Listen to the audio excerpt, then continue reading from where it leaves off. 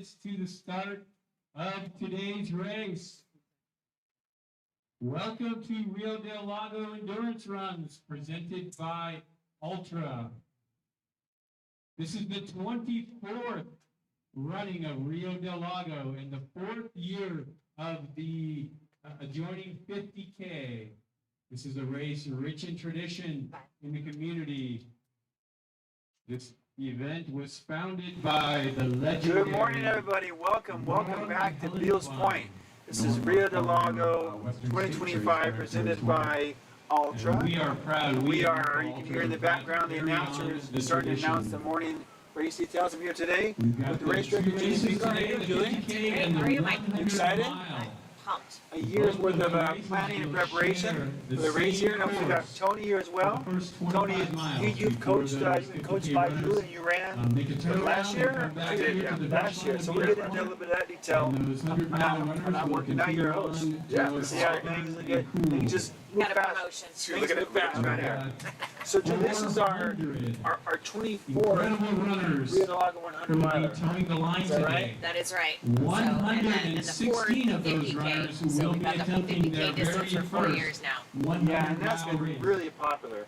I think the community really wanted another distance. I think that's really been their first. Yeah, the beauty of it is that both races started at the same time. There's going to be a 5 lot o'clock of is our new start time here at stories Beals Point. about And to be the written. 50Kers will join the And of 100 miles for the course, first some 26 sore miles. legs So on we'll have a Monday. lot of camaraderie, a lot Yes. of company. Now, I want to The trail will remind be you, packed with if runners you are leaving a car before they make their here, way back to Beals Point. So it's very tricky. If you're a 100 miler and you're running with the pack, that you've they got could all be 50Ks. You can be pass going way in the too fast. window, Yeah, either definitely a don't want to parks key off pass, of a a puppy 50K pass, if you're in that or 100 see mile. Sherry if you race. need What are the a, colors again of the a bibs, pass remember? for your window. Yeah, the 100 mile is a Sherry at peach the color bib, volunteer. and the Chicken 50K is a bright yellow. So if you see yellow, danger. Also, Danger. I know there's a lot of questions Take away from those about guys. You don't want to those follow those road guys. flags. There's a So, big schedule, area you can set come up on everybody. We're on back. in the We're parking live lot, now. We'll be here just until off to the 1 side p.m. of today. all the tents We're going to that kind of go line the through, edge of the parking and lot the there. 50K should finish up. What's the time You limit? drop Yeah, the drop 50K bags will be off done, there. culminate at 1 o'clock today, so we'll be able to locations cover drop your all drop of the bags. 50K finish as well as all of the runners coming back through here at Beals Point, which is mile 21. Okay, good. Awesome. We got a runner here. Like this Look who just cannot popped into happen the studio. without Yeah, Nick is all here. morning. Good morning, Nick. Possible. Hello. We'll start presenting sponsor Nick with Ultra. Probably Ultra's a at least presenting that sponsor. many He's not only volunteers with Ultra, he's also running the race. Look, he's putting on his bib. This is Speed bib there. As we have speak. a, Ready to go. great experience 275. this weekend. So we're talking about the schedule. So the race schedule, we'll be live 4:30 to 1. Have a little break, and then we'll be back at 7 o'clock tonight. So Yep. 11 p.m. Yep, so we'll be able to cover the 100 mile winners. Have a good time. Yeah. Also, Those make it hours. to the Those folks finish are coming line. We in. wanna see you 14:58, I think, is the men's record. So either later it'll today be or in the tomorrow. evening when they'll be coming in. We want y'all to get here. And anyway, but during that period, we're going to have the camera on the finish line. Yeah, So no one will be talking, but we'll have people. We also You can want watch to the give a runners come huge through. thank you to our Okay, partners. so 11, we'll sleep overnight. Be back at Our 5 a.m. partners include the Folsom Tourism the finish Bureau, line, for the finish 5 until we're California done. State Parks. But We it's are in a also state daylight park savings here this weekend, today, so and we run how does that through affect the several course? state, Yeah, so we're going to stay and, on today's community clock, the parks as Saturday well, the clock, Auburn as this Recreation race goes District being one of into them. tomorrow, We and also we have run daylight through some savings, private which areas, occurs at 2 o'clock in the including morning. the So Auburn when your Lakes iPhone Trails switches Property any of your Association, devices that's where to that say ALT it says it's aid 3 station a.m., is. it's really 4 a.m. Rio Del Lago time. And So we'll these be an are hour people who help ahead us keep these of Yeah. what trails you will see open on your and devices available tomorrow for us morning. to So if you want use, to tune in for the for events coverage, like this. and your iPhone says 4 a.m., that is 5 And of a.m. course, Rio time. our It's gonna do a little sponsors as math, well. Yeah. right? This Get your event coffee. could not If you come to the happen finish line at without all the 11 a.m., sponsors, it'll be people over. who, It'll be ghost support town all here. the Yeah. causes, Helping us pack our these jobs. events Yeah, that so run grab your work year gloves. after year. So Some of awesome. those So sponsors Nick, include we were Visit, talking also about the our race. presenting So sponsor, Ultra Running. Scratch Hey, Labs. right? So you're Scratch running Labs today? is our I am running hydration today. sponsor. What? We'll have You Scratch. want to talk about what at shoe all and gear you're of going to wear the today? If you're stations. with Ultra, so I'm sure Oh, you're probably man. wearing. I got a beautiful little tasting menu planned for myself. Okay. So I'm going to start out Right there. We'll have the, jam bars at all for the of Lake aid Potomac stations. loop. You know, it's a lot of road, a little bit Yeah. of trail. So the Wild is the perfect shoe for that. It's kind of like a road trail hybrid. So flat lug, so it's nice and durable on the pavement, but still like nice and soft. Yeah. For those like it's nice easy miles setting in. Yeah. We got 22 miles of pavement. Hat on right Yeah. now. We've got The Lake lots Potomac of loop's going to be good. those, A nice, fast, light shoe. Yeah. With light tread. Then I'm gonna get here and switch into the Timp 5. Have that nice nimble grippiness going through the meat grinder and everything. Yeah. And then up at ADO, I'm And gonna can you remind me the Timp Folsom, is it's a lower profile shoe, it's a lighter weight shoe. yeah, it's a lighter weight, like Yeah. really responsive, Yeah. really aggressive Vibram outsole to it, so super grippy for those techie sections and a really secure upper. Yeah. Then I'm gonna put on the Mount Blanc Carbon design. for the cool Chris loop. O'Connor does Yeah, all of our Mike's artwork, trails. all Let me the get serious logos, with A that. little more runnable stuff, Yeah. feeling a little bouncy out all there. of the, And then printed material put that on you the got, Olympus via 275 email. at That's all ADO Chris again, O'Connor, so thank you, just to Chris. bowl Building over everything O'Connor and be nice and Productions, comfy We have a Okay. live stream. the way back down. Man, what a plan. I'm excited. I- It sounds good. I've I got never something to had look a shoe forward plan to. like that. Yeah. I'm down like, well, I'll wear these and maybe something else later. That's a Yeah. detailed plan. It is, yeah. Yeah, that's just like on the website, like a recommendation for like a real recommendation. No, mentally, I'm like excited to like swap shoes and get Yeah. into the new segments and break up the race a little bit. Yep. And I think have you tomorrow run morning Rio the before? Monsters I have. massage will be out 2019. here, So it's been as a while. Yeah. And, Been a minute. But Nick ran the 50K last year. I did do the 50K So- last year. Yeah. Management, Capital That's Road exciting, Race huh? Management Yeah, yeah. database And, official, Nick's going to be getting some timer live for coverage for us Yeah. during his run. So not only is he for running and our get some presenting many sponsor, but Videos he's of all the also aid stations and volunteers. creating And content along the way. While the you're running. cool stuff that happens along the way. Yeah. Come find me out there for runners, and we'll get you on there and hang out. And I think the plan right now is just to be like kind of like the unofficial sub 24-hour pacer, Oh, yeah. just to go nice and easy and find people on trail, put together a little crew out there. And I don't think a 24-hour pace to me wouldn't be a comfortable, easy pace. Yeah, comfortable, easy. It was that, well, that's the plan. We'll see what happens after I get punched in the face a couple times. Yeah. I ran a few years ago. I ran, and you know the rule is that don't run the first 22. Don't, because it's easy runnable. Well, I ran it before years ago. I said this year I'm gonna do exactly what they say. Don't. I'm gonna run it hard. I followed Martin Singo. I got back here and I was just destroyed. We are I proud was to tore up. support Yeah, the speaking of Protect Martin, American he River is out running Canyon today. Park. Martin It's Singo, PARC. very They admirable are face in our our community. race He's going for beneficiary. number 5. 5. We have Ray Sanchez as well, and Yeah.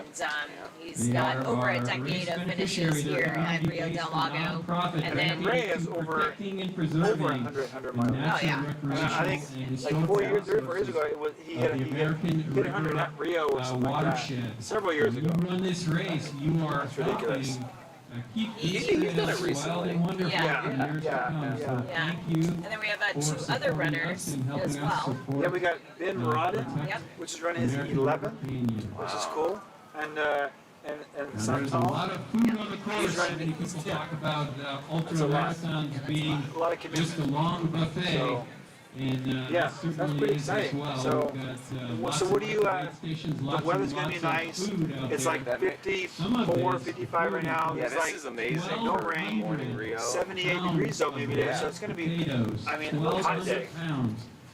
You guys Packed up. You take my We've time got to the aid station, staying 1,200 cool, jam drinking a bars ton, out there as Yeah. well. going There will nice be chill, find some 1,600 shade. peanut butter Yeah. and jelly squares. And we have 1,600 of those 116 first-time Try not to 100 eat them all milers at today, the aid and station. 29 doing their first We have 50K. 4,800, Super excited for that, and 4,800 it tends to energy be, pills. this is the funny joke, is that these first-timers tend to be the ones that 6,000 finish the race ounces and of scratch some of the hydration. veterans and at horse Probably gonna season, need it. people 'cause seem we'll to get struggle more out a little this bit, but we hope to afternoon. change that stat. Well, I mean, first time 100 milers, I remember when my first, you had this hunger, like, you have to finish, you've been training, and you've never gone this distance, and you've been just, you have to have it. And when you've done a bunch, you're like, I'll get the next one, you know? There's a beautiful like first timer naivete that comes on. Yeah. Like, I mean, my first one made all the mistake in the world and suffered greatly, but you know, like mentally you have that. Yeah. You don't know how 2,000 bad it can get or is supposed to feel, you know? Yeah. And then if you get experienced with it, you're like, it's not my day, or something's off, or I want to be a little more thoughtful, or like.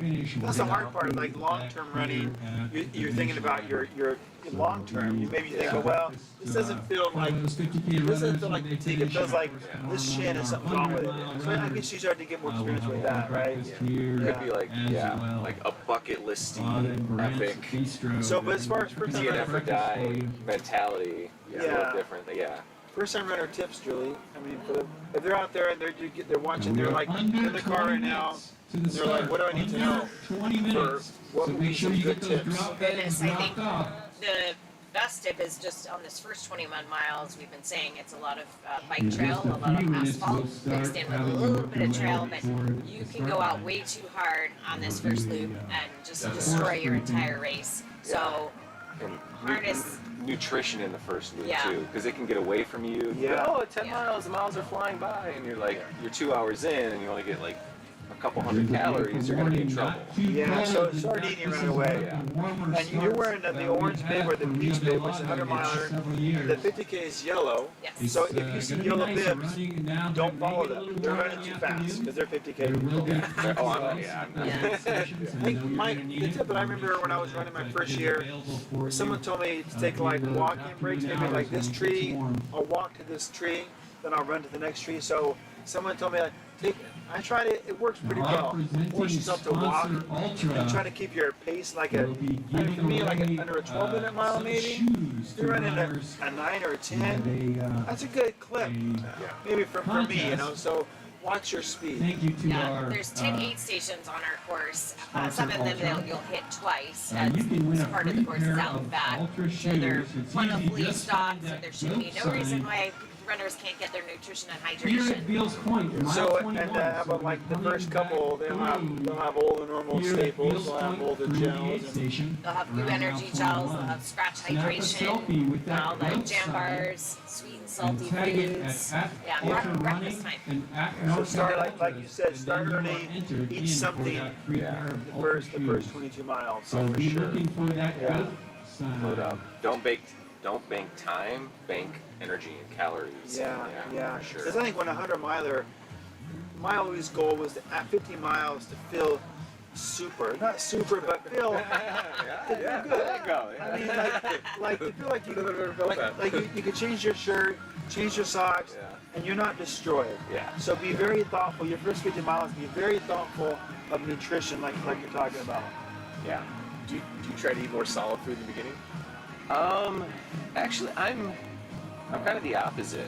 Gels? I do like gels and like a lot of liquid nutrition. Yeah. Just to really like pump the calories high. Like even easy pace. I'll probably be doing like 400 or 500 calories an hour.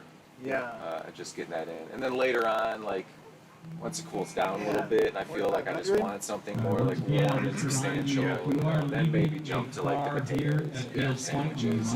When you get to the end of the race, or like mile 80, do you feel like it's a lot more difficult to eat? And the Anything? park rangers will check your car, so if you got a It depends on the day. California poppy pass, Like, make sure that's sometimes displayed it's in the like- window, Yeah, or you sometimes can, like the food get looks very a, inviting, you're and right. maybe more the chair or something Yeah. like that, but like Get a glass it of looks sherry Yeah. really after good. you check Yeah. in But the, yeah, other display that on times your it's like windshield. I'll just stick to And once again, drop bags. just shotgun down something, just to get it in, you know. So, and on course, like liquid calories, we have scratch on course. Yes. So there's two different kinds of scratch, right? Yeah. There's the lemon lime and the raspberry limeade for the hydration, electrolyte hydration, and then talking about liquid calories that Nick's going to be taking. So we have scratch high carb mix at Heels, mile 21. So in addition to the hydration, electrolyte hydration, and then also at mile 45 and 75 will be the high carb. So that's So you want to fill them on those because there's a different calorie count. Those can have up to like 400 calories, 400. as the other scratch is 80. So Yeah. so think about which one you have. That way, you're not thinking you have the 400 and you actually have the 80. Yeah. Because it could change your whole your body could be feeling weird. Yeah. Yeah. So here 22, ADO Auburn over 44 mile and then back around ADO. Yep, at mile 75, yeah, as well. And then also at the overlook at mile 75 will be scratch apple hot cider. Tonight, It's coffee. Guys, that'll be good. Oh, that's Yeah, gonna be I mean, you guys are amazing. coming in and Yeah. getting some hot ciders. You're coming to 78. Right. And that has electrolytes in it. Yeah. It's almost over. It's always now. nice to have like a nice little surprise like Yes. that. Isn't your When I did it in 2019, somebody had made like some vegan beef sushi at Rattlesnake, and it was just like, what is this? This is delicious, and it totally like pulled like made that next section so much better. It was like cool stuff happens. So, like, These stations are warm great. cider.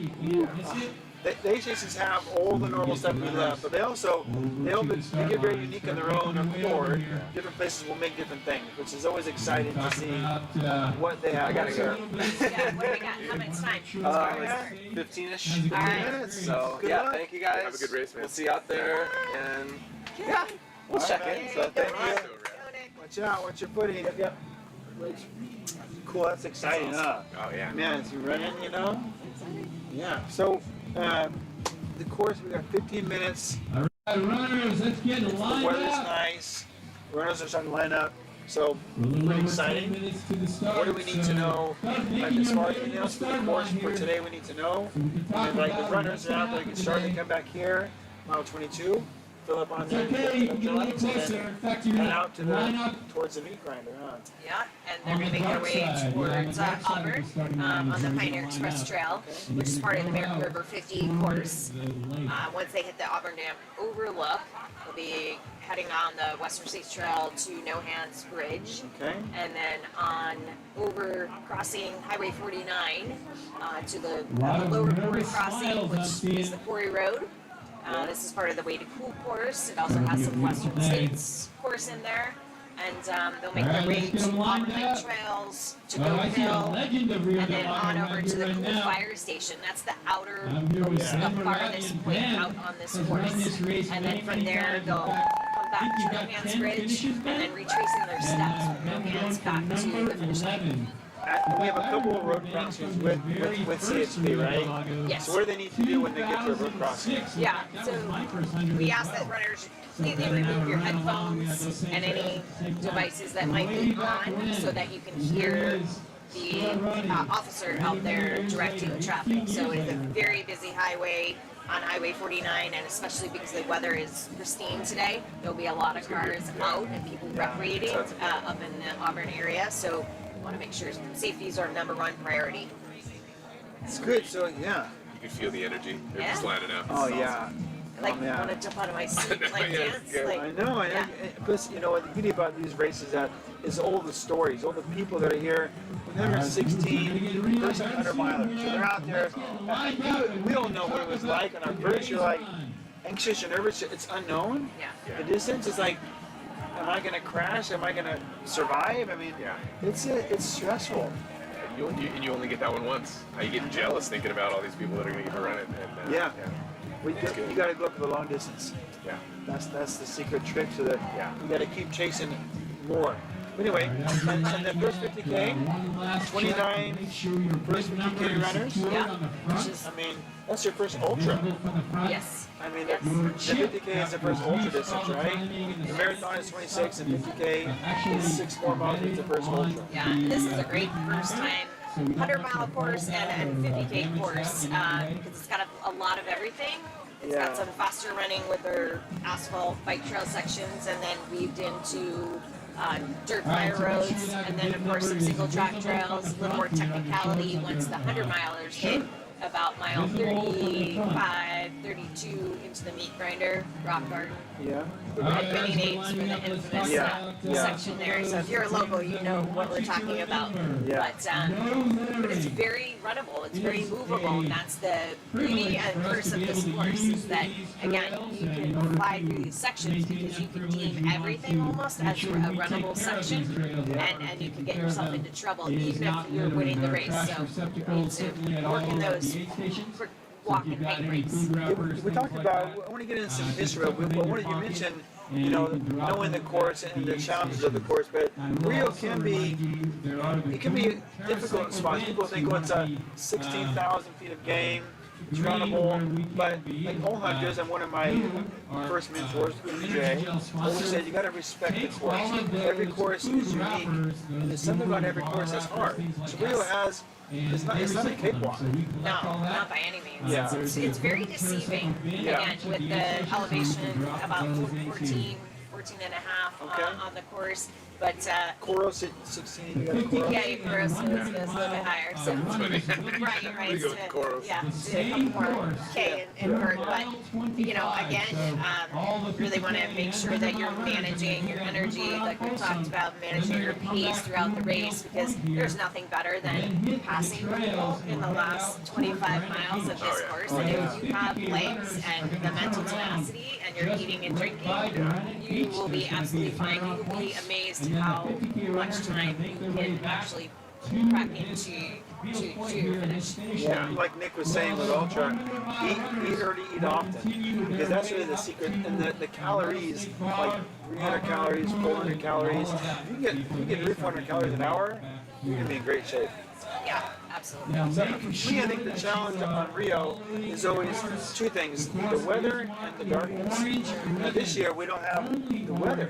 I mean, last year we talked about it's rained every year some amount. It's rained, but it's going to be the first. We'll see, knock on wood, but It's gonna rain. So there is a 1% chance of rain. So let's just be clear about so that. you're saying there's a chance. There's a chance. So, but still, so we may not have the, but we'll have the others. We'll have a warm day. Yeah. So people are going to be maybe destroyed. I think that's gonna be that's gonna sneak up on a lot of people. It's gonna get warm. I mean, I'm one of those people that's not really excited about getting hot, so Yeah. this would be a hot day for me. Oh man, I like it when it's raining and snowing and we're good to go. I can take that. And the darkness is there's about 13 hours of darkness, not counting now. So you have a headlamp for the first half hour. That's a lot of darkness. So if you don't have a battery plan and a bunch of headlamps, or that could be trouble. Yeah, it I can be. never even thought of that. That some of the other 100-milers are in the summertime. Yeah, And you got 6, I 5 didn't think hours. about that. Yeah, it's definitely dark. In 1 year Rio, I had this headlamp that required 2-hour battery change. It was horrible because it was always out. And when you're out by yourself, it's actually dark. So I carry a little pin light. I carry a little pin light Yeah. on my 100 miles so I can change because it's like dark out there. So try, if you don't, well, too late now, but try your headlamps out in advance. Yeah. You got what you got today. Yeah, because about 4:30 this afternoon, the sun will be setting and it will be getting dark. So because of this time change that we're about to have as well. So yeah, it's one of the things. But I like to say running in the dark. Kind of we used to call them 3 miles, and just kind of especially sections that we all have run a million times here, and you kind of get burnt out, stale on those sections. You put a headlamp on in the dark, and you're like, you don't even know where you are anymore. It's amazing. So, I mean, hopefully some of our people in our community will have that effect and get by and not even know. It's like a different course. It's totally Yeah. For me, it always gets dark on the ALT loop for me, but it's always you leave the overlook, leave the New Hands Bridge, and then it'll get dark in the ALT loop. For me, it always gets dark. I've run it 3 times, and the first couple times it was definitely dark. But when it was on, the daylight was longer, and I knew it. And I think that was that mental victory I needed, because I was coming back on the trail, and So the in and outs, and it was still daylight. I'm like, oh my god, it's still You daylight. felt good because you were ahead of your own schedule. Yeah, and it just I just Yeah. like I was on one. That's amazing. What do we got? So race History, time. we got 7 minutes. So We got 7 minutes. Okay. you gotta go. I have to go. But Nice to see you, Julie. guys are doing Julie amazing. Fingard, race Take it director. easy. Orca Ultra's here. She's be out there. A busy day for you. So we'll be here talking. Take it away. Yeah. Sounds good. All right. Cool. 5 o'clock race start. 5 o'clock race start. You got 6 minutes. We gotta run. Okay. Awesome. So 6 minutes. 6 minutes. Here we go. So what do you? You're out there at the start line 6 minutes ago. Are you like in your head? Are you like busy people? High five? What's your like 5-minute vibe before the race? I don't think I talk to anybody. I think I just get calm. I think it's something I try to be grateful for what's about to happen. You know, and I think that there's just something that happens in 100 miles that doesn't happen in other races for me. So. Yeah, man, I just try to soak it all in right at the beginning and try to get my mind right to a degree too. You know, you're about ready to suffer. And after you run your first one, you know you're going to suffer at some point. There's never been one where I haven't suffered to some degree. So, I don't know, just try to embrace that. You run 4 Rios? I've run 3 Rios, yeah. I've done 2 Rios. I did one was our first 100 miler, 17. Yeah, And then I did it 2 years ago. nice. So, it was my first and my 10th. Oh, wow. Which is kind of cool, you know? Yeah, So coming back after having done other races, it was interesting. It's a whole different perspective, you know? yeah, it's amazing what you learn after you've done multiple. Yeah, You know, you learn about yourself, you learn about what you really can take mentally, what you can take physically, you know, what you need to eat. All of that stuff is huge, and I'm sure that people are listening, they all understand that too. Yeah, you should have learned something. I mean, hopefully we're learning something as we go. Yeah, totally. Getting better at it. So, Yeah. so that Rio, we got 4 more minutes to go. The crowd is behind us that way. And after we get done talking, we're going to turn after 11, we'll turn the camera around and watch. You can watch the finish line. But the history of the race, it started in 2000. This is the 24th running of the Rio Del Lago 100 miler, so which is pretty cool. You know? It's pretty awesome. Yeah, and the 50K, this is the 4th year, which I think it was a really good thing to add the 50K. People love other distances. Yeah, and I think the 50K on this course is really cool. Yeah, it's fast. Yeah, it's fast. It's a fun course. So speaking of course records, maybe it was because of nutrition lately, but I have even noticed in the running scene, every year is a record. It seems like every race is like, last year we had the male and female records last year, which was amazing. So the male time to beat is 14:54:18. That's cooking. That's half of the allotted time to finish. Yeah. So I'll be like a 30-hour person, Yeah. but you get that's half the time. Yeah. I mean that's like crazy. Yeah. So and then the female is 16:26:42. Which is really fast. Yeah, that's amazing. It's And pretty today I'm thinking we could have if someone's good with the heat. Like maybe not you don't like the heat, but if you're good with the heat, this could be the day. Yeah. If it's hot, it won't be like 100 degrees or 80. It'll be warm. Yeah, I think last year's temperatures were, I feel like they were optimal. It was just enough cool. You Didn't it rain in the first 20 miles? Yeah, but it wasn't bad. It rained a little bit, right? Yeah, it wasn't miserable. You know. And then did it rain in the afternoon? I thought it rained. I don't remember it raining when we got around to Overlook. I don't remember it raining past that. I think it might have rained from here to like Rattlesnake somewhere. Yeah. But not dumping. You know, Yeah, just a little we were bit. running through rivers, which was good. The Masters record, which is my age group nowadays, Yeah. from 2010, 16:38:59. Dang, yeah. That's the male's Masters record. And where does the Masters start? Do you know? Is it what age? Is it 40? I thought it was 50. 50? We have to ask Julia, Yeah, we didn't know that. Yeah. because it could be 40. Because I'm Masters now too. So. Yeah, I once got a Masters award in Arizona, Stagecoach. Oh, nice. And they gave me of all things a blanket. Sweet. Like a senior, like when I'm in my chair. Yeah, totally. They literally gave me a blanket. Here you go. You're getting old. Don't get cold. I was happy or insulted by it, but it's a nice blanket. I love it. So the female masters record is last year actually. It's 18:35:46, which is just only like 2 hours shorter than the overall That's amazing. women's record. So it's pretty amazing. So and we got 2 minutes to go. 2 minutes. So when I'm out there, I'm probably like, I try to position myself. I try to put myself in the pack where I know I'll probably finish, and then a little bit forward of that. So like I always, you know, if I'm going to finish 50% or 30 percentile, upper third, I'll try to put myself in that, just in the front side of where I think I'll finish. Yeah. That way I'm kind of like, 30 seconds. yeah, man, 30 seconds here. It's gonna be amazing. Yeah. I think at once they're going to all kind of run by us this way here, so we'll see them go by. So, 15 seconds. 10, 9, 8, 7, 6, 5, 4, 3, 2, 1. There we go. They're running by us here. 100 miles, here we A come. lot of runners. I think they were over 400 or something. Oh, wow, yeah. There's a lot of people. Yeah. All the crazies. All the crazies. All right. And they're led by a bicycle lead group. Yeah, I think I saw a guy on a bike. That's always nice. Yeah, and then this is that kind of like, you spent 6-9 months a year training. Yeah. And your oldest training you did, whether you had a coach, like you coached under Julie Pilar.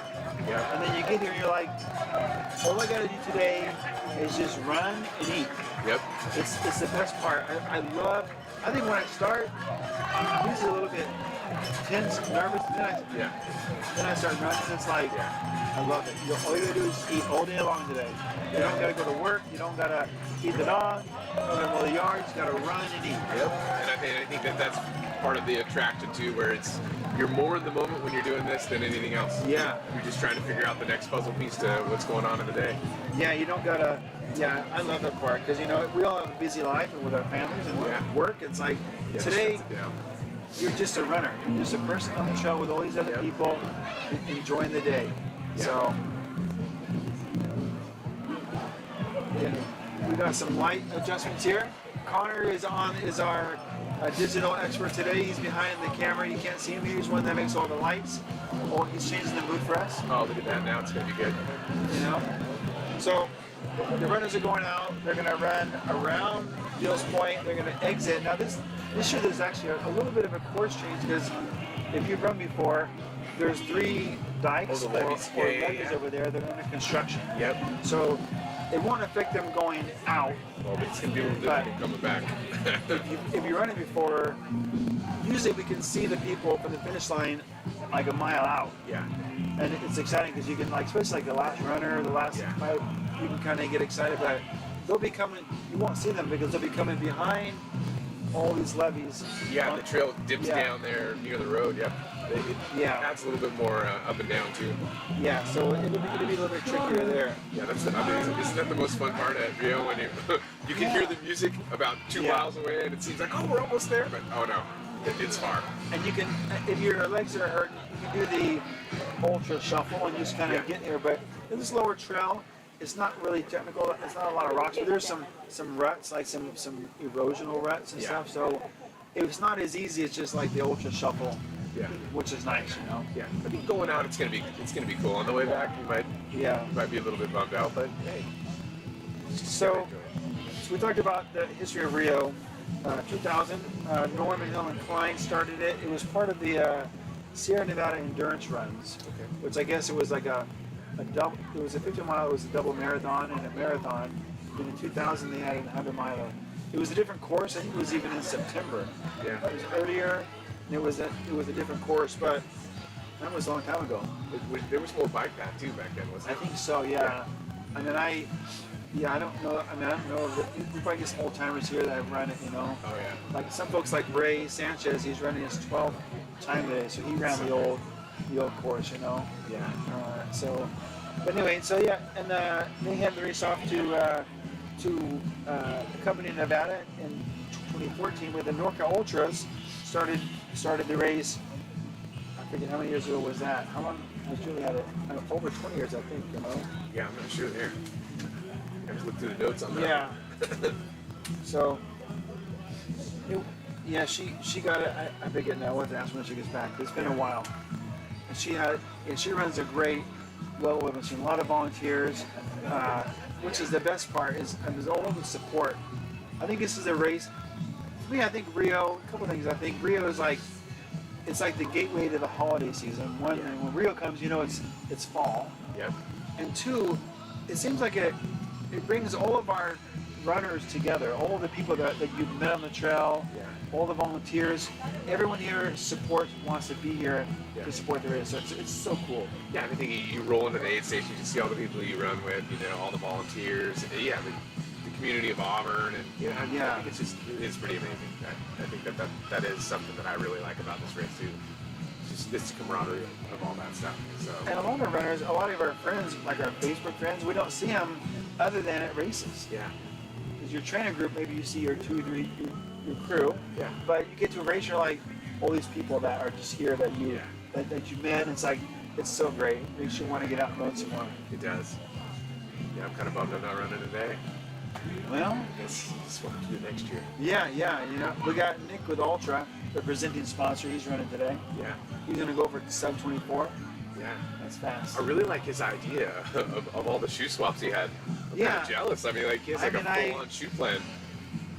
Yeah, I've had like my plan was like these or maybe the other ones, but that's like the end of the plan. Yeah.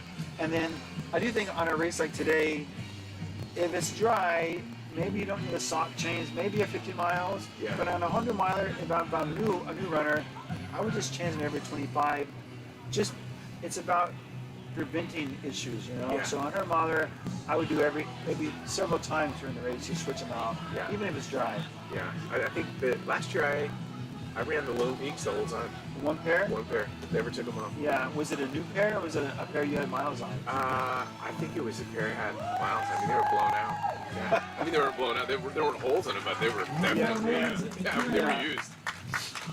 I usually try to get like 50 miles on a shoe, 25 or 50, and then that way start out with some miles and get it kind of broken a little bit, Yeah, these definitely had way more than 50 miles.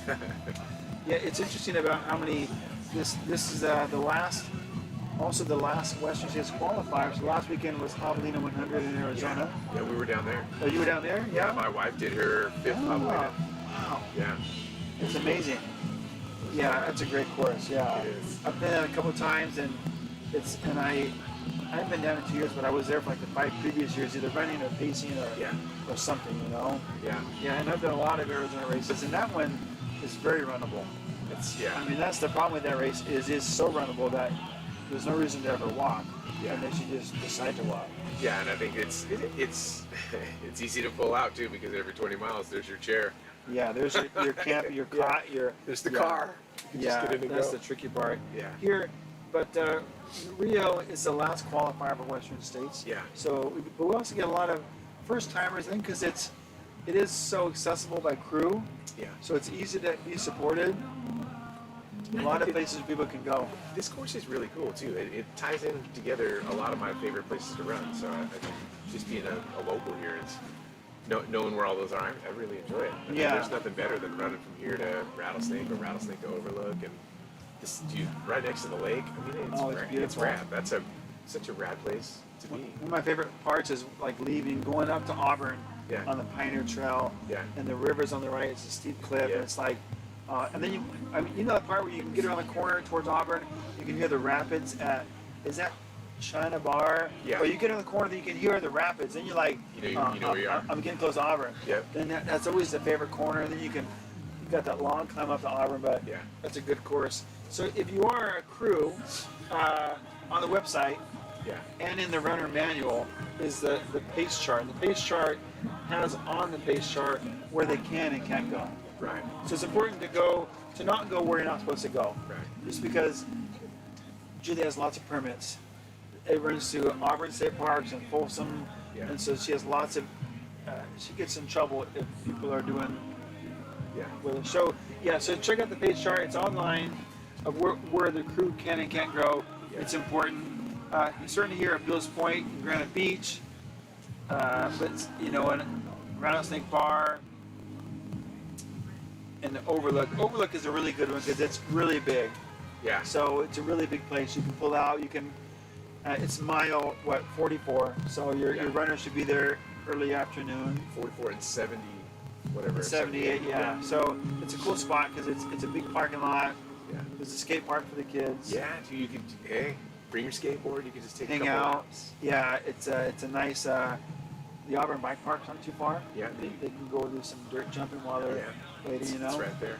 But it's a good spot because you can just camp there all day, Yeah. hang out. So, and then once they leave there, they cannot go to New Lance Bridge and they cannot go to ALT.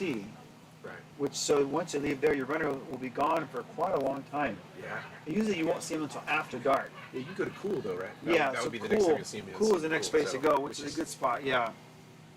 So that's mile 69 and a half, which is the great spot. Big open parking lot. Yeah. It'll be in the middle of the night. Yeah. Well, if it was my crew. It is. You Yeah. know. Totally. So on the page chart, Julie has added on there, like the first time runner, 16-hour runner would be like just before 6 p.m. But a couple years ago, a first time 100 miler, I Yeah. found him. I had nothing to do that week, so I think I went on Facebook and I looked for runners and I found a runner, and I told him I'd join, and he was so excited, and I met him. I met him at Cool, ran all the way here. Yeah. But it was like we were chasing cutoffs. Oh yeah. And it was cool because I'd done a number of races. It was kind of cool because it was stressful because we left there like at 10 minutes before cutoff, Oh wow. and then but we just kept pushing and pushing, and Yeah. we kept making time, and it was getting exciting because the more we would get, I'd say, okay, we just made up like 5 minutes, and Yeah. but then we would burn forward an aid station, and we were like playing this game of like gaining and burning. Yeah. And we were just like, and then it was very stressful. But we, at one point, we were somewhere, and I had to give like the talk. You know, I felt pretty. To give him the talk. You know, Yeah. it was a yeah. good talk. It was. Yeah. I was like, I know you're giving it all you got. I said, I know you're giving it everything. I said, you're gonna have to find more. Yeah. You're gonna have to find more. You're gonna have to dig deeper and find something else, because we're not gonna make it. And he just got in there and just drove it, and we just started going harder and harder. No, that's awesome. And then we had 30 minutes extra when he finished. That's awesome. We made 30 minutes up, and it was like, it was the coolest, like, just fun to be out there, and just, the thing about running is fun. It's fun to run the race, but it's also fun to help somebody else Yeah. be successful. I think I've done a lot of pacing. I did a lot of pacing before I actually ran 100 Oh, miles yeah? because my wife was totally into it, and I was like, I guess I better stay fit. And then I started pacing people, and I think that it was just as fun to pace people deep. You know, just Oh, yeah. just to help somebody else and see them go through that struggle, and then see them pull out and see them start to become successful, like gaining 30 minutes at the end. I mean, that stuff's rad. Yeah, yeah. It's like, and having a family member like your wife, that's pretty special. Oh yeah, Because you get to see it's a whole new part of the relationship. yeah, You get to see them in their really tough time. You get to help them yeah. navigate through that. I think that I think it just depends on the relationship too. I think some people may or may not be able to do that. I think I'm grateful that my wife and I can, get ugly on 100 miles, and at Javelina we're running. It's like mile 87. She's all, and I'm pushing her because I know she wanted to do a certain thing, and so we're pushing it. And she's all, you don't love me, do you? Oh, she does. Yeah. It was awesome. What loop did you pace a whole loop? I did just the last. The last loop, yeah. 20 miles. Yeah. So, yeah, that's a great course. It's so runnable, Yeah. When I did it, I saw a Javelina once Yeah. on my last. I've never seen one. It was going across, on that part you come down, Jackass Junction, and you're going down Yeah. towards that next aid station, which I forget what it's called, the last one, Rattlesnake. halfway before. Yeah. And I was going down through this low valley, and I saw this Javelina, a little black pig, run across the trail. That's all I ever wanted to see out there. It was right at sunrise, and Yeah. it just ran across, and it was it. You're lucky. I've never seen one. It was a good, it was a good omen, I guess. Yeah. So Yeah. Yeah. You might see some cool animals out here too. Yeah. I've seen a bobcat out here. Really? Yeah, coyotes. I've seen some Yeah, we do have a lot of coyotes in the Folsom, like around the lake. Yeah. Yeah, there's a group of 4 or 5 that hang out on these hills Yeah. over here. So you can see a coyote. Definitely don't want to see a mountain lion though. No. I don't know if people have seen. I thought someone saw a bear some years ago, out on the ALT loop. If you're normally just running that loop, Yeah. I have seen bears out there. Oh yeah. Way out on the far end when you're out there, but usually if you're in a pack, They don't care. yeah, I mean, and so many runners go by that they're just They just look at you. Hey, what are you doing? Yeah. so They're fun. I wouldn't be worried about it. And 100-miler, people say, well, aren't you worried about wild animals? And I think you have so much to worry about today Yeah. that I just think about the odds. The odds are low. Yeah. There's so many people. I think the wildlife. They don't want to be around people. Yeah. So again on the schedule, so we'll be here today until 1 o'clock, and then have a little break, and we'll be back at 7 o'clock for the swing shift and the 100-mile finishers. But in a few hours, the 50K record, which we have on here, the 50K record, which we'll see we beat, for the male, Reed Brewer, which is 3:45:58. So Let's get it. I mean that's before 9 a.m. Yeah. So we could have a finisher here before 9 a.m. Yeah. And Susanna Farrell is 4:26:40. So those are the records. That is crazy. Yeah. The Masters record, Aaron Summerhays, 3:47, which is interesting. It's only 2 minutes off of the actual record. See which that? is cool. There's hope for you. Yeah, I You mean, can get in there. and one of our local favorites, Beth Lane. Yeah. I think this is the first year because 22 was the first 50K. It's the second. This is the it was the second year. So Beth Lane, local runner, one of our local friends here, 5:19:31. She has the record from 2022. That's awesome. So we have some people here late morning. So 50Ks. You run any 50Ks lately? I have not. I haven't run 50K since Way to Cool. Really cool. Yeah, that was the last 50K I ran. Those are ones that a couple other races that NorCal Ultra operates is Way to Cool, which is in March. Yeah. And the cool about the Rio course is kind of like Julie's other races. Way to Cool is kind of the mountain part. Yep. And then Air 50 is kind of like the trail or the bike path kind of part. So if you're a up and coming runner, you could do like Way to Cool, Air 50. Yep. Then you've seen, a good chunk of the course. Yep. Then you'll be ready for it. So that's the beauty of this course is that if you're from here, you run here. These are your trails. These are where you know. Yeah. So it makes it a good first 100 miler. It does, and then they're all in succession too. Maybe they were planned that way. Maybe. So, yeah, you do your. I don't know if you did Way to Cool in March and then Air 50. That's enough time between those two, I think, to do another race. Oh yeah. You can do something else. And then if you did a 50 and it's usually in mid-May. Right. Then you could have all the rest of summer to train for the 100 miler. Yeah. You'd be ready to go. Like your NorCal Ultra Grand Slam. Yeah, I did that. I wonder, you've done that? I did that the year. What was it? Last year or the year before?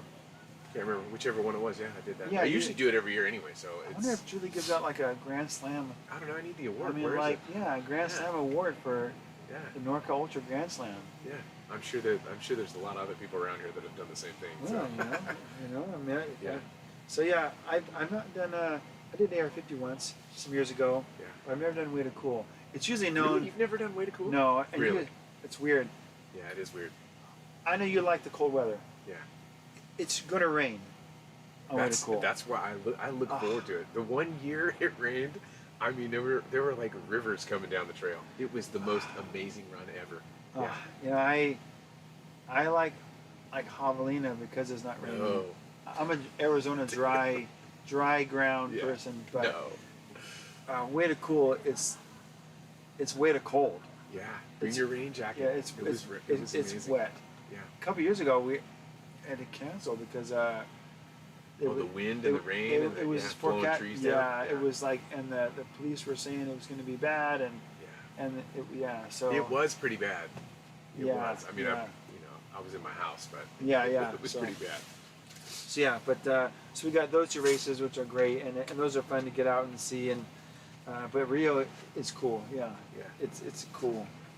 So and we can get back into some history here. What else do we know about the race here? That's some good stuff here. We'll have some sponsors coming in later on. We got Jam Bar, which are really good.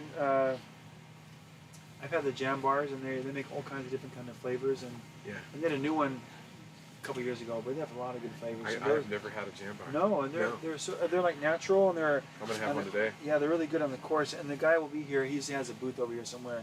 Nice. So if you're a crew, when the sun comes up, we'll have a lot of vendors here. There's a massage here. We'll have Monsters of Massage as well coming in later in the afternoon. Yeah.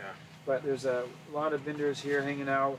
If you've not, Julie also has all of her. There's a race swag store over there. Yeah. So if you like AR50 or Way to Cool and you want to pick up a shirt or a jacket, It's all she over has there.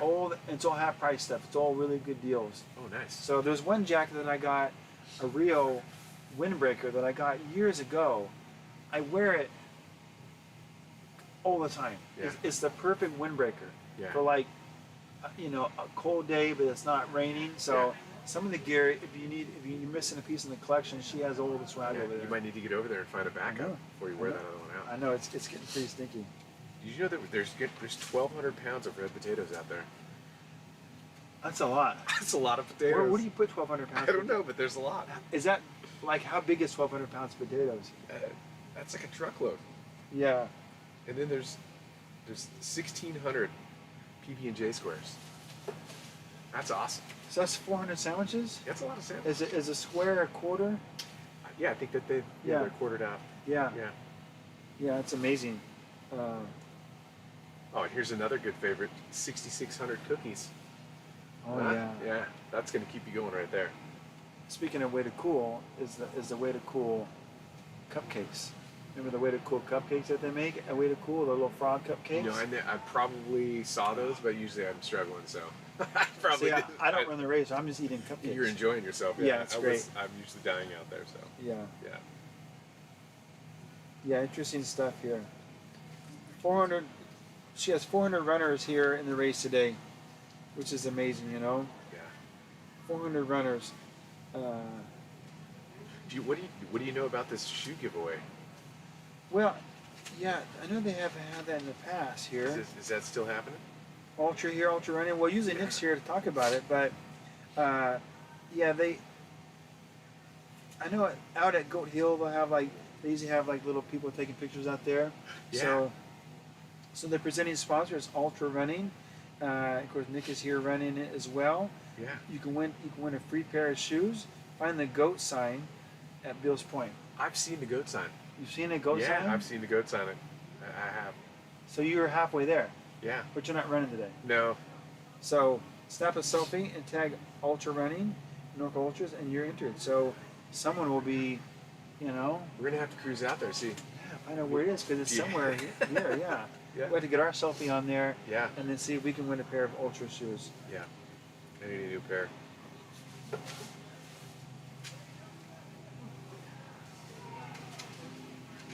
Yeah. Yeah, and we have a lot of sponsors today. I'll go down the list here of all the people. Of course, we talked about the O'Connors here. Dylan is over there switching the toggles and the levers and making the sound and light work. Thank you, Dylan. And his dad is actually the graphics designer that did the logos for the cover of these, which is also the cover of the race guide. That's awesome. So his dad is a graphic designer artist, which is cool. Visit Folsom, which is a local organization. So if you're coming in town and you want to know what can I do in Folsom, well, visit Folsom, their website. Yeah. Visit Folsom. They talk about events. Folsom, the city of Folsom has it's always like some cool craft fair going on, Yeah. or I know in the winter they have an ice rink in Old Town Folsom. Wow, I've never been there. Yeah, I mean It's crazy. funny about ice skating. I did it a couple years ago with my daughters, and I thought I should be pretty good at it. I mean, Just because. because I don't know, I was horrible at it. Yeah. I was shockingly bad at It's ice not easy. skating. Like I thought how hard could it be? Yeah. It was tough. But the ice rink over there, it's cool. So they have that over there, which is pretty nice. So visit Folsom. Ultra Running we talked about is our presenting sponsor. It's a great shoe. So many, and when Nick gets back, if you go to the YouTube channel Norca Ultras, we talked to Nick last month about shoes. So we went into great detail about all the types of shoes they have and all the different kinds you can use. And Nick is going to wear 4 different kinds, if I can remember. 4 or 5. He's starting with the, I don't remember. I don't even remember. I know he had some carbon one that I was. He's starting really with the Wild, the Forward Wild, which is he calls it a road trail intermediate shoe. Yeah. And then he's going to switch over here to the Temp. Yeah, the Temp. Yeah. Temp has a more nimble, Yep. flexible shoe. Then at the Overlook, he's going to switch over to his carbon fiber. He's going to really kill us. Yeah, we're butchering everything about the shoes, but yeah. And then he's a carbon fiber. Then come back and then do the come back He's gonna, at Cool, he was going to switch out of Cool. to the old school one, the Olympus. Olympus, the old school Ultra. That's like one of the original. 5. Yeah, I think the Lone Peak and the Olympus were like, and the Temp were like, those are the 3 that, Yep. the only ones I remember from the old days. Yeah. Like 5 years ago, 10 years ago. Yeah. So, Scratch Labs is here. Scratch, they're a great hydration drink. You know, I really like they have 2. They have a high carb and they have this other one, a low carb, what they call it. The hydration one. Yeah, the one of them is 80 calories. That's the one that's at some locations, but the high carb is cool because you can do 2 scoops to 7 scoops, and it doesn't change the flavor. No. But it changes the calorie count. So I actually will mix the 2 together. You know, I usually mix the 2. Yeah. I don't know why. I think I can put 2 scoops of one and a scoop of the other. Yeah. Get like a little combo in there. Yeah. And then get it like, I usually try to have a bottle with like 300 calories in it. Yeah. I think that's a balance between my wallet and my hydration. Yeah. Because you can't. I'm not rich. I can't 7 scoop a bottle. Oh, I hate That's it. like, I buy the bags. You just buy the big bags and then 7 scoop it and go. oh man. Yeah. That's be nice. It is. It's nice. Yeah. Jeez, it's right. Yeah. I'm like putting different things to kind of get a little cheaper. You know. I actually calculated out on a spreadsheet the calories per percent. Yeah. Which brand per brand, you know, different like Roctane, looking at what was my bang for my buck. Like dollars? Calories per dollar. Oh like just to see what I'm getting, you know. Stop it. Yeah, so it's pretty cool. So Scratch ranks pretty high on that list. It's a good just product. Use the Scratch, that's it. Yeah, it's good. Goo Energy Labs, you know, they have all the gels and all the chews. Do you do gels? No, I used to when I first started running. Yeah. I did when I ran canyons a couple years ago. If I'm doing a hard race, I will force them down because I know I'm not going to eat enough. So I use them only in strategy. Yeah. Like if I need to finish When you're a race, forcing them down, like you don't get the ones that you like to eat. I don't think I like Maybe any of them. vanilla bean. Oh, I don't like. I just think They're great. I think I had too many early ultras where I got sick, and goo was like in my mind. So It's weird. I think when I first started, I did some marathons, and when I would train, I would eat those. But I was not very smart or whatever. And I was using the vanilla bean, and I thought that was the only flavor they had. Oh.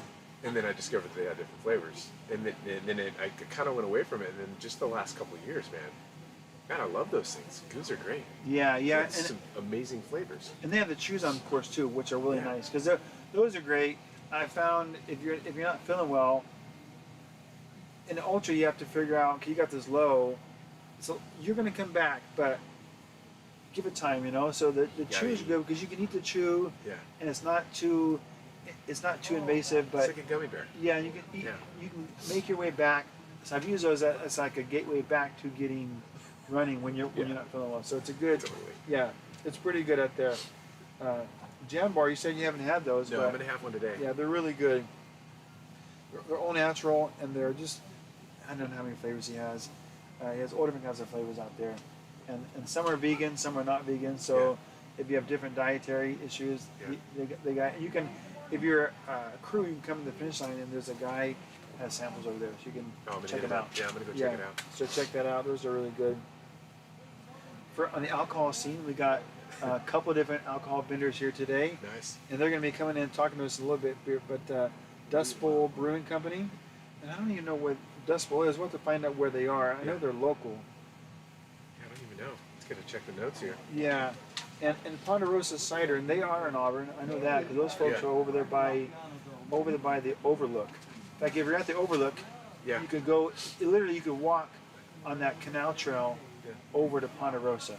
It's literally like a block over. Yeah, so it's right there. If you've not been over there and you're hanging out at the Overlook today, take a walk over there. Yep. You know, they always have nice things over there.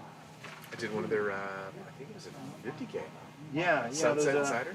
Yeah, that starts at like 10 o'clock in the morning or something. Casual? Crazy. Yeah, that's like a good time to start a race, huh? Yeah. Yeah, that's a good Ponderosa cider. Drink a few beers before you get going. I know. Yeah, get all tuned up and get the race going. Yeah. So yeah, those they're here, and there's a finish line beer garden over there. So when your runner finishes, they can go over there, and that's always great. Like Way to Cool and Air 50, they all have the beer garden, which is cool. It's gonna be a nice day today. So tomorrow, or today, hanging out, the 50Ks finish. Yeah. Really, the 50K is the way to go because you're gonna actually finish early. It's the way to go. And you can hang out at the finish line, drink some beers. Eat some food. Because when I finish, it's like 4 in the morning. Yeah. And it's raining. Yeah. I don't want to hang out in a beer garden. I mean, you could. You would like that with you in the rain. You're like, this is great, you know? Great. Yeah. I just stayed here and hung out in the rain. Yeah. So, head sweats they're here, and I actually have I have a head sweats hat today somewhere here. Do you? I think they're one of our. Here. Yeah. Oh, look at that. This is the new. Boom. This is the new Rio Del Lago head sweats hat. Yeah. Which is here, which is nice. I mean, they make all kinds of cool stuff that she has, you know. This is the new Rio hat. Oh, nice. So, yeah. Fits nice. Yeah, so she has those, and so head sweats, and she has all the. At the store, you can get some of the visors and the white visor that they have, and past years, which are pretty cool because, like, the visor is kind of nice. Yeah. You know, if I've you like. been a visor guy. Yeah. I mean, I've had a few, you know. Yeah, they're pretty nice, you know. Head sweats, those are pretty good. One of the Fleet Feet Folsom in Roseville, they're a sponsor. That's where the packet pickup was yesterday. I know I haven't been there in a couple years, but it's cool. They got the stores open, and they usually have, like, you know, things on sale. Yeah. You know, if your runner is running today, and your crew and the shoe blows out, it's literally like from here, it's just down Auburn Folsom. Yeah, it's not even super close. Not even 10 minutes, You're maybe right by 5 the minutes. McDonald's. So if you got a shoe issue, yep. you can go down there and grab a pair of shoes. Yeah. A pair of Ultras right off the rack there, and bring them to your runner. I think there's an Ultra tent over there too. Yeah, they have some borrow ones. You could just borrow some for the rest of the course. Yeah. And just Nick's running. He's not me, you know. Yeah. What is he gonna know? Yeah. He's not gonna care. Yeah, but they have another Ultra rep over there. But if you've not tried Ultras and you're here hanging out, you can go over there and try a pair on. Yeah. Run down the parking lot and go for a short run and see if you like them. You know, they have a lot of models over there. Yeah. So. We talked about Chris O'Connor Design and Dylan O'Connor. Thank you, Dylan, again for producing this every year. He's getting better, more lights, and you know he has over there. You can't see his cables and cords and lights and just everything's going on over there. You know, so he's got that going on. He's got it figured out over there too. You can't see him in the picture, but this chair that he's sitting in is just epic. It's like a manager chair. He's like his feet are up. Feet are up, leaning back. You know, just relaxing. Must be nice back there. Not cold at all. No. Got a little campfire going. No. Yeah. Yeah, we've had some cold years. Yeah, this isn't bad. Yeah, this is pretty nice. Yeah, usually in the morning it's like you're seeing your breath cold. So this is good. Yeah, we're pretty fortunate here. Yeah. Quail Leasing Corporation, they're a sponsor. We got several 3 different groups are doing massages today. Yeah. I've not met Lily, but I have met Yvette, and she's here, has a booth over there. Yeah. I think she's going to be up at, Yvette's going to be moving up to the Auburn Overlook today too, so she can give massages. So if you're running one time in Rio, I was over there by, what's that little pond? Avery Pond. Avery's Pond, yeah. And I had this bad cramp in my calf. Yeah. I found an old oar in the bushes. Stop and it. I did. This is a true story. I Dude. used it. I rolled my quad with that oar. Yeah. I've even used cobbles, Yeah. like over by the river. Yeah. I've used cobbles before and like rolled it out? and just like rolled it with a cobble. Wow. Yeah. So you got to be on course. You got to be thinking about. But if you don't have a cobble and you can't find an oar, Yeah. you can hit up Yvette at the Overlook and she'll She'll tune you up. get that out of there. Oh, She even has yeah. one of those guns with kind of like, Yeah. she can. She has a gun. She has a hammer. And a wooden like tool. Yeah. I don't know. She'll get you going. If you're old school classic Monsters and Massage, which is Yes. he keeps all of us in the community working. Yeah. You'll find the demons. If they're yeah. there, he's gonna find them. Yeah, those guys, Monsters is always, they're always great. They're Yeah. always good to keep you tuned up, and they'll be here at the finish line as well. Yeah. Valois and Skies. Yeah, it's a cool place to go to that because they have this. It's like this whole wall of fame. Yeah. And then there's like, what do you call this animal when they're dead and you stuff them? The stuffed animal. Yeah. With the reel. Yeah. Yeah. I can't think of the name, but Yeah, yes. all kinds of. It's kind of a. It's a couple birds Yeah, up little there. birds, Below yeah. us has like some blackbirds up there in the Yeah. corner. Yeah. So it's an interesting It's kinda place. trippy. Kind It's of cool. cool vibe place. If you've not Yeah. been there, go check them out. Yeah. You gotta So- go check it out. Yeah, it's definitely worth it. And they, you know what? And when first time I ever went there, I had a calf cramp, and sometimes you don't know, is it an injury or is it a tear? Yeah. And he can go in there and he can tell you if it's like, whatever it is. It's usually like a knot. Yeah. And they'll get it out. Oh yeah. And even the things that you may not even think you have some. Yeah. You do. You're You'll like, find oh them. God, you don't even know Yeah, it's there. oh, Yeah. yeah. Yeah. So it's pretty amazing. And for race timing today, the Capital Road Race Management is here, and they're doing race timing. So Yeah. we'll have Rick Hanna here on the show later, talking about what they're up to. But they do all the different local races, and they're a really busy company. Yeah.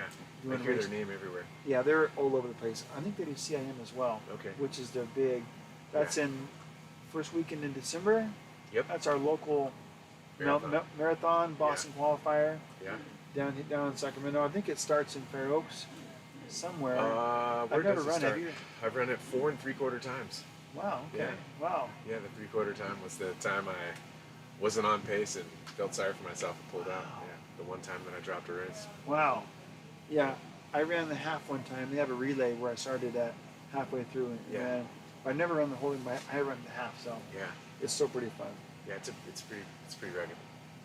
So that's a lot of sponsors, It is. a lot of people. So It takes a lot to make this thing happen. yeah, and we'll have the sponsors coming through here during the day, talking about their companies and what they're up to. So that'll be good. So where the runners are, 37 minutes in. So if you kind of follow, if you have the pace chart, you can kind of follow along and see where they may be, And the sun should come up here in about a half hour, or what time is sunrise? I'm waiting for it though. 7:30. And it's We got time. 5:30. Yeah, am I correct here? That can't be right. Yes, that's it. Is it 5? It's 5:30. Oh man, we got a couple hours here. Yeah. Let's see if we can get Jesse Ellis coming here. Yeah, where is Jesse? Jesse Ellis, is that you over there? Yep. You want to come in and chat with us? Sure.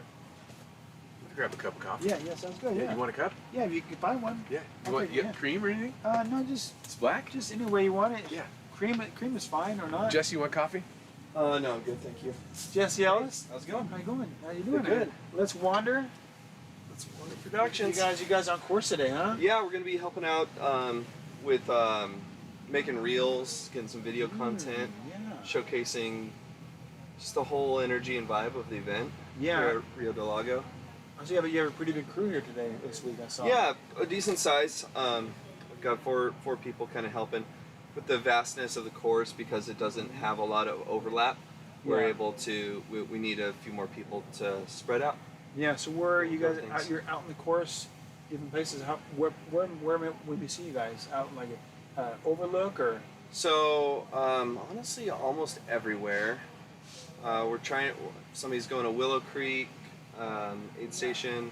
Somebody's going to Black Miners Bar.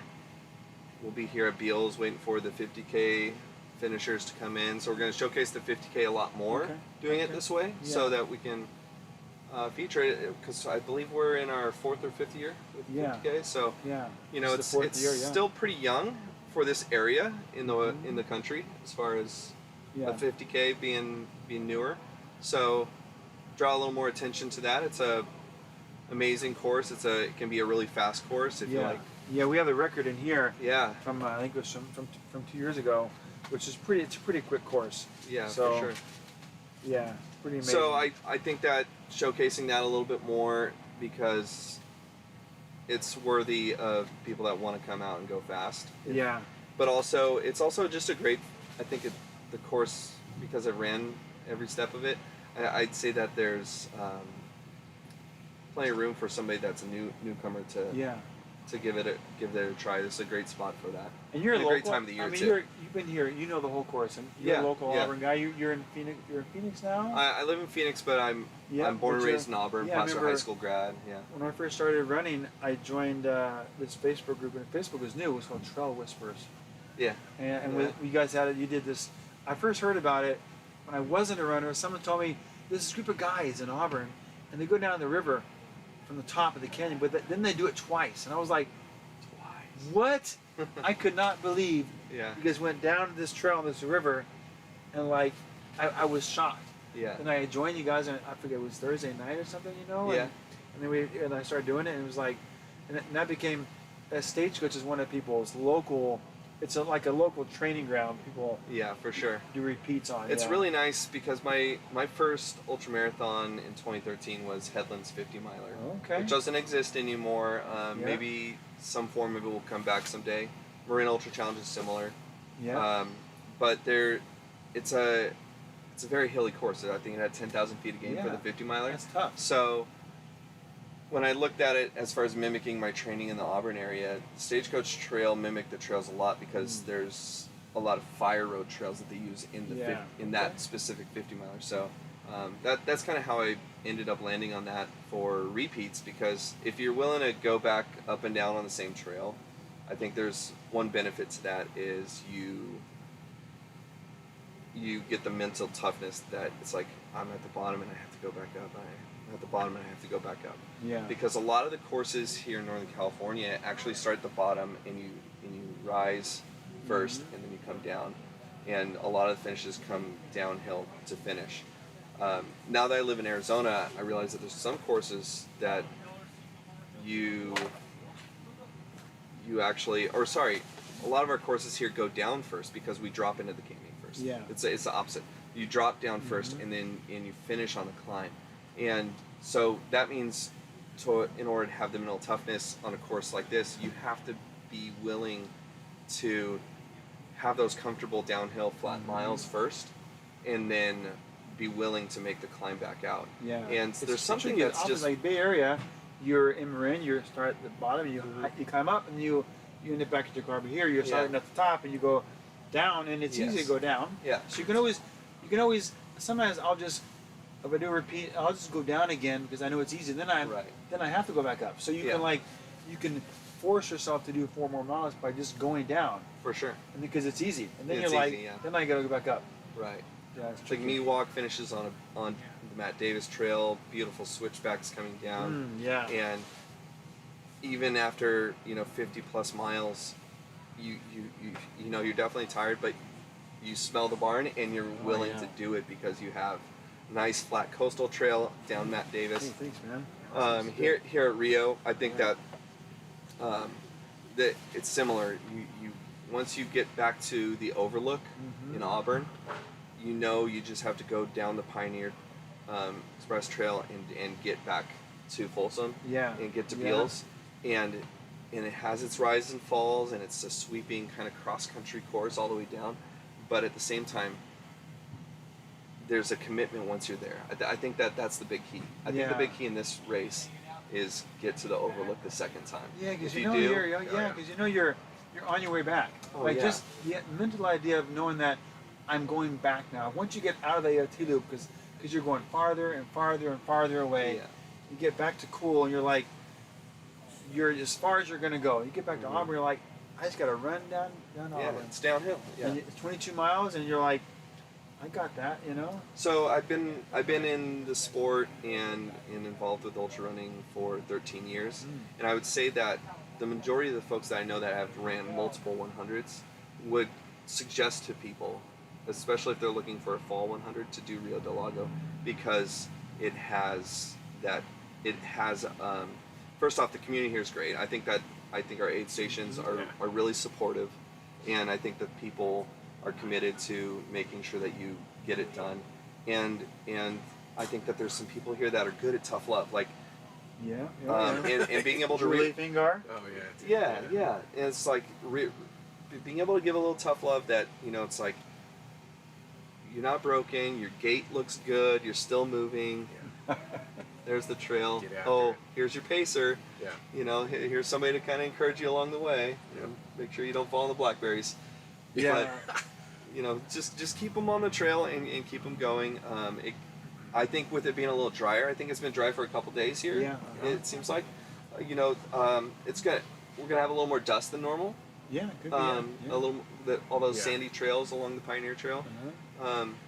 And so I think that might, you know, mess with some people a little bit, because usually it's a little bit more, the dew point's a little bit stronger. Yeah. The grass here this morning in NorCal it's there was some dew in the morning, but I think we're already at a point where it's like, it's not, the grass That's right. isn't dewy. You know, my Yeah. shoes aren't wet. Yeah. Usually at this race we're like, oh, dang, we're always like a little moist. Yeah.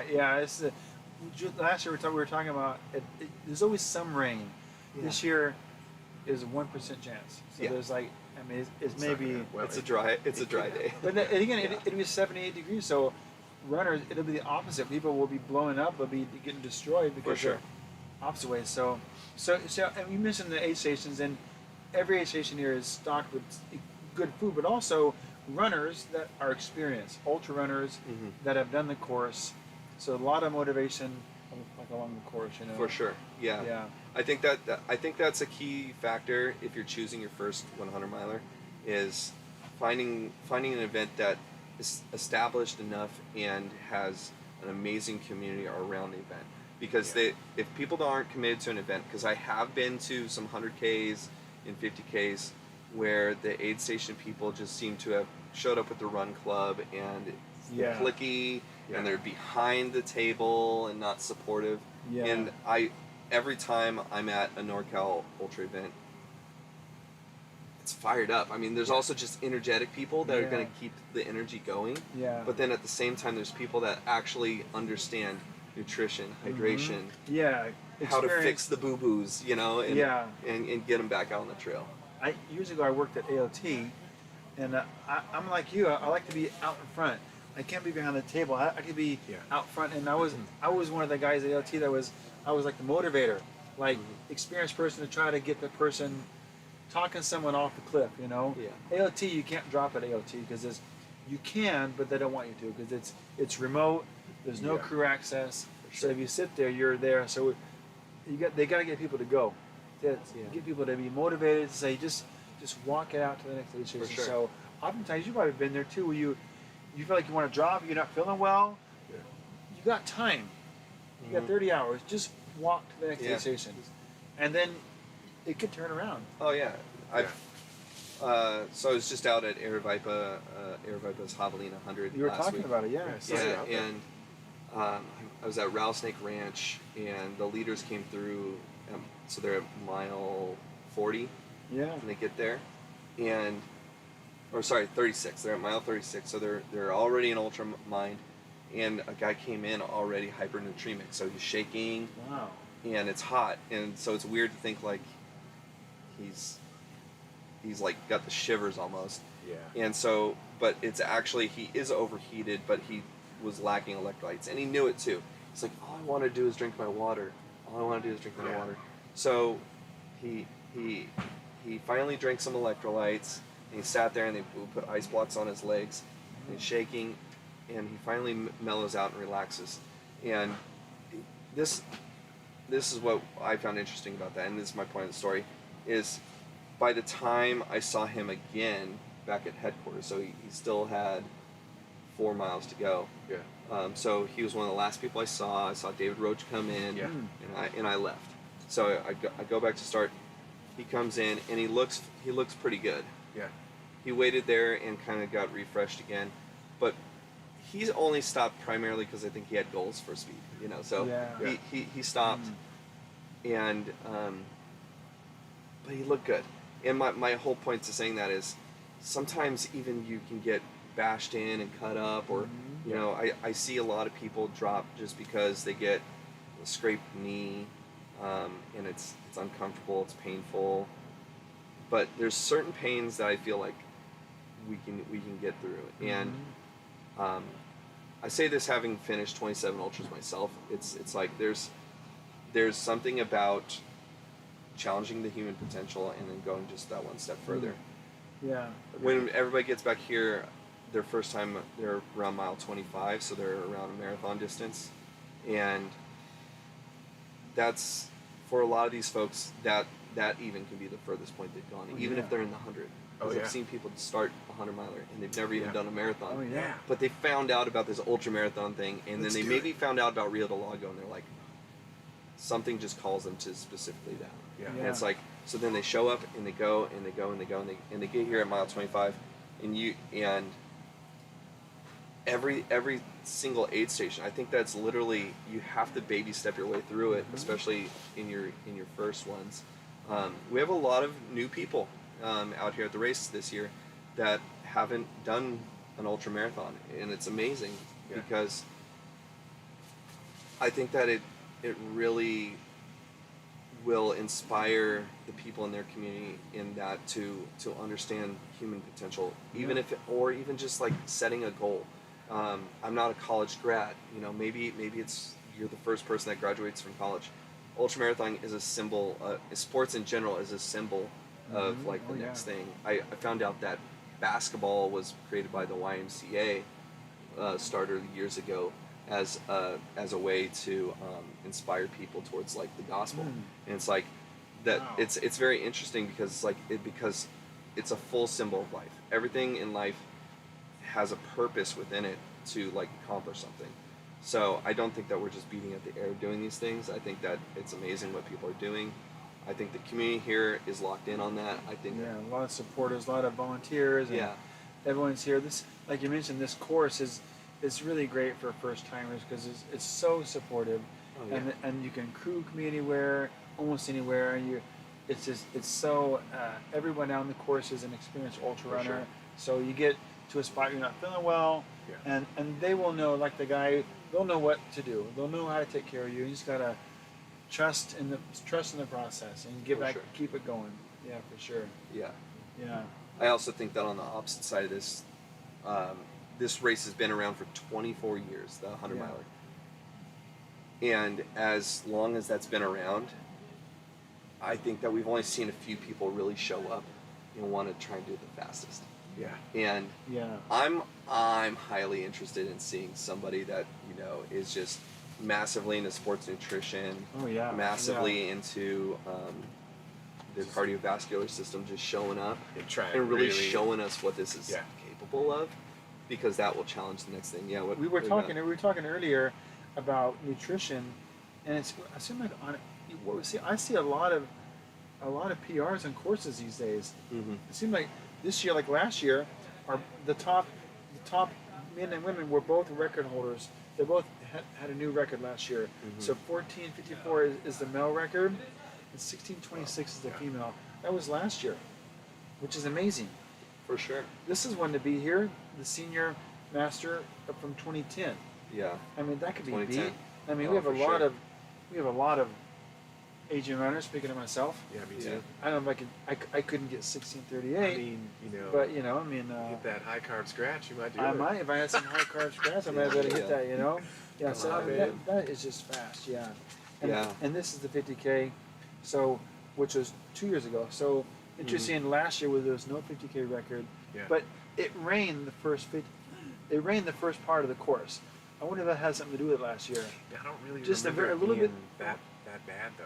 Yeah, it wasn't really but raining. you're a rain guy. Yeah. So I like rain. there were like 5 drops. Me, it was okay. It was bad. Dude, stop. It was a downpour. Yeah. So we'll see you this year, a dry year. But yeah, we talked about nutrition and scratch labs this year, and it's just it's a game changer. People are learning how to get more fuel in their body, and it's working good, you know. So yeah. Exactly. So good.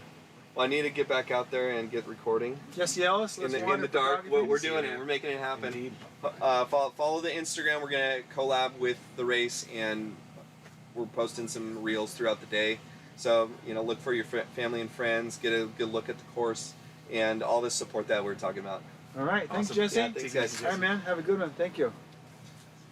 Yeah, that's cool. Jesse's been out a long time. Yeah, I see him. Well, yeah, I see him out there all the time when I'm out there dying. Oh yeah, yeah. It's always like race photographers. Yeah. Mostly they do race photography. Yeah. And so it's always like when you're out there and you're just about day, you see a photographer, you're like, gosh. I gotta look good. You gotta sit try right to in put again. the smile on. You put a smile. Try to get. But also, support your local race photographer because, you can always swipe them illegally online. But I try to buy something. Totally. Just because, they're not. It's a tough living. It's a passion job. So they're doing it, and so and eventually you'll get some cool photos. I have a few here and there that I really like. that are nice. So I try to buy them. Yeah. Usually they're affordable. So Julie has a race photographer on course. So I think they'll be available for purchase as well. I don't know who the photographer. Dylan, do you know who the photographer is? It's not your family, is it? No, we're not doing photography. Yeah. So someone's out there. We'll There'll be find out. somebody there. Yeah. So yeah. But Jesse's been out a long time. I remember when I first started running, he had that Thursday. It's called Trail Whisperers, and it was a Facebook group. Okay. And they were doing stagecoach repeats, and I wasn't a runner, so I thought it was so crazy. They would run down to the river from the canyon, and then they would do it twice. I'm like, it just blew my mind that somebody would do that. Yeah. It's funny when you do ultras, like Stagecoach. That's a fun place. Yeah, and it was a good course. It was a good way to start. Stagecoach is still a place where people do repeats out there. I've been out. Yeah. You guys are in Auburn, right? You guys live in Auburn. Do you do stagecoach? I do, yeah. Yeah? Stagecoach. There's a little loop you can go down from the house, down Roby, down under by the bridge, and then go up Stagecoach, and then come back through the neighborhoods. It's kind of a nice little 5 mile in there. Okay. I run with the headlamps a few times here and there. Yeah, me Local club that been around for 20 years. There's a lot of old school dudes there, yeah. Yeah, and the headlamps run at 4:45 from either Danny's house or Rob's house. Rob's house, yeah. Yeah, and they do 3 or 4 days a week. And they're always I feel like running. they're you could probably get it 5 days a week if you really wanted to. Yeah. They're on. They're always posting when they're Yeah, going. so we have a lot of early morning clubs in Auburn. Yeah.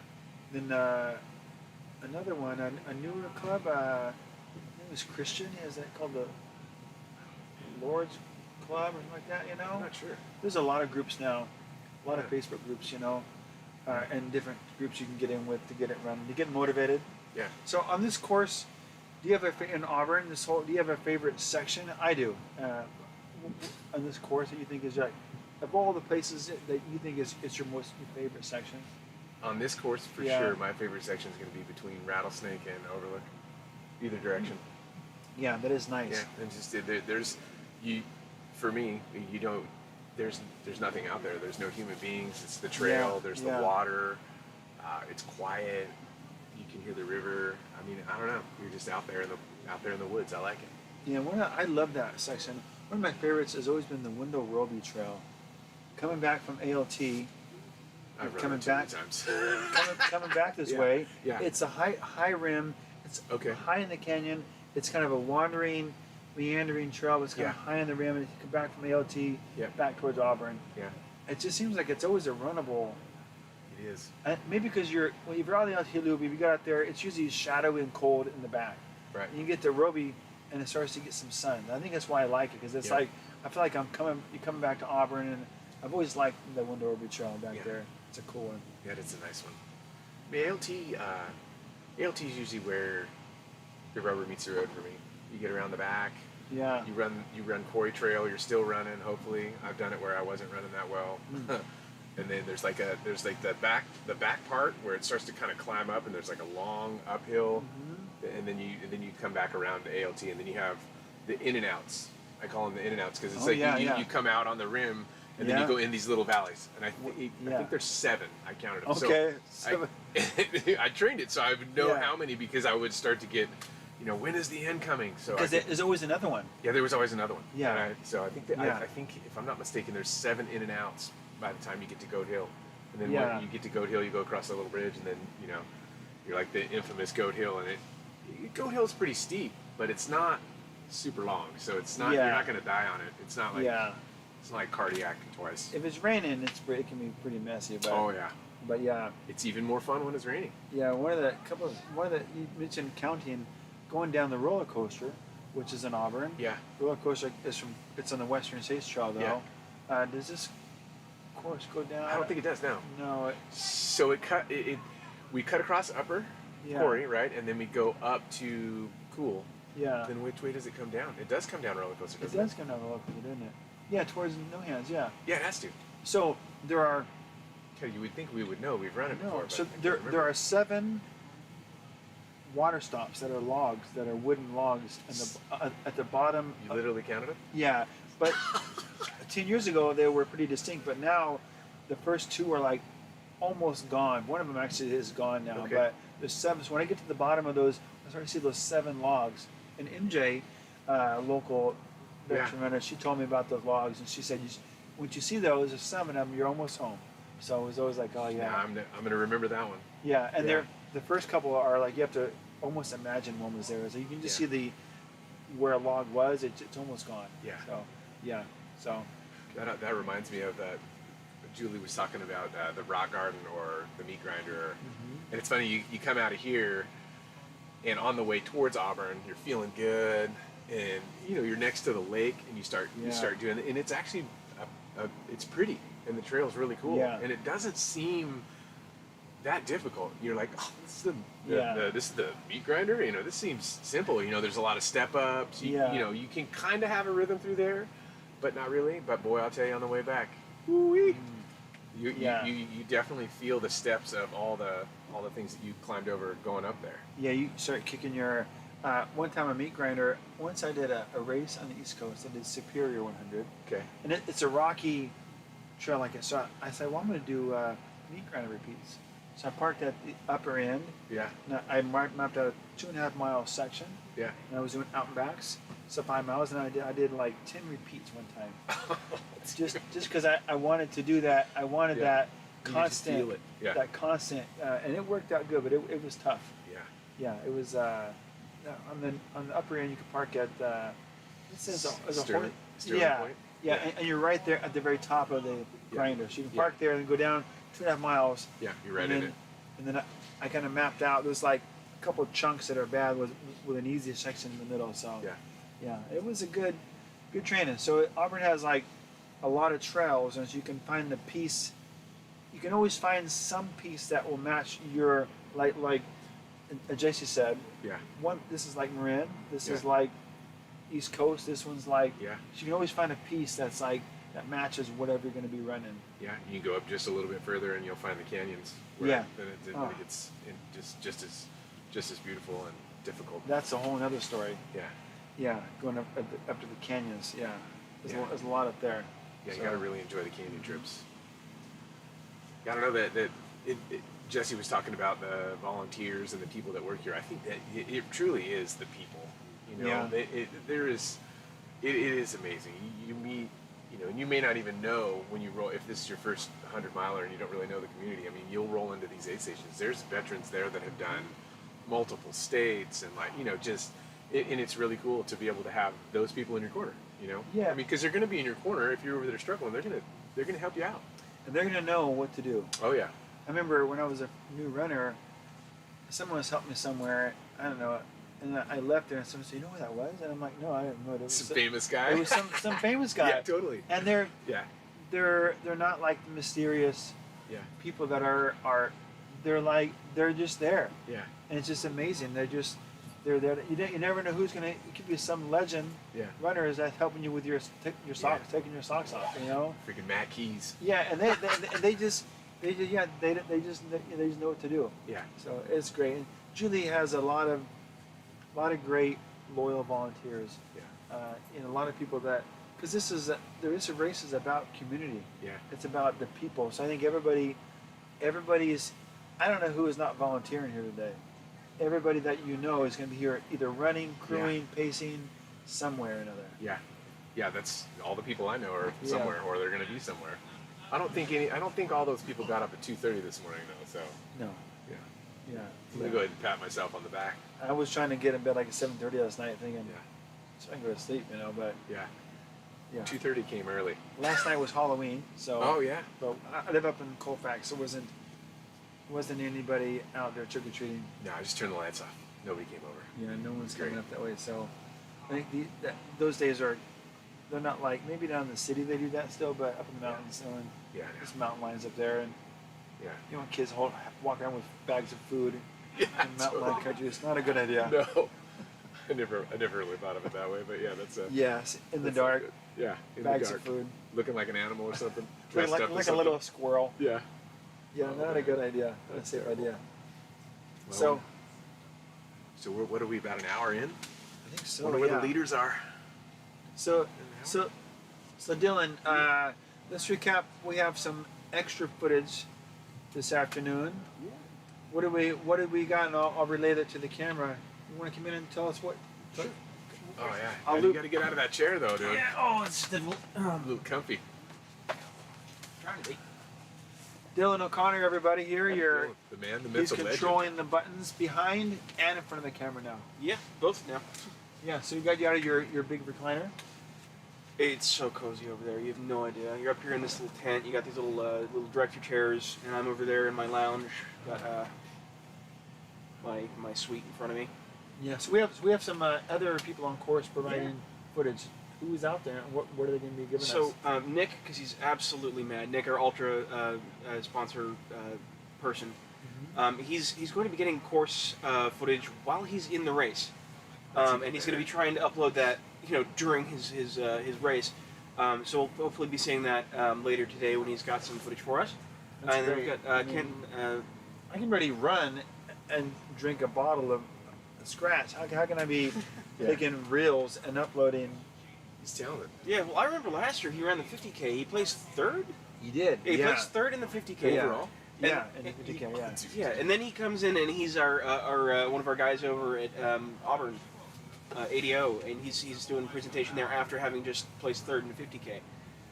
So it's helpful to have him on the team. It's the ultra shoes. It is, yeah. It's That's all because about. he's swapping them It's all not, out. it's not really Yeah. Nick. It's really the shoes. He's is. always fresh. No, he got, is a beast too. Yeah. And we've got Ken Krogsrud, Okay. and he's going to be getting some drone footage. I know he's going to be at Auburn, getting some stuff there. I think I heard him earlier today when we had the runners just out the gate.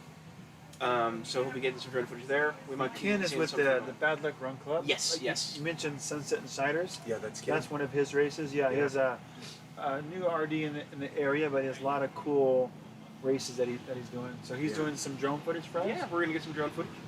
I might want to be checking that pretty quick here. I don't know if he's got some uploaded, but we might, for some slower moments when you're tired of talking, need to rest your voice, we might switch over to some of that. Yeah, good. That's why. So we'll see. Yeah, that's we need to know about that kind of Yeah, stuff. definitely.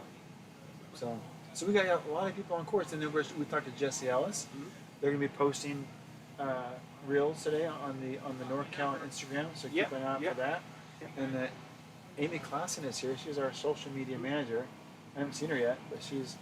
She's there. seen you. Yeah, she stepped by right when we were starting off. I think Julie was still I here. haven't seen her, but she's Yeah. out there managing social media. Nice. We need to get her in here and get a Yeah, little interview going. yeah. See what she's up to. She is always. There's a lot going on in NorCal Ultra's pages, so she keeps track of all that. Yeah. So yeah, cool. Well, we appreciate your help, my Certainly. friend. Keep pushing the talking. buttons and flipping the levers. I'm gonna turn a space heater on. Yeah. Must be nice. I got the breeze coming in off the lake. Oh yeah, we got the wall here. I look thought about bringing a propane heater, but this year it's a little warmer than it has been. So yeah, I I thought feel like about it's gotten a little colder. Right before it gets light, that's yeah. the coldest That's, that it that's gets. why I was hoping it would be light sooner. Yeah. Hoping for that. We might have to have like a little aerobic jogathon in a minute here, Yeah. like Just a get morning, heated up. like a morning calisthenics to kind of get our blood flowing. Agreed. So. Might need to do a little stretching before I do that though. Oh yeah, yeah. So yeah, we got an hour in. So people are, if you look at the pace chart, Yeah. see who where people may be. The 50K chart is on the website as well as the 100K chart.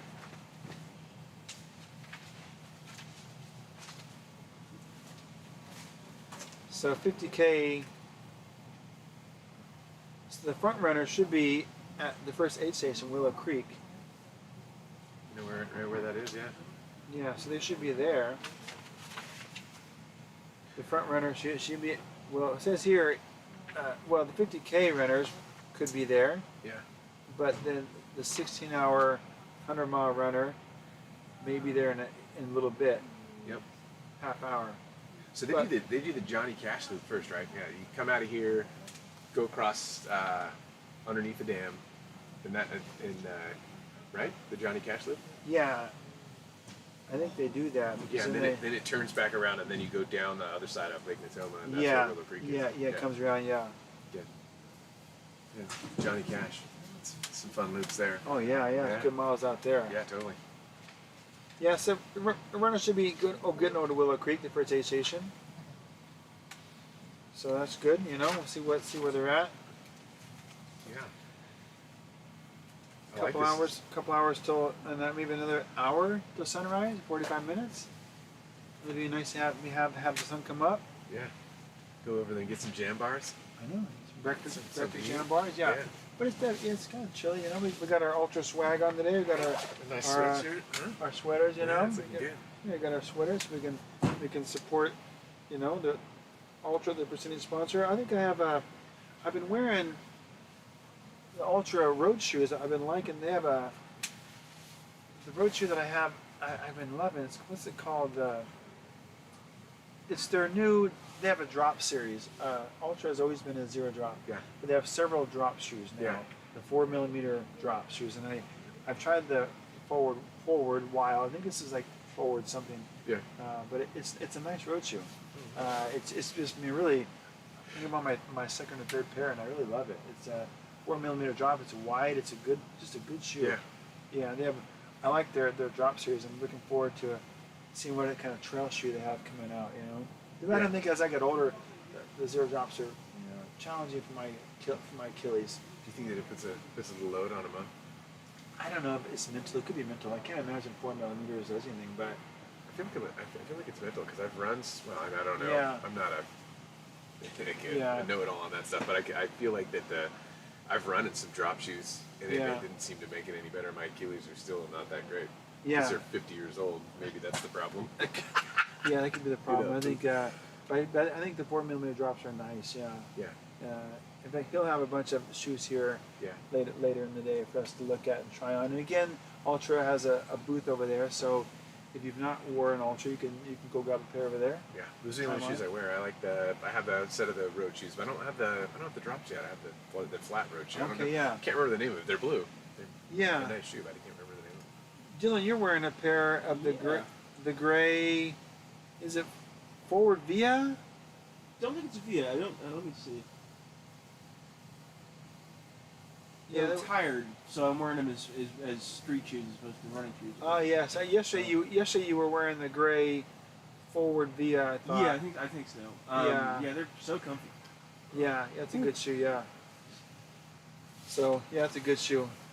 So yeah, so we're kind of hanging out, waiting for the sun to come up, and we need to get some people in there to talk to. Yeah. So if you see anybody, Dylan, walking by, Absolutely. they don't have a choice. They can just come right in, just grab them. Maybe get in here. I'm gonna ground and see if there's anybody who's interested.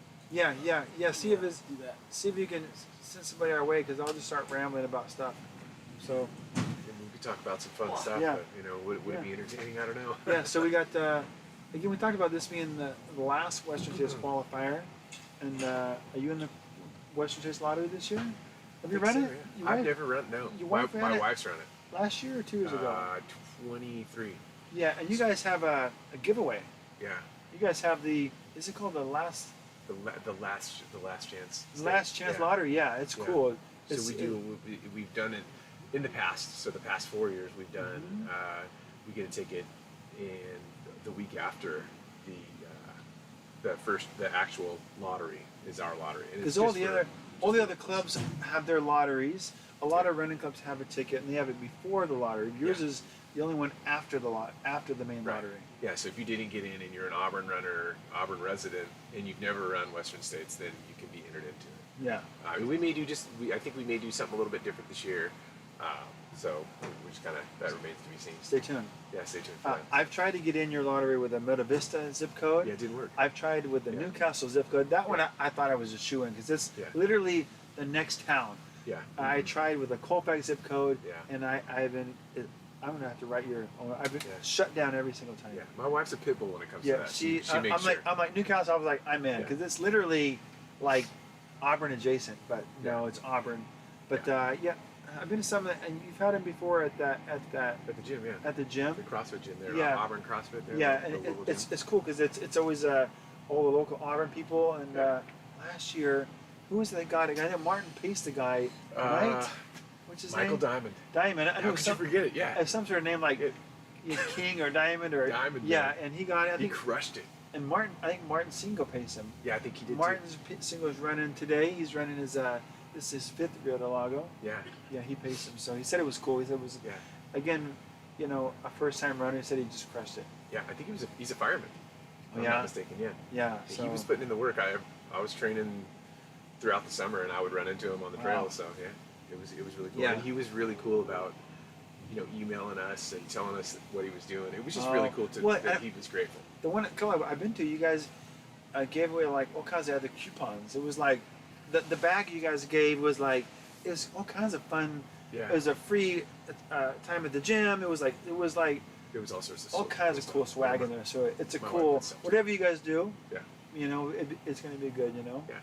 So unless you use the ticket for yourself and you're in the States. It's possible, dude. That, I mean, that may or may Yeah. not happen. Because I've never run it myself, and I'm 50, and I'm like you. It's like, hey, how much longer are we gonna go? So, Yeah, I was earlier. I'm in a running club. I'm on the board of the Sierra Trailblazers up in Yeah. Nevada City, Mhm. and we just had our inaugural Champion Mind half marathon like 3 weeks ago, Yeah. which is a cool fall half marathon and 5K up in Nevada City. Started right in Nevada City, if you're familiar with town, and at Yeah. Miners Foundry, with that cultural center. Yeah. We went around uptown, up Broad Street. So we got all the historic Broad Street climb. Oh, that's cool. Then we went out in the roads and went way out to Champion Mine. Then we went down into the tribute trail system Okay. and wrapped around the single tracks. And then we came Nice. across this the swinging bridge we have down there, this tributary bridge. Yeah. And it was so great. We came back and finished in town. It was really cool. That's awesome. But we run the Michigan Bluff Western States aid station. Okay. And so we haven't won ticket, but I've been trying that lottery for years. Jeez, And then the is main your year. lottery. This is it. I think I have 128 tickets in the main lottery. Yeah. So, but 128 used to be a thing. Now Yeah. it's like There's like 250. 9,000 people trying to get into that. Yeah. So we'll see. Yeah. It'll happen. Yeah. You're 50. I'm 53. So it's like Oh, hey, you got me. it'd be cool if I would have done it in my mid 40s. That would have been pretty awesome. I would have. But I'll be experienced. Sub 24 that thing. Oh yeah, I would have. I would have killed it. Yeah. But yeah, Oh man. So, but that's coming up. So yeah, this is your last time to get a Western States lottery ticket. Yeah. So and it's usually the first weekend, the first Saturday in December. Yeah. Usually right Saturday on CAM. CAM. Yep. Weekend, yeah. It's the same So- weekend. Unfortunately, no luck. Dylan's found no one. Yeah, we're a little bit of a ghost town until folks start coming back through. Yeah, they're probably all sleeping. Can you tell on YouTube who's watching? Is Yeah, we have a count of 0, and they can always post a question in the chat. Give me something to do. There's a chat box on YouTube, right? And they can post questions over there if they feel like it. Absolutely. Yeah, and I can monitor that here. Count of 0. Yeah, Yeah. Hey, what are we doing on Saturday morning? Let's check out the live stream of Rio Del Lago, Oh, man. it's- yeah. There's a couple guys on there that are super entertaining. talking to Say hi to themselves. the 9 folks that are watching. 9 9 people. folks. Hey, There we go. We 9 of appreciate our you viewers. coming on early. Yeah. Get some high fives. We don't know if you're a crew or if you got family out there running the course, but again, it should be light in around 45 minutes. So Yeah. everyone has a headlamp on this morning because it's dark for an hour and a half. So you It have is. a headlamp, so you probably drop it. So if you're the crew, charge it, get it charged up because yeah, you're gonna need it again. Because this hour and a half doesn't account for the 13 hours of darkness tonight. Yeah, I really forget that it's that dark. For that long. Much. Yeah, totally. Yeah, in summer, like you're like it's dark for 5 hours, 6 hours. Yeah. But no, it's dark for a long time. Yep. Yeah, and daylight savings. What I do in daylight savings, I actually turn off the auto sync on my watch. Oh, every time I ran it, it was a struggle. Because, Yeah. you're deep in the race, and then I'm trying to do, like, this mental math on where I'm going to finish, and I'm like, well, which watch is right? You don't want to do trail math. Yeah, no, I couldn't. Yeah, no. Yeah, so I have my auto sync off, so that way I know what time it is. Because when I first did it, my pacer thought I was going to be sub 24. Oh, no. So she was having us run, but I knew it wasn't. I knew I was. Yeah. I got here at 24:44, but she thought we were sub. So we ran it in. Yeah. And I ran it in because what the heck? But I knew Yeah. she was so excited. But I was like, no. You knew. Yeah, I Oh, knew man. I was. If it was opposite, that would have been tough. Yeah. Like if I thought I was sub 24 and I wasn't. So, yeah. I did it the opposite. Oh yeah. So last year we were running it, and we were doing the ALT loop, and I knew it was still daylight, but I'm running and I'm looking at my watch, and I had this pace chart in my mind. Like I knew certain times where I needed to be where I wanted, because I wanted to do it in sub 24. So, but I was an hour off, but I was literally 45 minutes ahead of where I needed to be. So my pacer was like, hey, slow down, like we're good, you got time. And I'm like, no, we don't have time. I was panicking. Did you get it? Yeah. Man, We pulled it off. Like it worked out. That was, like I said, it was one thing worked, and then once things started working and I was hitting all the marks that I had kind of set up. And you were trained under Julie. I did. I trained under Julie. The year before I ran in 27 and some change. That's a big accomplishment, a big increase in your time. We did it last year. We did it in 22:54. That's amazing. So what was different about the training that you learned? Was it the training? Julie's here, so it's her race, right? Yeah, right. The answer is yes. Yeah, right. But what The is answer is yes. what is it? I mean, you cut off 3 hours or 4 hours. What you said, 27? Yeah, I went from 27 to 22. That's so, 5 hours. Yeah, it was a decent cut. Yeah, And that's a big cut. Yeah, I think a lot of it was. It was everything. It was. How was your training different? I was more consistent. Uh-huh. I can't say that I ran more miles. The consistency was there. Though. Yeah.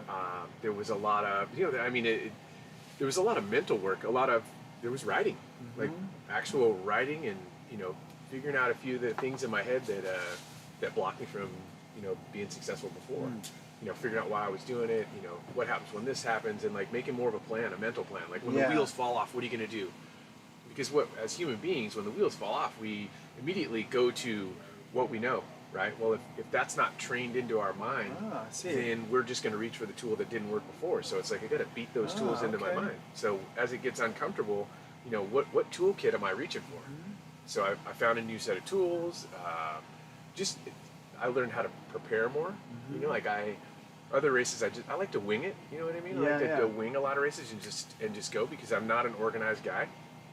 And I'm not saying you got to go out and be organized, but I found just enough more organization to know what I needed to do to execute where I wanted to be. And then just not really, I had a plan and what I wanted to do, but I didn't have an expectation. Does that make sense? Like it wasn't like I was going to die if I didn't meet what I needed to meet. And once I let go of that, there was that freedom to just run. I think I thought about when the wheels fall off, you're not in the mental state, so you default to something that is your default. Yep. So training a new default, because when you're in your mental, when the wheels fall off, it means you're not mentally 100%. So you're going to go on autopilot. So train your autopilot. Yeah, that's a good tip. Yeah. So what does that look like? And then it was just fueling, and a lot of the things that I thought I knew, I didn't really know, and I think I trained a lot of those. Training with Julie. She would have me try all these different things out on long runs, which I knew I was supposed to do that stuff, but it was I actually did it this time. and it cut off 5 hours. Yeah, That's amazing. So Julie Fingar, race director, she is a coach. Yeah. You can reach out to her if you've had some struggles getting through to a next level, to a new time. You can check out her contact her and she can hook you up. Yeah, I think I first started working with her.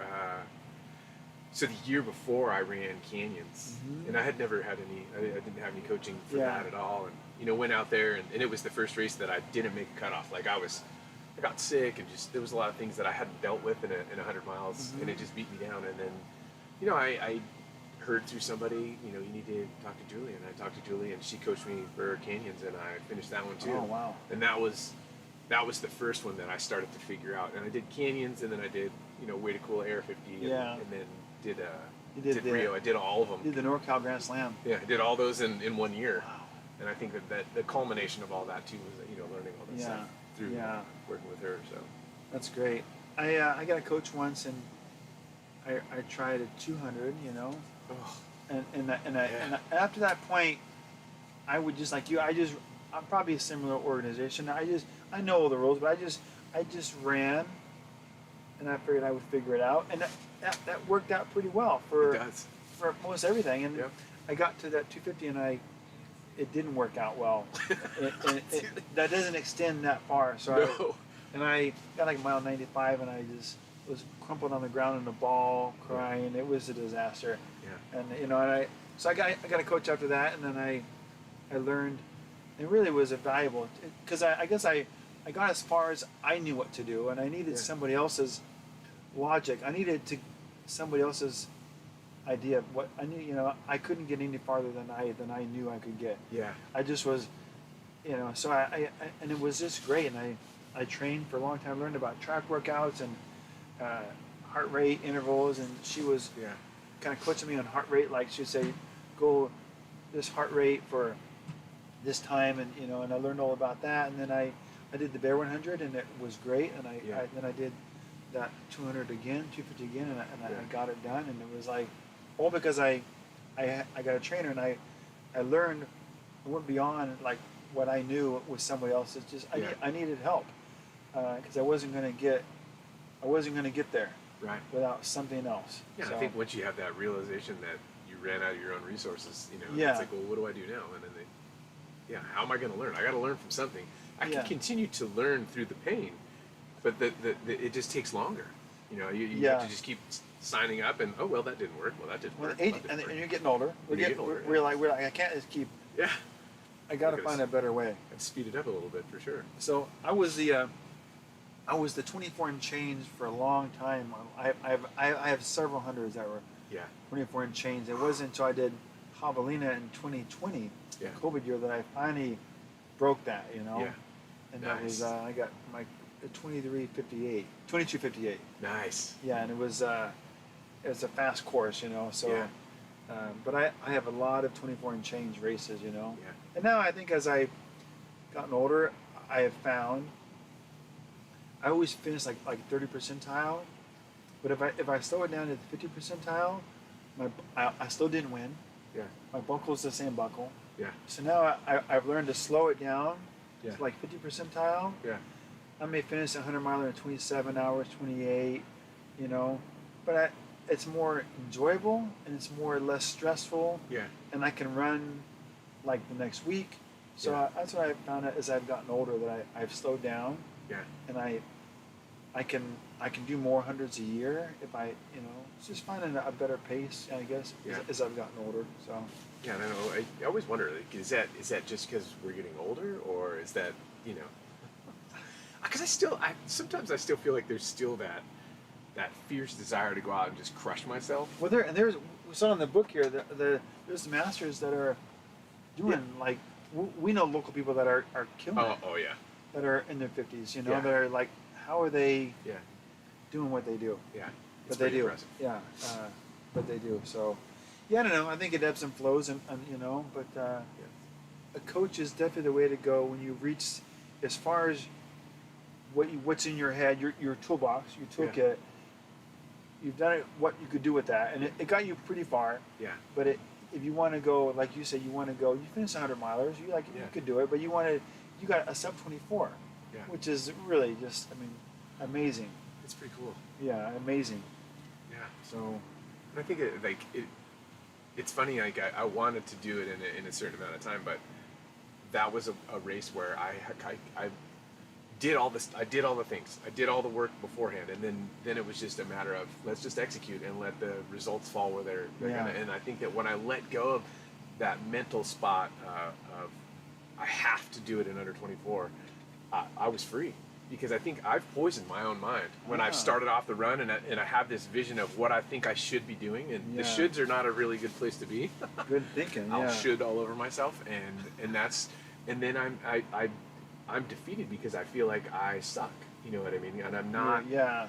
I'm not where I should be, and it's when I let go of that at the beginning and I just run it for what it's worth. There's definitely a freedom there, and there's the ego gets to take a back seat, and I can focus on the task at hand and execute what I know is to be right. And what I knew to be right with Rio at that race was that I needed to run slow in the beginning, and every other time I ran fast because in my mind it's like, oh my, I've got to bank these hours, Yeah. I've got to bank these miles while I feel good. Every race that I've ever done where I ran slower, uncomfortably slow in the beginning, and then spooled it up to the end. Those were the great finishes. You know, Yeah. I was literally holding back because Julie told me you will not run faster than XYZ in the first 20 miles. When you get to Beals and you start going up, then you can start to peel back a few of them when you feel good. But knowing that in the first 20 something miles, like I was just trotting, which was great. Inspire me. Maybe I'll have to talk to Julie. You should talk to Julie. She's 'Cause got a lot of good ideas. Yeah, and maybe if a couple of years, maybe I'll try to go for a 724 buckle. That'd be kind of nice. You know? I think you can do it. you could do it. You could probably do it next year. Yeah, you could do it. You might have to be sitting here. Yeah, I might be out there pacing you. You never know. Yeah, I mean, because I'd be honored. that'd be kind of fun, because I mean, you never know. I mean, if I do go back, I'd have to get coach under Julie. That would be the way to go, Because I tried it I did it a couple years ago, and I tried it because I've heard don't run the first part. Last time I said I'm gonna run the first part as hard as I can, just to What see. did that look like? Were you doing like 9s? I was 9 minute miles, Oh. and I was running with Martin Singo. Yeah, that's no. But,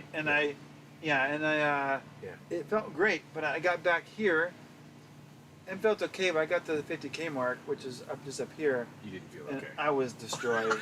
It was so bad. Yeah. And then Martin finished like 4 hours ahead of me. Yeah. It was like, Yeah. so slowing down on the first, It's incredible Yeah. how much you lose when you fall apart. yeah. Like hours. It's just, Hours. Yeah. I mean, I lost, it was just, but I had to see. Now you know. Now I know. So now I I did that. My fastest pace was 11:30, 11:45. oh wow, yeah. I mean, just when I was here, I was fresh. Yeah, I mean, that's why I mentioned earlier, a 10 or a 12-minute mile. 12-minute mile is what I've heard is the goal. Yeah. And that's like walking. It almost was. Yeah, it's But- like, Dude, after that, we were, once we were coming back, then there was 10s. There was Yeah. room for that on the backside. Yeah. That's where I didn't Yeah. lose anything there, it worked out great. and that was before the 50K. I haven't run it since the 50K. Yeah. So that's a whole nother story. That's why I mentioned earlier that the 50K bips are yellow. Yeah. So if your runner is running with a Do not go out with yellow, them. don't go out because you don't know. You got to check the bibs. You don't know who's who, and Yeah. then you don't want that. No. You don't want that for sure. So so we're getting there. Sun's almost coming up. 6:30. We got a little bit here. I might do a little standing stretching. I'm gonna get another cup of coffee. You want one? No, I think I better stop. Or I'll be. You wound up? Yeah, maybe too wound up here. No. So Dylan, we got 6:30. Anything new? Nothing new so far.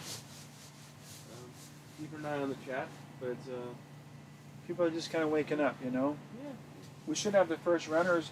We should have had some runners to the first aid station. We have a couple on the 100 to Willow Creek. Oh, you have access to the Yeah, I got the race roster. the race roster. How many runners are through Willow Creek? Let me check. So the website is race roster. MyRaceResult.com. 25. 25 runners through This is Through- the 100. and the 100 miler. Oh, no, I stand corrected. That is 86. 86 people. Yep. That's an early. Including our friend Ultra Nick and Well- our stepsister. Your stepsister's running too, huh? Second year in a row. Wow. How are we doing for the 50K?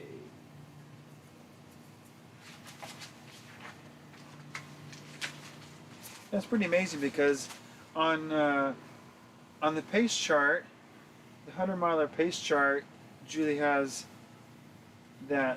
people a 16-hour 100-miler. 6:29 is the Willow Creek time for if you're running a 16-hour 100-miler. So if that's way too many people, It's an awful lot. it's going to be a lot of people that went too fast. That's the road section that gets you. Yeah, so we're just talking about that, but that's way too many people to be going that fast. Yeah. You know? Yeah. Yeah. But, people will do what they do. So myraceroster.com, is that what it We'll is? post a link to it in the description. So, or not the description, the chat here. So, folks can go ahead and see that. We also will have a live feed of folks, their chip times as they come through the arch, as well as a leaderboard, thanks to our friend Chris Mason there over at Capital Road Race Management. Oh, good. Let's see.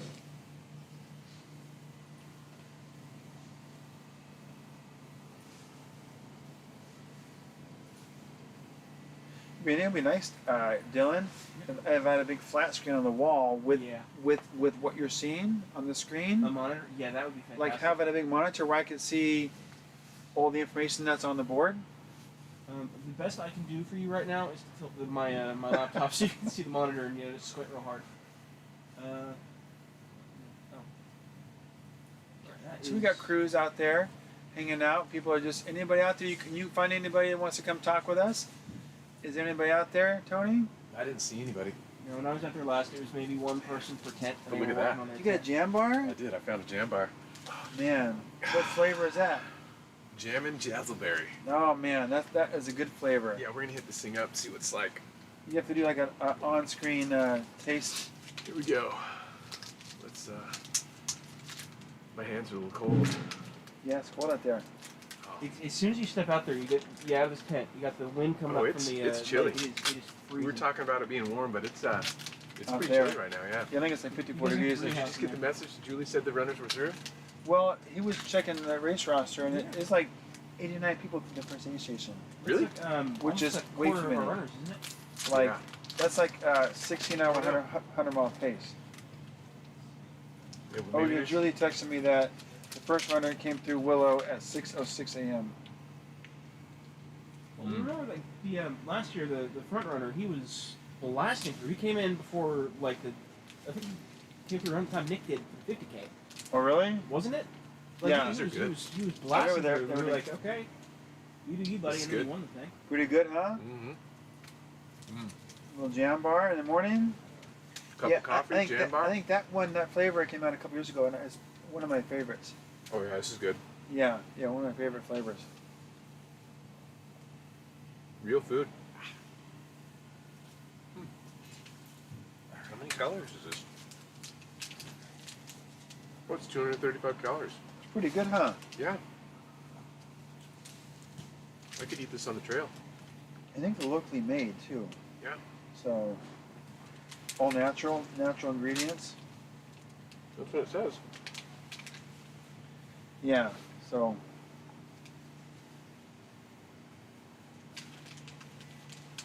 tomorrow I may have to bring a little heater myself. Yeah. Cause it's still chilly out here, the sun's coming up here, but it's pretty dark. So a little twilight over on the horizon I see, but I see the wind blowing. It's like it's definitely it's gonna breeze here.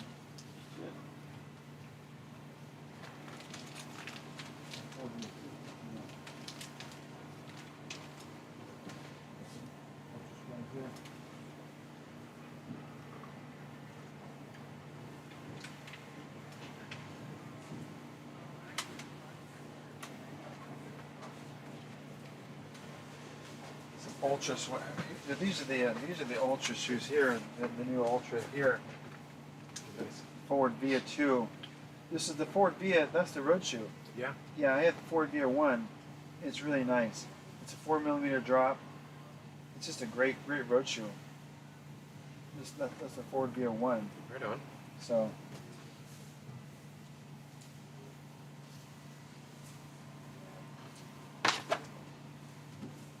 Yeah, these are nice.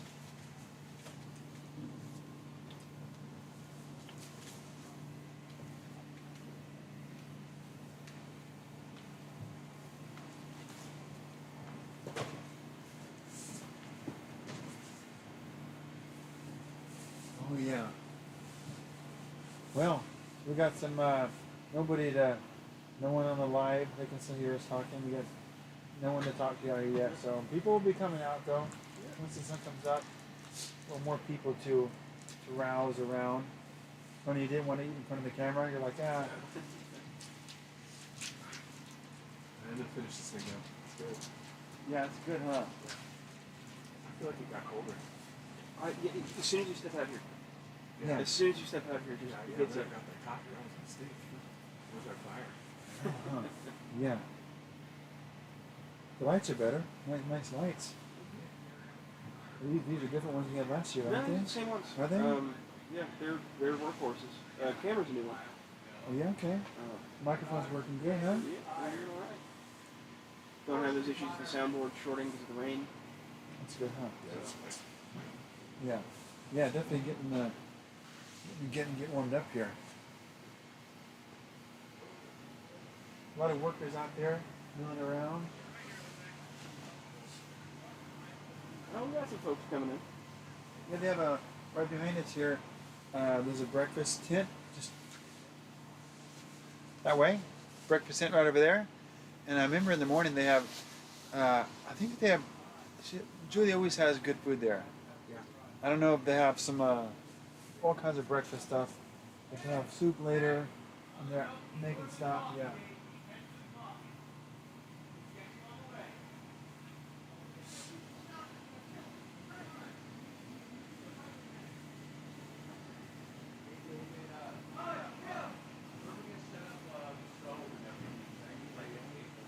We got Tim over there making soup.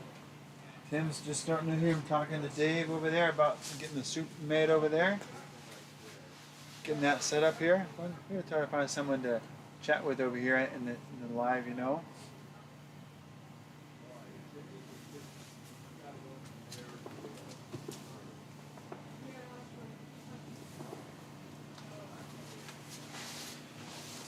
Need some live footage from Nick. Anybody you got his phone number? You shoot him a text. Hey, we need some footage. No, huh? Yeah, because we got to get moving out here. I got to get my blood flowing. Yeah. Get my blood flowing. Gotta hold on to this hot cup of coffee. Yeah, so, yeah, it's interesting talking about coaching, you know, and definitely makes a huge difference, you know. I feel like it Julie does. also did a bunch of track work too this year with Dave Latiano and Hassan, or they Yeah. run the local Facebook group. Yep. It's a couple groups, right? But that group is called Trail Running Adventures. I think that's Hassan and Dave's group. Okay, I And see then- those and guys then- out there. And then Dave Latiano has the Rogue Runners. Okay. Yeah, so but they have a group together, and so Julie did a bunch of coaching track workouts for them this year, so Yeah. that was really great, you know. Every Tuesday. Yeah, Yep. Tuesday. I think Tuesday at 6. yeah. Yeah. So, And that was the Folsom Community College. oh yeah, that Yeah. was good. Yep. Tuesday evening at 6. Yeah. Yeah, because then there's the historic Auburn track was the Tuesday. Was that Tuesday morning? Was there also Tuesday evening? Or- Tuesday evening too. That's the one in Auburn. The Yeah. the one Yep. at the. Yeah, so that's always good. Let's see if I can see anybody who wants to come talk to us. Yeah.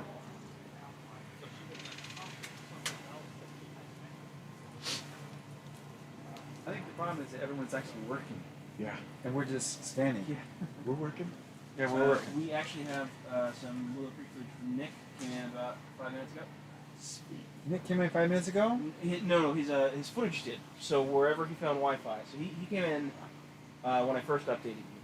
Oh, He was so- like okay. second from the most recent, and then he just sent something in now, which I will get up and running for us. Well, if you don't mind, I'm gonna hit the restaurant Yeah. and come back. That's nice.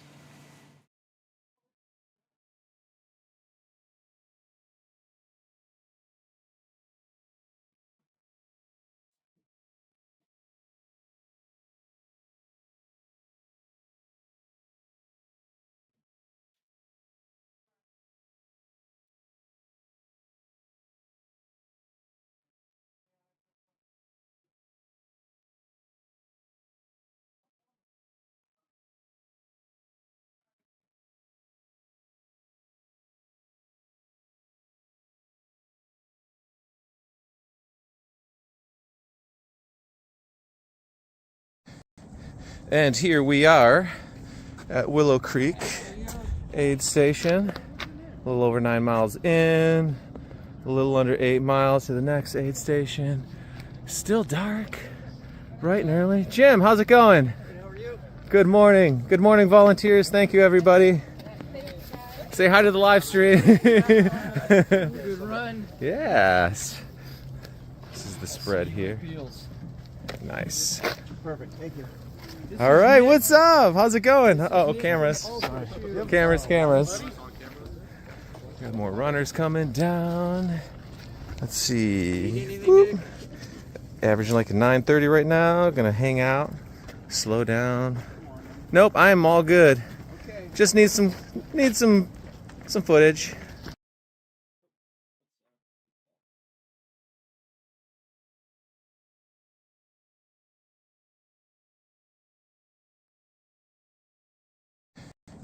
And here we are.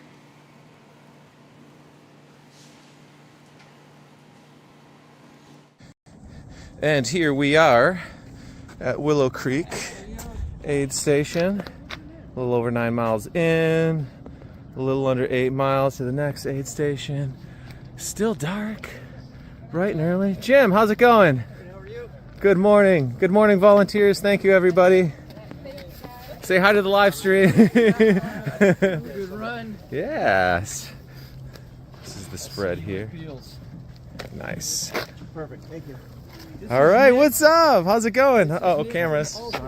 Cameras. Got more runners coming down. Let's see. Whoop. Averaging like a 9:30 right now. Gonna hang out, slow down. Nope, I am all good. Just need some footage. And here we are at Willow Creek aid station. A little over 9 miles in, a little under 8 miles to the next aid station. Still dark, bright and early. Jim, how's it going? How are you? Good morning. Good morning, volunteers. Thank you, everybody. Say hi to the live stream. Good run. Yes. This is the spread here. Nice. Perfect. Thank you. All right, what's up? How's it going? Oh, cameras. Cameras. Got more runners coming down. Let's see. Whoop. Averaging like a 9:30 right now. Gonna hang out, slow down. Nope, I am all good. Just need some footage. And here we are at Willow Creek aid station. A little over 9 miles in, a little under 8 miles to the next aid station. Still dark, bright and early. Jim, how's it going? How are you? Good morning. Good morning, volunteers. Thank you, everybody.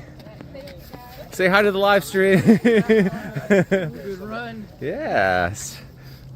This is the spread here. Nice. Perfect. Thank you. All right, what's up? How's it going? Oh, cameras. Cameras. Got more runners coming down. Let's see. Whoop. Averaging like a 9:30 right now. Gonna hang out, slow down. Nope, I am all good. Just need some footage. And here we are at Willow Creek aid station. A little over 9 miles in, a little under 8 miles to the next aid station. Still dark, bright and early. Jim, how's it going? How are you? Good morning. Good morning, volunteers. Thank you, everybody. Say hi to the live stream. Good run. Yes. This is the spread here. Nice. Perfect. Thank you. All right, what's up? How's it going? Oh, cameras. Cameras.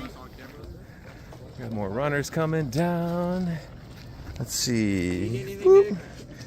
Averaging like a 9:30 right now. Gonna hang out, slow down. Nope, I am all good. Just need some footage. And here we are at Willow Creek aid station. A little over 9 miles in, a little under 8 miles to the next aid station. Still dark, bright and early. Jim, how's it going? How are you? Good morning. Good morning, volunteers. Thank you, everybody. Say hi to the live stream. Good run. Yes. This is the spread here. Nice. Perfect. Thank you. All right, what's up? How's it going? Oh, cameras. Cameras. Got more runners coming down. Let's see. Whoop. Averaging like a 9:30 right now. Gonna hang out. Slow down. Nope, I am all good. Just need some footage.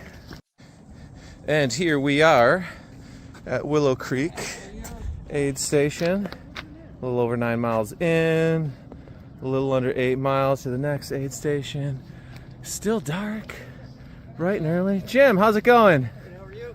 Good morning. Good morning, volunteers. Thank you, everybody. Say hi to the live stream. Good run. Yes. This is the spread here.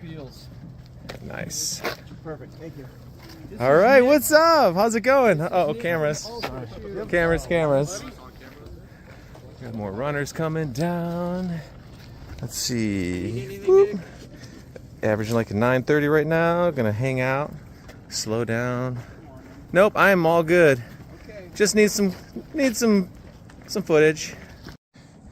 And here we are at Willow Creek aid station.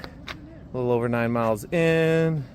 A little under 8 miles to the next aid station. Still dark. Bright and early. Jim, how's it going? How are you? Good morning. Good morning, volunteers. Thank you, everybody. Say hi to the live stream. Good run. Yes. This is the spread here. Nice. Perfect. Thank you. All right, what's up? How's it going? Oh, cameras. Cameras. Got more runners coming down. Let's see. Whoop. Averaging like a 9:30 right now. Gonna hang out. Slow down. Nope, I am all good. Just need some footage. And here we are at Willow Creek aid station. A little over 9 miles in. A little under 8 miles to the next aid station. Still dark. Bright and early. Jim, how's it going? How are you?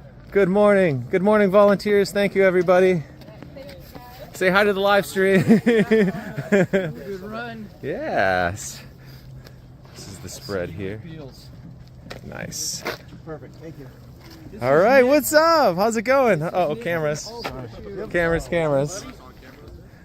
Got more runners coming down. Let's see. Whoop. Averaging like a 9:30 right now. Gonna hang out. Slow down. Nope, I am all good. Just need some footage. And here we are at Willow Creek aid station. A little over 9 miles in. A little under 8 miles to the next aid station. Still dark. Bright and early. Jim, how's it going? How are you? Good morning. Good morning, volunteers. Thank you, everybody.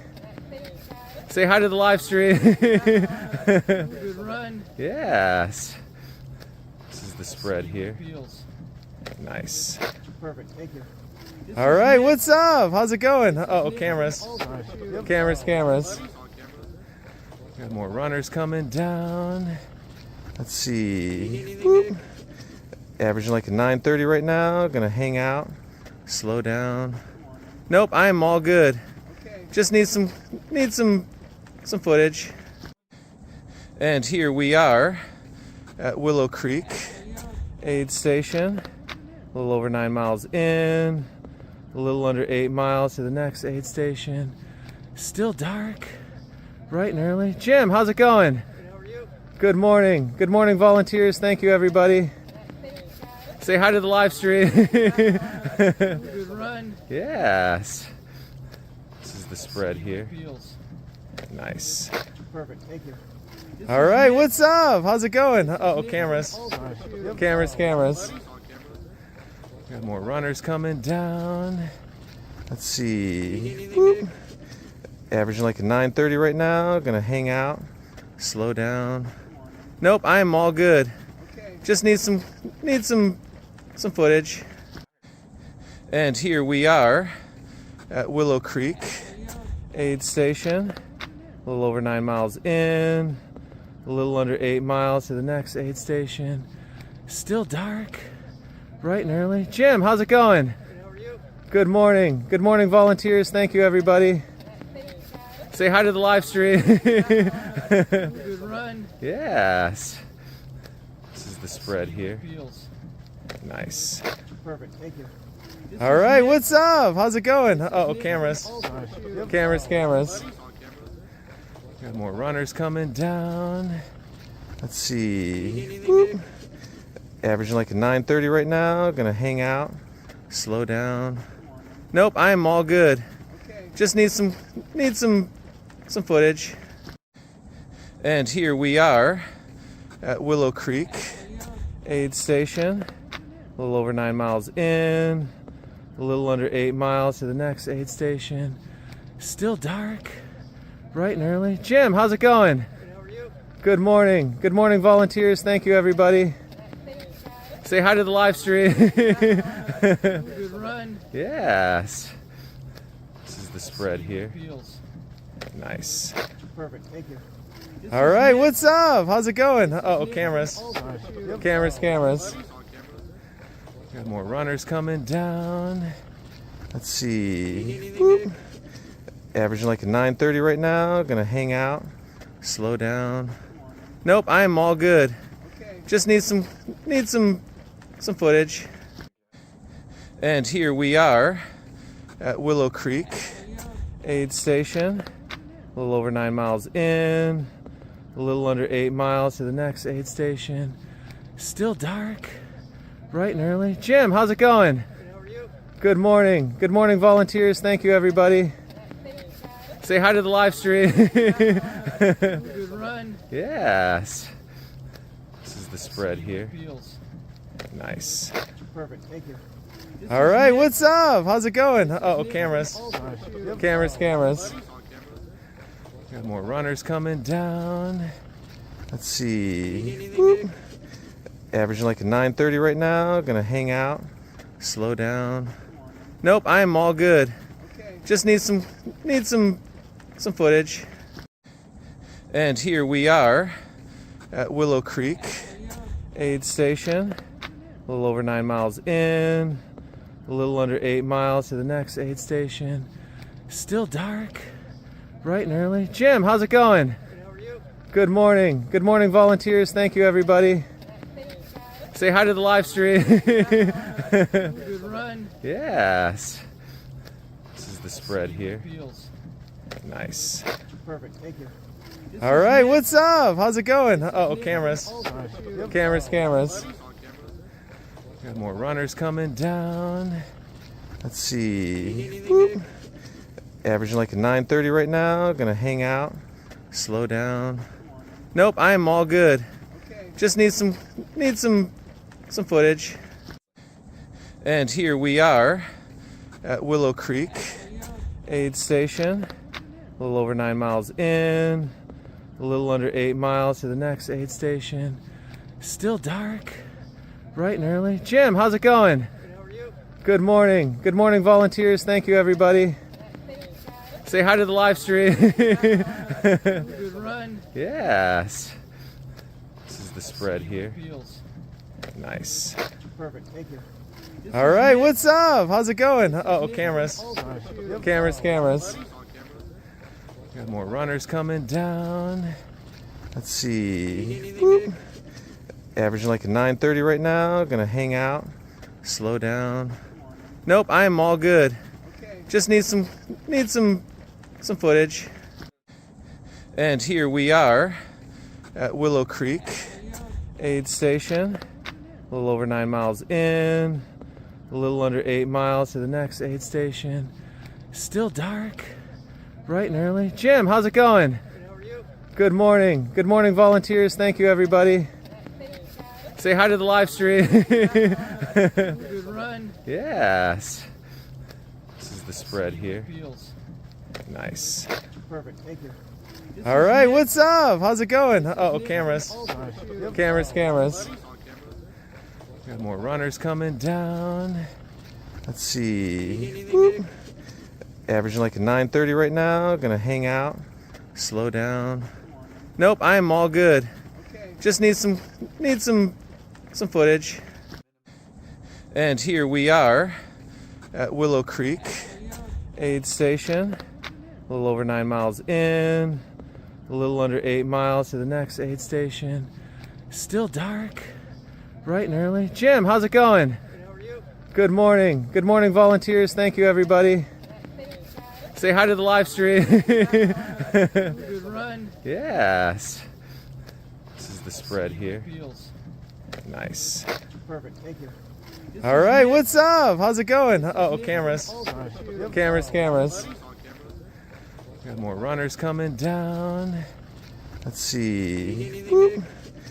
Averaging like a 9:30 right now. Gonna hang out. Slow down. Nope, I am all good. Just need some footage. And here we are at Willow Creek aid station. A little over 9 miles in, a little under 8 miles to the next aid station. Still dark, bright and early. Jim, how's it going? How are you? Good morning. Good morning, volunteers. Thank you, everybody. Say hi to the live stream. Good run. Yes. This is the spread here. Nice. Perfect. Thank you. All right, what's up? How's it going? Oh, cameras. Cameras. Got more runners coming down. Let's see. Whoop. Averaging like a 9:30 right now. Gonna hang out. Slow down. Nope, I am all good. Just need some footage. And here we are at Willow Creek aid station. A little over 9 miles in, a little under 8 miles to the next aid station. Still dark, bright and early. Jim, how's it going? How are you? Good morning. Good morning, volunteers. Thank you, everybody. Say hi to the live stream. Good run. Yes. This is the spread here. Nice. Perfect. Thank you. All right, what's up? How's it going? Oh, cameras. Cameras. Got more runners coming down. Let's see. Whoop. Averaging like a 9:30 right now. Gonna hang out. Slow down. Nope, I am all good. Just need some footage. And here we are at Willow Creek aid station. A little over 9 miles in, a little under 8 miles to the next aid station. Still dark, bright and early. Jim, how's it going? How are you? Good morning. Good morning, volunteers. Thank you, everybody. Say hi to the live stream. Good run. Yes. This is the spread here. Nice. Perfect. Thank you. All right, what's up? How's it going? Oh, cameras. Cameras. Got more runners coming down. Let's see. Whoop. Averaging like a 9:30 right now. Gonna hang out. Slow down. Nope, I am all good. Just need some footage. And here we are at Willow Creek aid station. A little over 9 miles in, a little under 8 miles to the next aid station. Still dark, bright and early. Jim, how's it going? How are you? Good morning. Good morning, volunteers. Thank you, everybody. Say hi to the live stream. Good morning. So you probably were seeing some. We had some live footage from Nick, the ultra rep. He's out on course running the 100-miler, but he's also working. He's running his ultras. He's also getting some video for us. Yes. He was over at the Willow Creek aid station a little bit ago, and just to be out there running that pace and also trying to get footage at the same time. The guy's incredible, man. Yeah, it's crazy.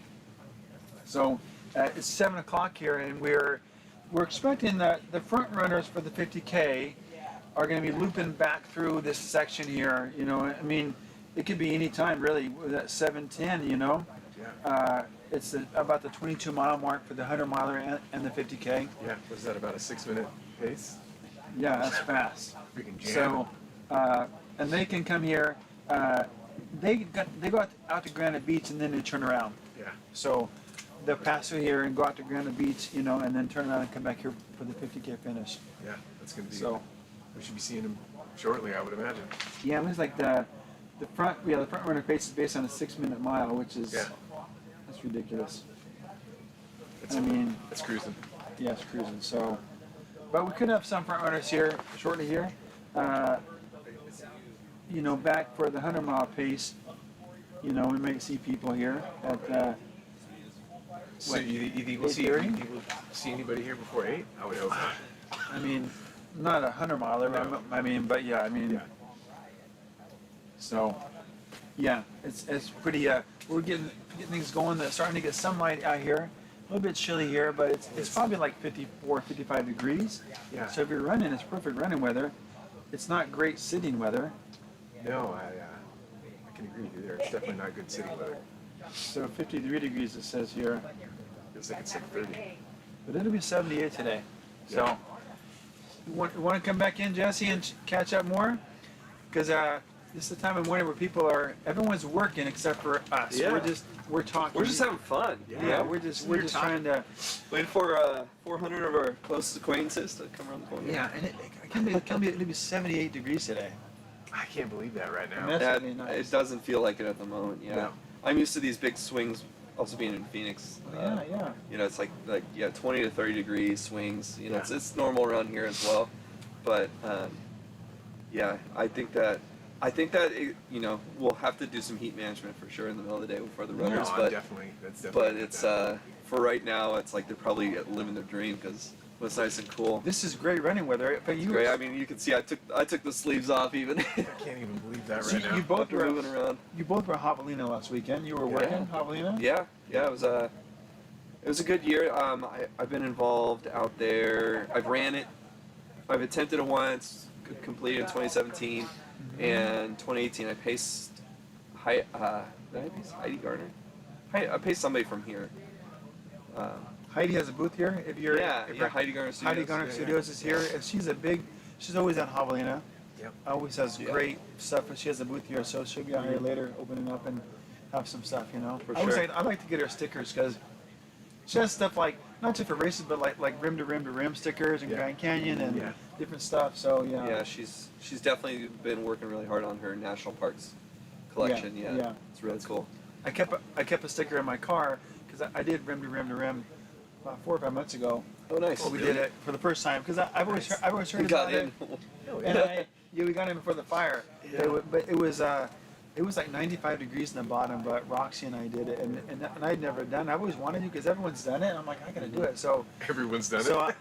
I bought a sticker from her, and I had it in my I can't post my sticker on my car until I did it. We finally did it. It took us 52 miles because we had to go. Some of the trails were closed, and it took us 18 hours. We were hiking. We were just still, it was a long day. Yeah. But so Javelina is funny. You talk about the weather. When the sun goes down to Javelina, it drops. It goes from hot to cold like quick. Very quick. Yeah. Yeah, it's a quick change. Yeah, especially right around the season. Yeah.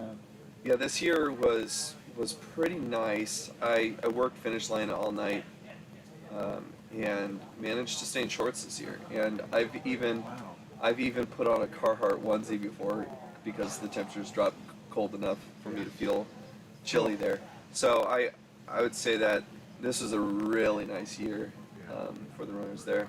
And I feel like this weekend's going to be even better. It's going to be a little bit cooler for Rio.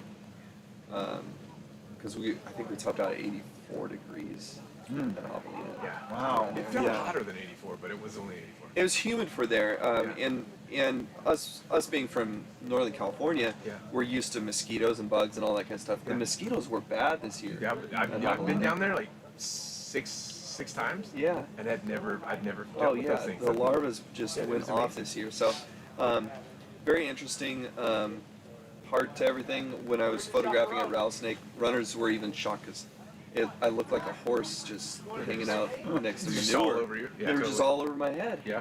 And luckily I had a sunny on, it was protecting me, and so it worked out all right. But Heidi's amazing, amazing artwork.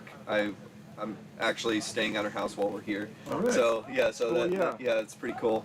So saw her kids come and go. She's got four teenagers. The two of them were around and buzzing back and forth, doing the Halloween thing, and it's kind of funny that it's on Halloween this year because I'm used to Javelina being close to Halloween. And this is being like post Halloween, and it is post Halloween, but the day after feels real close. Yeah.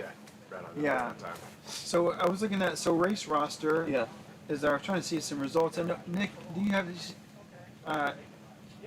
Dylan? You see any results on race roster? Is where the results are, right?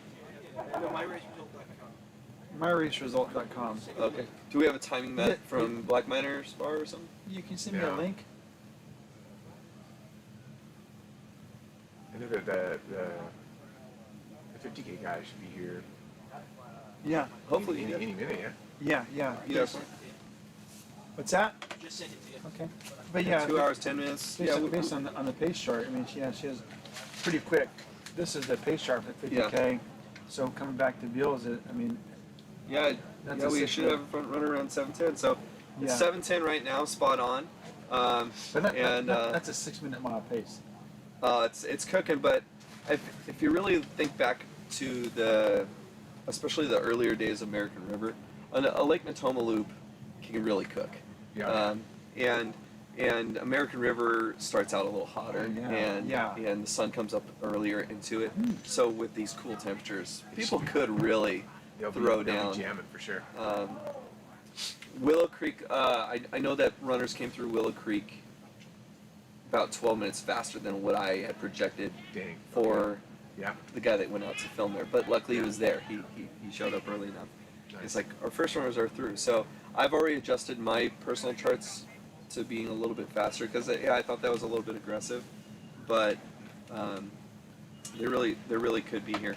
And that we're saying 50 cares, but that also could be 100 milers, you know, which is crazy because 6-minute miles is it's so quick. And what's wild to me about that is I don't think I would want to start 100 miles sub 7s. That sounds so challenging for the later miles. I can't even fall that fast. Yeah. I can't even. If I'm falling, I could probably fall that quick. Yeah, there you go. I can't. Yeah. Man. Oh man. Yeah, I remember when I was first started your Trail Whisperers. I remember I had a couple I was in my 40s a long time ago. I had a couple down stagecoach that were like my fastest ever. I had one like 7 and change, 7. Down stagecoach? Yeah. The wind at your back and everything? My fastest mile was down stagecoach. Oh, for sure. Yeah. You could just fly down there, but it feels like it's gotten rockier over the years. I don't know. Maybe it's just I'm getting older, but I think we're getting older because it's the same. Oh, for because sure. it's rockier. Because it's like more cautious, man. Oh man. Get out there and break when it. I first started in my adult life, so I went to Placer High School and ran cross country, so I'm used to the canyons for shorter runs. You know, maybe one stagecoach down back, but in my adult life, once I started going back out there, what blew my mind because I was in my mid-20s when I started running again. Yeah. At the top, it was in the evening because I'd always run on Thursday evenings. So you're right on the day, and I'd start around 6-7 p.m. Yeah. 6-7 for all the teenagers out there that might catch this. 6-7. Then Greg Holmes, and and is it Rice? That's two OGs in the area that have ran all these events multiple times. Yeah. Some of you might know Greg Holmes. He's at the top of Goat Hill at Waitakula usually, getting the stoke going. He likes to say blam. Cool guy. But those guys were doing like 7-minute miles down that thing. Yeah. And I'm a young guy, and so I was like, oh man, it really encouraged me to like learn how to just jam downhill. Yeah. And that inspired me to want to get better at the downhill. And the uphills, I always felt stronger at it. And so, but the downhills was like, for me, I don't know. I did a lot of brake checking in my early days. Yeah. I mean, for me, I think the downhill, I get like a season where, when I first start in the season, my downhill progresses with my confidence. It's more of it's a confidence thing than it is it's a skill, but it takes me like, I'm always fast at the end of the season, but then I start a new season and I'm slow again because it's a mental thing for me. It's a confidence. So I'm good uphill. I can be uphill good any time of the year. I can climb hills, but downhill it takes me a little bit of time to like get my confidence around on my footing because it's fast, you know. For sure. Yeah, It's so nothing like falling downhill. It's not very fun. I can fall uphill. I can fall downhill.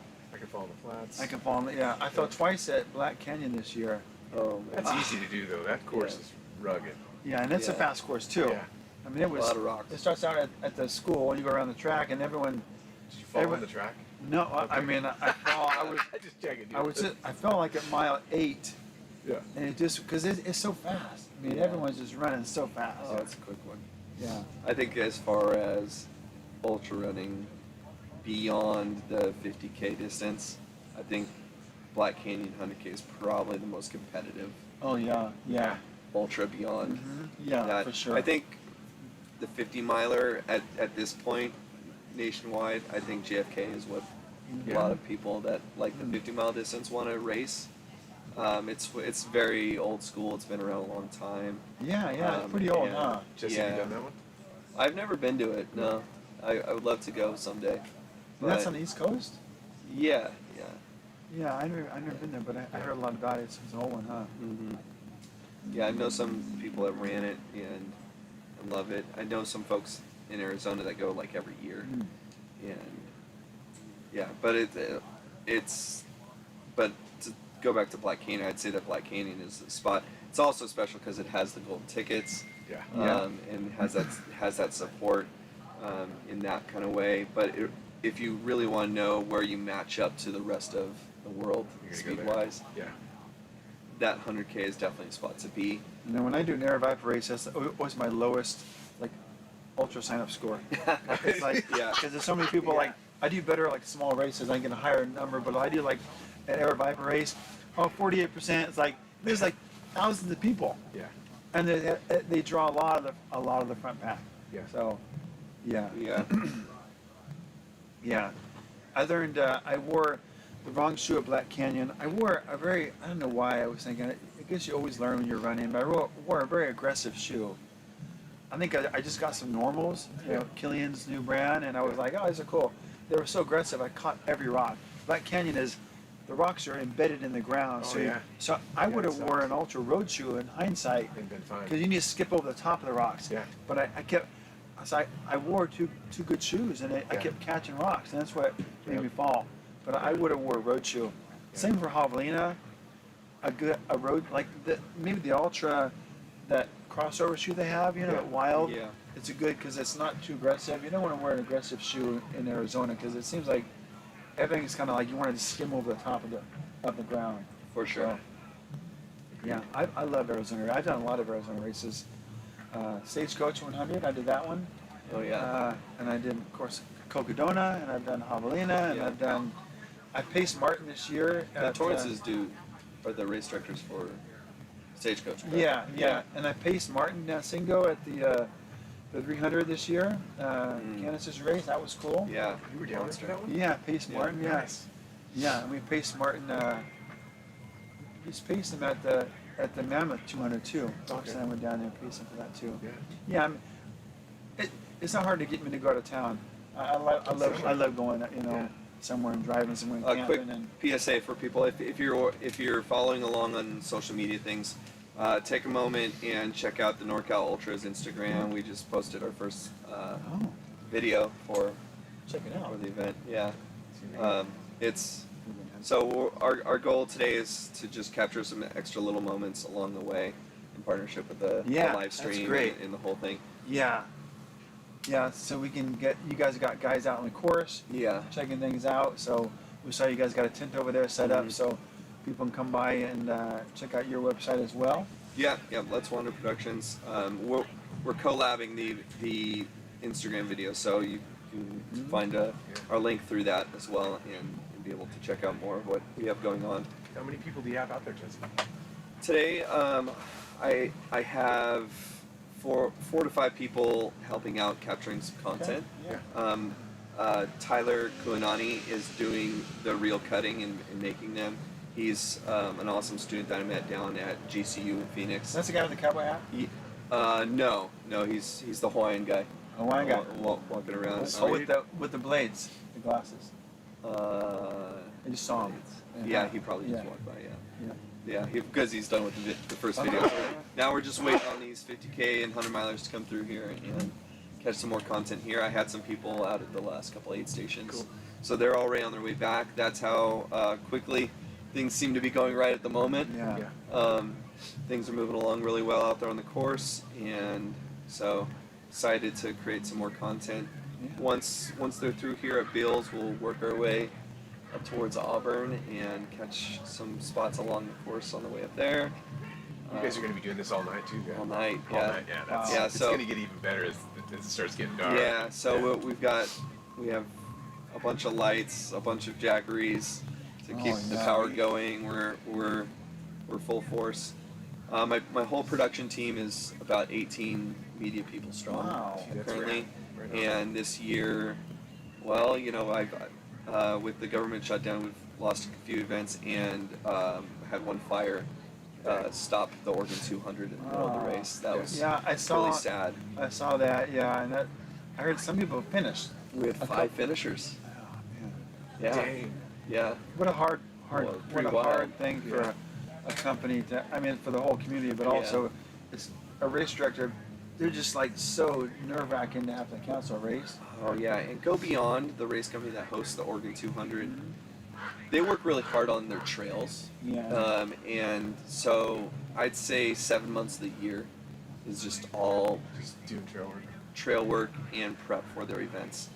The nice part with that is all the parks departments, they support and love them within that to help them keep their overhead costs down, and which is just great. So I think that I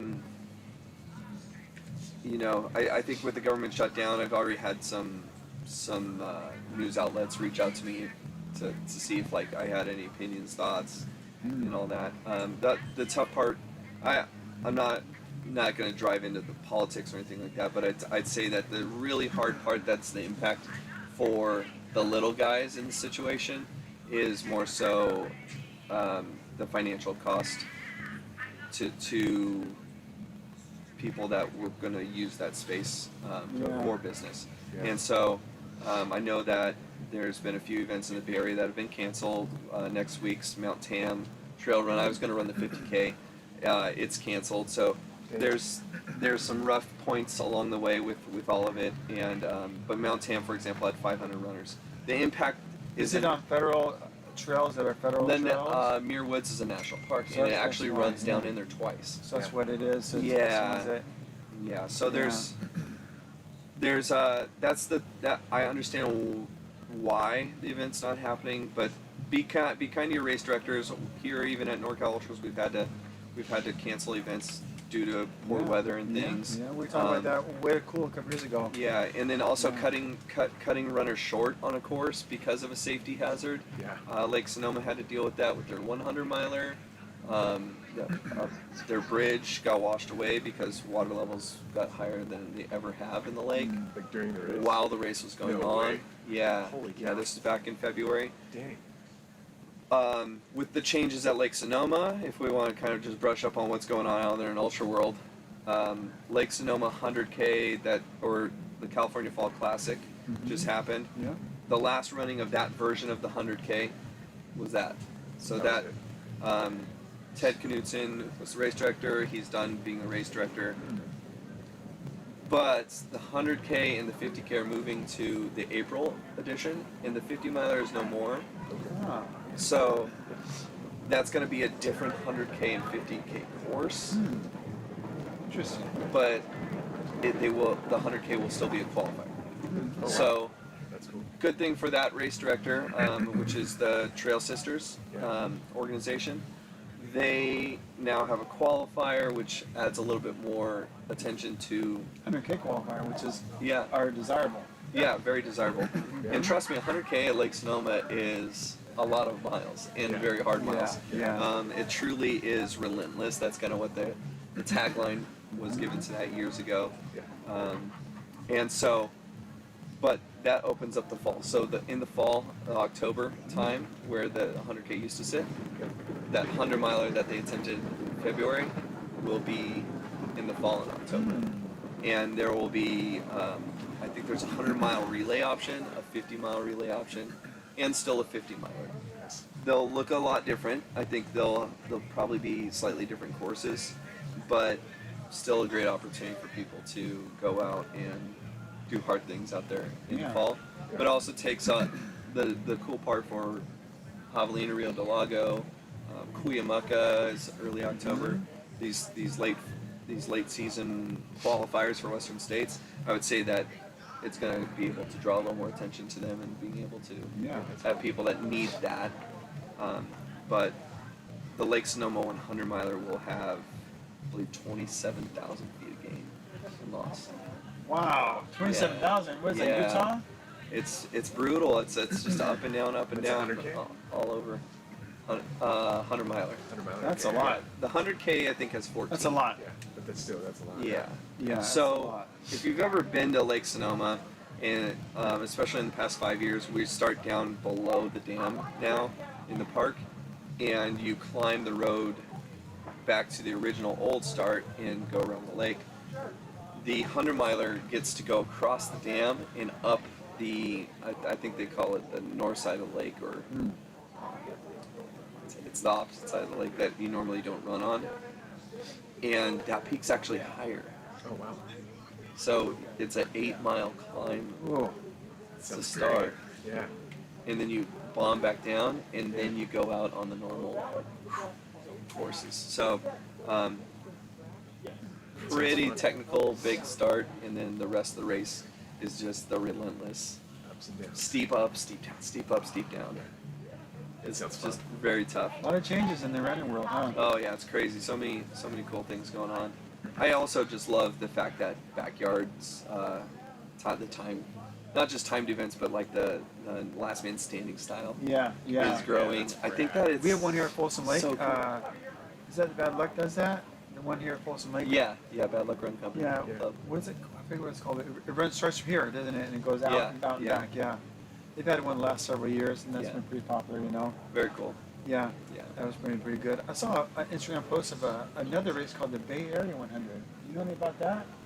The Bay Area 100 is it says next year in Cena Performance is putting that on. They're the ones that took over Dick Collins, and they also do Skyline, which is in the same area there in Lake Chabot.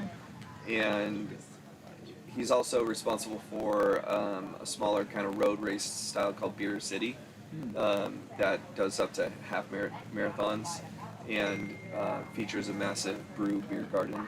Oh, nice. Sweet. Yeah, it's pretty cool. Pretty cool experience. Cena Performance is hosting a 100 miler across the whole East Bay, which that's a lot. I saw my biggest today. It was pretty intense. It's a whole.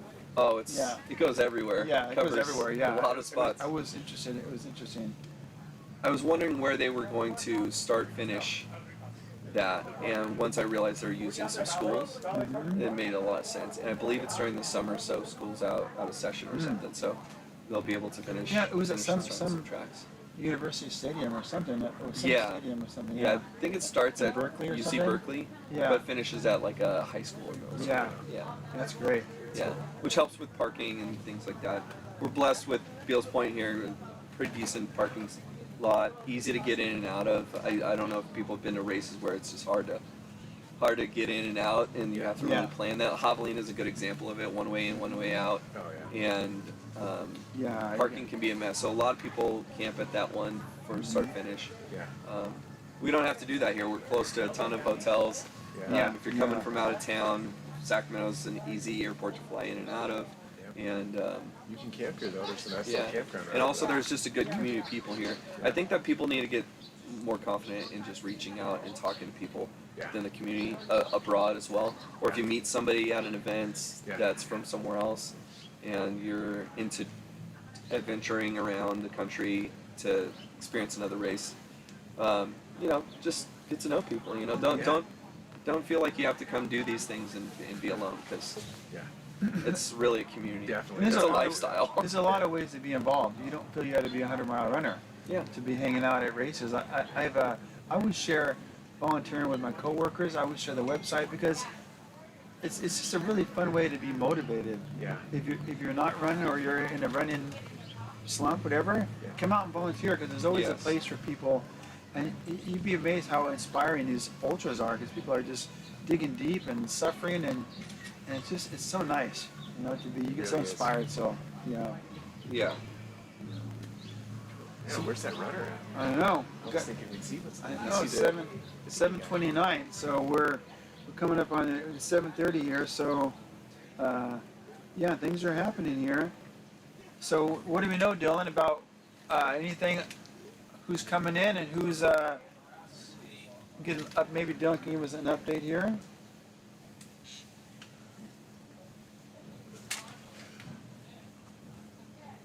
Looks like everyone's still just through Willow Creek on the 100 side. Likewise, do we have any aid stations between Willow Creek and Black Miners Bar. Okay. I do not see anyone through Black Miners Bar. Okay. We typically have a mat. We have a mat here. You I have a don't. mat here. I don't think we have one at Black Miners Bar. I don't think so.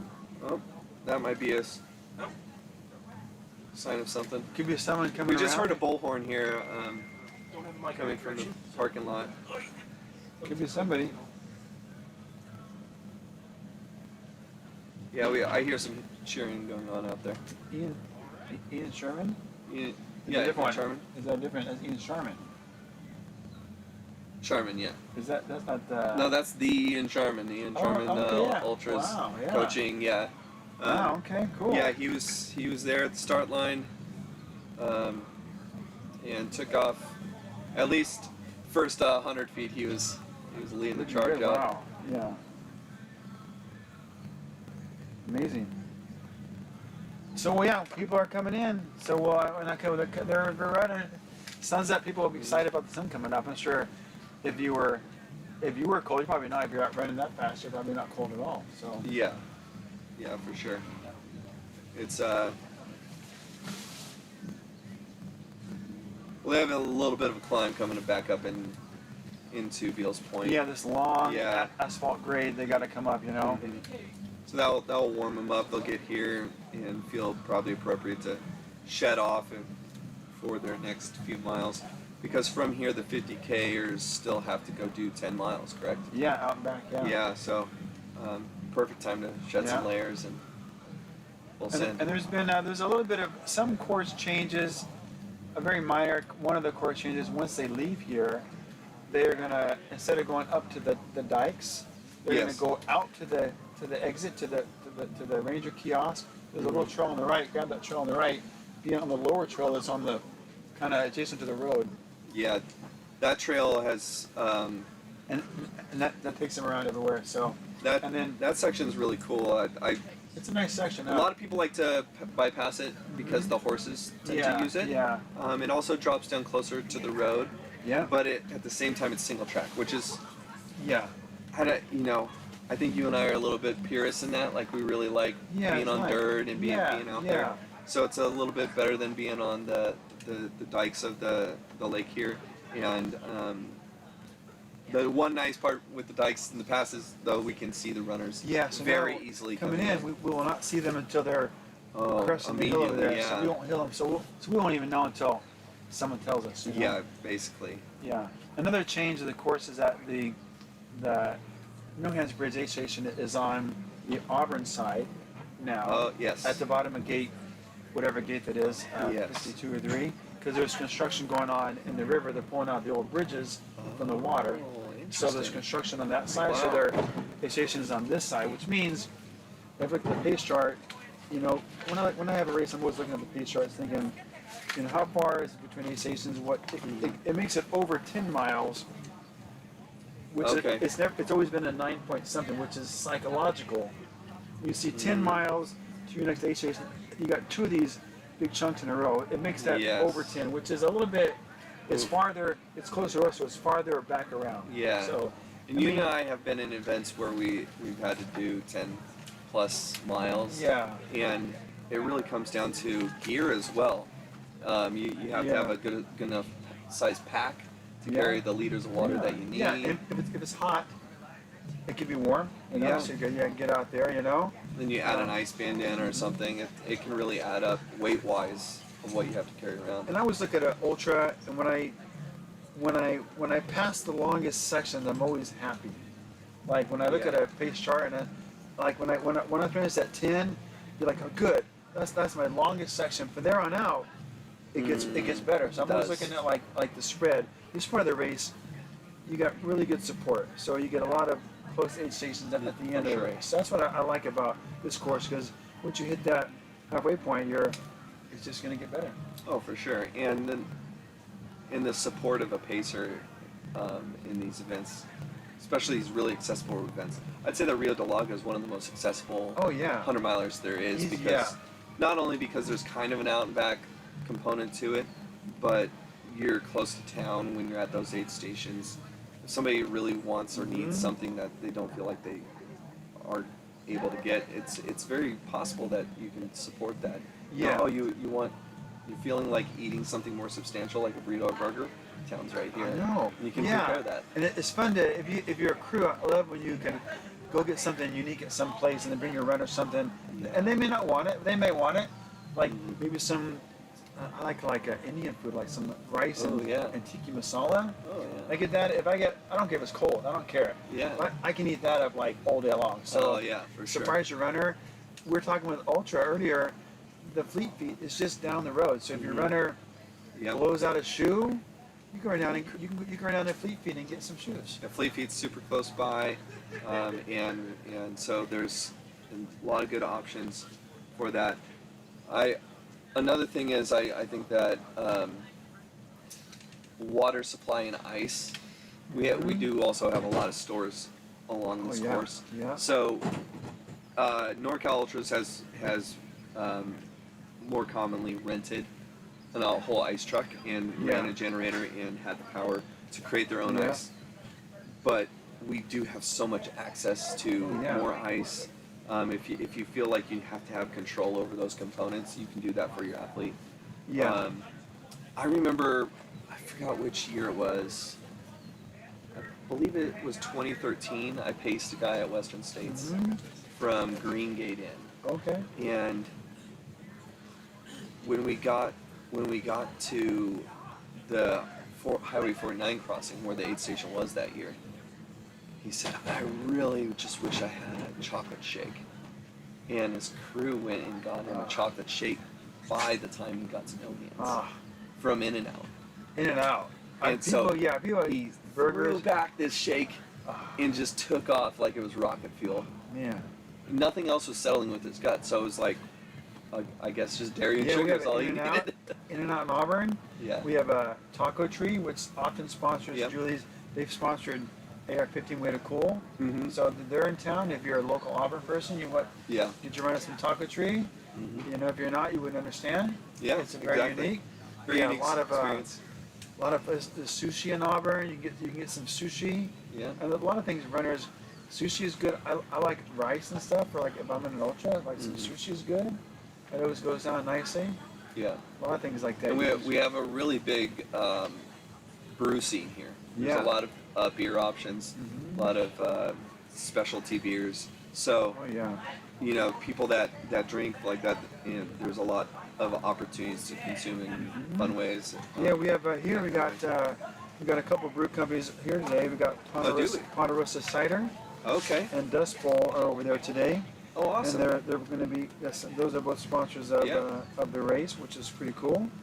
Dust Bowl Brewing and Ponderosa Cider. Ponderosa is we were talking earlier about it's by the Auburn Overlook. So if you're crewing, you literally could walk down the canal to Ponderosa. Wow. It's literally just down the canal. Man. So if you're over there crewing for the day, walk over there and get a cider. Yeah, fun opportunity. And probably if you tell them that you came from the race, there's maybe a perk your way, you know? Probably give you a perk, so that's pretty cool. Yeah, lots of, even over in Cool, it'd be nighttime for most people, but when I'm running, I'll go to the grocery store. They got like grocery store sushi, which is not ideal. Yeah. But I've gotten that they have a little deli over there. Yeah. You can get food over there at the grocery store. And if you're not from Northern California, you may not understand this, but there's a bread that is served around here at most of these places, and I know Holiday Market has it. Oh. Is Dutch Crunch. Have you ever had Dutch Crunch bread? Oh, I've had, yeah. It's kind of like a sourdough, but the top is kind of crusty. Yeah. Oh, man. I might be a sandwich kind of day after this conversation. I think so, yeah. Yeah, there's some good stuff in this town. Well, Mike, I think I need a breakaway. Yes, sir. Get a camera warmed I'm gonna up, get because out I think there. you're coming. Get out there, yeah. All right. And we'll be staying tuned here. Maybe Dylan give us a 5-minute. You want me to cut over? Yeah. Cool, thanks, man. And here we are at Willow Creek aid station. A little over 9 miles in, a little under 8 miles to the next aid station. Still dark, bright and early. Jim, how's it going? How are you? Good morning. Good morning, volunteers. Thank you, everybody. Say hi to the live stream. Good run. Yes. This is the spread here. Nice. Perfect, thank you. All right, what's up? How's it going? Oh, cameras. Cameras. Got more runners coming down. Let's see. Whoop. Averaging like a 9:30 right now. Gonna hang out. Slow down. Nope, I am all good. Just need some footage. Morning. And here we are at Willow Creek aid station. A little over 9 miles in.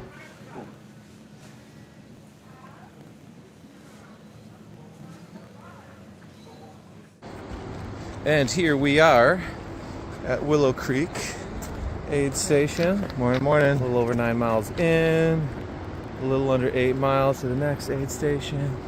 Still dark, bright and early. Jim, how's it going? Good morning. Good morning, volunteers. Thank you, everybody. It's coming Say up hi to the live stream. Hazel. Yes. This is the spread here. Nice.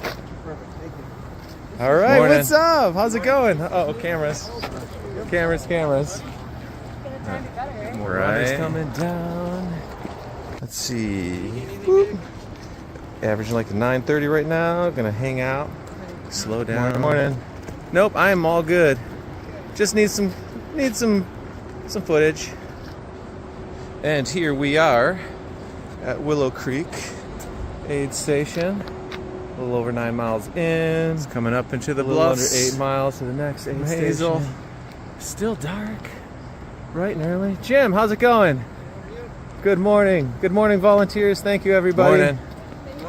Say hi to the live stream. Good run. Yes. Right. This is the spread here.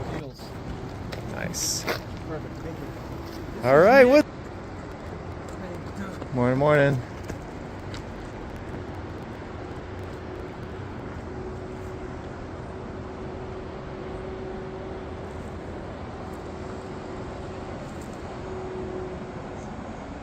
It's coming up into the bluffs from Hazel.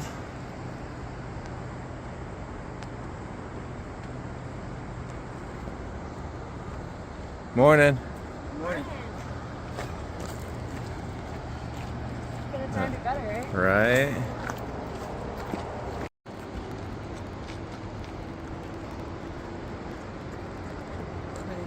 Right. Morning.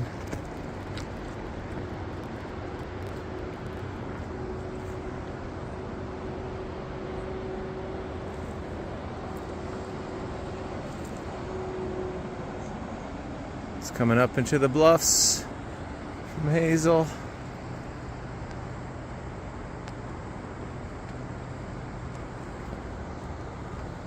Morning.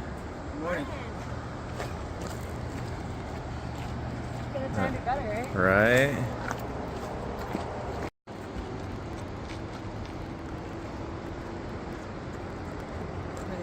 Right. Morning.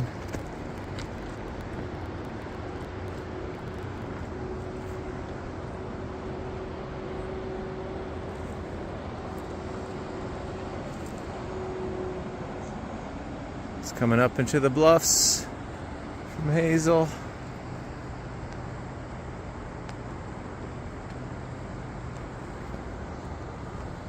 Morning. Morning.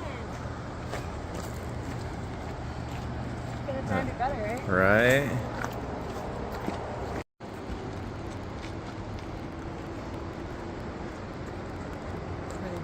Morning, morning.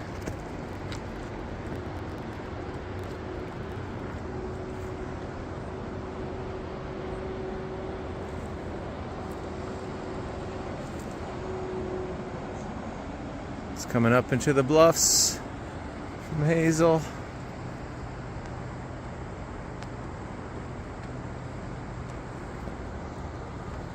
Morning. Morning. Gonna turn to better, right? Right.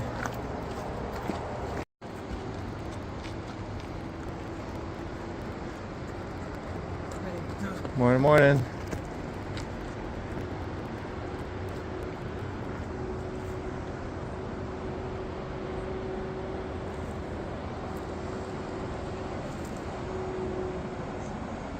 It's coming up into the bluffs from Hazel.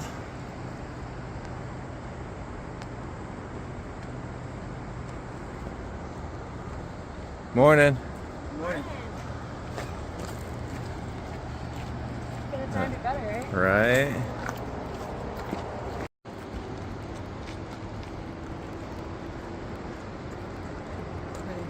Morning, morning.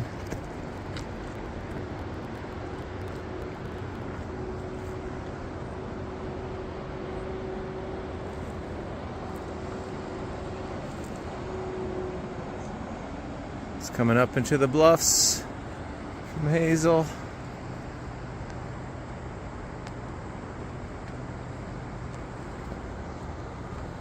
Morning. Morning. Gonna turn to better, right? Right.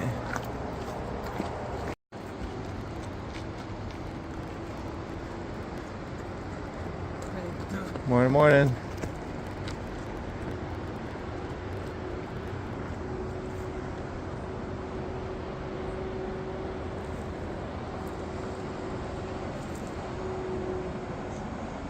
It's coming up into the bluffs from Hazel.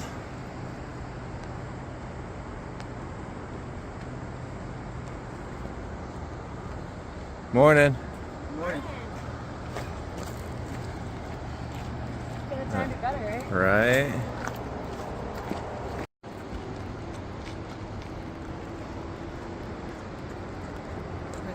Morning, morning.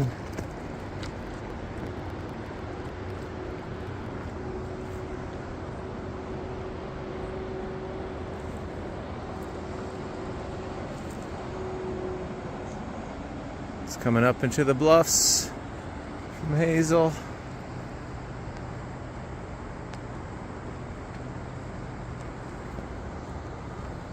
Morning. Morning. Gonna turn to better, right? Right.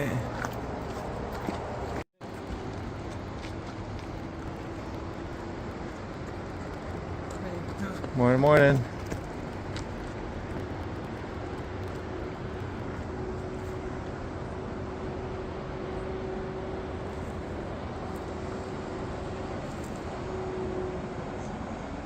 It's coming up into the bluffs from Hazel.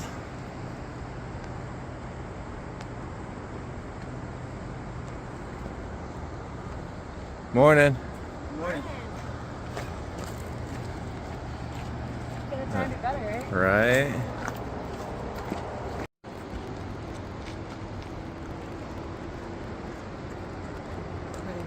Morning, morning.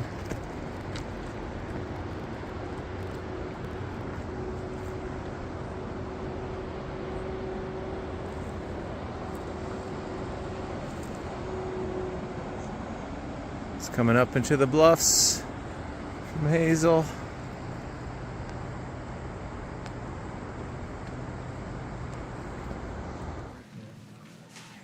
Well, let me just take this.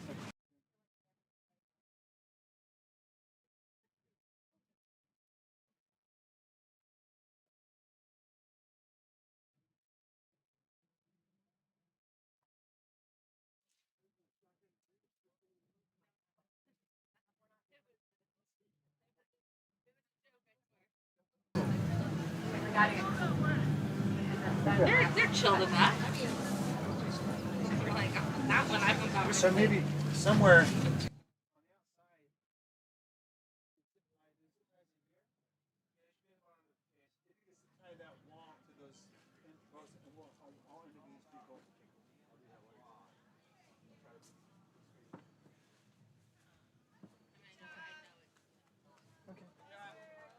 Okay, Julie.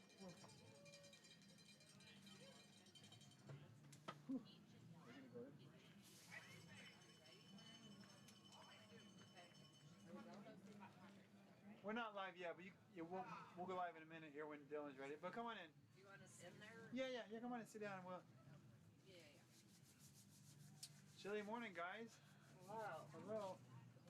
How's it going? So you guys are. Let me know when you're ready to go, and I'll catch you from 5, and then keep it.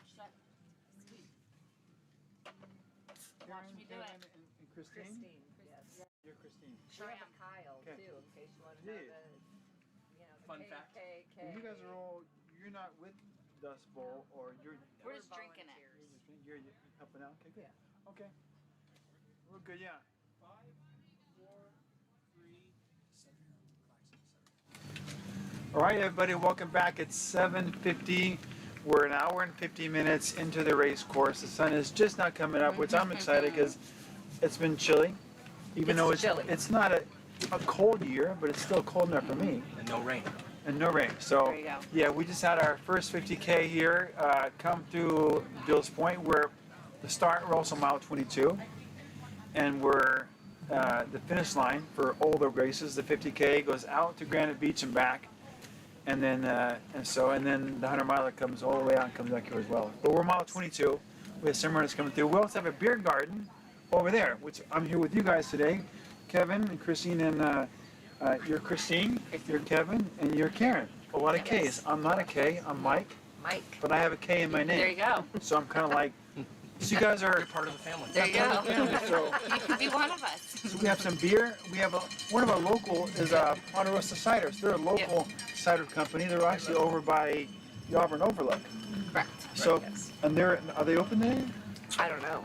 I would hope don't know so. if It they're is a open Saturday. Yeah. Probably I know not they'll right be now. out here tomorrow. Probably not right Yeah. now. So They'll be they're, out they're here over there, and also Dust Bowl. Dust Bowl. Dust Bowl. And I was looking online, and they are from Turlock. Yes. They have a They're tasting local room in Elk Grove. The too. local, and they have a place in Elk Grove, Yep. a tasting room. Yep. Where's that? They welcome dogs. It's fantastic. Oh, okay, Yes. yeah. And they are. I saw on the website it says Dust Bowl, born of hard times.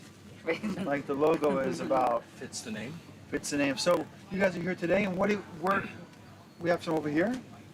Yeah, we have a tent, a beer garden set up. So what do you have to do to get in that stuff? You have to. You either have to run You just have to 31 walk miles right or in. 100 miles. It's easy. No Just problem. walk right in. You just Yeah. gotta finish a race I know. And and just come see us. it's nice. You Yeah. guys are hanging out all day. Sure are. Hanging out all day today, You're all day already- tomorrow. Yeah, I started early. Yours is open. It's open. Started early. Wow, this is the way to go, huh? Yeah. Okay. Yeah. Why have coffee if you can have That's Dust Bowl? see, that's what I'm saying.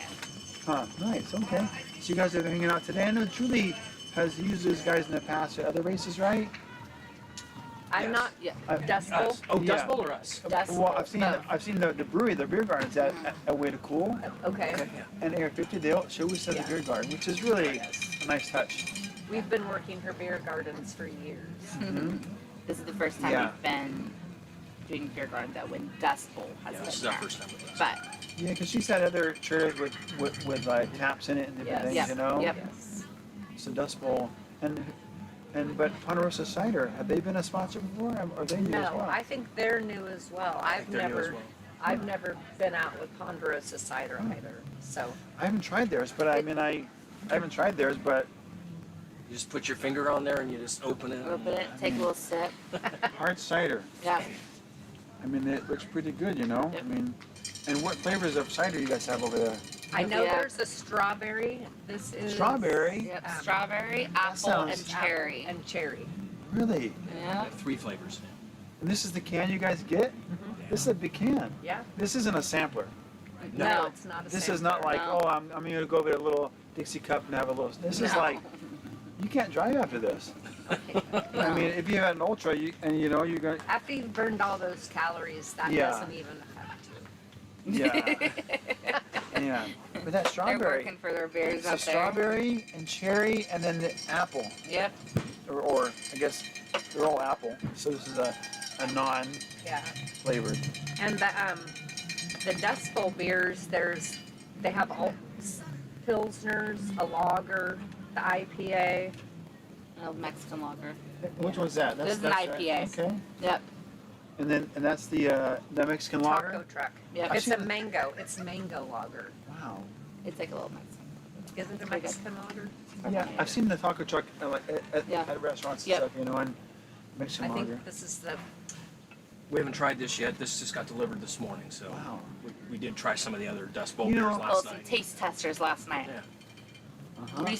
Research, R&D, research and development. That's right. And I know that a lot of beer gardens you go to, there's 2 options, you know. Right. Sometimes you got like 3 cider options, and how many beer options? Like 4? 4, yeah. Four. It's amazing. Julie goes big in everything she does. Yeah, I mean, that's just amazing. That's really great. So you guys right over there, so people can. Yeah, right over How there. about family and crew? What's the story? It's for runners, you know. It's for runners, but we wouldn't turn anybody Yeah. away. But Ponderosa Cider, like we mentioned, they are over by the Auburn Overlook, and they're literally there's a canal. You can walk on the canal. The property almost touches the property for the park. It's right over there. So Yeah. I mean, I'm sure that we can check on their phone and see if they're open. I'm sure they're open today. It's a Saturday. They're probably open today. Yeah. I just doubt it. 8 a.m. They're probably. Yeah. I don't know where the closest place After to get this, though. a taco truck beer. Probably all through Auburn is Yeah. breweries, and there's places to get beers in Auburn. Like if someone wanted to go get some. Sure. I'm not sure where they serve it or retail Yeah. it out Yeah. of. Yeah. I'm sure all the popular places have it. Yeah. so. Yeah. Well, cool. I've seen it at tracks in Rose. Oh, that's Roseville. Though. Just kidding. Or close enough to Roseville. I see it at tracks often.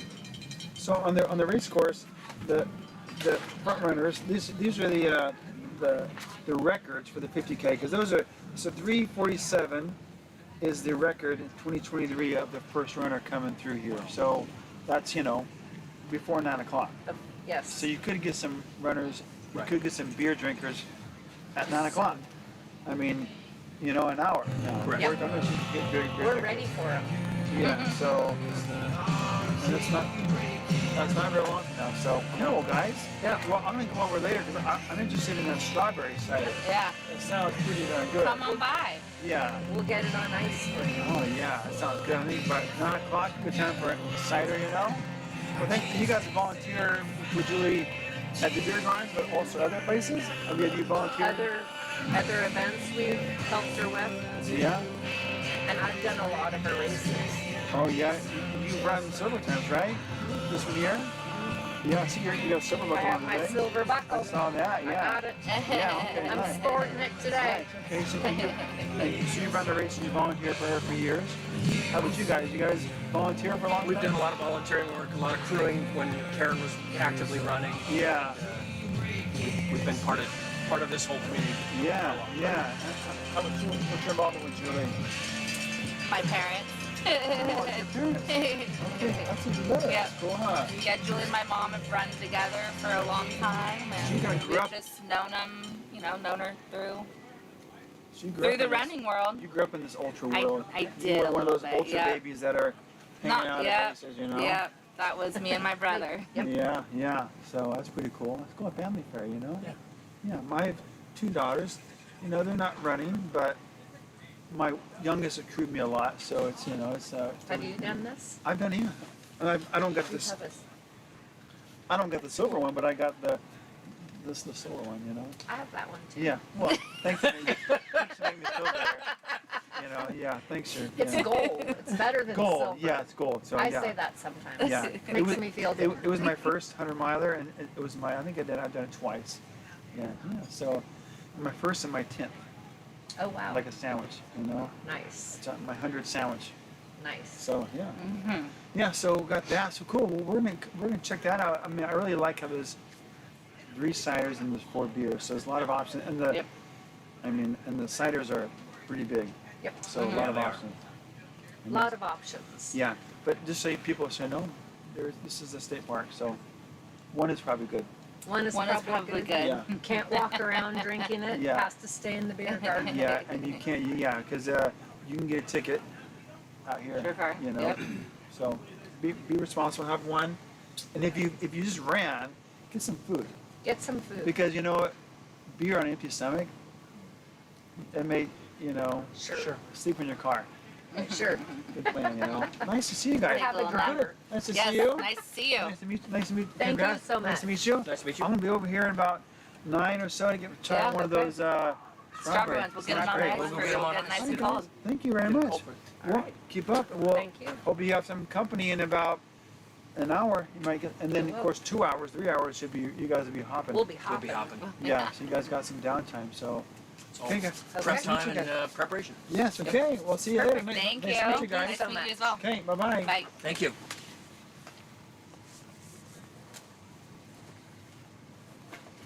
All right, that was great. So 8 o'clock is the race time, 2 hours in here. Dylan is getting this stuff set up over there, and we are, so again, we're gonna be live until 1 o'clock today.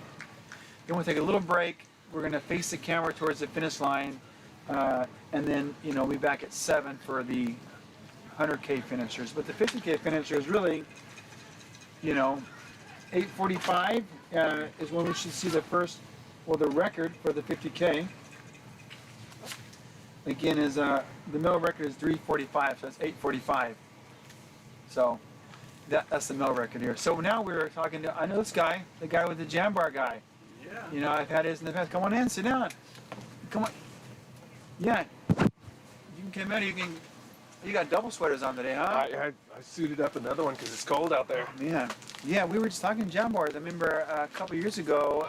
Nice to see you again. Good to see you. And what's your first name again? Bruce. Bruce. A couple years ago, it's when you guys debuted this jam and jazzleberry a couple years ago. I remember talking to you about that over there, and I just had one. It's pretty good. Yeah. It's like breakfast, Wonderful. Yeah. So jam bar, you guys are out here today again. Tell us what kind of stuff you guys have a lot of variety. So what's out there on the course today? So on the course, of course, the different flavors. We do 3 vegan options, which is the jam and jazzleberry, the tropical trio, and the musical mango. We have the 2 old school flavors, the malt nut and the chocolate cha-cha. Malt nut. So the malt nut, which is a peanut butter. Okay. I'm gonna have to check that one out. That one looks good. Yep. 240 calories, which is really great. So if you're trying to eat and get some calories in, all natural ingredients here, quinoa, butter, just all kinds of good stuff. Honey, vanilla, nice stuff. Huh? Oh, good stuff, yeah. All the sugars that we use are low in glycemic index, so you're not going to get a sugar crash off of them. And so, of course, and then whole grains, so for some long-term energy. Yeah, so it's from the original creator of the first energy bar ever, Oh. Jenny Maxwell. She and her husband Brian, founded Power Bar back in the day, which is now a $4 billion industry. And they sold the Power Bar in 2000, and so for years, she bemoaned the fact that a lot of the quality of the bars and the ingredients were not good. So she came out with Jam Bar just a few years ago, and Jam Bar is now doing absolutely incredible out there in the marketplace. We're in better grocery stores that run specialty stores, like of course here Fleet Feet in this area. Is one of the running stores they carry it. But the nice thing too is 50% of the net profits go back to charity. Oh wow! Yeah, cool. So it's a pretty amazing, but we make them in San Rafael. It's actually in the warehouse is an old Grateful Dead studio. Oh, no way. Tell me more, because I'm a Dead fan, so tell me more. That's exciting. I'll have to take a picture. There's a trippy mural that's from that time on the wall. There's that kept there. I listen to Deadcast, which is a podcast, and it talks about historical dead stuff, Yeah. And they're always talking about studio and like where they're recording, so yeah, it's pretty cool, Yeah. Wow, that's a little fun fact. Yeah. I like that fun fact. So of course they're small batches too, and we have our mini ones too that are kind of debuting out of the market, which is half this size, which is like the perfect 4 bites, like when you're running, you usually Yeah, take one okay. and everything else, and you just kind of enjoy it and everything. But next thing you know, it's gone, and Yeah. so that you're getting 120 to 125 calories. I think on course, I think they're cutting them in half, as I recall. Aid stations usually cut them in half. Yeah, they might have the minis out there on the course. Yeah. Which is, Historically, they've always on course, so you know you can take them with you. You know. Yeah. Yeah, these are cut them in half. So yeah, I like that. There's you know, vegan options and gluten-free options, so you can get out there. You know, if you want, if wheat affects your stomach, you know. Yeah, you can have some gluten-free options or vegan options, which is really nice, you know. yeah, and the nice thing is we've got 10 grams of protein also, so it makes it great. So it's 20 grams of, wow, man, really? yeah, before, during, and after bar, we use Yeah. sunflower seed protein, and of course quinoa has some protein in it too. Oh, yeah. In the vegan options, whey protein in the chocolate, cha-cha, and the malt nuts. Wow, yeah. California. A lot of good stuff in here. This is amazing. So you guys are, I know you're on course. Can someone walk over and get some samples here? And you have samples here somewhere? Oh yeah, we've got the whole buffet, you know, so you can sample away and everything else, all the different flavors, so people come by and try them out. And so just, you know, we went through a time that, you know, in the industry, and especially the running industry, that people didn't realize that real food works better in our body. So everybody's looking for the magic pill or the magic formula. And the reality is real food works better inside of our body. Get out. No way. I'm shocked. Way. Yeah. So, and of course, you know, too much sugar can cause a lot of problems out there. And my days Yeah. running on trails and ultra, I learned my lesson the hard way about. I had a sugary drink, and then I had you know, said, oh, that worked pretty good. And then next time I had 2 of that sugary drink, and I found out how far you can actually projectile it later. I was gonna say, just keep going. Let's keep Yeah. going. Oof, that's too much. Yeah, you know, I've done a lot of ultras for a lot of years, and when I first started, we were talking about, you know, goo is out there, and goos and gels and chews, and those have a place, but you can't have those all day. And you can have them. You got to be strategic. But the longer I run, the more I run on food, because it just, I do like use it like an electrolyte drink, you know, but real food is really the answer. I mean, is to really just I think your body wants something that feels like normal, that's healthy. I talked to a marathon training group a couple of years ago, and they were having stomach problems, and so the person in charge of the running group asked me to come out and talk to everybody, and started asking them what they were eating, and they were eating all these fueling sources that you do, you know, sparingly out on the core. They thought that was breakfast. Instead of eating something real food. So, you know, so I said, you know, if you don't want to eat a full meal or anything else, you know, have a banana and a bagel and some peanut butter. I mean, you can have a jam bar to get you going. And so that you know, getting people to understand that, and that, you know, the biggest issue that we see is people doubling up on sugars, as well as doubling up and having too much sodium. I mean, the body can only process 20 milligrams of sodium every 30 minutes. How many 20 milligrams. And then it just comes out of your skin or something. Is that right? Yeah, so people get the perception that, you know, they have salts on their skin. It's like, you know, I need more salt. It's like, well, that's your body rejecting it. If it was using it, it wouldn't be out on your skin. Oh wow, I didn't think of that. Yeah. So a lot of the times they think they need more of something, and the reality is they need less. You know. And maybe, and if it's balanced with other good nutrition, it'll probably absorb better. Exactly. So, Yeah. Here's a fun fact. That the Jenny, the founder, is a mom and a runner. We knew that. Yep. Nutritionist. Also says she's a drummer here. That's a jamming part. And on the front of this one here, here's Jenny, the founder, on the drums. Yep, and her daughter's the artist that does all the artwork for the packaging. So that's her right there, jamming on the jam bar. Yeah, well, there you go. I mean, yeah, she's, she raised 6 kids, so, you know, I think probably the drumming is called stress relief, right? I mean, it's like she's surfing, and it's like, what fun art, you know? So, yeah, interesting little fun facts about her, you know? She's on the cover of her own Jammin' Dazzleberry. Yeah, and in Northern California, probably this year, we're going to be at, like, I'd say probably over 100 events all over Northern California. So, That's awesome. Yeah, so I get to, you know, be around, and, you know, like, I think this week is 3 different events. And, And how long have you been hanging out with Jenny? For a couple years, you know, she introduced me. I was introduced to her by my former boss, Sally Edwards, you know, from Fleet Beach, who founded Fleet Beach. Yeah. Yeah, and so got to talk to her. But I had met her husband Brian years ago when they were bringing out Power Bar. He came into the original Fleet Beach store, the old Victorian, on 24th and J, and said, "Hey, we came up with these things. We're not sure if they're going to work or not. So if you're interested." Yeah. And so we brought them in, which, like I said, now it's a $4 billion industry. I think it is. Wow. Yeah, that's amazing. Yeah. And that's original bars. Yeah. I mean, it kind of it's crazy, huh? Yeah. Well, now of course with modernized ingredients, as you remember, the original Power Bars were a little bit chewy. And sometimes a little bit tough when it was colder weather. Oh yeah, these were like bricks when they were cold. Yeah, so that's why we had them. We had a little trick that we did, you know, which was some painter's tape and you can put them on one side or the other side. One minute your body work, you know. Yeah, well, I was perfect. I was doing an ultra and it was supposed to be cool, and I was asking one of the Gristle veterans at the time, 30 plus years ago, I go, "How are we going to keep them cold?" He's like, "Painter's tape. You ever heard of that?" And everything. Tape into your body. Yeah, painter's tape into your body, so they'll be warm then. Wow. That's amazing. Yeah, I mean, I was thinking put them in your shorts or something, I suppose, you know. Yeah, but nowadays, a lot of running shorts and have little pockets around the sides, so you can get them warmed up easy, you know. But these, didn't have that I mean, back then. Not then. I mean, back then, but yeah. But these are never.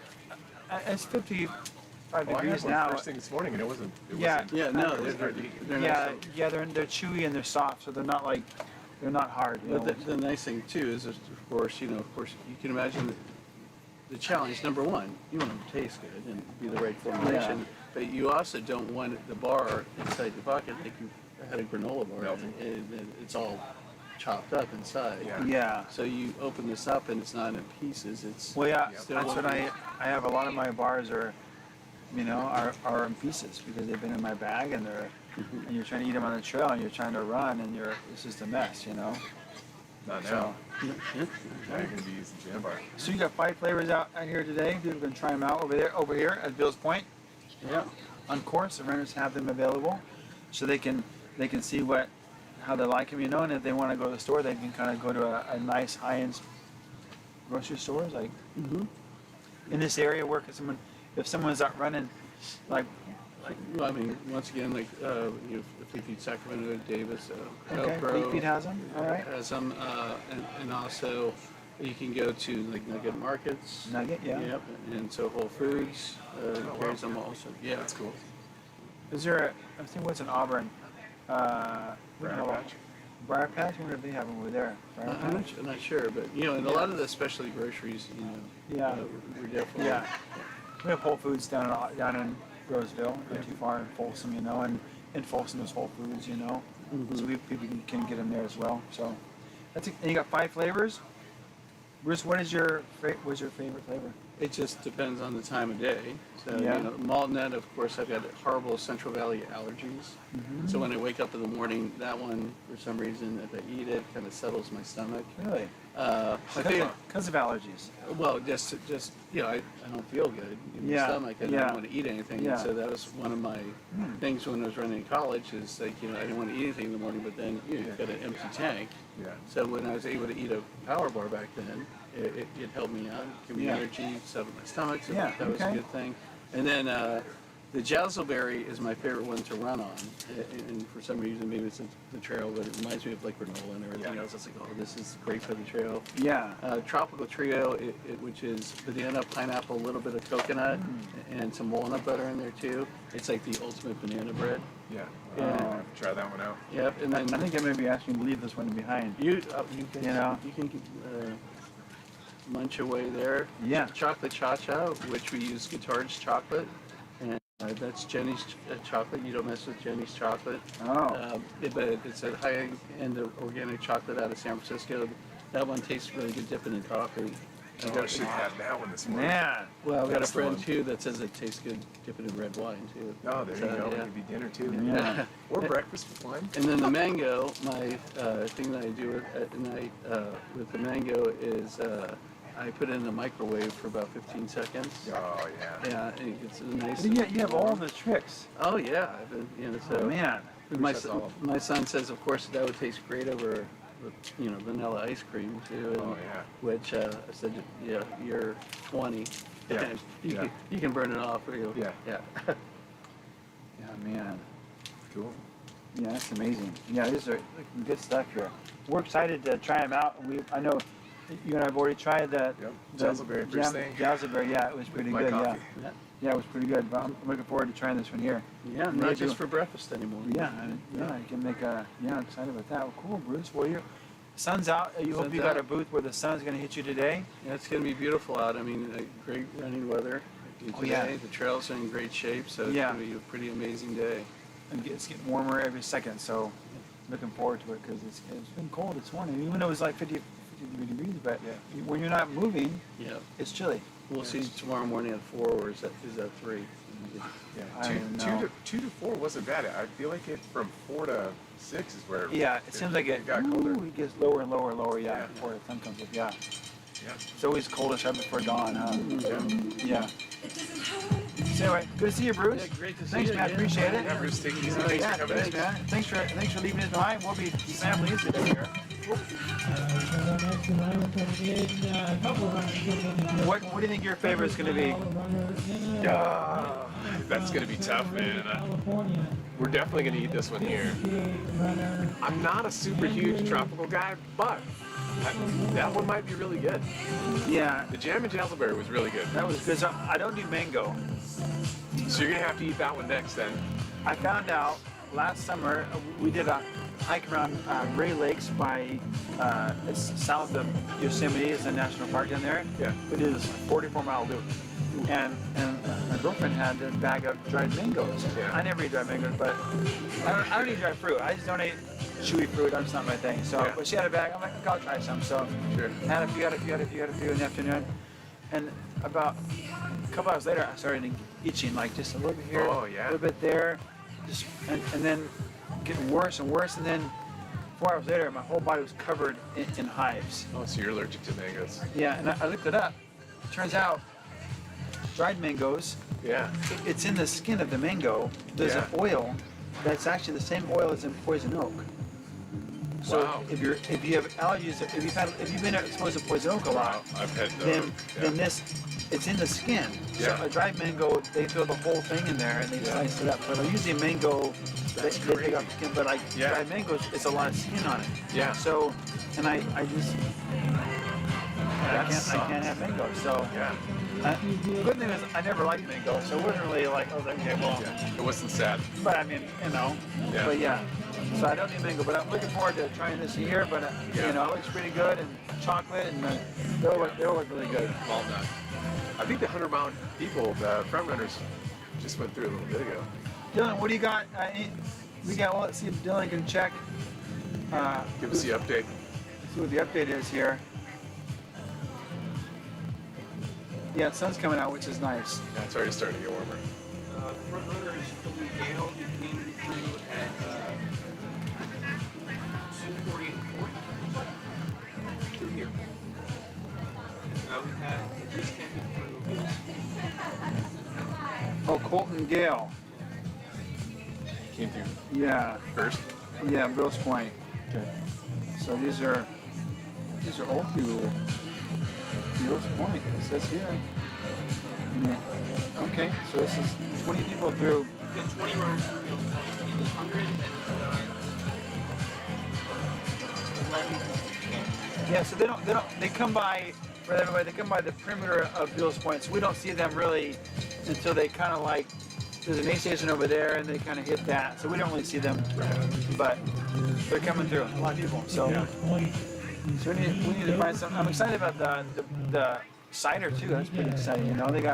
They got 3 flavors of cider, Ponderosa cider, and 4 flavors of beer. Oh, wow. Or types of beer. Beer, Some cider yeah, I mean, they have a strawberry cider here. and a traditional, and then they have another flavor. I forget what it was. We'll have to get them up here and leave some. That's hot too, right? It's cold. We need some Well, hot. but at Overlook, they'll have hot apple cider that's a scratch product, which is, so literally you're getting electrolytes And it's hot. and it's hot. So yeah, Mikiko with scratch, the rep is here somewhere. So she'll be around later to talk to us, you know. Should we get a vet in here? Yeah. Let me go grab her real quick. Hold on one sec. Also hurry up in here.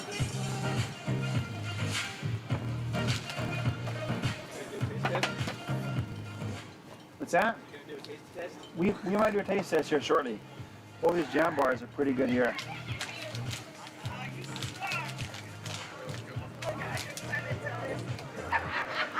Lots of jam bars here.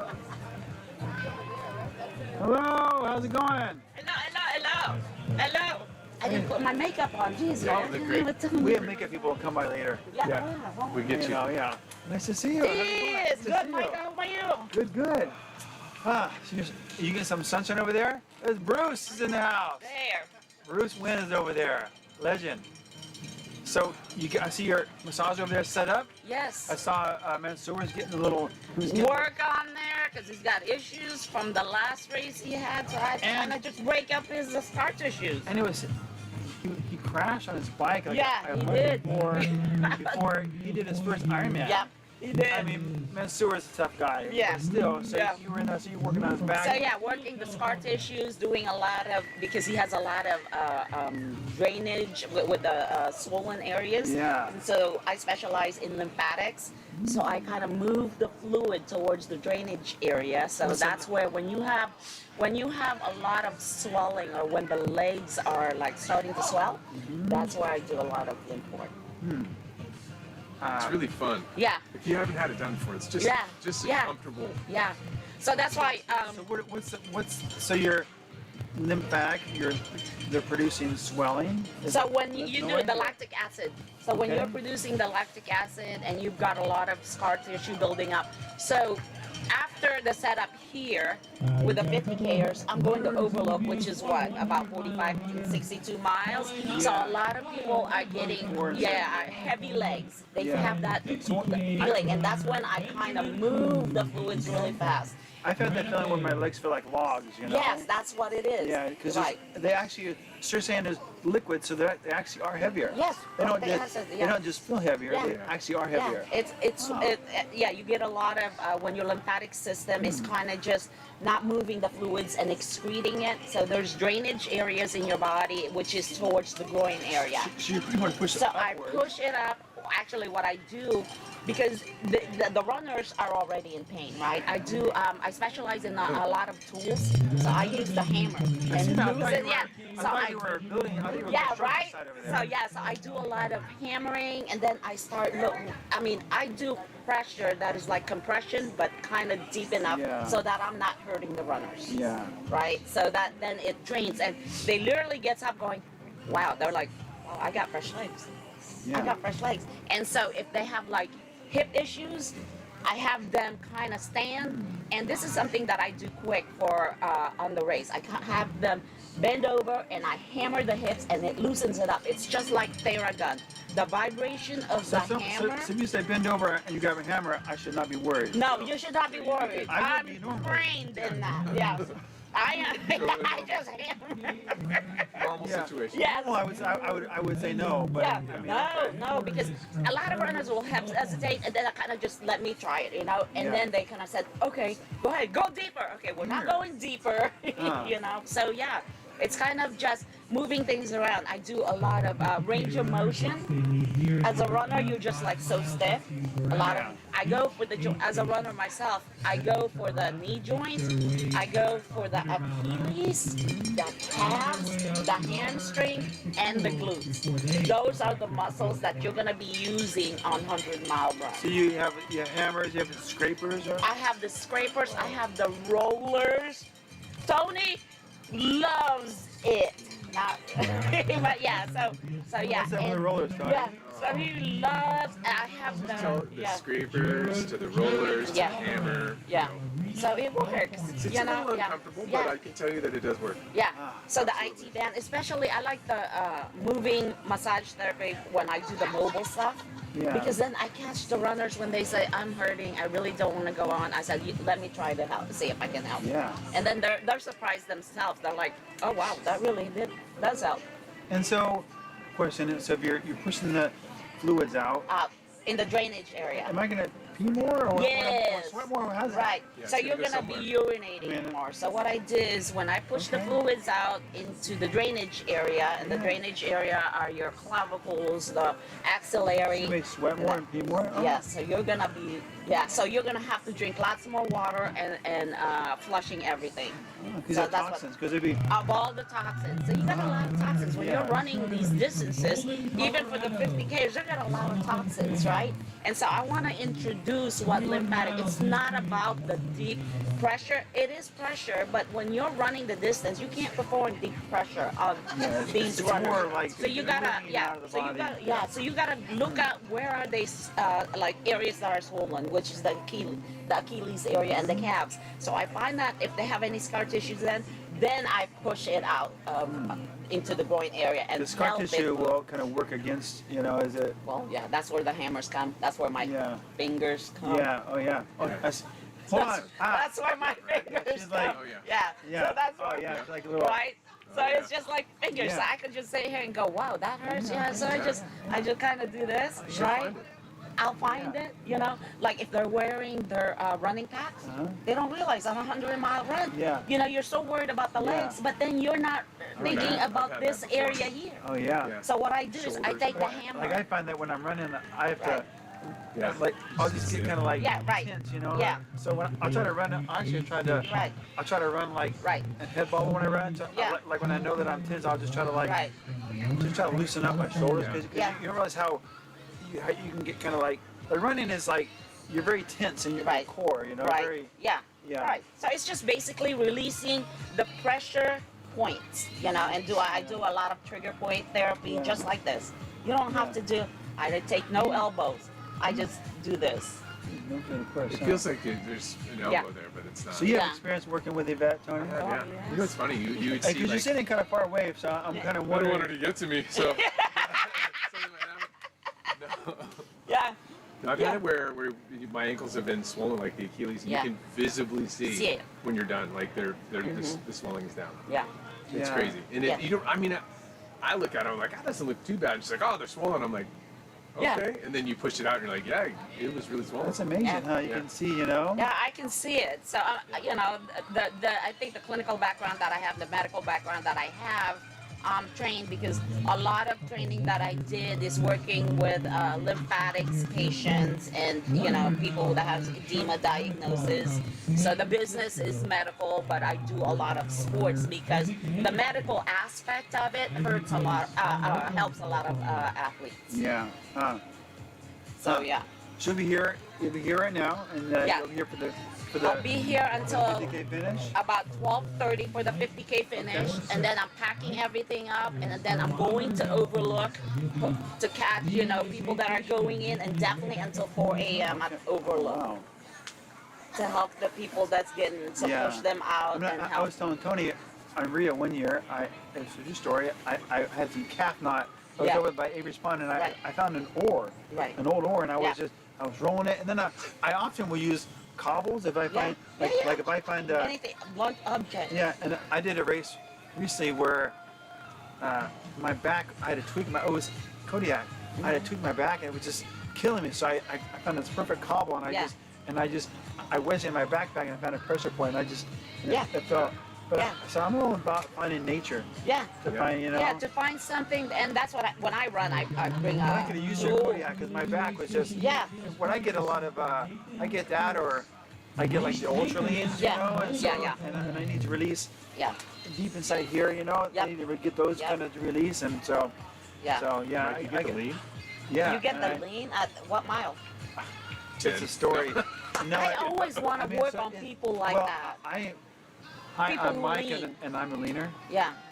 Yeah. That's my truth, Yeah. So I first started first got it in 2019, at TRT, and I just had very, and I didn't know what it was. I thought it was a fluke. And 2 years later, 2021, I did Cocodona 250, and I DNF'd at mile 95 because I had the leans, so then I've had it off and on, and I found out, I've talked to doctors and coaches, and I kind of know, what I know about it is that for me, it's two things. One, my fitness is half of the game. It happens on years of low fitness. Right. And two, my electrolyte, how I process electrolytes, I think my body processes them or reabsorbs them slowly. So if I have to load up, it's not the sodium, it's more like the things that help my muscles contract. So it's inability for my muscles to contract. Right. They don't have the electrolytes to contract. Right. So it's a release. It's not a lean. It's a release.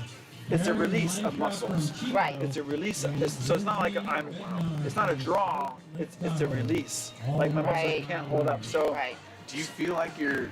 I always You don't wanted feel to ask it. him, Yeah. So mentally you feel like you're still running Well, up and down. what you feel is since your body's over, your head, you're off balance. You don't know why. Yeah. And you look at your shadow and you start to see it. So now I've exercised it. You don't feel the pulling here? No, you don't feel it. Wow. You don't feel anything. That's crazy. It's a release. And after a while, the leaning causes other things. You start to feel, start to feel other things. What do you call it when the muscles get, tensed up? Because you're running cricket. Right. Other things start to happen. Right. But So the muscle shortens. initially, it's a release of muscles and inability to contract. So what I noticed is I have to start off, one, really fit. So, Right. and I, two, have to start off with a high level of electrolytes. And I have to run slower so my body, I can absorb. So I've started running slower races because I need to keep up with I've outrun my electrolytes. Right. So yeah. I always wanted, I'm trying to talk Julie into doing a 250 because I want to work on people like that to see if the things that I do would help. So that's one of the things that I was trying to say. I wanted to crew someone in a 200 miler or 250 just to see if my expertise could help something with the lean because I see a lot of I'll that. let you know. Yeah, because I said I just want to see if it does help because a lot of people tell me no, it's electrolytes, and I'm like, yeah, but if on a 250 you have time, right? So what if you took in your electrolytes and you had someone just work those muscles? So you know what I mean? it's both, yeah. So it's you have time. Yeah. But it's both your muscles and your electrolytes. So I think that I reabsorb slowly. Yeah. So I run out. Yeah. So I worked with what's her name? She was the former. I'll think of her name in a minute. She was the former medical director in the 2000s for Badwater and States. Dr. Lisa Bliss. Yeah. And she's up in Oregon now, and she helped me with understand the electrolyte part. Yeah. And she was, I learned a lot about that, but also the strength part. I have to be really strong. Yeah. So I have a lot of muscle mass too. Yeah. I can't go in weak, so. Right. Yeah, so what happens, so that's why I'm kind of like drifting away from long races, because it takes a lot to get there. Yeah, it does. It takes a lot to get fit enough to do a long race. Yeah, so yeah. As I get older, I don't know if I have the patience to train for get there. Yeah. It takes more and more. Yeah, it does. So, it's a part of life. Right. You gotta have the right team. But there's a lot of 200s that you could be out doing. We have the Mammoth just happened. Yeah. I mean, Yeah. There's the one in Oregon, Cocodona, Yeah. So. Yeah, my client just did the Mammoth 200, Raymond Rack, and he just placed fit. And so he's pretty amazing, and he comes in to see me consistently to really help him, flush the fluids out. Yeah. I was out with Martin Singo. He's running today. Is he? I'm recruiting him on the Mammoth 200. So Yeah. That was cool. Yeah, so I want to be able to help because I don't ever want to be my business. I don't want to do finish. I want to be where the action is, where I really can get in there and help, Yeah. Because I just know as a runner, I know what I need to do. I know what it hurts, where it hurts, and when they tell me, I understand it, right? Well, maybe in the Mammoth 200 next year, you should be down there. Right?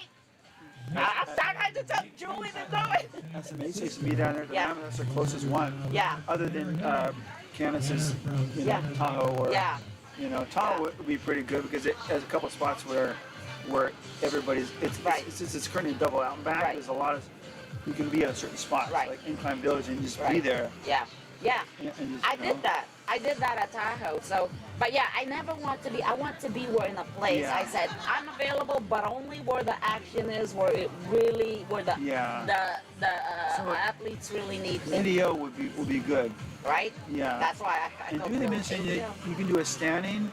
You can do standing, like you can do some things. Yeah, just standing. You stand, you bend over, you don't. It's fast because I tell them, okay, we got 3 minutes, 5 minutes here, because I know how important the time is to them, right? I said, keep moving. I'll follow you, and we'll do that. I can move fast with the runner. What's your time? How much you gonna give me? You know, and they'll tell me you got 5 minutes. All right. So I hit the trigger points that I know that will help them the most. Yeah, in the ultra, one of the things is like people always worried about time, like getting your feet fixed. If you're in a race, you need a blister issue.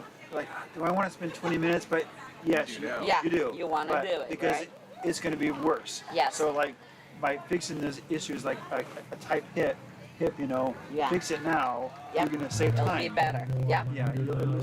So, well, I think you're in a good place here. Yeah. Mile 22, and then and the finish. mile 44. So yeah, I love it. I can't wait. And then tomorrow, nice to see you. Nice to see you. We'll come over and get Okay. You look gun shy. You're like. She must be pretty intense. I don't want to get. Let me get in there. I tell him, I said, how's your, he goes, it hurts. I said, you need to get on the table. It's fine. Totally fine today. You got to get on that table and try me out. Yeah. At your break time. I'll come over there and check it out. Yeah. And the 200s, I definitely think. Yeah. I've met a lot of people with leans over the years, so if I ever Yeah, I anybody love run it. in, Because, I have fun myself, you know, so I'm just like, I want to get in there. I'm trying to talk his wife into doing it. Yeah. We're not doing that. I said, Tony, wouldn't it be fun? He goes, no. It's such an undertaking. And I do. I said, you don't have to do. I will set everything up. You know. Yeah, I come in there, so I'm an experienced crew. I'll have everything. I'll take care of your pacers and everything else. And there will be a small barbecue, I'm sure. Good, yeah. Sounds like a good deal. Yeah. So, Right. Huh. Yeah. We're excited. Well, we got the big rush is, you know. Yeah. We should be getting people here. Yeah. I mean, the 50K people. Yeah. The fastest runner is 3:45, which is 8:45. So Yeah. you could have the first runner here Soon. in 10 minutes. Well, I'm also crewing another guy, so. Okay. Yeah, you're busy. Okay. All right, my dad. Good to see you. See ya. Hey, bye-bye. Yeah, We'll so go at a back. break, come over. And you, it's mandatory. No. Yeah. I think you know what we need to do now. We're gonna have to test out one of these bars. I got some coffee here. You got hot coffee? Yeah, I think we're gonna go with the. I'm gonna try this one. Okay. The what is it? The malt done. Okay. Yeah. Maybe I'll fill up on my coffee too. I think you're gonna need to do that. Yeah, I'll be back. Yeah. Just let you know how amazing this thing is gonna be. Just gonna eat these all day long.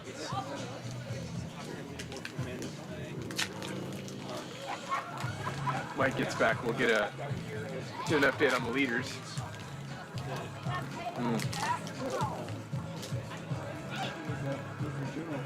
That's it's everything. Oh yeah. Yeah, this one's it's my new favorite.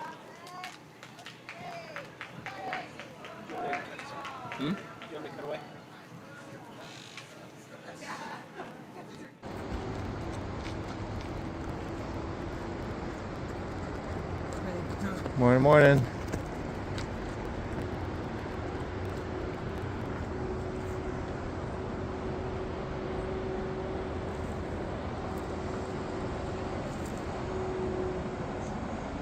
It's coming up into the bluffs from Hazel.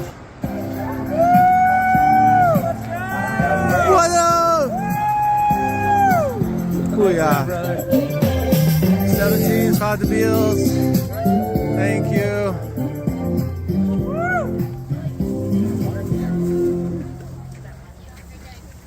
Say hi to Livestream, maybe. What's up, guys? Woohoo!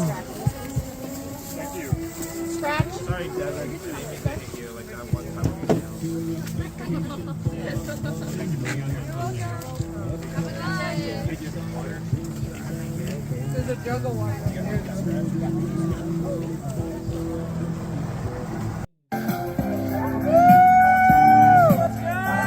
What up? Booyah. 17 caught the Beals.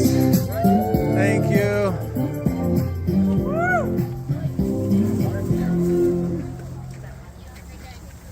Say hi to Livestream, maybe. What's up, guys? Woohoo! Thank you. Scratch? Sorry, Devin. Thank you. Like that one time.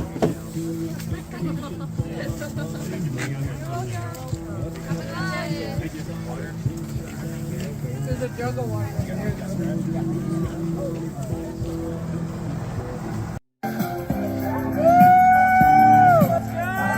What up?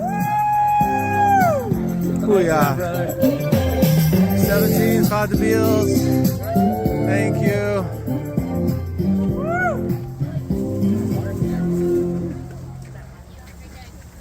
Say hi to Livestream, maybe.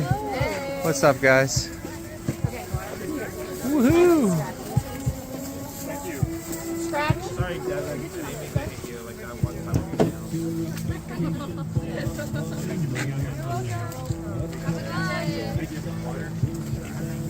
This is a jungle one.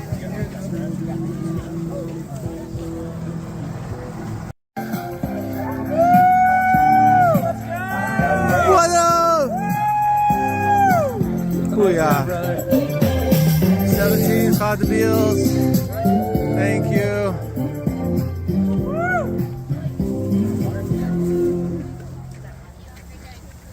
Say hi to Livestream, maybe. What's up, guys? Woohoo! Thank you. Scratch? Sorry, Devin. Thank you. Like that one time.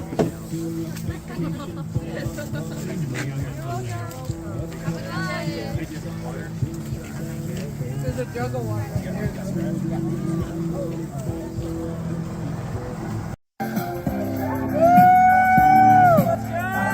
What up?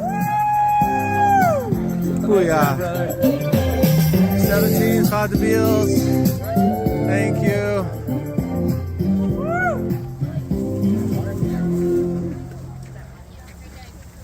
Say hi to Livestream, maybe. What's up, guys? Woohoo! Thank you. Scratch? Sorry, Devin. Thank you. Like that one time.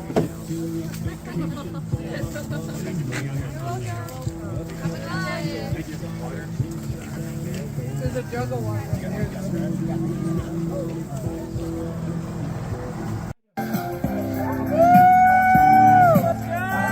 What up?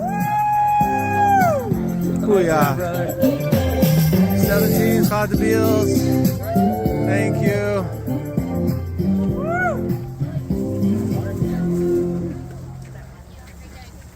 Say hi to Livestream, maybe.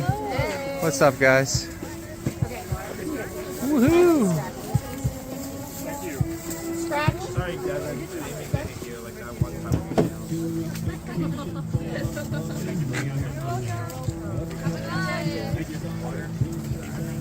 This is a jungle one.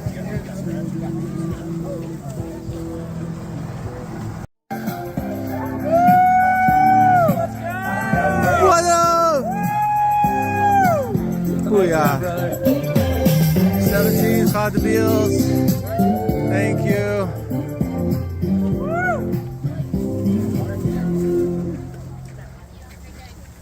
Say hi to Livestream, maybe. What's up, guys? Woohoo! Thank you. Scratch? Sorry, Devin. Thank you. Like that one time.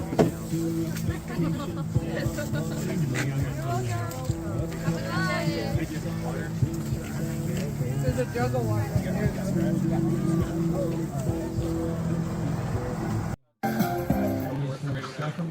Yeah, let me, Come on in, you're in the middle. wet chair. Yeah. It's okay. All right. Hello. We're here where Nick is running the race. We've been watching your posts on. We're broadcasting them live. We're putting them on the internet when you pop them in there. I'm so glad that's working out. Yeah, it's working great. My phone was getting a little wonky there, so I was like, oh, I don't know what's happening, but hopefully Okay, yeah. So the sun Sweet. want a jam bar? I'm okay right now. Jam bar. We've been sampling these things all morning. We Yeah, swapping they're really shoes good. out? We're swapping shoes. Yes. Oh, Time for here they the are. Timp Daddies. Okay, we talked about that. So we Take a look went at one from of these the dogs. Yeah. Oh yeah. These look well used. So yeah, I forget what I did in these. It was some, that's not the one you want. That's a summaries. different shoe than this one. no, what's that? These are the same, are Yeah, they? of course, they're just different colors. It's the same This guy shoe. here. Nice. We Okay, we can run old sample shoes and stuff Okay, like all that. right, okay. Yeah, but no, these are excited for these. I like these wilds. They were fun on that first little loop, but a little soft for my taste. Yeah. I like those the are still still. those are still 0 drops, though, right? These are 4, and then these are 0. Okay, so you're going Yeah. from okay. But So How does that treat your Achilles? perfectly You're good, fine. huh? Yeah, Yeah, no it's problem. Not an issue. That's nice to be young. That's Yeah, not. he doesn't Oh, care. jeez. His body doesn't care, dude. No. I'm turning 40 next weekend, Saturday. So young, bro. Come on. These are the wild. That's These are the wild the 2. Wild 2 right there. Yeah, it smells a little wild. Right. You think You so? know? Yeah. Sure. This is the wild. Yeah, and I've had the wild ones, and they're pretty nice. And I Yeah. like them, you know. Wait until the Wild 3 in February is really These are good. legendary. Now for those. Yeah. Yeah, those guys are fun. But yeah, I'm excited. This next little section. Does this even look like you've run anything yet? Hopefully, it should like it's perfect. 20 miles in. You should like yeah. For anybody watching out there right now, this is what you want to look like after you've done the first part. Of, If you're not making it look easy, Yeah. especially at this part, you're probably going a little too hard. you get chopped. These have a little more tread on the bottom, right? Oh yeah, so really aggressive view Yeah, boom. yeah, more, yeah. Oh yeah. So this will grind up the meat grinder really Yeah. well. Nice problem. and You secure. actually become the meat grinder. Like the meat grinder is actually thinking the meat Yeah. grinder's coming. Yeah, You're gonna be tearing it yeah, up. that'll be fun. But it's also a pretty light shoe. Oh yeah. Yep, really light. Really secure upper, but just super a little firm, but like a higher stack in terms of cushioning. Are you wearing socks this time? Really nimble and responsive. You don't always wear socks, I've noticed. I don't always wear socks. Like- You I literally usually don't. I race in You run socks. Literally, you straight wear without shoes. socks. No Yeah. way. Yeah. Yeah. Really. Toe socks or no socks. Toe I think socks. like especially training, Yeah. you just feel so much more connected and like it's. I've never done that. I'm on the road a lot, so it's Yeah. less dirty laundry to lug around and do that kind of Yeah, stuff. I can understand and, that. You know, it Pretty works out. amazing. Are you gonna leave the headlight here, or are you gonna take it with you? I'm gonna take it with me. I really don't have a crew. You So are I'm you- just drop bagging. Do you have a pacer at all? No. Oh, this is awesome. See, I'm gonna hopefully, I'm gonna putz around at these aid stations, taking videos and talking with people, and Yeah. hopefully end up right around that like 23:30 area, so I can just like, Yeah. I can't like, do anything in a bit. I can't even. No, he's over here. like I want to not have a pacer, but like put together like a crew Yeah. of all those like sub 24 type people, and Yeah. like try and get them in there. And Yeah.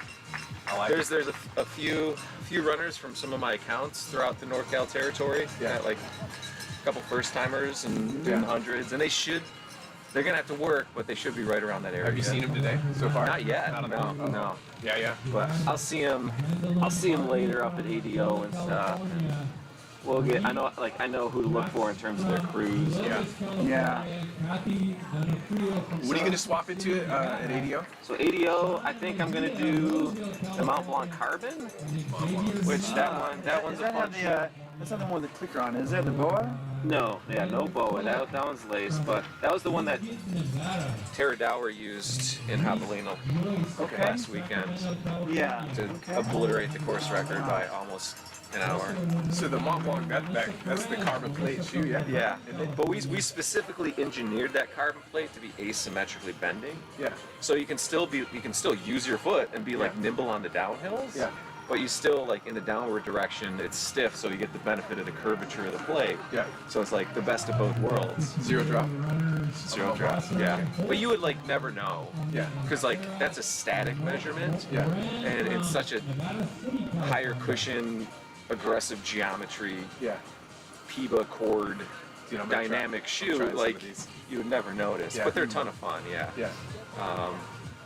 And I got actually, you know what? I've got my demo set in my van right now. What size are they? I should. I got all the sizes. I need an 11. I should bring them in here because I know. I think Sherry wanted to try them out. Oh, you should bring them in. Yeah. If you have your keys, I can go get Oh it. no, I'll go get it. He's got time. He's only time. He's only running like I'm way 2340, bro. Oh, yeah, I'll bring my nigga. Just the time, dude. What was I thinking, you know? Good to go. No. But like because we were going. I was running. There's Morgan from Brooks. She's she works with their marketing department with their tech reps and does like videos and social stuff. She's awesome, but she's out here running today, so we got to chatting and we just ran together. Cool. She ditched me at Willow Creek because I was like, I'm gonna take some videos and go use the bathroom. Nice. We have a new altar wall up here. Oh no, a new that's sweet. Yeah. Oh, that's I meant to text. What time is it? Actually, It's 8:49. Yeah, shoot, Ryan should be here soon. I meant to text him to stop by Walmart to get the backdrop with pockets in it because I couldn't find mine. Yeah. And they're like $27 at Walmart. I'm like, oh, that would have been cool. But let me go to the car. I'll get those Mount Blancs. Carbons. You know you're running a race right now too, just so you know. Yeah. Well, this I think this is like I was coming in like to run today. This is so fun. Like just doing it is like and you're actually, I was like a little stressed this morning getting stuff together, and then I was walking down my apartment stairs and one of my drop bags ripped, so like stuff went everywhere. And then I forgot, like I was driving in, I forgot to get my Poppy Pass from my car. Yeah. And like everything's going wrong, and I'm just watching the time go by. I'm like, come on, I just need to. It was almost like a nightmare scenario where you just couldn't get there. Yeah. Finally got here, saw you guys this morning. Talked to Sherry, everything's ready to roll. Yeah. And now it's just like, now it feels like a dream. You know, I've had those running dreams. And you're working. Now you're working. You know, I mean, you're still. I haven't clocked in today, but that's fine. We're supposed to take this weekend and week off, like a few days off anyways. We just had sales meeting. Yeah. So we just, all last week I was in Denver and we saw all this, the fall 26 stuff. It's like, it's really cool. Yeah, I want to get, maybe after tomorrow when you're done, we can talk about, get into deep on the shoe lines and what's coming out in the future. So after you finish tomorrow. We can do that. All right, let me get those shoes. Sounds good. This guy here, you know. Really? It's crazy, yeah. He's working and he's like, I can't do anything, and I can't do anything when I'm trying to run. I'm just trying to survive. Yeah, I think that the fact that he's that relaxed, I mean, I would think that that's definitely, it's an advantage. If I could get myself to relax like that and just enjoy the moment for what it is, I think that's where you run faster, you know? Yeah, totally. Yeah. You're not just so worried about it, but I mean, in theory, it sounds great. Yeah. You know, executing it is another thing. Yeah. I wonder what time he's planning on leaving. I don't know. He's gonna go. He's gonna get some shoes to sample, so we can kind of have him here. You know. I'm kind of excited to see him. I haven't paid attention to him. You know. Yeah, I know. And I need some new shoes. When he starts talking about all the line and all the shoes Ultra has and all the foam, it's like it's so much information. Yeah. And you know how they're supposed to work. Yeah. And it's one thing to hear like what's in there, but then to actually have someone describe what it's supposed to be doing. Yeah, like the carbon plates that are symmetrical. How it's supposed to work. Yeah. Yeah. It's interesting, you know. It's weird. I get stuck in the same shoe, and then I just buy the same one over and over. But the guy, he often doesn't wear socks, and his shoes are never the same. Have you ever run with no socks? No. No, neither have I. No. I'd probably have to throw the shoes away when I'm done because they're probably Yeah, I mean, he wears different ones, and they don't match sometimes. No, I thought he had two different pairs of shoes. Yeah, no, he said, no, these are fine. I'm like, okay. That's great. Yeah, it's crazy, huh? Yeah. So you tried the nut jam bar, huh? Yeah, that one was good. I think that I like the jam and jazzberry was really good, but I'm a nut guy, so I like all right. anything So, peanut butter or anything like that's good. Yeah. It had a good flavor. Very easy to eat. I think I'm gonna definitely throw some of those in my pack. Yeah. Especially those longer canyon runs where you got to pack all your gear. Yeah. You know. 240 calories is pretty good. Yeah, and you can't ruin it. I mean, you can put it in your pack. Yeah, it won't get melty or which is great. You know? Even those Uncrustables. Yeah. Those things turn into mush. Yeah. So these are great. How's it going? Are you crewing or are you running today? Crewing somebody? Hey, see John later. Oh yeah, I can see it. John's running? John's running. Good, all right, man. Well, keep it up. Good work, man. Selma, California. How's it going here? Good one. Come on in, sit down if you want. What are you up to? I'm just heading out. I have my son's soccer game. Hey, did we just miss Nick? No, he's getting some shoes. He's working. He's bringing shoes over. His stuff's here. So is he still running? He's running, yeah. Because when I come back in here, he's supposed to be on the trail. I know he's working. He says he has time. He does. He really does. Crazy. That's awesome. He's in the middle of it. Yeah, Nick's running the 100, but he's actually just working. He just grabbed it. Look at this. He's running the 100. He's working too. What? He says, I got time. I'm like, how do you have time? He's selling shoes as he's running.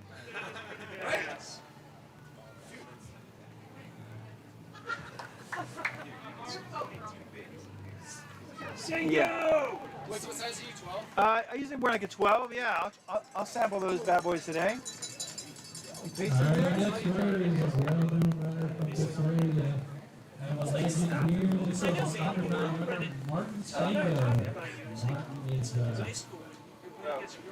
From Auburn, California.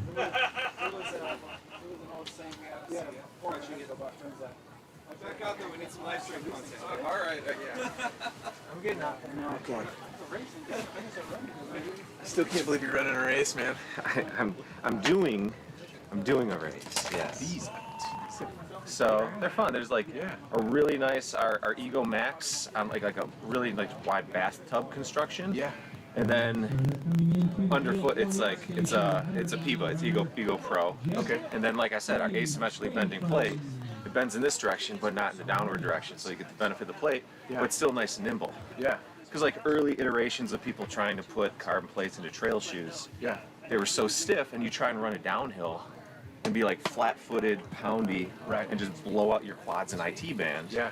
You know, so this just allows you to be nimble, get the benefits, and really, and it's like nice and smooth and fast on the flat stuff. Yeah. Nice to climb in, really nice to send in. It's fun. I'm gonna wear Got this that around fiery coral. Wear them around today. Don't forget you got them. Like, I'll leave my shoes here, so yeah. I'll trade them in. Dude, yeah, these are great. So, what's the longevity on these? Do they? And shout out to the Hyperlight crew, by the way. Oh, nice. Those guys are a blast. Big Ultra fans, but also. Yeah. And of course, it's what Hans uses. So we're actually mixing up what we're going to.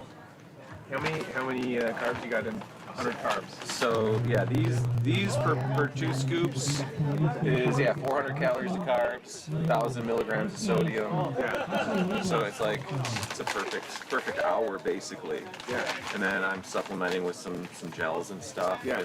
And water along the trail at the aid stations. Yeah. But yeah, Hans, my boy, is on these. So you're wearing these at ADO. You're going to be wearing At these. ADO, I'll put those on for the full loop. Okay. All right.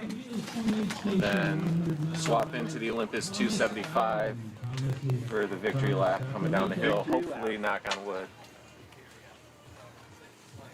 These are nice. Yeah, she's a fun one. Yeah. And Sherry was saying, like, when she's on her feet all day, she's like, something with like a rock plate or something, her feet just feel really a lot better. So they're just more. So I was like, hey, let me go with my storage unit last night. I'll grab these for you. And hopefully she can represent what goes around today. These don't feel real thick either, which is cool. No, yeah, it's only a 30 mil stack. Yeah. So plenty for the trail, so still nimble, but still protective. And that carbon plate also acts as like a rock plate too. Yeah. So. It's inside. You can't see it. It's inside the middle of the foam, huh? Yep. Yeah. Not on that visible tech game. Yeah. One day. Yeah. We'll have some fun. And then shout out Scratch too. Their vegan recovery stuff. Okay. The mocha with the little caffeine. Oh yeah. Okay. With the oat milk latte. This is awesome. Yeah. I use this like. I'll throw in a bottle of this like every 4 hours. Yeah, and it's a recovery, huh? Yeah, but it has like a bit of protein in there. 240 calories per serving. Really easy to digest. Yeah. And I don't know, I think maybe titrating in a little protein during a run like that helps a little bit. And it just switches things up. What time do you need to be out of here by? I don't know. I'm chilling. I'm having fun, man. What's your name again? I'm sorry. Tony, Nick, yeah. Tony, he cut off 5 hours. He trained with Julie. He cut 5 hours off his Rio time last time he ran it. So I trained him under Julie. Who did that? He cut 5 hours off his Rio It time. worked out well. That's a lot. She told you all the secrets. Yeah, just keep moving. The secret shortcuts. Is that what she? Yeah. All the shortcuts. You know. Actually, I'm kind of nervous about tonight because even when I did the race, I got lost a bit coming back Oh, yeah? in the meat grinder. When I paced my wife, she did this a few years ago too. We got lost a bit in the meat grinder. Really? And on training runs, I tend to get lost in the meat grinder. Right, Sterling Point. There's So- like 6. Yeah. So hopefully, There's one spot where I always get off where I'm coming this way and there's a hard right turn to stay on the trail. Yeah. And I always go straight and end up over in like a granite head. Yep. And I'm like on some windy bike path. I'm like, That's where I get lost. The Granite Beach part, where it splits into a couple different places, Yeah. and then I'm like, So you really got to pay attention. you gotta watch it closely because it gets off. all right. Dude, you're off. Take You can take a my big old battery thing, big huh? old battery pack. Get some footage for you guys. We'll see how this feels though. It looks pretty heavy. All right. Let's see. I think jacket for later, headlamp for later, batteries, gel. A couple more gels. These are Ultra the Soar collaboration shorts, trail short. These are like $200 shorts. Wow. Stupid, but this is my first time wearing them, and they're freaking phenomenal. Wow. It looks like they have like some webbing, so maybe. Yeah, they got the rayon like Yeah. super adaptive compression-y type. Yeah, super, but still it adds compression. You know. Yeah. But it feels like it feels.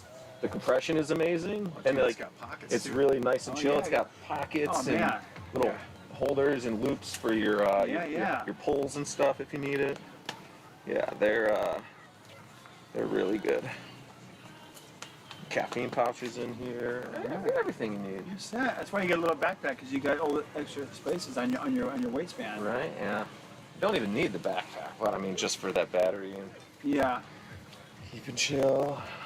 That's awesome, Oh. man. Let's see here. You know what? Are jam bars anywhere on course? They are. Yeah, they're cut in half. Okay. Take those with you if you want them. No, I'll grab them from the aid they're on, station. they're on course. Yeah. Some of those are vegan. There's three of them are vegan. Oh yeah. You know, these are The vegan. trio and the mango. Yeah. Yeah, those are awesome. The tree of the mango and the jam, they're all vegan. So. All right, I need to fill these up and hit the road. All right, Nick. Awesome. Thank you guys. Thanks for allowing me to running. see. Appreciate it. Yeah. Enjoy. And you put those 12s on, man. Yeah, I'm gonna get those shoes on right now. You're gonna like them. They look comfy, huh? Yeah, they're nice.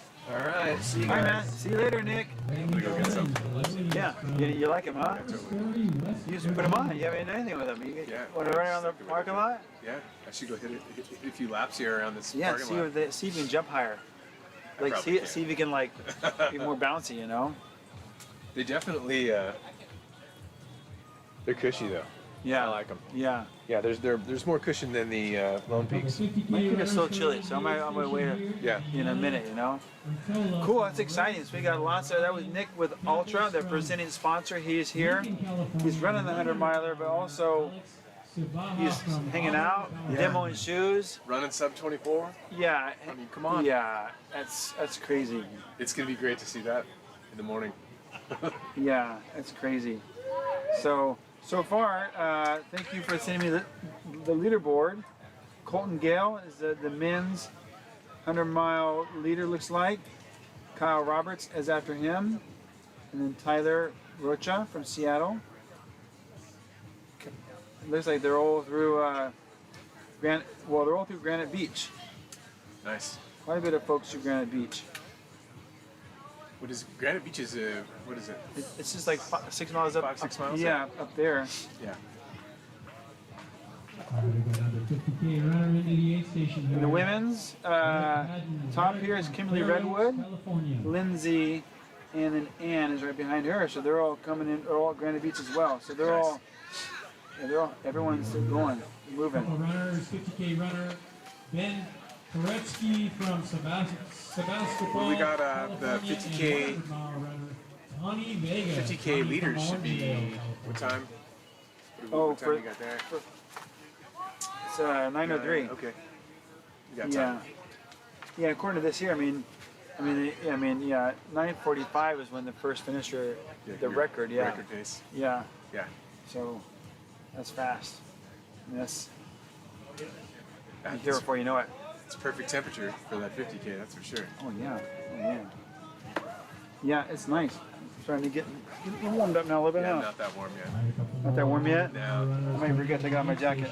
Yeah. My Ultra jacket. Nice. From England, California, and Wild. What's that?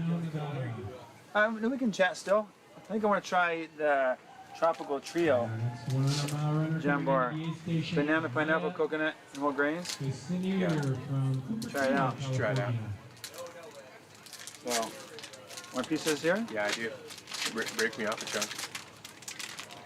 Get that bad boy there.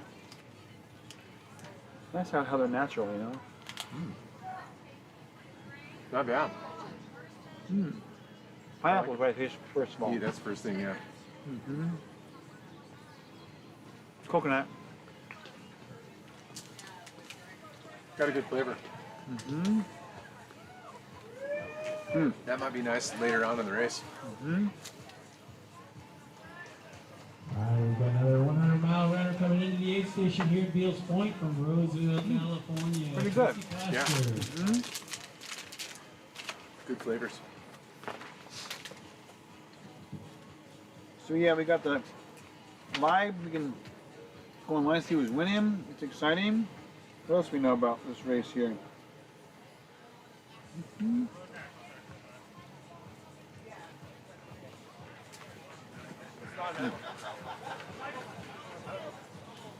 Julie has some tips in here. Julie has some tips. She says how to avoid a DNF. Pretty simple. 2 sentences. Don't stop. Prepare physically and mentally. She says, I think the mental side doesn't get enough attention. Runners don't prepare mentally. There's a quote that says, if you haven't done your mental preparation, you have nothing to fall back on race day. Boom, there it is. You've been working there. You've been coached by her. So did she say that? Yep. And that was a lot about what I was talking about before. Like when your toolkit runs out, you're gonna fall back to what you've trained your mind to believe. Yeah. So Yeah, like I was talking to my friend Brett, who was just here, and I've been hiking a lot this year, but I have a race in January, and I may be able to hike, but I don't. My running mental game is like running. Like I want to stop running, like because I don't have the running preparation. Right. Like my mind in my race in January is a running race. There's a lot of running. yeah. Meaning not a lot of hiking. So I need to run more to get my mind around running. Yeah. Because hiking is fun, it's easy, but running is like, it's a different game. It sure is.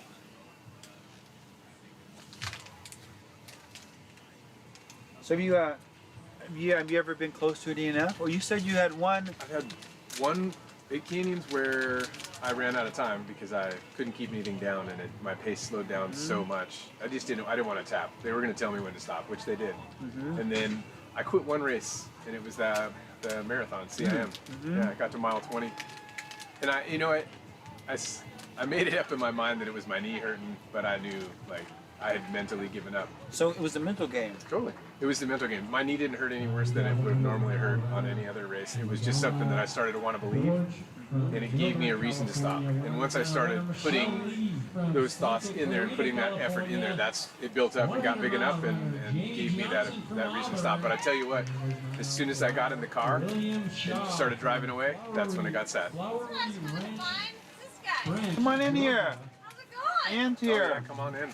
We've got our first Am I on camera? Yeah, Oh, sit yeah. down, yeah. Sick. It's live. How's it We're going? eating jam bars. Love jam bars.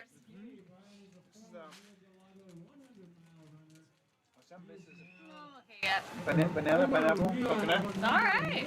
Sounds very tropical. We were talking to Very tropical. we're talking about DNFs right now, but we saw Martin earlier. Came by. I was here for him. Came by. Here's his crew bag.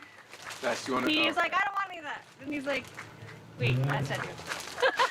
Yeah, Martin Singo. What can you do with that guy, you know? Ah, he's amazing. He was good earlier.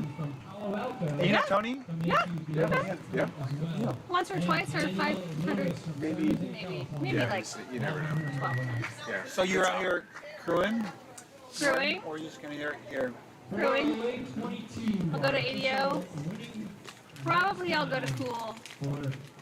ADO, Rat Bar. No rattlesnake? Rattlesnake at the end. Yeah. What do you? Otherwise I would have been crewing over, I would have been volunteering overnight. What's his? Does he have any idea? Because usually he's like running fast, or it's just, sometimes he just He's cruising. consistent, he's just looking for a finish today. I mean, if he can go 27-24, he would like to. We'll see. You know, still recovering from our excursion and the other side of the. It's here in Nevada. I got the crew Martin, got to run with him out. We did the 300. Was that this year? Yes. They all blend together. Dude, you're not even joking. Yeah, I have you to think can't tell about It's it. like, when was that? You know, it seemed like so long ago. A couple It races was. ago. Cocodona feels like a 1 million hours. And then Mammoth. Million years ago. Mammoth. We had Moab in there. You weren't there for Moab. It was muddy. Was it muddy? Moab? Moab was fine. Yeah. Dusty, because it was October Hey. last year. Is that a 50K finisher? He's holding something. I saw my Forest Hill boys. He's holding the medal. Yeah. The two Forest Hill boys were looking good today. Nice. My kids went to school with them. Both of them. Oh, really? Yeah. That's cool. And yeah, so they're pretty young, in early 20s, you know? Yeah, that guy just finished. I recognize him. Yes, we're just hanging out, talking. Hanging out, Yeah. shooting it, Yeah, trying to. saying hi. Look at how these like nice lights in your face. Yeah, Yeah. it's getting a little warmer now. It is. I know. Somebody's like, "Are you sweating?" I'm like, "No," because I'm not doing anything. Literally just sitting here. Woo, what are my race results? Dude, Kristen crushed it last week. It was a rough one. She did really well. I did. That was. It was really hard. It was a rough start. I could tell after the first lap that it was. Brian Miller. We were going to have a tough time. He's the finisher, Brian Miller. He's local, yeah. Oh, nice. Yeah. Hey, long time no see. Yeah. He's getting medical AV over. Running too fast in the wind, maybe. Wow. How do you? Wow. Yeah. How do you do that? Ouch. Under the Folsom Bridge, you know where you got to cut down under that. Yeah. Yeah, but where do you hit it? He's tall. Maybe Is he really that tall? Must have found something. Oh, Nadia hug. Get it, girl. Yeah. So. That's crazy. Yeah, everybody laughed at me last week, so it was great. I got to see everybody. Because I just walked. Yeah. I just walked 100K. Yeah, you did 100K. Probably I not. walked 100K last weekend. Wow. Nice. Sub 24. Done. That's So good. You got a buckle? I got a buckle. That's pretty awesome. That's my Congratulations. second Halloween buckle. You guys are all down there. Everyone Yeah, was down dude, there there. were so many people from this Yeah. area down there. Yeah. We had a whole contingency with Heidi Gardner's. We take over kind of her right next to her area. Yeah, there used to be like where the Folsom people would have like 4 or 5 tents down there. And then they, it was used to be, there was a lot of people down there. You guys had, did you have more than one? Did We you had have two two runners? tents. 2 tents? Yeah. How many runners? Four? 4? Yeah. 5. So it was the Strax, Yes, they were on the plane Yeah. heading back with me. Kristen, Yvette, Minot. So yeah, that was, how many was that? 4 or 5? That was 5. Wow. Yes, that's always such a great. I haven't been down in like 2 years, I don't think, but I was down like 5 years in a row. It's For various stuff, you know, Heidi asked me to come out and help her next year. For next year. for doing the selling stuff. Yeah, she asked me to come. I think she's thinking about it for herself Oh, running. again. And So if you're there, you can help she her. wants me to help with her booth, and I was like, well, like I haven't even gotten off the plane yet, so can you give me Yeah. just a second to digest this? But I'm like, okay, if I go next time, I'll do the fun run, maybe overnight, like get some crazy costume and, you know, It's hang gonna out be on with Halloween. Yeah, and it's on Halloween. That's why I was like, I might want to do that one. It's gonna be extra nuts. Or Pace or Crew or So it's something. on Halloween, huh? It's on Halloween. I mean, that'll make this will roll back to the 6th or 7th. Yeah. About to finish Isn't too this bad. race. This is our Yeah. second place runner. Wow, second place already. Fair. Andrew is from Sacramento, Right. Who's the first place? So Brian was first, Brian. and this person's second here. Okay. And that's that's fast. What was it? Well, I mean, Brian came in at 4:08, which is, 3:45 was the record, so Yeah. still fast. That's all fast. Ooh, I'm sorry, I'm yawning on camera. So rude. Well, yeah, you want to demo some shoes? We got a pair out of there. These are I'm the okay. the new I Ultra Carbide. I would love to. I have never found an Ultra that fits my foot. I have a very low volume, narrow foot. It's like the opposite of all that. Yeah. Okay. Which is not, most people, it's a great shoe for. 529. Yeah. For Funny, me, it is not, unfortunately. Nick was here. He was their rep. He's running 100 miles. He was here for 20 minutes doing stuff and talking, and he's going to rub sub 24, but he's been hanging out, getting shoes out of his car. It's like, Dude. Yeah. you know. Like you're running right now? Like he was super casual. Didn't even look like he broke a sweat. That's how I want to look at 21 Right? miles. Like, yeah. California. I take a nap for a little while. Yeah. He literally took his time, put his shoes on, made his drink, told us about ultras. It's great. California and Huh, yeah. Nice shoe. Right over there. You try to crawl and put them back when you're done. I mean, they're sitting right there. Raymond Castillo. And eat some jam bars. I've already had. I've had 3 so far. That's Yeah, it Had turns 3 different out. flavors. Yeah. okay, gotta try them all. Well, yeah, I ate the We want Jam to and Jet. see how much jam bars and coffee you can have before things go south. Oh, Yeah. I can tell you it'll be real quick for me. We're not gonna go. Yeah, the trick is one cup of coffee per each jam bar, and you'll be good to go. Yeah. Dude, it's How's it it's one of going? the famous headlampers right here. You want to Oh, keep I'd come love on me in. some headlampers. Headlampers. Yeah, this is the ringleader of the headlampers. Oh, I you're feel live. like I Come am on, not Rob. worthy to be sitting Sit down, here. bro. Watch the mic, sir. What do we got going We're on? live, but you know we're just talking. We're talking already about the lampers. We're talking about you guys this morning, you know. Okay. Get up early? Different clubs that are out in Auburn early in the morning. Secret clubs. Nice. Secret clubs. Yeah. Yeah, the headlampers don't exist. Yeah. Right. So, I because don't know they're what always you're talking back. about. That's right. They're home before you're even out of bed. Yeah, I also have a dark and early crew that I go out with, but Yeah. we're not quite as early as you guys. We're like 5:30ers. Oh, okay. Well, Oh, That's So- late. Yeah. These guys are That's up for Right, I know. That's a I good have time to to get wrap up it at up. 4 though. Good time to wrap it up. If I want to go out with them, I gotta get up at 4 because I gotta do my whole Yes. shower and everything and Oh, get ready all my work stuff and get it all stashed in the car. And okay. That's great. Yeah. So we've had 2 50K finishes already. Oh, really? Yeah, which is pretty exciting. Okay. Yeah. That's Yeah. awesome. How many 50K runners were there? You know, I can look here. This is Brian? you want me to try to figure that out for you? Yeah. Yeah. That'd be great. I'll Thank crew you. you. How's that? I'm gonna go find out. Hold those on, let me Brian. put my glasses I'm gonna on. invite him in here. So Rob, so what are you up to today? What do you? Crewing a friend, Mike Cloward. Okay. Crewing him and then pacing him tonight. Okay. Okay, good. Here's Brian Miller. Oh, here. Here's our I'm winner. gonna get out of your way. I can move so you can Yeah, you see what you want to hang out for a while, or you can leave it, no, either way. hang out. Yeah. Okay. Tell us about how you did it. Brian Miller. Sorry, man. Stuff down here. Yeah, congratulations. I was like, it's Brian. Yeah, they had to clean me up a little bit. Like, Yeah, what happened out I there? whacked my head on a pole, I was wondering. if like you were- underneath the bridge, Yeah. and like literally, I like whacked my head. Look at that. Oh, dude, that's a good one. And it got me good. And like basically I hit it and I fell flat on my back, like a football linebacker. Just whacked me. We were talking about the bridge because it's a low. It's you come around, you go. kind of go under. So it's underneath, and there's these metal pipes. Yeah. And I was looking down and just. And they put some stuff on there for you. They were just cleaning me up right now. And you still won.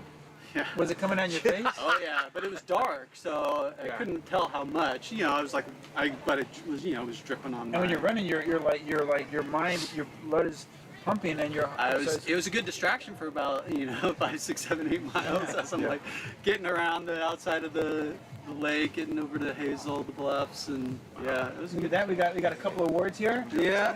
Look at that. Nice. That's nice, huh? Yeah, I haven't finished first in a while, so it's kind of nice. Yeah, you're always finishing high on the podium here. Last year I got second, so that felt pretty good. Today's course is a little tougher because they don't have the levees. Yeah. So you got to go down and around along the loop. So it makes it it's a little tougher course. We're wondering about that. I was wondering how much more time you think you would have used. Yeah, I mean it's definitely a few minutes for sure. Because if you're staying flat on the levees, napkins for you. I'll take a couple. If you're staying flat on the levees instead of going around and on the trail, because you got a couple little climbs up through there. A couple rollers. So it takes a few extra minutes. But Yeah. Other than that. Well, you got it. I mean, so as far as the weather today, last year it was a little bit rainy on the first loop. Yeah. This year was a little bit warmer, drier. Yeah. What was the difference? Is it your fitness or is it? I did Lake Sonoma 2 weeks ago, the 100K. Oh, so you were using. And so this is a taper. Well, and I knew I was very undertrained for the 100K at Sonoma. So I was, first time I actually ran smart, which was park myself in the back in the middle, run slow, just make sure I'm feeling good to finish. And so I was really happy with that. So when I finished Sonoma, I was like, okay, I feel okay. I can go out here and at least run the 50K. Yeah, so it's short. It's short. And I get to go. I'm gonna go volunteer at Cool later tonight. Okay. So spend some time out at Cool in the evening. Help 100 milers. Nice. So yeah. Hope you end gets. I mean, it looks. I think it'll be okay. But it's, I've done it, good or bad. I did it before one time and whacked myself. And what with are a tree branch. You're 6 foot, 6'2" or 6'1"? Yeah, 6'1". So you're. I mean, Yeah, I don't know. And I was after it happened to me, I'm like, am I the only one that's going to do this today, or is anybody else going to? I mean, could you cut around under the, and you got to cut up the little side of the. Yeah, and my headlamp had fallen off its strap, so my headlamp, I was carrying it. So I had my headlamp in my hand. I was looking down, and it just whacked me. So. I mean, this will see how many people came in with it. I mean, hopefully I'm the only one. If they changed. I know they've been doing work on the pipe. I wonder if they changed the grade. I wonder if the grade's higher. Well, there is kind of options. You can kind of go on the right hand side, it's a little lower, or you kind of go on the left, and then you're up a little bit higher. You know, they did a pipe along that slope. Yeah, they need a little nightlight thing wrapped around the top of that pole. Glow stick or something. So it doesn't, so you're forced to look up that way. Next year we'll have the Brian Miller and the light on there. Brian Miller glow stick. Next time it'll be like, okay, we're lighting this for people like Brian Miller that'll whack their head on it. Yeah. So. That story from a few years ago with Killian putting a sling on his dislocated shoulder. Wasn't nothing on you. Oh man! Yeah, I mean, I did land on both elbows. It tells you how hard I hit it. Yeah. So yeah. God. Crazy. So you guys out here all day? Yeah, we'll be here. We'll be here till 1, and then we'll take a little break. And then here tonight, and then the 100 mile finishers will be tonight. So you're pretty fast time. Only about 10 minutes, maybe past the. Yeah. Like about 7 minutes past last year. Yeah, and then not too far behind the top. The 100. There's a couple 100 milers that were. Yeah, like this is last year's record. So you weren't too far off the record. Yeah. Amazing. Yeah, last year I think I was 4:01. The winner was like maybe 3:59 or so last year. So it's pretty close. Yeah. So a couple extra minutes for the hills. But look at that. What a day, huh? Good day. Job, man. The weather's nice. It's always better when it's nice. Yeah. You got the Ponderosa I'll got the cider? cider for that'll definitely come in handy later. I like the Rio Del Lago. I like the the custom label. Yeah, okay, that's nice, huh? Yeah. And you got the swag made by Sam Brazen Racing. Made all the swag, which is pretty cool. I like the bear. I heard a good quote the other day about these things. It's like they don't get harder. You just get worse at running. You just get worse at running. I think that's. I think that's true because we're. I used to run the 100 milers, and the 100 milers don't get harder. Yeah. They just get harder as you get older and slower and worse at running. Yeah, that happens for sure. Yeah, I think it's about just evolving with the reality that we're getting older. It's just a Everybody reality, gets you know? older. That's just, you can't Yeah, avoid it. and It's so- just the way it is. That's it. It's fine. Just keep running and keep doing something. You know? Yeah. All right. Well, thank you guys. Good to see you, Brian. Fun. Good to catch up. You've been doing on some adventures, I Well, see. not running, just hiking more. Yeah, but I it's mean, still out and seeing a lot of good stuff. Being with Roxy, she's just always got something planned. So we've been doing a lot of fun things A lot this of year. fun adventures. Yeah, and we've been doing a lot of scrambling and climbing, and you know, we're getting into more, you know, off-route stuff. And she's just kind of Killian inspired. She's really like, hey, she loves that all that, you know. Yeah. Getting out and just doing adventures. Yeah, I think that's. I mean, that's what I think. I think my future is more of that. You know, you guys just stay active. Yeah. Stay healthy. It's You know. pretty fun. The cool thing is you just get to see a lot of cool stuff. Well, I always like with you, Rob. Rob's always done cool stuff. Like I always like your bike packing. He does like long bike pack adventures and just He's always doing something. always something different. You know, a lot of some runners just run, but you're doing different things. It's about using your fitness for good, right? Yeah. Yeah. Kind of being creative about like, hey, what can I 50K, piece yeah. together? All right, I'll let you Okay, guys nice to see you. enjoy the day. Trying to take it easy. Congrats. Have fun. How you doing? Good. Come on in here, my friend. Hey, man. Good job. There you go. man. Have a seat. Nice work. Nice. Good job, man. Thanks. Man, I hope your head feels better. Yeah. Too. I'm sure it will. Come on, my friend. How you doing? Good, man. How about you? Andrew? No, Noah.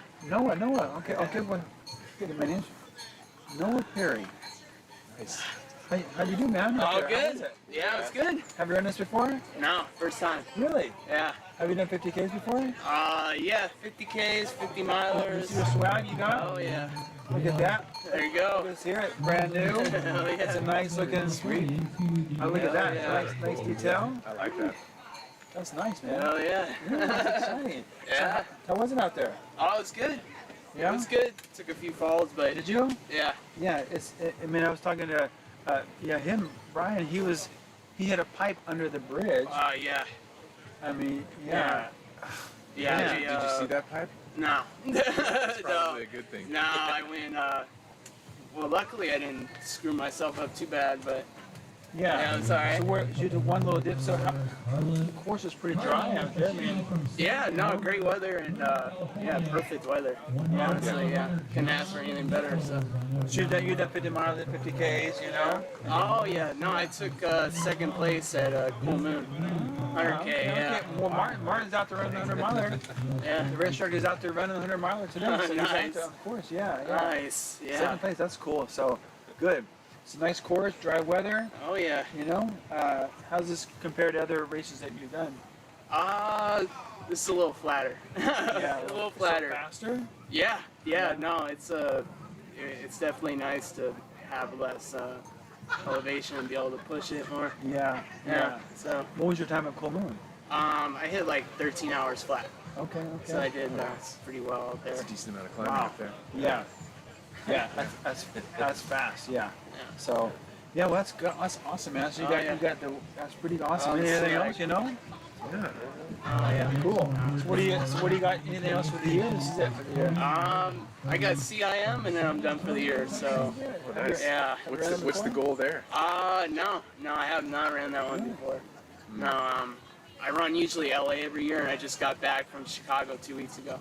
Oh wow. Yeah. So quick bounce back and Yeah. So. How did Chicago go? Oh, really good. Yeah. Yeah, I did a sub 3 out there. So. Nice. Yeah, it was awesome. Wow, what's your goal for CAM? Probably like 255, 257. Wow. Trying Nice. to break it. So. Nice. Yeah. I know that the Boston qualifier for the young guys is pretty competitive, right? Yeah, it's it's getting tougher every year for everybody. For an old guy. Yeah, I mean, it's yeah. It's like 251 now. It's all kind of relative there. 251. Yeah, they shaved it like 4 minutes this year. 251 is your time? No, you have to hit 251 in order to even like Just even get in there. Yeah. Yeah, so it's tough. Wow. Okay. Man, I like to run and not throw up, you know. Yeah. But, Sounds about right. Yeah, Like, I recognize you from other races, you know. So you've not done any Rios before? Any other? No. Okay. I usually do Lake Sonoma too, so Yeah. I love that one. Yeah, Brian said he just did that 2 weeks ago. Yeah, So that that was one. out there, yeah. Yeah. Sub 4. Yeah, I saw him out there, yeah. Oh yeah. Do that. Yeah. I'll get that Good down. job, there, Yeah, man. man, thank you. Good work, there, Oh man. yeah, Good work. always. Congrats, Yeah, man. thank you. Enjoy you guys. Oh It's yeah. cider. Hell yeah. Good Enjoy luck. that. Yeah. Oh yeah. You got to, if you haven't been to Yvette over there, she does massages, so Yeah. it's pretty good. If you got anything tight, you know, she can work she'll it tune out, you you up. know. I know. Right on, man. Hey, yeah, nice meeting you. Too, man. Nice to meet you. Sure, nice meeting you guys. Congratulations. For sure. Thank you. Very cool. It's exciting. Hey, what was your fastest marathon time? Well, I've never done a road marathon. Oh, really? No, never. So my fastest marathon would be a trail marathon, Okay. which would be like 5 1/4. Okay. It's a lot. Yeah, but I mean that's relative. I mean it is. Yeah, so, you can't. It's totally relative. I've never done, and I always thought about doing a road marathon, but Dude, CIM's a couple weeks, bro. Just do it. I thought about it would be painful. Yeah. You're trained up enough right now. I think you can finish. Yeah, I hope I could get like under 4. I mean, you know, Dude, I've done it. what's a good time for an average guy? I mean, like 4 was rad. I did it like I said, 4 3/4 times. Yeah. And the best I could do is 4:09. Wow. But I always went out too hot. I would go out like I was gonna run a 3:30, and then just like everybody says, about mile 18, dude. Blah. Yeah. How about you, Rob? You done CIM? I've done one road marathon. Yeah. I did Big Sur in 2009 That's a or nice something. one, huh? Yeah, It that's was gorgeous. Yeah, gorgeous for that about 10 miles. Then it's not. And that's the one. I think Big Sur. I'm thinking of the one that my friend says it's on the road by the ocean and the road slopes. He says he gets like you get fatigued on one side differentially, you know. I don't remember that. Is it out and back? No, it's a point to point. Maybe I'm There's thinking of there's the a Marin. decent amount of climbing in that Yeah. one. Yeah. I That's mean, that's not what- compared to trail runs. No, but like compared to CIM, it's Is there a Monterey marathon? What's the one by Monterey? that's Big Sur. That's Big it. Sur. That's it. Okay, yeah. So, It's really cool. They close Highway 1 and you start in Big Sur and run almost to Monterey. That's wow. And there's no cars. There's a guy playing the grand piano at the Bixby Bridge at the halfway point. Wow. That makes it right there. What a job. It's pretty. I know. That's and cool. he's like in a tux, and Wow. it's pretty cool. That's cool. So what did you finish that with? That was I had never run an ultra. I don't think at that point. I was like pretty close to 5 hours. Nice, right around. Yeah, I mean, I guess I could try to get a ticket online now that people are selling them, you know, online. Big Sur. No, for the CM, you know. Oh yeah, you I could do it, but You can get in. I could do it, but you know. But if you want to do a road half marathon, the Manda Run is coming up. Yeah. The weekend before Thanksgiving. Yeah. Starts in Auburn and ends in Loomis. Yeah, I did the half CM one time. I did the relay once. Yeah. So maybe. Yeah. I got to plug the Manda Run because it benefits my school. Oh, does it? Yeah. Oh, If you click HCP as your school when you register, you get credit Okay. towards the And Manda the- Cup. Now, was there a Nice. different Mandarin run than there was some years ago? There was a different Mandarin. I think there was They two, like yeah. changed the name, got changed or something. At one point, it was like called like the Mandarin. It was changed for a while. Yeah. You know? That one, there was one maybe that was like associated with the Mandarin Festival. Yeah, I don't think so. they Yeah, have it anymore. yeah, Or maybe it's in Roseville now instead of Auburn. yeah. That one I remember. So. Yeah. Yeah, the Mandarin Festival is always pretty cool. That's around this time. It was like a couple weeks, right? November-ish, yeah. Yeah, that's always been cool. I used to go when my girls were small. Yeah. Take the kids. Yeah. When my kids were small, we used to go a lot, but Yeah. it turned into like commercial and noisy and loud and Yeah. Maybe that was because you got older. maybe. Yeah. It's probably the That's funny. same, dude. It's just You know, like, yeah. What's the saying? If it's too loud, you're too old. Yeah, that's it. You I got me tell there. my kids when they complain about my music. It's too loud, you're too old. Yeah, you got me there. I just bought a new sprinkler that was radar. It detects people like the dogs. Because I get neighbor dogs when I got them on my lawn. So now I'm out there like, get off my lawn, you know, and But I have a sprinkler. God, dude. Are you serious? I have a sprinkler that now I just plug it in and it senses dogs? It senses it and it sprays them, and they run off, Oh my God. That is awesome. Yeah, it's that great. is, I did not even know. Yeah, no, it's super cool. You know when that happens? At about 50. Oh yeah. You just get irritated. Like these dogs out there. It's like I'm like. That's what happens. My house is right by the front, and I see the dogs, and I'm like, I'm banging on the window, and the dogs are like, oh my God. Oh, okay, I'm online, And dude, I had no idea that you could that they made such a thing. Yeah. That is rad. They can't hear him outside. They just see him at the window. Losing his mind behind the window. On Amazon, you got to put in your age because you can't buy them until you're 50. So, that's perfect. Yeah, so you gotta be. You wouldn't even know they were out there until you're 50. No, there's a whole different Amazon. That's the first face woman right there, yeah. Oh, nice. I think Looks it is. like it, yeah. Yeah, it is. Just hold the banner. We can get her in here and see what's going on. Yeah. Tell us how she did it. Dude, why do you have sprinklers on your driveway too? Jennifer, it must be Jennifer, huh? First She just finished now, yeah. Yeah. Yeah, it's at 9:32. Yeah. Nice.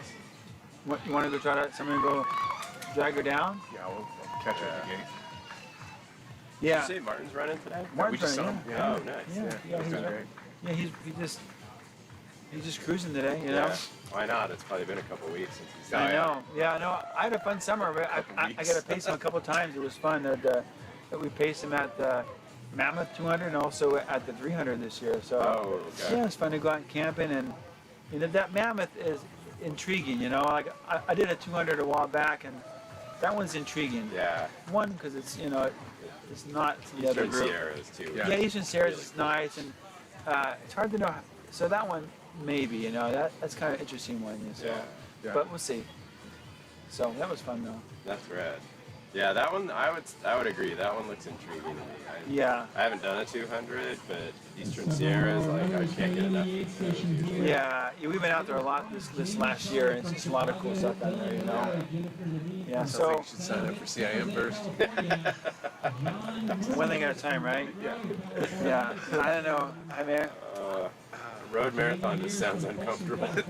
I have a new pair of Ultra road shoes. I have these here. Dude, these are carbon plates, bro. I could run these. Well, Yeah. I have the Forward Via 1, Okay. which are like these here. But mine are pure white. I call them my mall shoes. Mall shoes. They're like walking in the mall at 5 a.m., Yeah. But they're a really good road shoe. It's a 4mm drop. Really nice shoe. I like it, Yeah. I do. They're putting a 4mm drop in those. Yeah, they have several.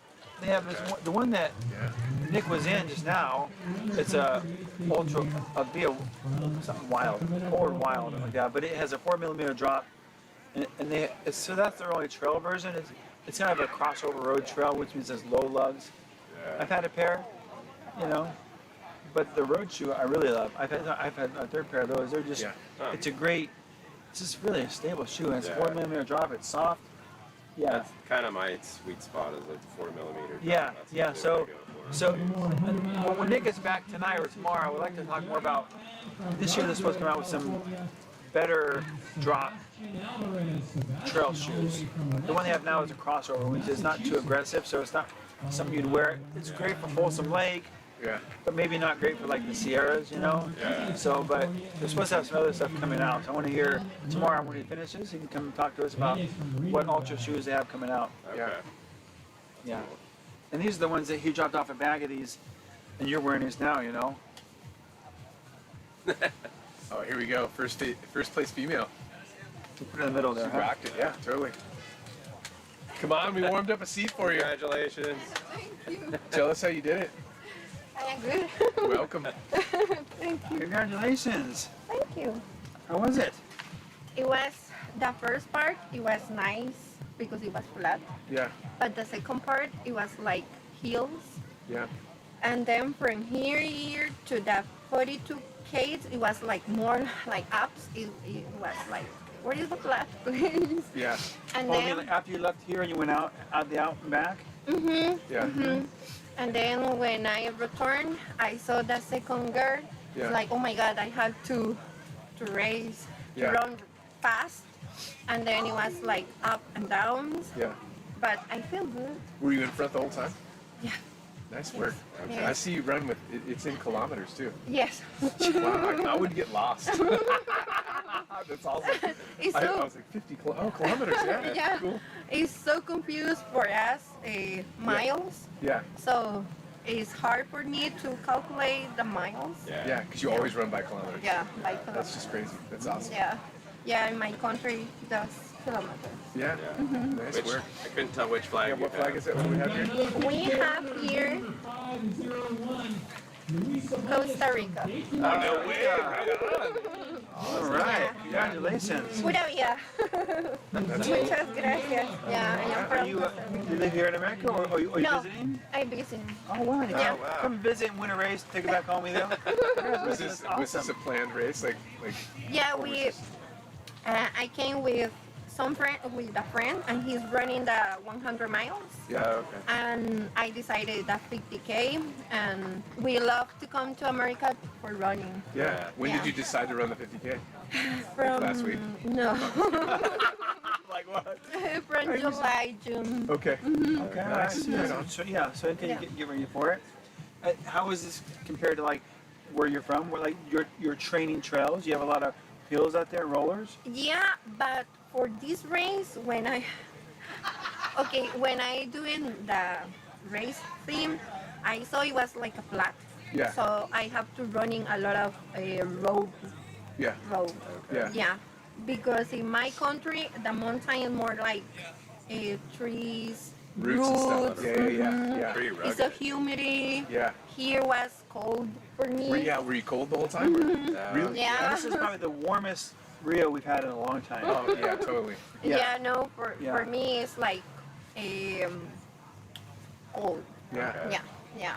Oh, wow, and it's like a sidewalk. The whole bike trail was probably like being on. It's like it's so flat, huh? The whole bike trail was Yeah. pretty fast. Yeah, it's pretty fast.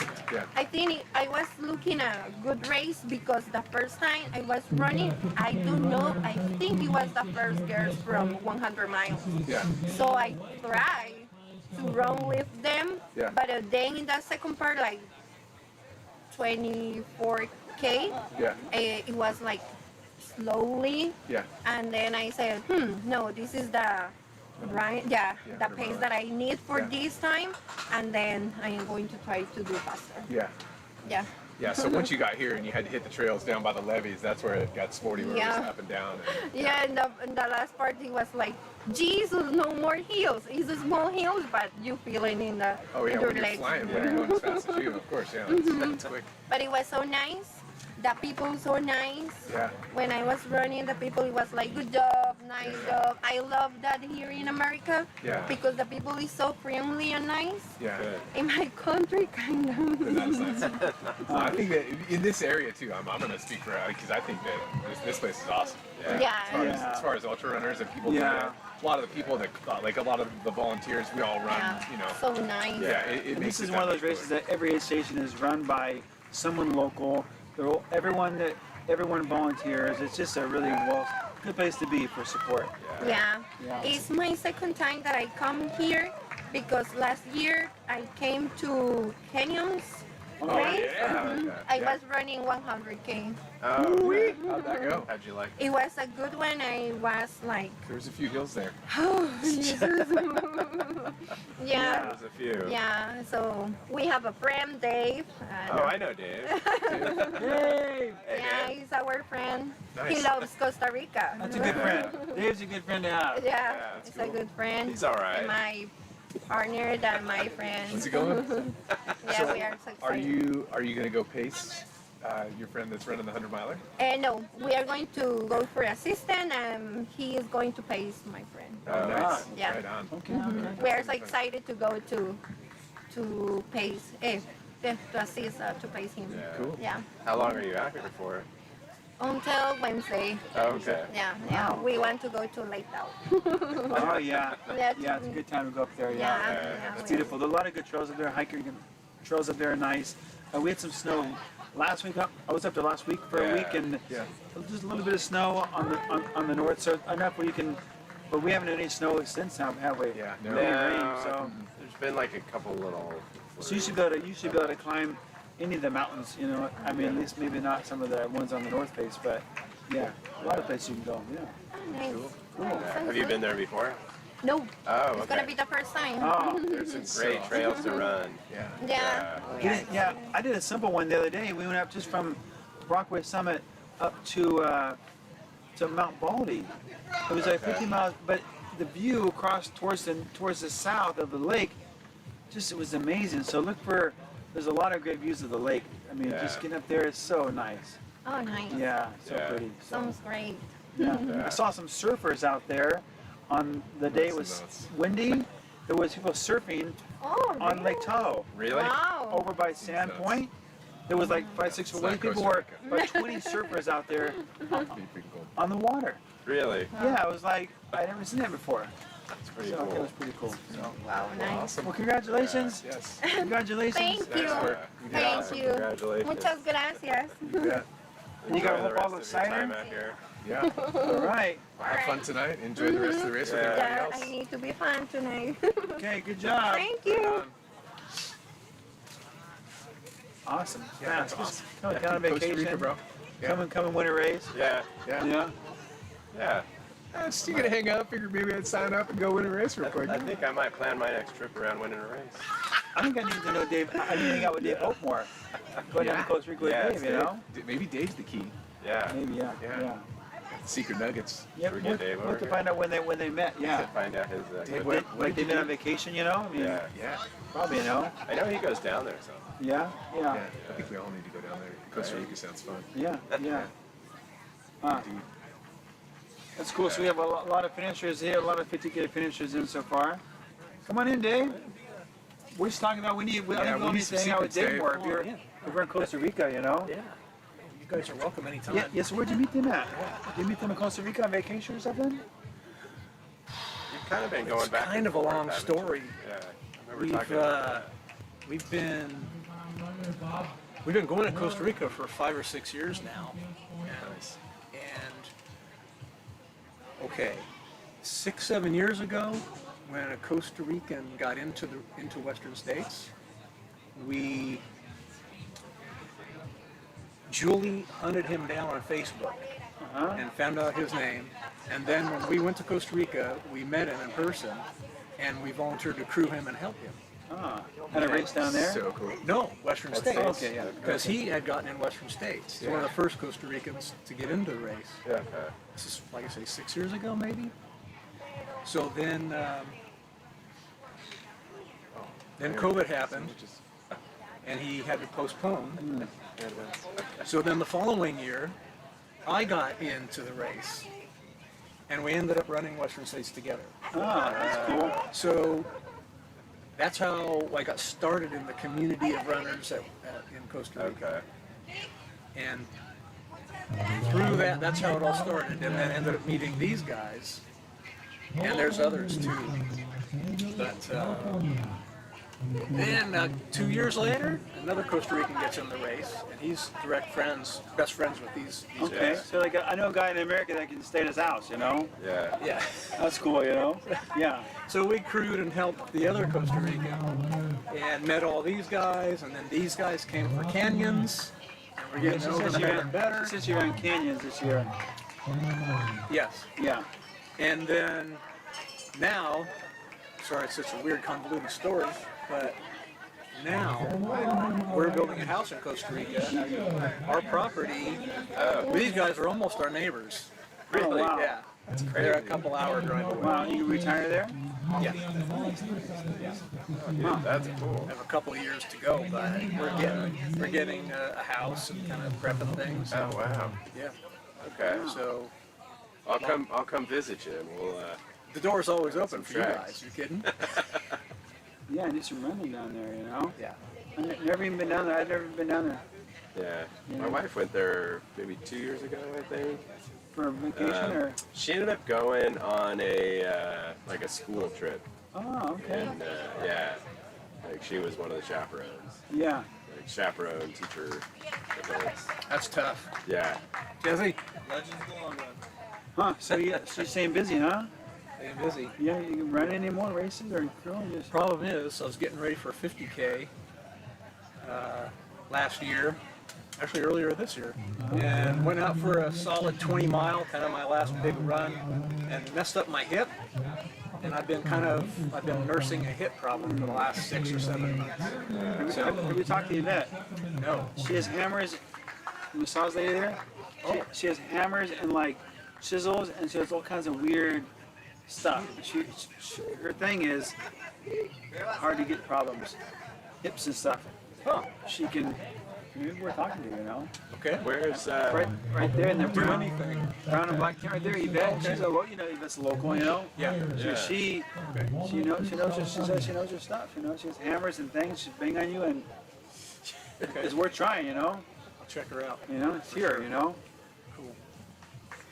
Cool. So you're here today, just you crewing. I am helping these guys out. Nice. Hanging out with them. We have one more runner out in the 100 mile. Yes, and so. Yeah, that's what she was saying. Yeah. So he's pacing that guy tonight or something. He's pacing. That's Jen's husband. Okay. He's going to pace our friend Esteban, and that's Esteban's wife. Okay. Wow. Yeah. Exciting, huh? It's Yeah. cool. I mean, So it's it's really cool. cool down there. Yeah. Hang out. You go down to Costa Rica, you go down and run and do trails and stuff, and run trails down there. Or hiking. Yeah. That's cool. Our property, and near where they live, we're only a few miles from the trailhead for the tallest mountain in Costa Rica. Oh, really? Yeah, just a few miles. Wow. It's amazing. It's a beautiful, beautiful country. Huh. Yeah. No, you guys are always welcome. I definitely will come down there. Our house has 2 bedrooms. Okay. Yeah. Plus you got always your cool tents that you've always bought over the years. You've always had the coolest tents over the years, you know. We have The one been with the- backpacking for so long. Yeah, the one with the big I always love the one canvas with bell. yeah, with the one with the fireplace inside, Oh my you know. gosh, man. Yeah, that was thing. yeah. I saw a guy down in Colfax living by the river one year with that same one, you know, living down there in the winter, you know. Yeah. Are you still keeping the Echo Lake place? Oh yeah. Yeah. Okay. Yeah. We still have to do the project Echo Donner.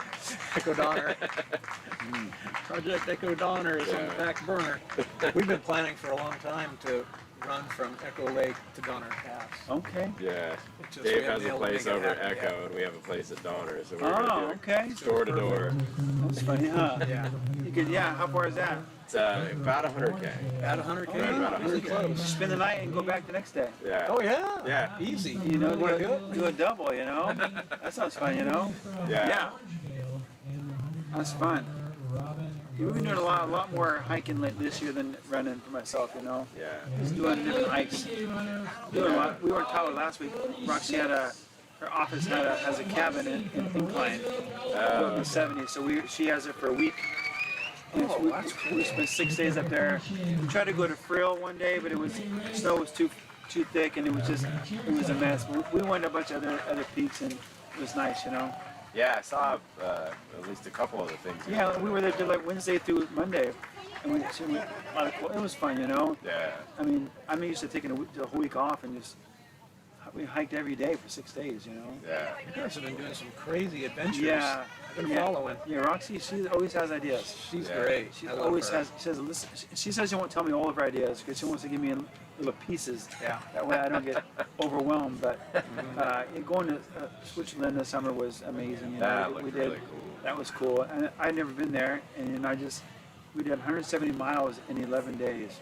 Oh wow. But staying in cool places. We Yeah. stayed in little places and had good food and. I was gonna say, did you do some like hut to hut? It was hut to stuff hut, too? yeah. Okay. That's what I Every always night, wanted to every do. night we had dinner with everyone that was there, like a formal dinner, and then breakfast buffet, and then you pack a baguette in your pocket. And usually we would hike to lunch sometimes, but some of these restaurants are on a single track on a mountain. Literally, you can't get to some of these. They're not like you get there, you hike into this restaurant, and there's like food and wine and sandwiches. It's like it's all helicoptered in. Oh, it is? Yeah, a lot of these places are just no access. Yeah. It's so ridiculously crazy. Yeah. And it was pretty affordable, so it was amazing. So I think we're planning to go with Mansour next year to Kilimanjaro. Okay. So that'll be nice. Yeah. That's right. Yeah, Mansour has lots of ideas, and he's always getting people roped into his adventures. You know, because Roxy went with him to Nepal base camp. She got really where she sick. almost died. Yeah, and she got she was got sick going over. Maybe in Hong Kong, got some kind of bug, and went to Kathmandu, and it was just got more sick. And the first day on the trail, she was feverish, and then, you know, and just sweaty, and they tried to, I guess as ultrarunners, they tried to condense the days down. But I guess in Everest, it's so high up, it's not a good idea because you don't want to sweat when you're up there, because it pushed really hard, and she had to get helicoptered out, like, you know. Of course, up there, a lot of people helicoptered out is a normal thing. Yeah. It's not like it's a. But yeah, she wants to go back. She's like, I gotta go back. I gotta go back. I'm like, I don't know. She did not make it sound. It's not a little bit cold. Yeah. I don't know. So I like a little warmer climate. I like Costa Rica. Sounds better to me. Yeah. Yeah. We'll see. I definitely like some cold stuff. Yeah. I like to incorporate winter things. Yeah. You like the cold? I do. I'm with Mike. Yeah. It was cold this morning. It was like 53 degrees. I'm like, I'm cold. Yeah, it's too cold. Yeah, I mean, like we went up to this weekend Tahoe, and we're post holing in snow, and I brought trail runners, and I went the next day. I went to Reno and bought a pair of leather waterproof hiking boots. I'm not hiking in running shoes in snow. Yeah. I just cannot. But she wore regular runners every day. It was like, she's fine being having her feet cold. But I'm like, no, I'm going to go Reno to REI and get some nice waterproof hiking boots, because I'm not going to hike in snow for a week. That's too much for me, you know. Yeah, I don't have that kind of toughness. Yeah. So, but it's fun though. Yeah. So yeah. So next we'll see what. She's actually in San Francisco today.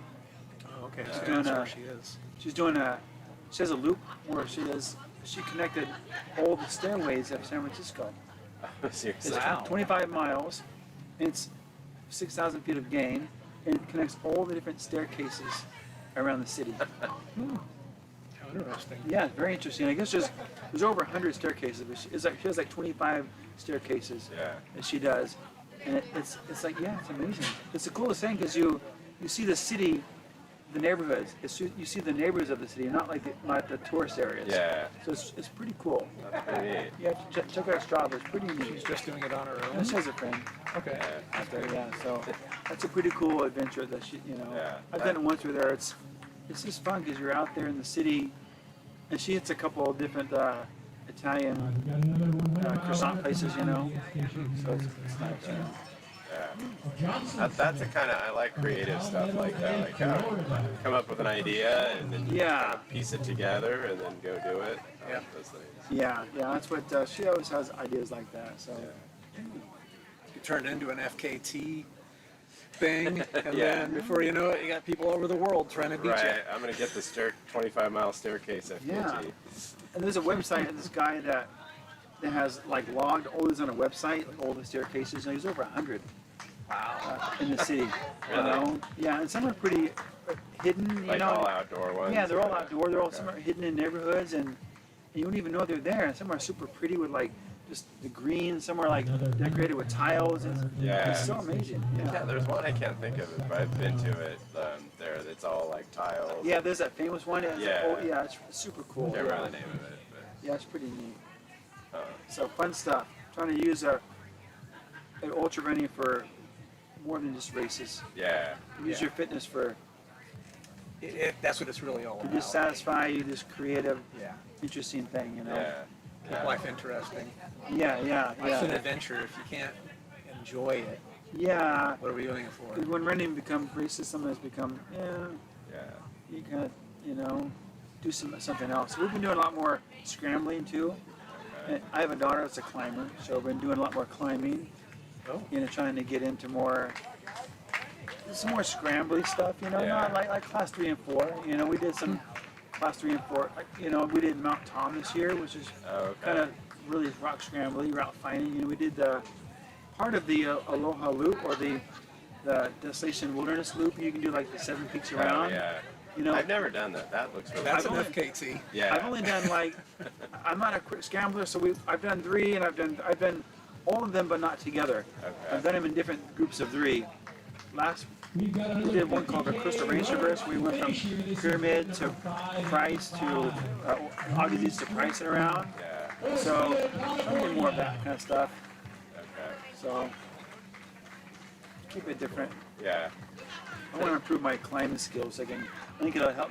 Like when I've done interviews, the people that had climbing backgrounds were always the ones that were doing the most interesting stuff. And so I'm really trying to grow that experience, try to grow my skills in the outdoors with the just rocks and stuff. Yeah, yeah. Makes it, you can start linking up more interesting things together, kind of cooler routes and stuff too. Yeah, good stuff. So you're hanging out today, huh? Chasing the 100-miler. Yeah. Is he come through yet? He came through. Okay. He was in the top 20. Okay. So he's moving along pretty quick. Jody is here, huh? I'm gonna go hello. I don't think we have any.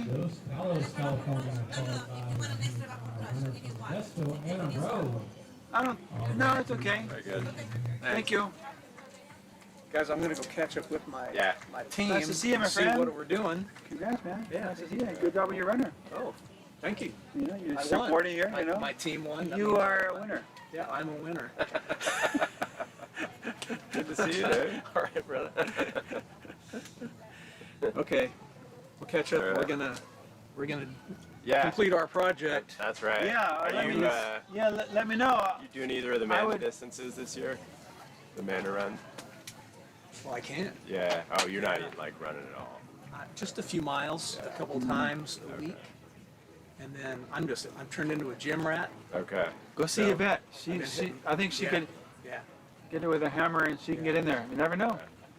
Could be something. She has a whole different technique than I've ever seen. So I'm curious about the hammer massage. yeah, I don't know. She sounds like scary. Sounds terrifying. She said, "Bend over. I got a hammer." I'm like, "Okay, I trust you." Yeah, it's not. I forgot I'm live. Okay, guys. Okay, All see you right. later. See you Catch you later. later. I sat over here after the runner and my butt's wet from someone else's running sweat. Nice. Yeah, so anyway, that's okay. That's So, it's a good community. hey, Dylan, maybe take a quick 5. I'm gonna run the restroom. Cool. This is yeah. If you're able to the 100-miler, we'll have to do it. The 100K, you know, it'll be kind of fun, you know. Yeah. Yeah, we started. I don't know. I've been thinking of it for a few years, and then with Dave, I thought I don't know at some point after he got his place at Echo Lake, like hey, keeps us together, like your place to my place.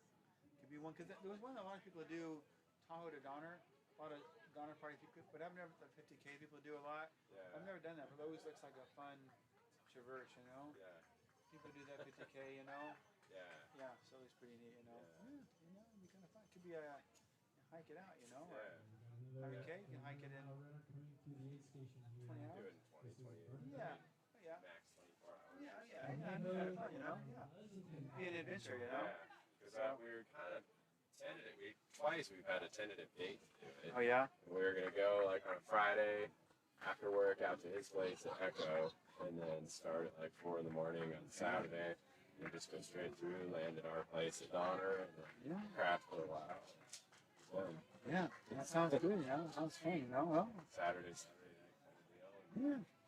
That'd be fun. Let me know. You know. I can't run it, but I can hike it, you know. Yeah. I can hike fast, so. Okay. You know. Yeah. It's getting late now for the season. Yeah, it's kind of. Unless the window weather was just perfect, you know. See what these next couple of weeks. Yeah. Hey, this is Pin Perez. I was talking to her yesterday. She's one of Rocky's friends. The runner about to finish here. This is bib number 582. I'm gonna get the restroom, my friend. Yeah, dude, good to see you. I'm gonna probably cut out. I gotta run a few Andrew Stecklemore.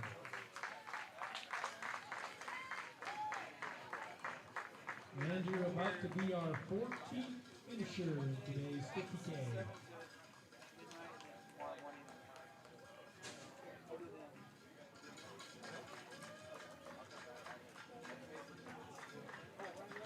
We had a 100-mile runner from Modesto Super Gill coming into the North Point station.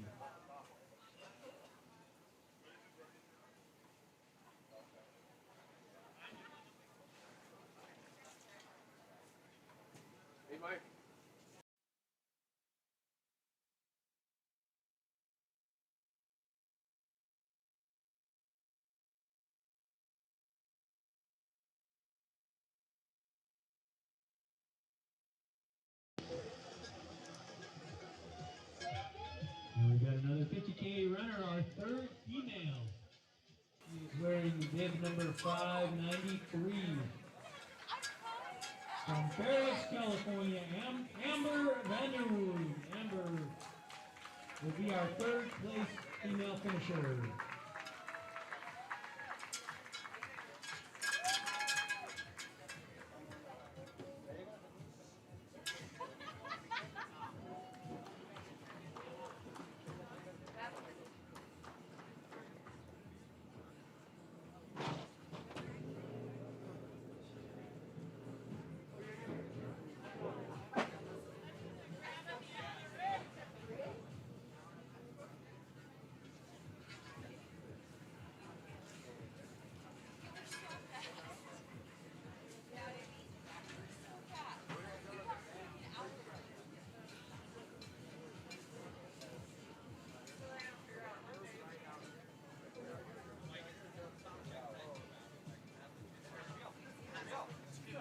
I wish, but I got a closer look. I was like, oh my God. Jeff, was this on?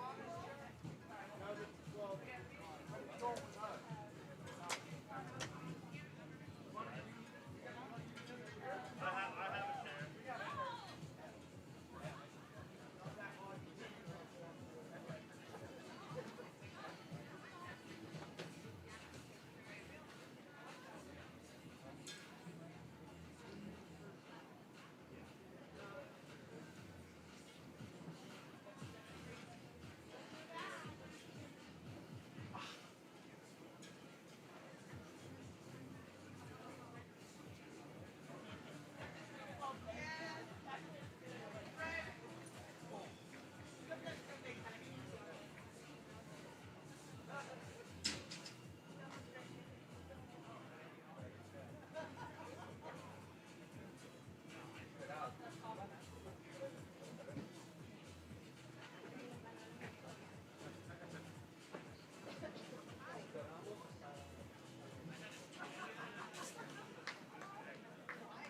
Excuse me, Dylan. Just gonna check this out here, okay?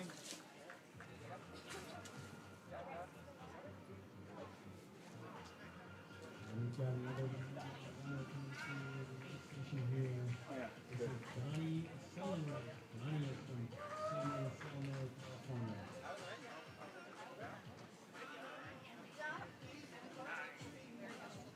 Your sunlight is flat. Is that, you know it? It's like laying flat. I thought it was up in the middle later. Kind of a slippy flat?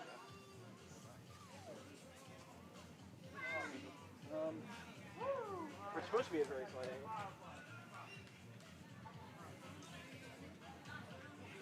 We have two more runners coming through the aid station here. 50K runner Stephen Ferry from Folsom, California, the 100-mile runner Vincent Lasciavo from Rockland, California. Yeah, I don't know if it was, did it fall over or was it like that? It might have fallen over. I know some folks were going around out there. I actually walked tons. Yeah, we've had very little bandwidth issue. So working good enough, huh? 100-mile runner Carolyn McCarter from Auburn. She is making her way through the aid station here at Beals Point. If everyone have, you can always put this like, oh, this is close, more close than it was, huh? Yeah, it looks good. Is that working? People go out there is fine, huh? I'm not seeing it tripping up. I thought we had it open. I wonder how it was. Like last year and the year before, we had a little corridor in here which we could ski through and anything precaution. Yeah, it works. I mean, as long as people were able to get through. Yeah, it's good. I thought we had it open like. How did it get closed? Weird? It might have been when we set the thing up this morning before we got here. Maybe not. Might have shown it, not noticed. It's fine. We got another 100-mile runner coming into the aid station from Lafayette, California. Carol Balloon. And they're like, cool, yeah.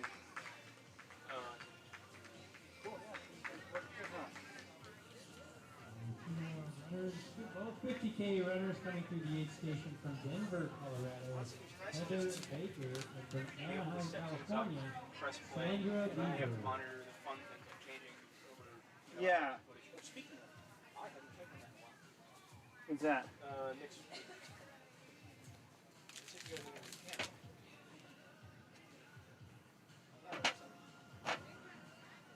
I'm going to go ahead and play new stuff. Okay, that sounds good.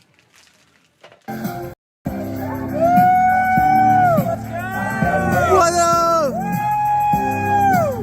Kuya. 17, Pod the Beals. Thank you.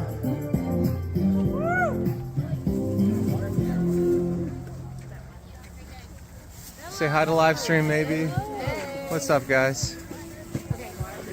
Woohoo! Thank you. Sorry, Devin. Thank you. Like that one time.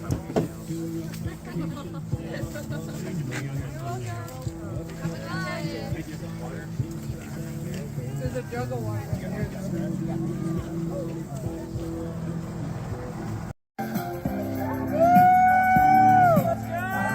What up? Kuya. 17, Pod the Beals. Thank you.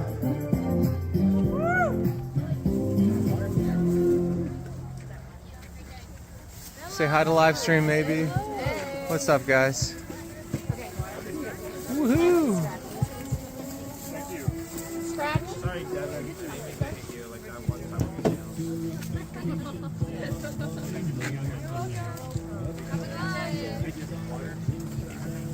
There's a jug of water right here.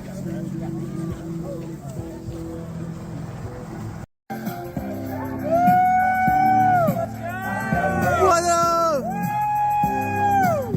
Kuya. 17, Pod the Beals. Thank you.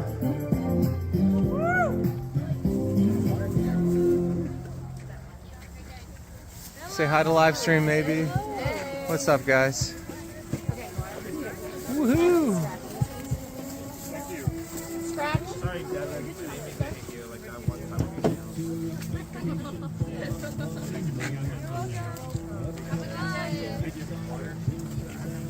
There's a jug of water right here.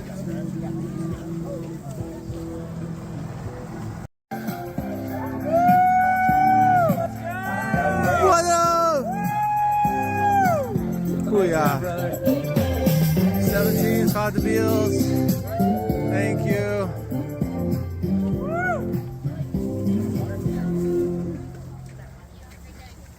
Say hi to Livestream, maybe. What's up, guys? Woohoo! Good job, runners! Way to go! Martin! All right. Good job. What's up, Martin? Yo, what's up, man? Good to see you. Good, good.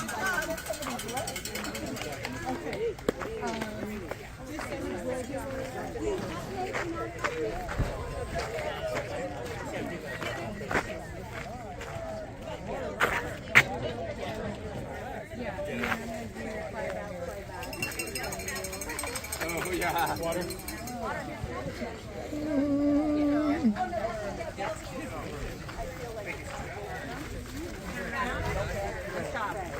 So hard. Oh, there you go. I thought it was frozen. What's your life? Water right here. Water.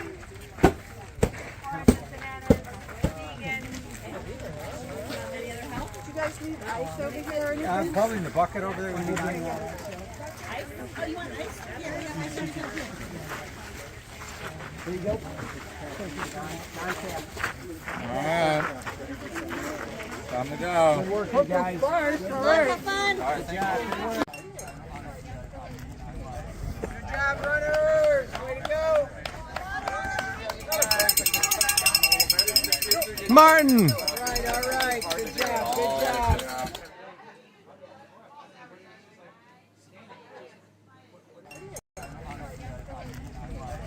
job, runners. Way to go. Martin! All right. Good job. What's up, Martin? Yo, what's up, man? Good to see you. Good, good.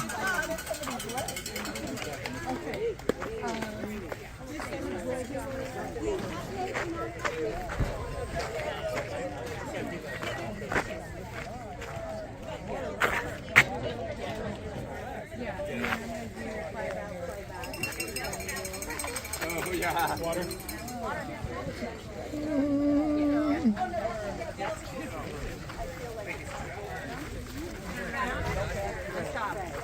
So hard. Oh, there you go. That's the time it's frozen. That's a nice water right here. Water.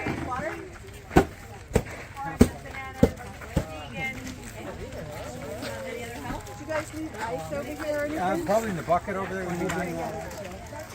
Oh, you want ice? There you go. Alright. Time to go. Good work, you guys. Have fun. Good job. Good job, runners. Way to go. Martin! All right. Good job. What's up, Martin? Yeah, what's up, man? Good to see you. Good.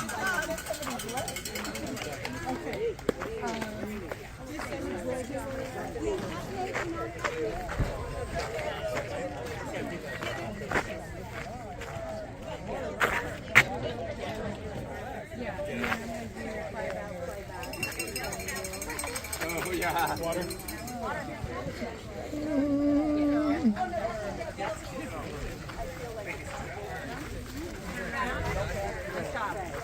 So hard.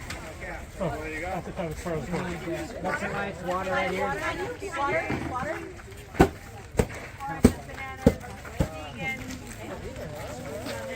Did you guys leave ice over here or anything? Probably in the bucket over there.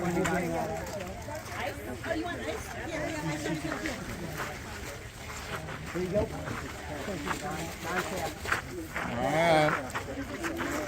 Time to go. Good work, you guys. Have fun. Good job. Good job, runners. Way to go. Martin! All right. Good job.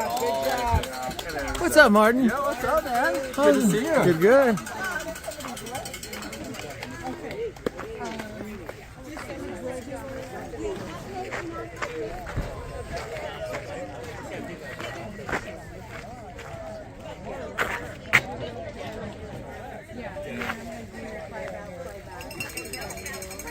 Oh yeah. Water.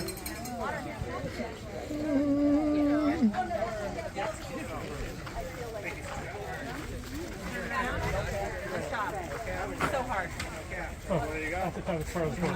That's a nice water right here. Water.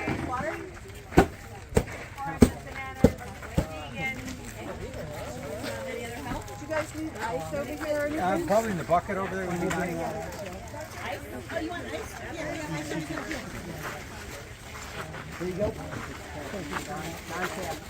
Alright. Time to go. Good work, you guys. Have fun. Good job. Good job, runners. Way to go. Martin! All right. Good job. What's up, Martin? Yeah, what's up, man? Good to see you. Good.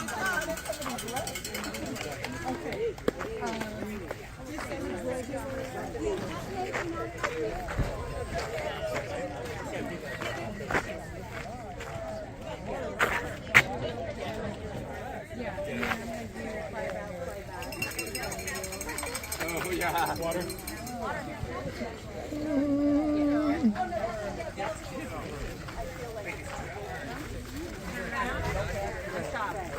So hard. Oh, there you go. That's the time it's frozen. That's a nice water right here. Water.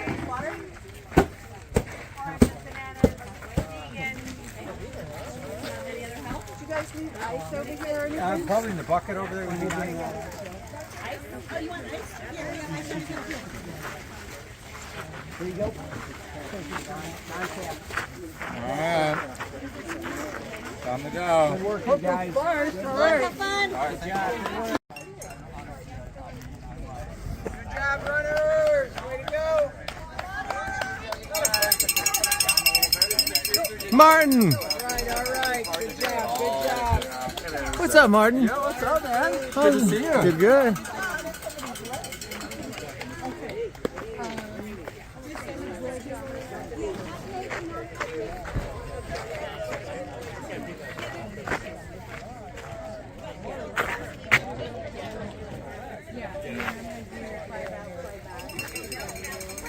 Oh, yeah. Water.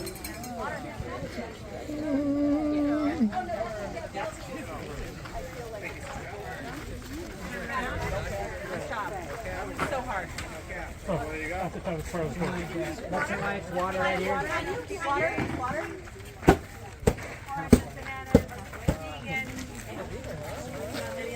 You guys need ice over here or anything? Probably in the bucket over there. When you Oh, you want ice? Here, we got ice right here. Here you go. Alright. Time to go. Good work, you guys. First, all right. Have fun. Good job. Good job, runners. Way to go. Martin! All right. Good job. Good job. What's up, Martin? Yeah, what's up, man? Good to see you. Good, good.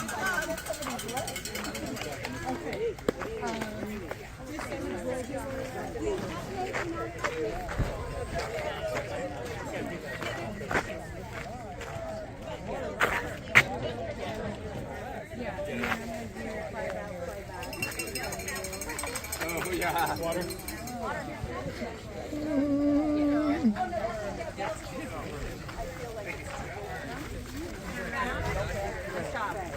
So hard.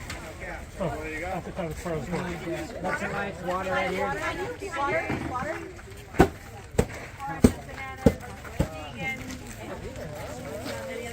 You guys need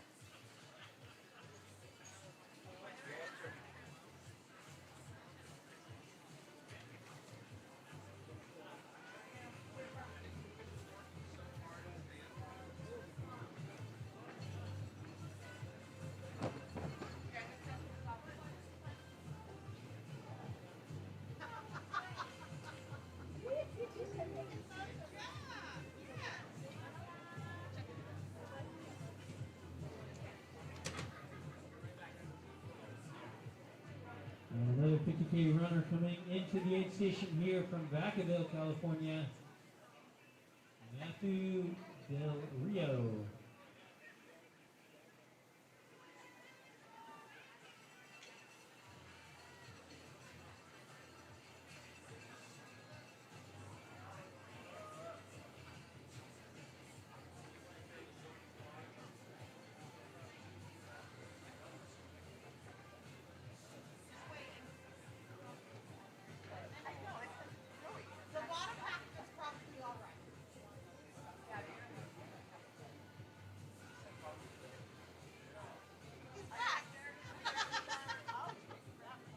And a 100-mile runner coming into the aid station from Brentwood, California.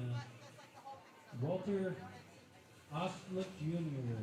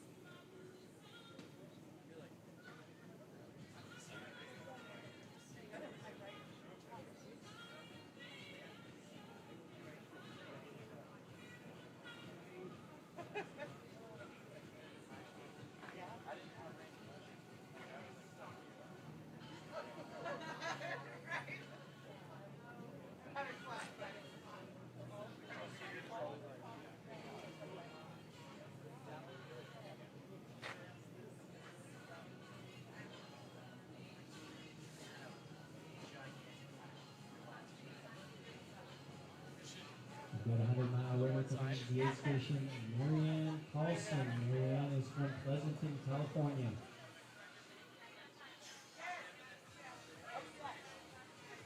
Followed by 50K runner Karen Wilkes from Granite Bay.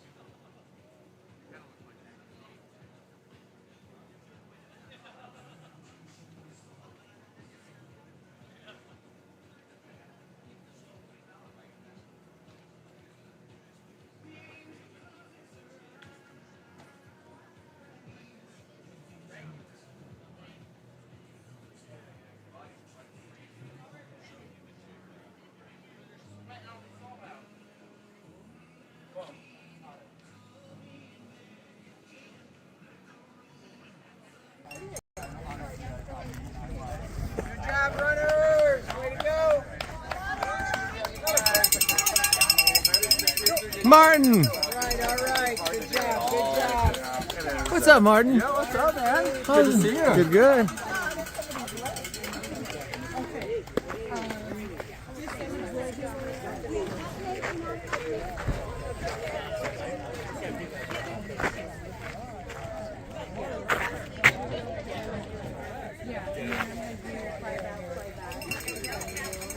Oh, yeah. Water.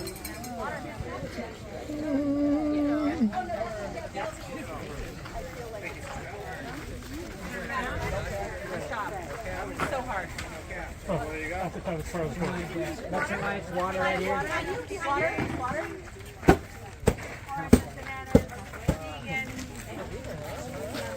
And Granite Bay, California.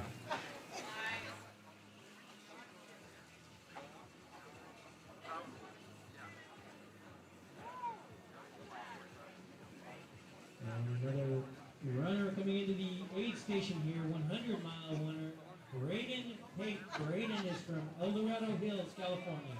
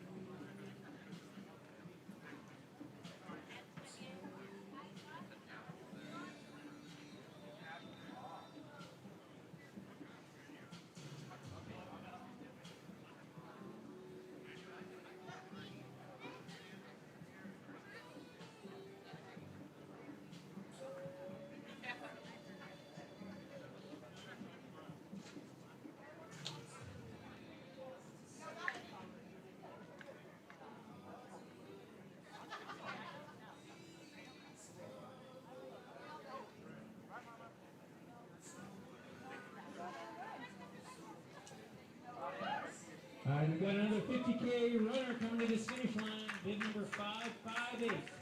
Tara Moran. Tara is from Nevada City, California. Our 4th place female finisher for today's 50K.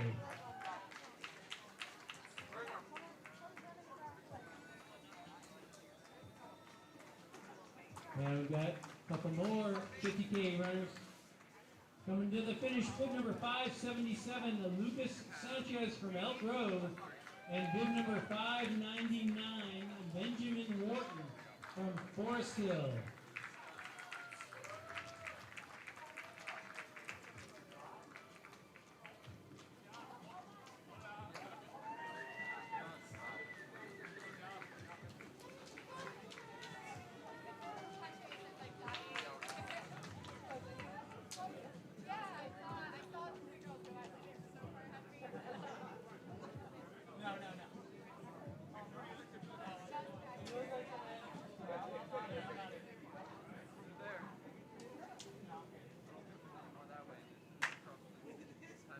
All right, a couple more runners coming into the aid station. 100-mile runner Rachel Krause from Woodstock, Georgia. I think we've got a couple runners from Georgia here today. And 50K runner Ali Harju from Woodland, California.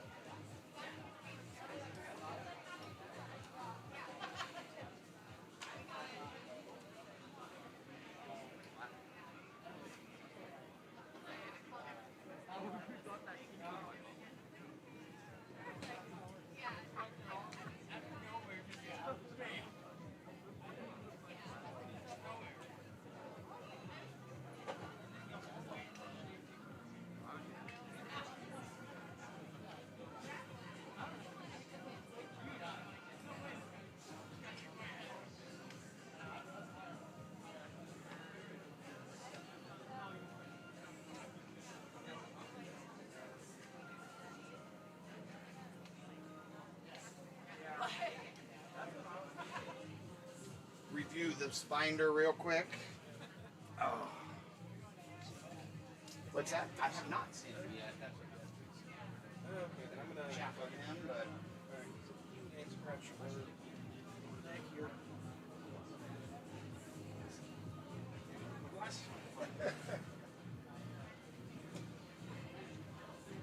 Yeah.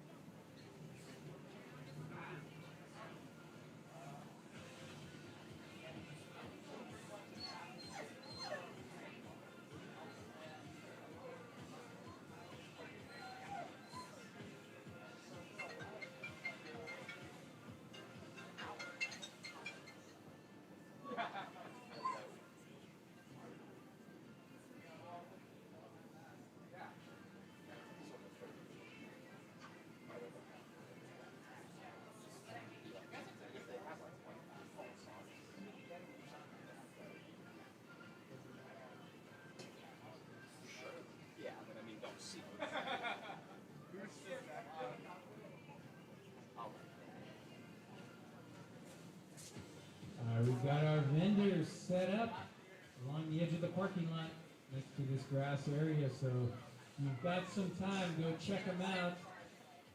Ultra, our presenting sponsor, they're out there with several different shoes you can check out. I think you can even take a little test jog in some of them, so go check out Ultra. Heidi Garner is out there with all of her cool merchandise that displays her incredible artwork. So go out and check out some of the cool things she's got over there. And of course, there is the Field Garden. Are you, who you working for? Who you working for? Well, now, like, job-wise, or? Oh, like here today. Oh, Okay. just whatever she wanted, so just give you somebody to chat with. Yeah, perfect. Well, we'll chat, because it's... Where you want me? It's right here, it's good. I was just reviewing all the history and everything. You're retired, right? I retired, and then from SAC PD, and then over at Rayleigh's, just running their asset protection department in California and Nevada now, and probably start doing Arizona here pretty soon. Wow. So yeah. Let me know whenever you're ready, and I'll catch you. And then just so you know, we've also got scratch weight. Yeah. If you want to do them first, I'm on no time schedule, so. Sounds like either way. They might get there. We'll chat here first, you know? Okay, yeah, and then I'll find scratch when you're ready.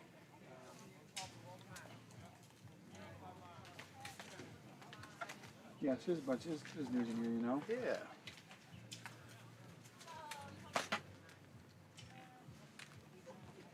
What was your last name? We've got another 50K runner coming into the aid station. This is Laura Limeyer. Laura is from Dylan, you're... Mariposa, California. 5, 4, 3, And Laura is another 50K runner. Hello everybody, we are here, we're back at Rio Del Lago 2025. We're at Bill's Point, it's 10:36. The race has gone on for 5 hours and 36 minutes. We've had a lot of the 50K runners have finished here. I mean, probably 30 of them or more. Yep. So coming A here. lot coming through. And so you've been volunteering for Julie for a long time, right?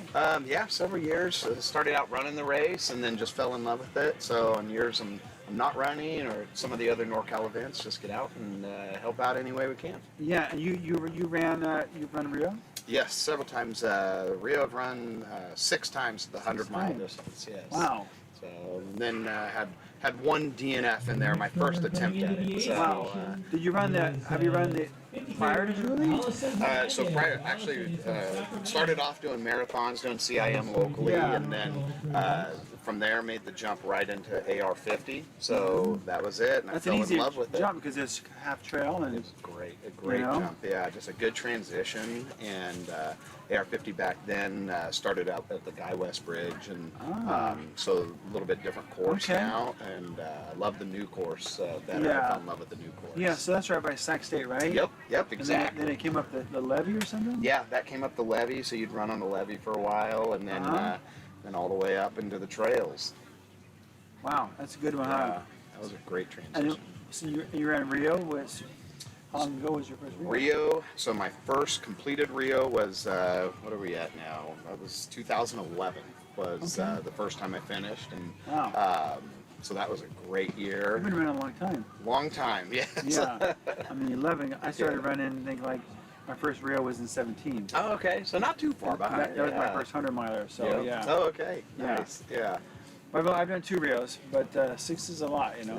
It is, but it's just a beautiful course out here. You have, NorCal puts on amazing events, great support. This race for living local, I live right here in Granite Bay, and being able to have family, friends come out, and it is a very easy course for spectators, for your crew, to get pacers in and out. One of the best courses around for that. And we were talking about that earlier. Yeah, it is a great course for that because it's just so accessible, and it's I mean your crew can be anywhere they want it to be, most places, and it's just easy to be supported here. Or if you're a solo runner, it's so well supported. Very well. And every aid station is run by ultra runners. Yes. So someone's going to know what's going on if you got an issue. Absolutely. A lot of support here, a lot of help. So yeah, definitely it's a great race for first timers or. Is that Dante? Yeah, you want to come in here and talk? Come on here as well. Sure, man. I gotta get the Kiko over here. Let me go. Yeah, sounds good. Dante is with them. Scratch. Excellent. You can talk. You can hang out Nice, heck top yeah. of the studio, you know. Good. You know, talk about Scratch. We love Scratch, you know. Get some room here. She said Dante was a lively guy, but I hope that's his Halloween costume, or that maybe that's just his. That's just festive him. race attire. Yeah, that's just him, exactly. yeah. That's the thing. You get out here and everybody's having a good time. It's like a party on the trails. Oh yeah. It's a great place. Yeah. So that's really cool. Yeah. So you what are you doing for Julie this weekend? So whatever she needs. That's kind of we all. Yeah, that's what we do. She's so well respected in the community, and volunteering for Julie. She always gives back. She always gives it. She supports people with, if you're going to be here, she'll support you. You get food, lunch, whatever you need. And she's just really, and we all want to. Like, there's a lot of competitive races, a lot of places to spend your time. There definitely is. Julie has a knack for getting us all to be here. It's true. Yeah. And there's so many good places to volunteer. I mean, you have here, you have ADO. Just like, she's setting up full-on cities in these different areas. Oh yeah. Put him in the middle. Way here. Wow. Put you guys in the middle. What? I know. Oh, amazing. Thank you. Look at this scratch shirt. Look at this. Let's keep going. Yeah, I know. Like this? See? He's the guy. You got scratch. He's a mascot. You got scratch clothing. How's it going? Mike, nice to meet you. Nice to meet you. Sorry about the sticky hands. Is that what flavor is that? Yeah, that's I caught lemon lime. Oh, but it's lemon lime. Good. I love it. That's pretty brave of you to just go ahead and start. I'm proud of you, man. I think when you're ultra runner, you're gonna wash it off later. Yeah. You're gonna wash it off later. Just gotta trust. Everyone know everybody here? I'm Randy. Hi, Randy. Awesome to see you. Dante, nice to meet you. Yeah, Randy's been around a long time.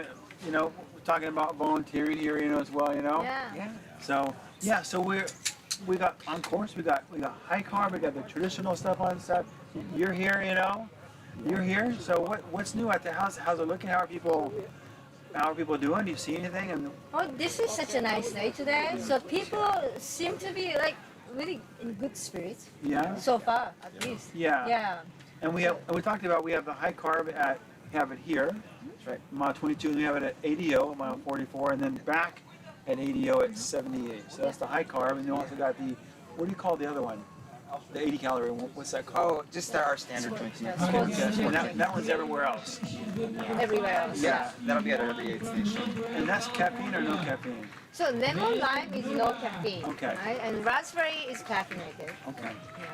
And we're going to have a special mix at Overlook. We're going to do a pineapple, raspberry limeade. So it'll have a smidge of caffeine. A little tropical for this beautiful weather. Yeah. It's called a Rio Del Lago Classic. Surprise flavor. So if anybody has any good names for it, it's a pineapple raspberry limeade. How is that happening? You guys got a big old, like a Halloween, a big old thing and a vat with dry ice in there, Just a little concoction. We brought our cauldron. It's a little witch's brew. I like that. Very nice. Yeah, scratch has been, everyone is getting more popular every day, and I love it, and yeah, it's been a great mix, and the high carb has been, we're talking about like in Rio, last year the men and women's 100 miler was a record. So a lot of races you see online is records every day. A lot, nutrition is changing so rapidly. And high, that your guys' products, it's a lot different than the older, earlier high sugar drinks that we used to always drink. So what is it about scratch that people that's the difference? How is it? What's the sugars like? Mikiko, you're more of a scientist than I am in terms of high carb and how it digests. Yeah, because everyone is now talking about how much carb you can take in when you're pushing your effort. So high carb is one of the products in the market. It's a liquid purely, right? So you have a lot of calorie and carb in a bottle in liquid form. The one unique thing is it's not sugar. It's called cluster dextrin. It's a little more complex type of carbohydrate. So it's processed, digested more slowly. Yeah, that's why it doesn't bother your stomach and GI system that really much. Gentle on the GI. Yeah. So I think, and then it's not sweet. So when you're sick of eating all the other sweet things, Joes and other food, you can't eat anything else.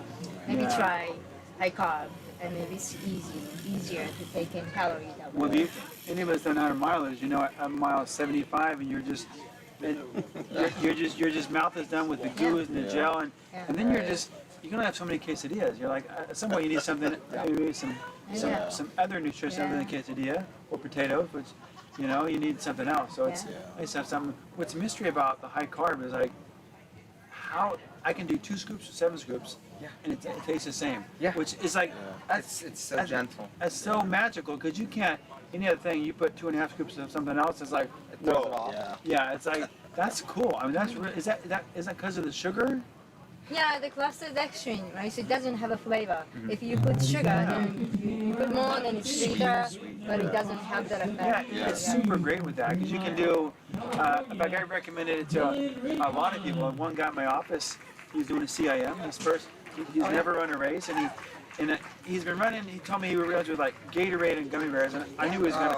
I knew it was gonna be bad, so I didn't bother telling him any advice until he came to me one day and said, "I've been training for CIM, and I did my 18 miler, so I just tanked, just fell off the edge." And I said, well, I showed him Scratch High Carb. I said, this here, and use this product, and then I told him all about it, and he came back this weekend, and he said, oh man, he was like, he was in love with it. I mean, because it kept him, it balances that. Instead of these big swings, it kind of keeps you cruising like the maltodextrin. It's a complex carb, so it's going to absorb your body more like a normal food would, rather than like our the standard sports drinks mix. Because it's so sugar dense, you get these spikes, right? You get those highs and lows, and so this is going to, like we mentioned, kind of just play out really gently. The other thing too, Makiko was saying, you can get 100 carbs in a 16-ounce flask or 400 calories. And then if you want to be spicy, you can add a little extra, or you could add another flavor. So for me, I'll push 120 carbs in a flask, and I don't need to eat for a long time at that point. Yeah, and I'm a runner that I used to do a lot of gels in my early days, but I kind of got away from that. I just kind of run on food, and I've always said I've always used another brand, another competitor for a lot of years, and I still like it, but you can't change the content. It is 2 scoops. And so, but I've always been a fan of liquid calories because for me it's easier and it's balanced, But with Scratch, I'll take the high carb and I'll mix in the other stuff, and I'll always do a combination of both because it's kind of. The cool thing we have now too is we came out this year with the electrolyte boost. So it's a non-flavored. Have you tried it, Randy? I haven't tried that, no. Right, so it's an electrolyte boost. It's a non-flavored, so you can actually put it in water and you wouldn't taste it. Oh, okay. And so if you need to boost up your sodium, you can dial that in without changing the flavor profile. I think you brought it the day at Julie's when we talked about. It's a little container. So it's nice. Nice products to add if you are sweating like today's warm. So if you're sweating a lot more, then add a little more booster. Doesn't affect any flavor. How would you know if you needed to do that? It's personal. There's enough in there. I mean, how would I know? So if you really want to get dialed in, you can certainly do a sweat test, right? And then that way you can understand what you need to hit for your targets in terms of replacing that sodium. Otherwise, it could be a lot of trial and error. I'm a trial and error kind of guy. So probably if you're faster, you probably would notice things that I may not notice. I'm missing a shoe. I mean, I think it depends on how old you are, Something's weird today. Why am I a little off? I don't know what it is. I'm just not feeling right. Like that. My shoe's gone. So I think it depends on how fast you're running. Yeah, it could be, and everybody sweats differently. They have a different salt content. But that way you can really dial things in. It doesn't change the flavor profile, which is awesome because, again, that goes back to flavor fatigue on these long races. I've not done a sweat test, but I've seen them people do them, and they have a little thing they wear, and then they take it off and send it in, We should have that on the website. We should. Have some recommendations. Thank you. And just that we can sell your salt better. There we go. So, I'm excited. So we have, we talked about the flavors we have and the caffeine, and is the high carb the strawberry one? Raspberry and lemon lime. The high carb is both those. Okay. Okay, I think if you want to try the strawberry high carb, I tried that one. That's pretty good. So cool. Well, I'm excited to go up to. Hopefully we can get some of that that scratch cider. Yeah, that's right. Yeah, Maybe yeah. tonight, on tonight site or too. maybe overnight or in the morning. It's kind of fun to try that out. I tried it once before. You were somewhere, and I tried it somewhere. I don't remember. Oh, okay. Only one Somewhere. time. Okay, you have to try it again today. Yeah. Okay. So I had apple cider this morning when it was chilly, and I was giving away to the spectators and crew, families. So yeah, I think it's good if you So are like it's waiting. a scratch product. It's a Yeah, hydration. it's a hydration. But it's hot apple cider. That is awesome. Yeah, And you can go running. Perfect for the Yeah. mornings. Yeah. Yeah. So even if you are not runner, you can just come and drink some cider. Are you set up somewhere here? Not right now because it's just warm, Yeah. but we will set it up and overlook it. Nice. Yeah, later Overlook today. would be a great Yeah. place. I like it. You know. Definitely cools down there at night. Yeah. That'd be nice to get that. So what are you guys doing today? You hanging here? You going to overlook or? Yeah. Yeah. That's the plan. All the above. Supporting everybody that needs it. Anybody that needs crew or help, we're here to lend an extra hand and cheer on and love it. Celebrate people doing hard things. Yeah, Yes. this is a beautiful day for that. You know. Yeah. Yeah, today's a weird day with the weather being hot. You know. So we'll see how people come in. You know. Yeah. It's gonna be tricky. You know. People are asking for ice. Yeah, they Yes. just started asking Well, about yeah, half an yeah, hour at this ago. point for sure. It's been cooler. It's been okay, mild, but today's probably the hottest day in a Yeah. long time. Yeah. Yeah. So. Yeah. Huh. But Awesome. moods are high. Everybody's smiling that I've found so far, Yeah. and Yep. so it's got good spirit. And we got good stuff. We got jam bar. We got scratch. Between those, that's a whole meal. Yeah, there you go. The aid station is Sustain you stocked up. for days. It's Yeah, great. forget about lunch. Come to the Yeah. station. Yeah, for sure. So, all right, awesome, guys. Nice to meet you, Thank you Dante. so much, Mike. Nice to see you. Yeah, Make good it to go. see you. Great So to meet great you. to Thank you meet so you. much. Thank you, Randy. Cheers, y'all. We'll be checking some scratch later. Thank you so much. Thanks for taking care of us Thank too. you. Thank you. I like the shirt too. Appreciate Yes. that. Yes. That's. Yeah. Yeah. Can you imagine having some hot apple cider that's also an electrolyte? Yeah, ADO in the middle of the night. That is amazing. That is such a. You know, usually we have like coffee or Yeah. most times you have coffee at a race. It's like Trying to warm your soul, but. yeah. Yeah. Yeah. That's awesome. Yeah, good stuff. Yeah, it's fun. I've dealt with Nikiko a lot. I think they're really coming up. I think that it's a big change in the products that people use. It is. I mean, these races are getting so much faster, and so, we're trying to stay on top of solid food for the intake, and when you have a replacement, like scratch, and coming along with high calorie, and it's, easy to digest. That's huge. Yeah, yeah. It's I like their high carb stuff. There's a lot of good products they have these days, but yeah, it's. I like it. It's good stuff. So yeah. So so you're volunteering today? Volunteering today. Went and ran a different 100-miler a few weeks ago just to test out. I had a hip replacement on April 1st of this year, and so you did a 100-miler? Did a full hip replacement, and then back at it. That was a middle of the week decision. The 100-miler was on Saturday. What kind of 100-miler was it? That was a loop. It was the Mild Madness, a competitor run. But totally different type of structure. No Congratulations. cutoffs. Oh, thank you so much. That's amazing, Randy. I mean, it's like on a new hip. On a brand new hip, and so I was joking. I'm like, that was the only thing that wasn't sore on my whole body. Everything else was, but the hip held up perfect, and so That's a question people always wonder. How. I know a lot of people in our age group certainly get them. I mean, you don't have to be 75 anymore. That's what I'd reached out to some other folks in the running community that have done Tahoe 200 and some of the other longer races after hip replacement, and our style of running out here is a little bit slower pace, and we're not beating on the concrete, for all that time, and so so you can get out after a hip replacement and come out here to Rio Del Lago and knock it out. I'm out of shape, so I don't know if I'd have been making cutoffs today, but we wanted to test out the hip, and then we'll be back out here running next year. So Mild Madness, that's amazing. It was great. It was great just to kind of get some miles on the hip and know it's doable again. Yeah, and it's a cool buckle. I think I've seen it. It looks like it has a train on it. Yeah, it has a train on it. They have those little rocks, those rockman, it's like boulders, Yeah. That's cool. Very cool buckle. And Brian does a good job with that, He does such a good He's job. taken it over in a couple of years now, and it's really given it new life. It really has. It was it was like a party out there. You know, they have the giant aid station, and that one's, you know, it's a different mentality. You come out here, and it's different. You're going aid station to aid station. You know, distances, you know, breaking up the course that way. And doing Mile Madness was different because you're pretty much running by your car every mile, and I'm just out there having fun. Come on in here, sir. What's going on? Come on in here. Come and sit down. Hang out with us. I'll get there some soup. What do you got? Here. Yeah, chili soup. You can move over. Get in here. Good to see you, buddy. How are you? Who's this? You're ready for the CIM? Good to see you. Yes, good to see you. I know. He did Mile Madness last weekend. Yeah. Another one of those crazy guys. You did your first Ironman. Yeah. Did you go to Ironman Sacramento?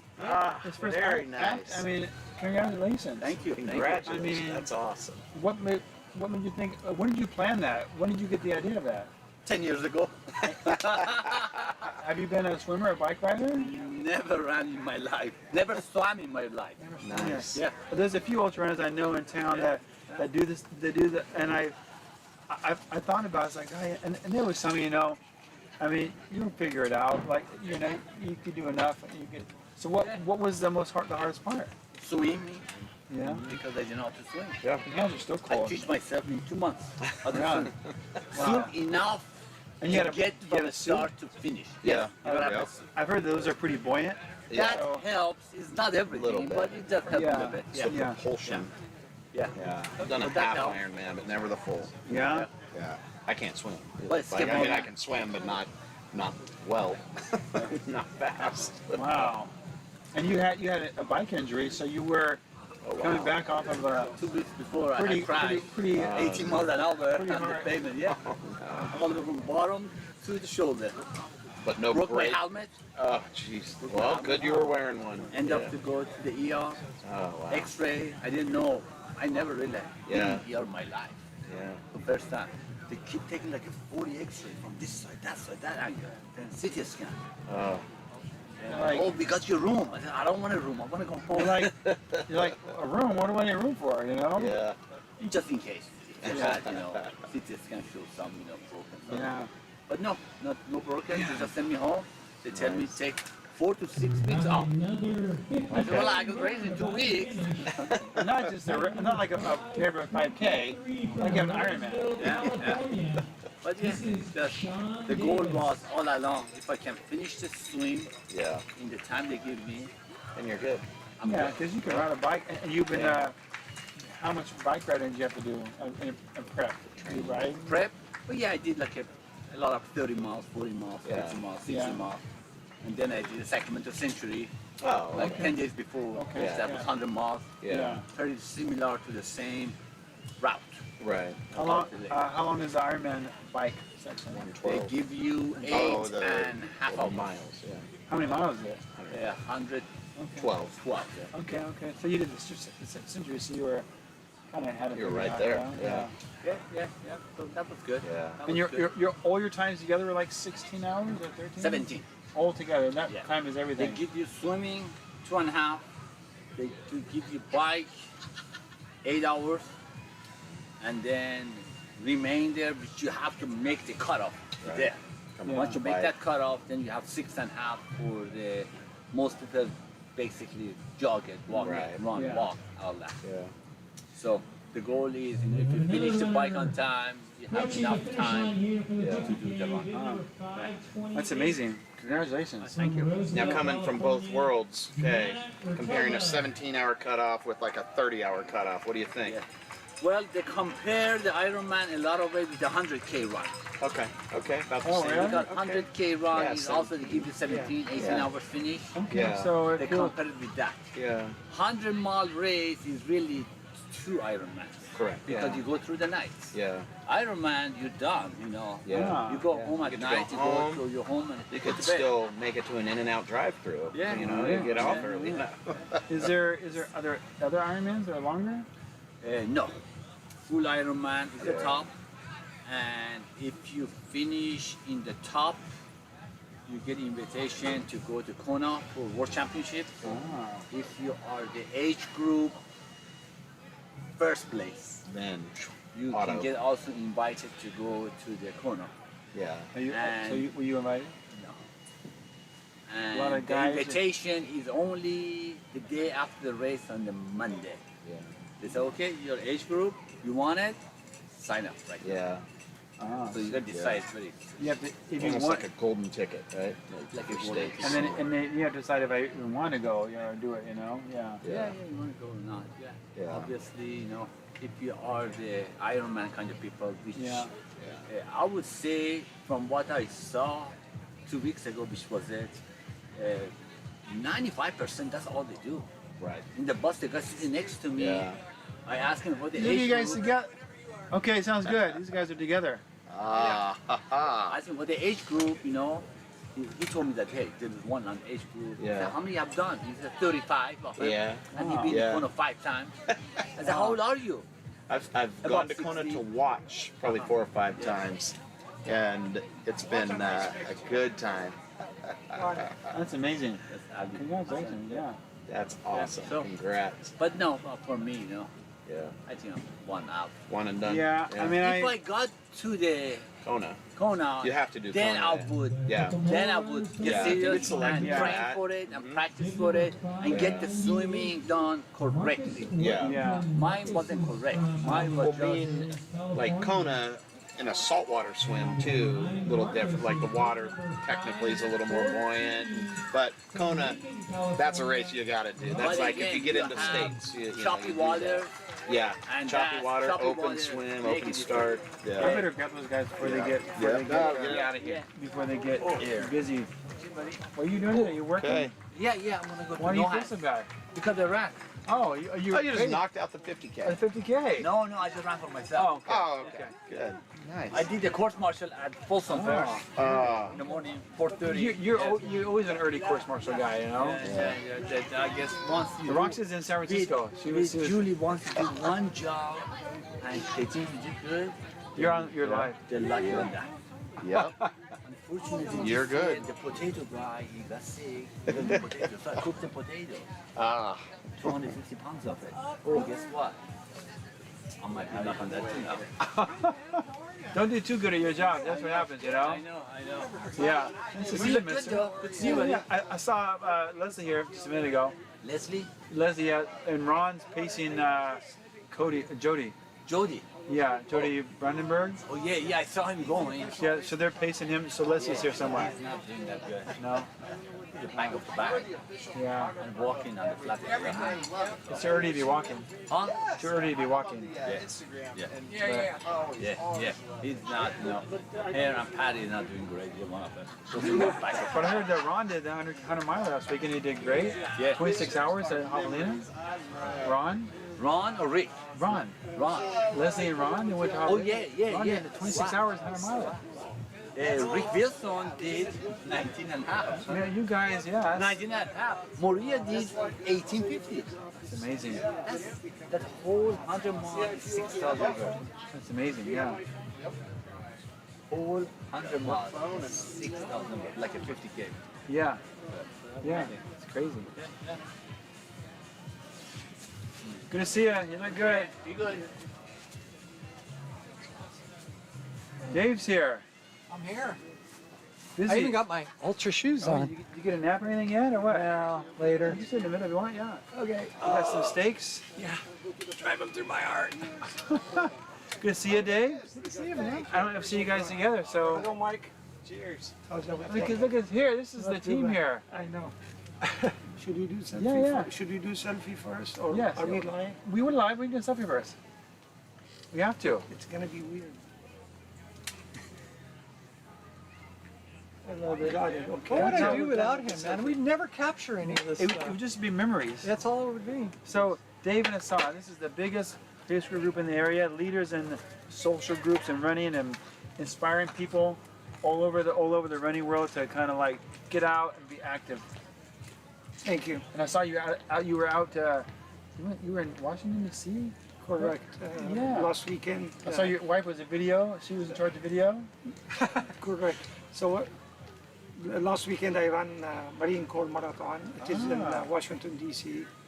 I am doing one marathon in every state. I remember.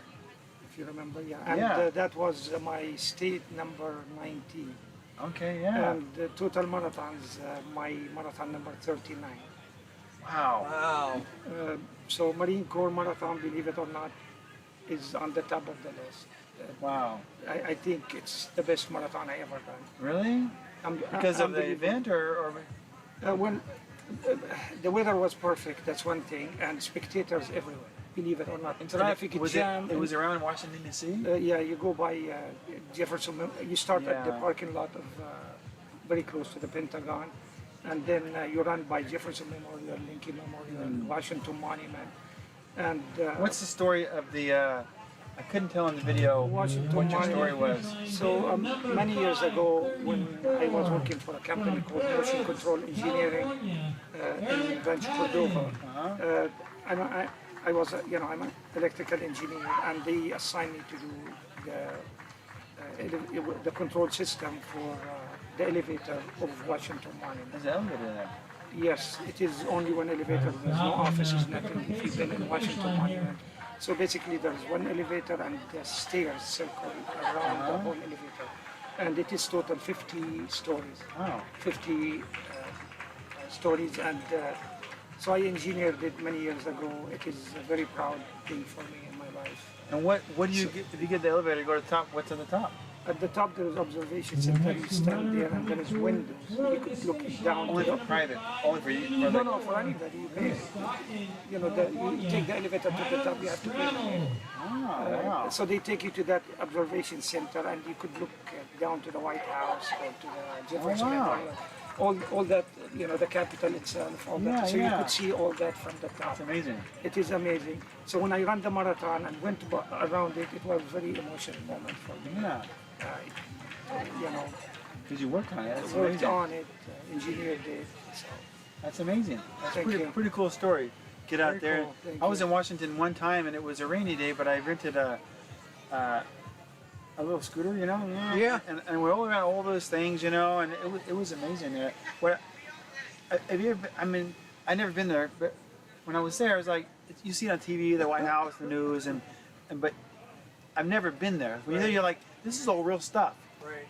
Yeah. When you're in California, you're so far from the government. Right. It feels like you're so far from the government, but there you're like, there's Lincoln sitting there in the big chair. It's like, it's so amazing to be there. Pretty amazing. And even though all the gutters are like granite rock, all the curbs. I'm a geologist. I love the rocks. I was looking at all the curbs and gutters were all rock, granite. Everything was rock. Very nice. It was all the buildings were just beautiful rocks. I don't care what it was. I just love the stone. It was so nice. Very nice. Yeah, no, it is nice. Marathon for sure. I recommend it.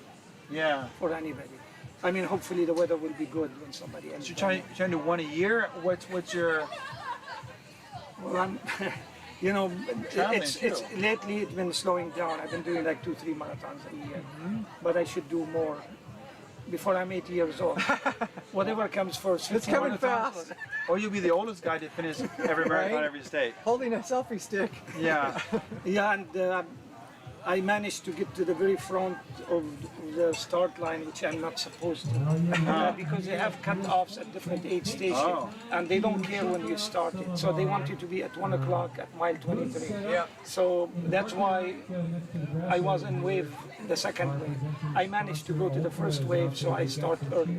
I don't waste that 20 minutes between waves. It was good. And then after the day after sightseeing, we went to in front of the White House, and to my surprise, I'm standing, and here's like 5 jets flew by. Did you see that video? Nice. That was a great video. It is unbelievable video to see all these jets going on the top of the White House, and I'm standing like this with my medal. All this, it's like a flyover. It's like congratulations. They like arranged it, right? Yeah, well, I send you the videos. It's very awesome. Fun. That's cool. So you guys, you're always here. You've been here. I was here yesterday setting up, and it's my favorite time of year because fall and RDL has always had a special place in my heart just because of the race director and all the people involved. And of course, Hassan and I love what we do together, and with all the training runs and just getting the groups together to work the aid stations is a lot of fun. Yeah. Which ones do you guys organize? Which is this one here? So we're doing the aid station here, so mile 22, and then that'll be it as far as aid station work. we'll take some stuff up the course here, and then I'll be here all weekend helping with other tasks. So, Yeah. it's one of our favorite events. Yeah, it's ours too because it's so well supported and all the communities here. And I mean, it's like basically you come here, everyone you've ever met is here. Yes. I mean, you go out and run on the weekends and you guys see a lot of people. Like a lot of us, we run in our spots. We don't see it, but you come here, it's like everybody's here. Yeah. It's so fun to see all your friends. A lot and- of fun. Yeah, yeah, all the people. So your group, your Facebook group. Last we talked, it was like 3,500 people or something. Yeah, a few years ago, I think it's been like 12 years now. We were like a few of us. Yeah, but Yeah, it's up you to know, about 4,500 now. But Mike, Wow. you know, doesn't matter whether it's road, trail, I guess long distance, short distance. David and I always we host events. Yep. And Yeah. we have all kind of paces, right, David? Yeah. And, our motto for the group is no runner is left behind. And you know, fast forward now, the group I think has like 4,500 people. Yeah. So And we're it's a private group. It's not like anybody could join. They have to send a request, and we make sure that you know they're not some random. they're runners or They're real people. at least they're Yeah. they're family. Yeah. Yeah, you're right. Yeah. So if someone wants to, someone's getting started here and they want to get involved, how do they find you guys? So basically, they'll either ask us if they see us at an event like this, and we'll show them how to get on to TRA. But we're always trying to get new blood into the group, especially ones that can help volunteers, so that there's a sustainable group of volunteers, and it isn't the same people over and over again. Even though we enjoy it, at some point we won't be doing it anymore. But I don't see that But happening. for a Mike, the while. way at least when people fill the form and they send it to us On Facebook? Yeah, it's all. So one of the questions is how did you find out about us? And most of the time you find the answer. I googled trail running and it surfaced as top one, and that's how. So we get kind of a good hit that way, but a lot of it is word of mouth. And another one is if you go to the SRA, which is the Sacramento Running Association, they have us on their page. Oh, nice. And anybody goes there, and a lot of the answers is we got you from SRA, so Sacramento Running Association. That's Because great, huh? Sacramento Running Association, a few years ago, they give us an award as the best social running club in that's great. Sacramento area. And that's why they put us on their Facebook. That's nice, huh? We went downtown and we received the award. Oh, for it. nice. That's great. Yeah, it's just such a great community. You guys do a lot for people, the new runners and old runners alike, and it's just kind of motivating to go out there. And also, it's well supportive. No one's left behind. Any pace. So what? You have a lot of weekday stuff, or you used to. What days Still are there? do. I know So- Julie was out doing track for you guys. Yeah, so we kind of switched our Cabot Tuesday run to a Folsom Lake College track run because we like to do Every speed work. Tuesday. Yeah, Okay. we like to do speed work once a week. And the track has really worked out well, and we anticipated it'll do very well in the winter because it's lighted. So you're it'll be gonna stay nice. there? Yeah, Okay, we're gonna okay. hang out there probably forever, and then we'll just do our normal casual trail run on Thursday. Okay. So I think it's been pretty well received, and we're getting a lot of benefit by doing some speed work. So, Yeah. Yeah, and in Auburn, It's a good change. It's a good change. Really yeah. good. Yeah. There's a lot of camaraderie on the track. yeah, I know Julie was riding some. She was there this summer for a while. Yeah. Doing some lessons, you know. Yep. And you guys have other folks coming in and doing some. Like, how do you pick a workout? How does that happen? So we partnered with Julie, and we do the actually do the workouts, but she comes up with the workout of the day, so to speak, and then we send it out to the group and let people take a look at it before Yeah, they show up, okay. and then people come and have a good time. And Mike, sorry, and we were doing a lot of hikes too. Yeah, you know. yeah. Did a So lot of that this every year summer. we hike Mount Rose. Mount Yep. I was there. Aloha. I remember seeing I was you. there last weekend, and I said to Roxy, I said, I wonder if I'll see Hassan up here. But you weren't there. But, I think one year looked we for saw you at Mount Rose. Yeah, I was by it myself. Mount Mount Rose? Rose. And he was by himself, and he was I was by myself, and I was like, here comes this whole troop of Hey, people. we know that guy. And you said, "Where is the water?" Yeah, it's funny because I was there last week. I said, I better see. I thought I would see you, but you weren't there. Yeah. So well, the hikes have been a nice. I always look for water, Mike. That's Yeah. even believe it or not, running. Yeah, there was no water. And this was I did find snow. water in Washington D.C. All Believe right. it or not, I have a video. I don't doubt it. Even it's a road marathon. Don't tell me he was in that. What's that? Yeah, some public bath. Or What's that? something. What's that long pool in the middle of Yeah, yeah, yeah. And I asked Cindy, can you please join? He's arrested for swimming in the in the government pool. But yeah, I mean, when summer comes, because you know the spring, we're training everybody for the spring ultra as well. We're facilitating the runs, but yeah. And in the summer, it's kind of nice to do hikes and do something different. Yeah. And kind of slow the pace down a little bit. And we've gotten a lot of different people to come out on the hikes, and it's been very enjoyable.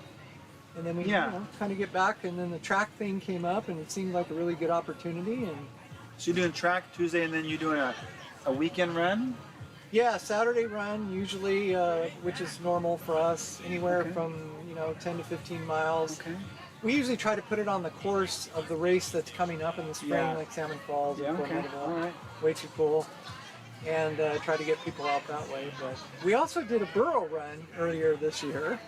What's a burro run? So running with the burros, Jennifer Rochelle in Bernie, California. Bernie Falls. Yeah, Okay. Bernie Falls. Okay. She contacted us. And Yeah, she came down, brought partnered with some other people, and they brought down, how many, Hassan? Like 8 burros?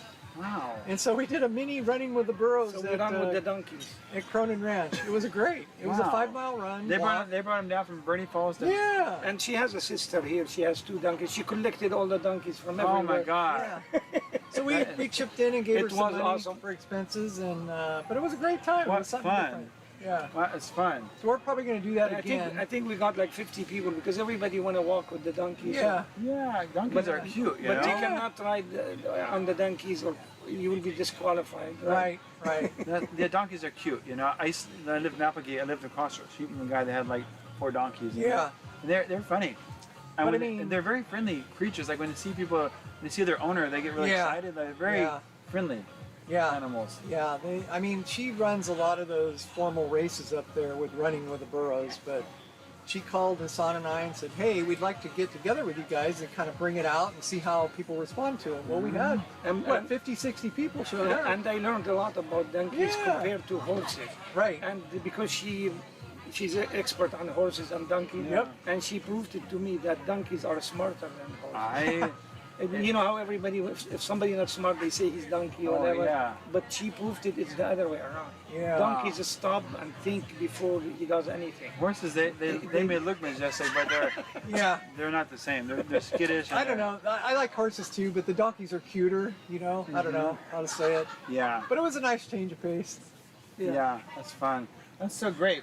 Well, I'm glad. I couldn't find my stuff. It's like I have to order a new one. I moved this morning and I was looking If you for it. told me I could get you one. I buy like every 10 together. I know you buy a pack of 10. Hook a but brother up. I was looking for mine this morning but I don't need it for this. But I usually use it for Air 50 and way to cool because I'm out talking to you. But I just moved, so I'm like, where is it? I was like, Yep. and I was like, oh, if I see a sign, he's gonna wonder where my selfie stick is. So I put on it electric tape because I don't want to lose this. Sometimes I lose this. I had so many of this without the remote. Yeah, that. So, Yep. All good. I found a little clicker the other day for a camera. It just says. every once in a while they come on sale. By the way, from $30 to $18. So I'll keep an eye out. Yeah, I'll keep an eye out. So. Cool, nice to talk to you guys. All right, you guys got Thank you so much. Thank you for being nice to us. Yeah, no, you guys are. I love you guys. It was fun, you know. Thank you. Yeah. It's always All fun to right. be. I'll be here hanging out. Yeah, I'll be here all weekend, so We're gonna giddy work. up. We're gonna work till 1, and then we're gonna take a break and be back at 7. Here you go. Do Sounds 7 to midnight, and then tomorrow morning. good. Thank you so much. Are you done? No, we're going to a horseshoe bar. Yeah, we're gonna Okay. take He wants Brad us to do some supplies, and then when our aid station shuts down shortly. So Brad. DeLucchi. Oh, okay. Who's the other? Brad Rogers. He's Yeah, up he's at ALT. Yeah, he's been up there forever. No, yeah, I mean, he has. a decade or more. Yeah, you know? yeah, totally. Yeah, he's always in Canada or somewhere. His cabin. Yep, all somewhere, you these dedicated volunteers is what makes it happen. Yeah, so- Julie has a lot of and good. she treats them good. She really does. Yeah, she has a lot of good volunteers. Yep. That's for sure. Awesome. Okay, man. Okay, see you guys later. See you. Bye. Oh, it's getting harder to get out of the I chair. know. I'll get higher chairs next time. Ah, you're good. Bye, Mike. Bye, guys. All right. Good to see you. It's exciting. Who do we have, Dylan? Where is everybody at today? It's 11:20. So see who is on where everybody is here. Our top men. I can look at that here. So Colton Gale is still first here. Looks like the. You're back. I'm back, Hey, sir. hey, Yeah, nice. look at that. Sponsored by Ultra. That's right. Yeah. So the top people are still the top people. Colton Gale, Kyle, and Jake. I think Jacob may have moved up. He was in front of Tyler. He was behind Tyler earlier. So. That's a local guy. Yeah. Auburn. Oh yeah. I mean Granite Bay and Auburn. I like it. This is like North versus the South. Yeah, Almost like a civil war. It is. It is. Yeah. Oregon and Washington. You know the northern states. You know. Yeah. So. Indeed. Reading. Yeah. I think I'm gonna go buy some of these shoes. You like them, huh? Yeah, I've been cruising around. You in got all them that. right now. Yeah. Well, I think he wants Just a put bag. yours in there. put these other ones in there. Dude. I don't know. Thanks, bro. Oh, those aren't the same ones? Those are the ones I was wearing. Be like, oh, these are the ones that are in there, right? Yeah, totally. They're kind of red. Yeah. So look at the women's leaderboard here. Yeah, let's see who's winning. Lindsay is she's first. Yeah, I think she's been in the front. Yeah. How you say that last name? Warrior? Yeah. Kimberly, and then Samantha. I think Samantha is moved up, huh? Yep. I think Anna Yip was there. So they're already to Rattlesnake, yeah? Or through Rattlesnake. No locals, you know. I mean, really, they're all over the place, you know. We got some, yeah, it's Californians. I see one of my. I'm gonna see if Tara wants to talk to us. I'm gonna talk to her real quick and see us to chat with her. Yeah, totally. She's on the board of the Surf Trailblazers. Oh, nice. So. Number 566. That's perfect. You know this guy well. Michael Peoples. And number 512. Corey Bellinger.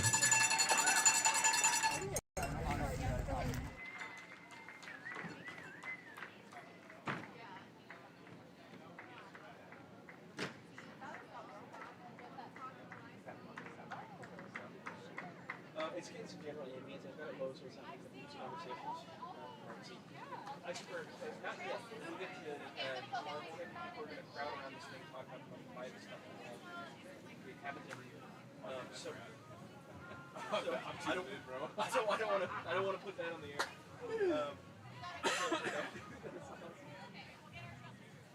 It's something that's just hang your own like.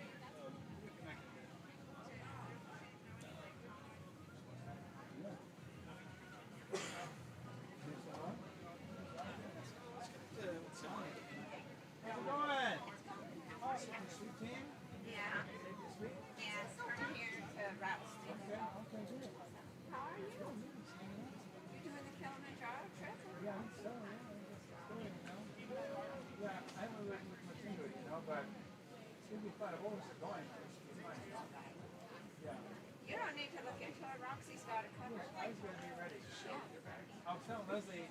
What? You know what's funny? I was on Instagram post that said for every like every person that has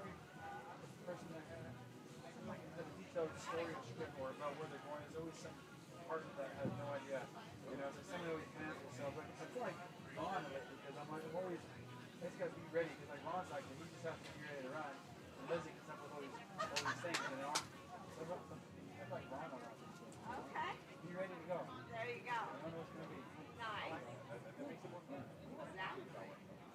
Well, last weekend you could tell when I ended up going to RI and buying some waterproof shoes because I didn't have the right footwear. Buy some new shoes? I didn't look into what I was going to do. I was like, oh. You guys shoes been together? This is Katie. This is Maya. You guys did it before? Yeah. Fishing too?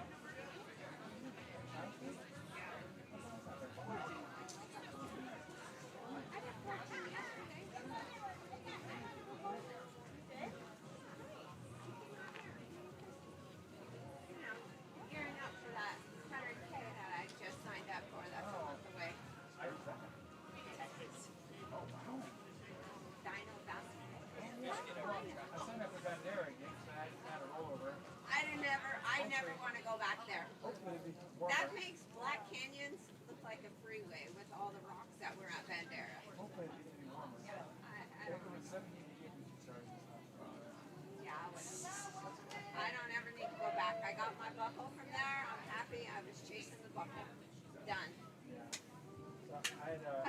kid, I had a, you know, I had a rollover, so they gave me a little discount. So I was like, no, I don't do that. It's in Texas, it's not west of California. It's cold. It's cold, yeah. Really? Yeah, it was cold as hell. And icy and rocky and But they moved that course an hour away, and then in the morning it was nice as the roads were. People couldn't get into the parking lot, so it was delayed too, right? yeah, it was delayed, a 30-minute delay, and we left. I mean, we didn't last that long for an hour. That's crazy. But yeah, that's a one and done. The buckle's worth it. Eula called me because, you know, they pulled her from the Kodiak because she twisted her ankle. And around mile 47, I guess she asked me to wrap it. So she's wanting her qualifier. So she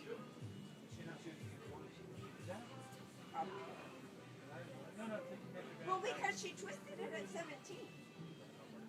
And then she was at 40 something and wanted it wrapped. It was like you were almost done, but I would have wanted to know in advance if I was going to get done before or not. I mean, I'm way back there again, but I didn't know. well, they were going to pull me from the 125 for asking for a Tylenol. Really? I was having a blast. He was my drug dealer. Yeah. 100 miles in, and like, what pain meds? I'm like, I don't do that. You have to. That's why you're crying. I was bawling. It's like, hey, hey. I heard his voice. You know? I don't even take it. Okay, guys, people. Bye-bye, guys.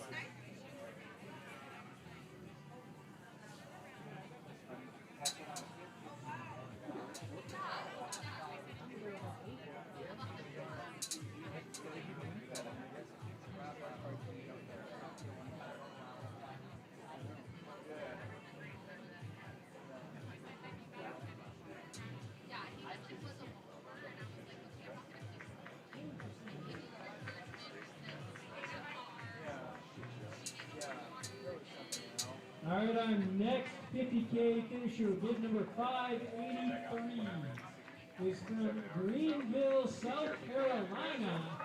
This is Matt Stevenson.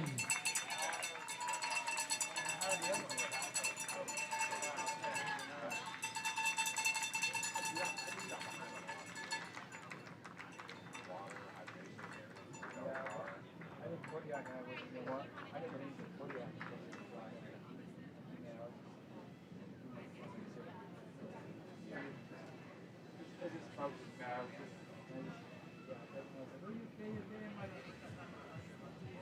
No, I'm not okay, you know? Stop asking me, you know? It was not. I think the last 200 miles didn't enjoy it. I think that's what the thing is about. I didn't enjoy last year.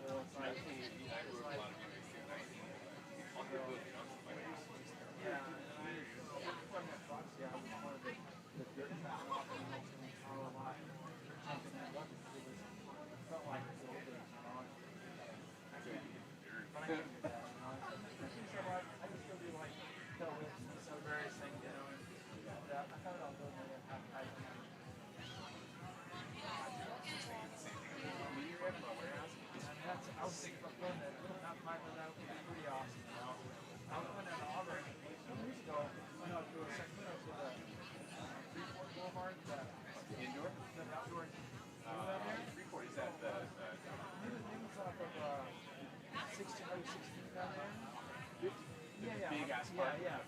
We've got another runner about to finish this 50K. This next runner coming to the finish line is bid number 510. And he is from El Dorado Hills, California. This is Leo Basilica. We have got two pacers to help him get across the finish line here. No, I have the shitty job of cranking people off. You're the guy at the hammer that Grim Reaper. Where at? Here? Everywhere. Everywhere. On to the next one. All through the night. Very popular guy. I love it. I love it. I'll see you later. Yeah. I miss that stuff. I've always loved it. When I you know my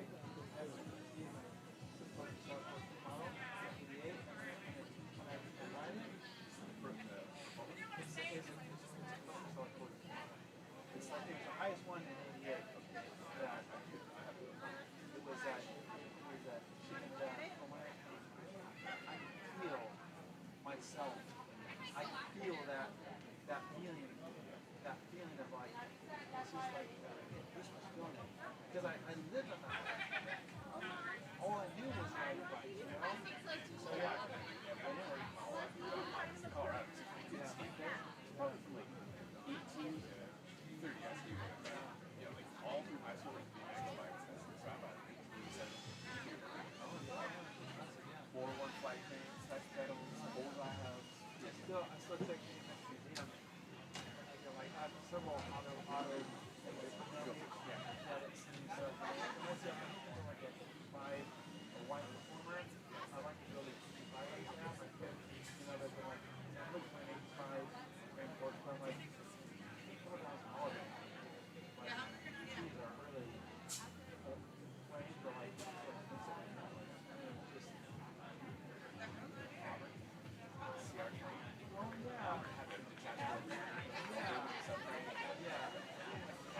We've got a couple more runners coming to the finish line here.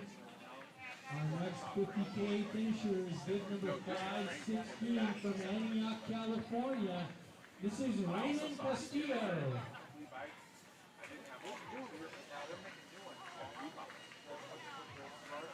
And behind Raymond is bid number 535 from Penryn, California. Patrick Drake.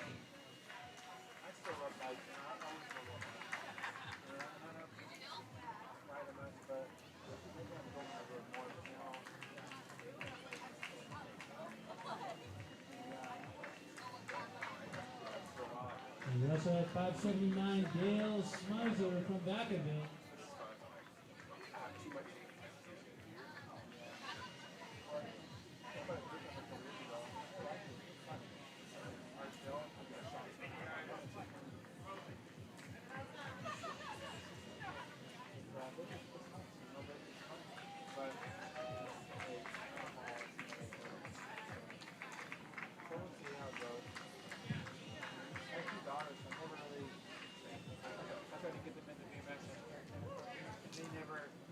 They were like, real my wife, you know, young,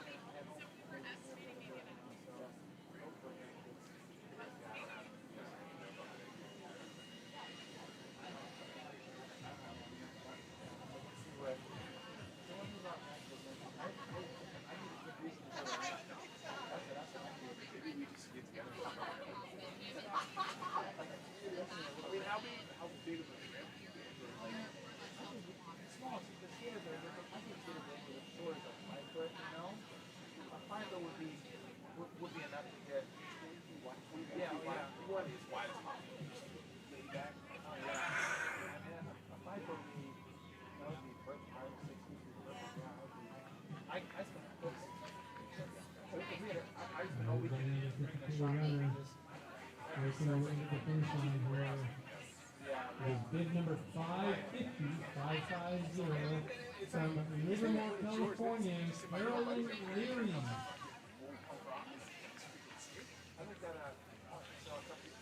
And behind Carolyn is bid number 565 from Folsom, California, Allison Pearl. But it was a giant shot. I was like, perfect. You know, I had a little living quarters, and I was like, I could do a giant, you know, or if I, you know, yeah. I thought you were going to have like, not on top of it, I was going to keep on top of it for like, as a business, you know. I wasn't making money out of it, but it would be so good. I would love watching these guys, you know. I still like watching kids. Yeah. To this day, I love watching kids. Look at the art, some of the art track have like bunch of professional videos and stuff, and it was like they were doing flips and stuff. Some of them, it was a bike event that all these kids on bikes, no one's on the bikes. Everyone was watching other guys. They had like a running up contest, and it was seriously like 85. No one was on the phone. People were just watching. And I was like, that's what we're missing. We're missing kids. We're outside and doing stuff. So much. But I really do. Come back.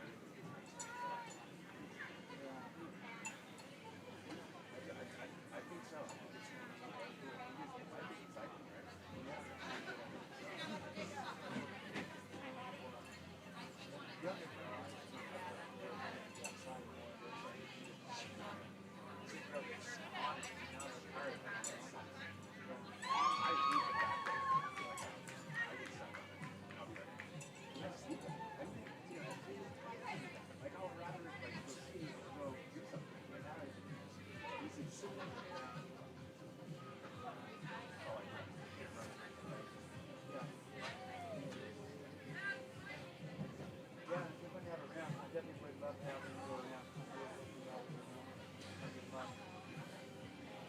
I like to get over that. I really get over the can, like we used to, you know. Yeah, my goal. Yeah, so the offer part. Little wall. Yeah. Have all the same. Yeah. I still like back in the day when it first opened, you know, in the street with the fucking like huge landing down the side. There's a guy on Instagram I follow. His name is Skating Destroy. He's a young kid. He's a grass kid. He goes through the fold. We're all like skate spots. I think I've seen it. Yeah. And he cleans them up and he skates them. It's like it's the coolest idea. I think it's good sponsors now. Hey, look who's here! I'm good here. I'm just good. I didn't see you.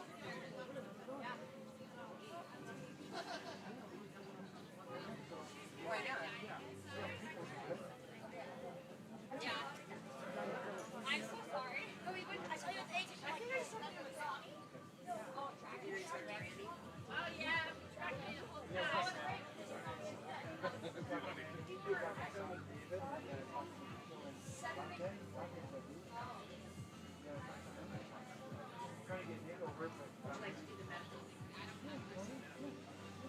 All right, we've got another couple runners coming to the finish line here. Bid number 517, Allison Christensen from Ann Arbor, Michigan. And bid number 563, Jeanette Palmer from Roseville.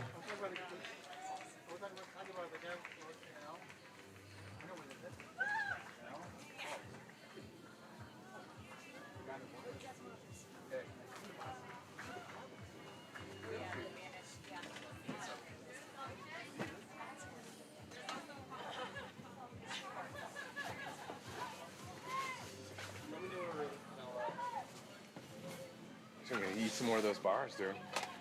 I know, time to get some bar done, huh? Yeah.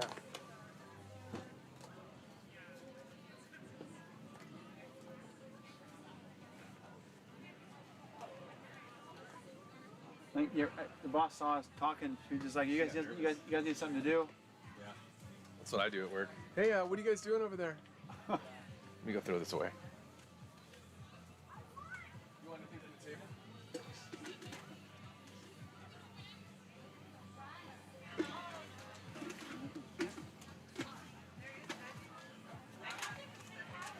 And the next runner coming to the finish line 1 from West Sacramento, Nicole Torgerson.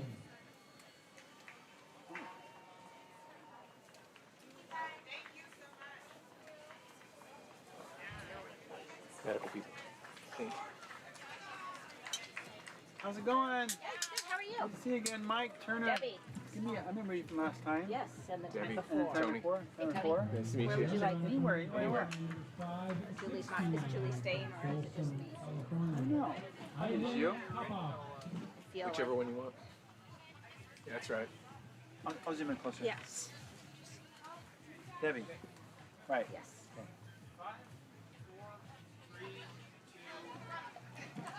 All right, everybody, welcome back. We're here at Rio Del Lago 2025. Okay, we're giving grief. That was a check. That was a test. Take one. Take one.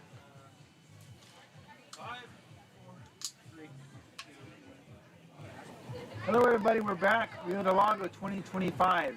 It's a beautiful day. It's about 11:40, so we're hours into the race. We've got a lot of 50K finishers coming in already. 100 milers will be tonight. I'm here with the medical team. Debbie, how's it going, Debbie? It is going great. We're having a great day out here. Yeah? Yep. What do you guys have a medical tent right over there, so people, and you're also on course, right?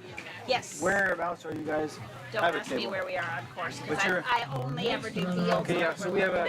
We're going to test. We're going to test you on this, so. Yeah, but we have a... You can test me all you want. I probably will fail. No! Unless it has to do with this finish line. Just say it with confidence and we'll be okay. I think rattlesnake Yeah, and rattlesnake I remember here. rattlesnake Cart- and overlook. Overlook, yeah. Yep, a lot of places you guys are everywhere, Yeah, huh? we've got like 4 or 5 on course. Yeah. Nice. Arbor Lake Trails, way out there, Arbor Lake Trails, huh? Overlook, yeah. So, and you guys are helping people that get scratches or bruises or... Any medical issues at all. You saw the front runner, Mel 50K, had hit a pipe under the Yes, bridge. he did. Scraped his head, so. And it looked like it was pretty bad, huh? It was pretty superficial, which is really fortunate. Because heads bleed a lot. Yeah. That's the thing about heads, is they just bleed. Oh, yeah. So, and it had dried up by the time he got to us. But we had Okay. cleaned it up pretty good, wet it, used his water to wash it down, put some antibiotic ointment on it. Give a tetanus shot. Made sure that he had had a recent Oh, tetanus see? shot. I know all about Yeah, that. You gotta make you should sure. come work in the medical tent. Oh, yeah, like I know that.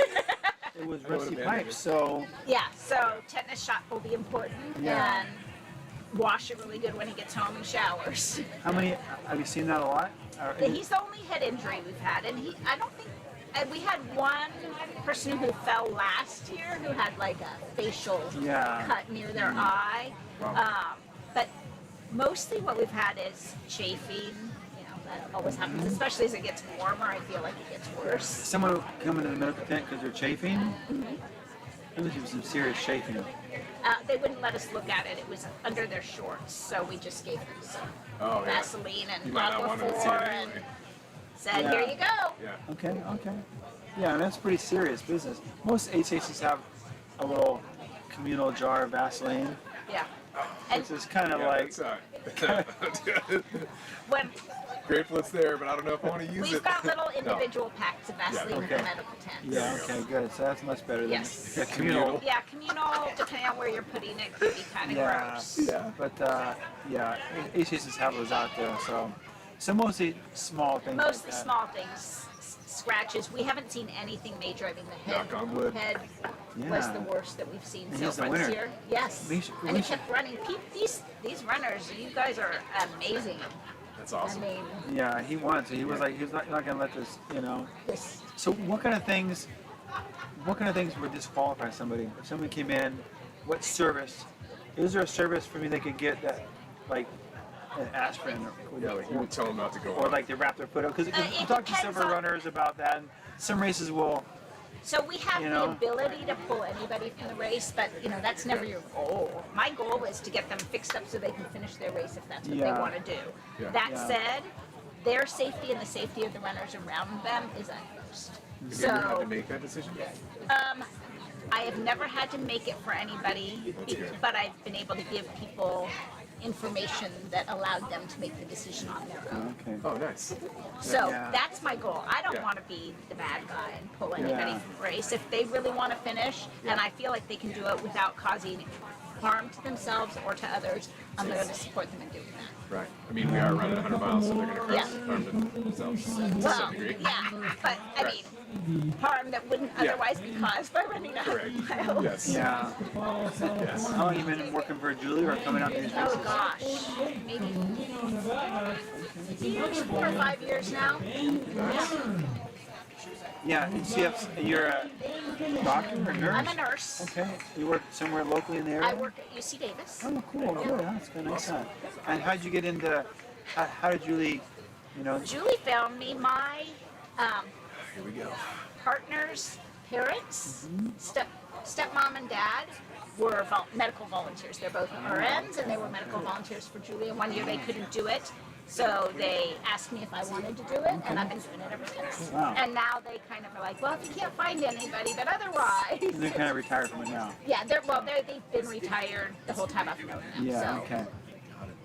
Yeah, that's nice. Well, it's nice to have you out here, and thanks for being here. I mean, it's Yeah. really helpful to have someone that knows what's going on. If someone gets how someone's looking, or at different stations, they can look at people and see if something's not right. You know. Or We have if a lot they of need people. further care. Yeah, we have a lot of folks that are somewhere it's emotional, or it's I don't know, is it emotional or is it like, am I just sore all over? It's hard to be an ultra runner knowing, like, is this knee pain? Is this a problem, or is it, that's the hardest part? It's like, am I just fatigued everywhere, or is this something I should be? It's like a long-term injury Yeah. I'm about to make. Yes. Yeah. It's a hard decision. I think if people sprain their ankles, and that can be serious. It can be it can be a lifelong. Sprained ankle can be a lifelong injury. Right. That never becomes. It's always loose. So you gotta be careful. Hard to know. I think an ankle, I may be really thoughtful on an ankle, but a fall maybe not. So Yeah, much, fall not as much, but the joints, the knees, the ankles. For sure. I watched a video of a guy that had a Baker cyst. It was an ultra running video, and he had like here, and it popped during a race. I'm not sure what a Baker cyst is, but it's like some sort of cyst in the back of his knee. And it popped, and it was so painful. He had the DNF, and I don't know. Isn't that? Somebody just showed me theirs. Yeah. Really? Yeah, and they're like, here, touch it. And I'm like, oh, yeah. It was. It's like a bump back there. Yeah, totally. Right in the back part of your knee. I know when don't they if it's pop, they where can be really it painful. comes out of the joint. I'm not sure if that's part of the sac that. I don't know. I'm not a doctor. Yeah, No idea. sounds like it was gonna come. Right. But they in the video they stopped and they came back the next year and it. But, yeah. But it's like it was very. It was. They didn't. At the time they didn't know what it was. It was just this pop and it's very painful. So they were like, this isn't right. Kind of serious, well, you know? a lot of pain. Usually it's our body telling us something. Yeah. So. Yeah. So it was. Yeah, it didn't sound good. So. Yeah, I don't know. I think whatever.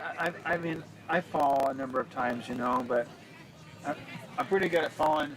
I'm pretty good at falling and not hitting my head. Like I've learned to fall and roll.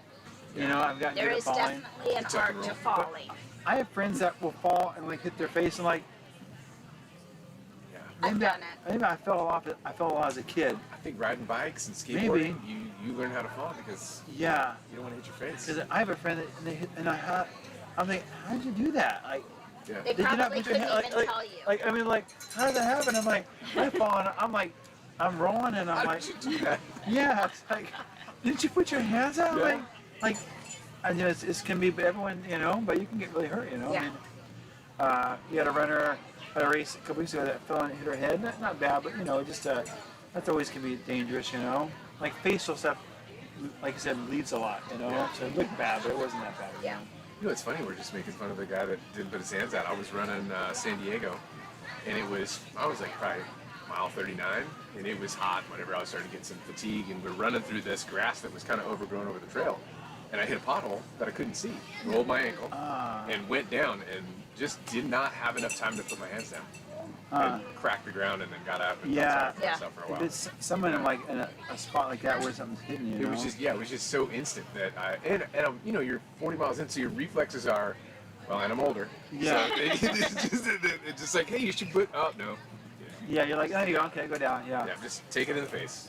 Yeah. So it can be. Well, I'm glad everyone here so far is so good, and it's a hot day, so you think I go to see 50K people, you'll see 100 milers. They're out somewhere, you won't see them, but your folks will. But you may see a 50K person that looks like they've had too much heat, you know. Yeah, definitely. It's a warm day to be running that. I met a guy at Javelina. I was helping. I was crewing that day, and there was a guy came in.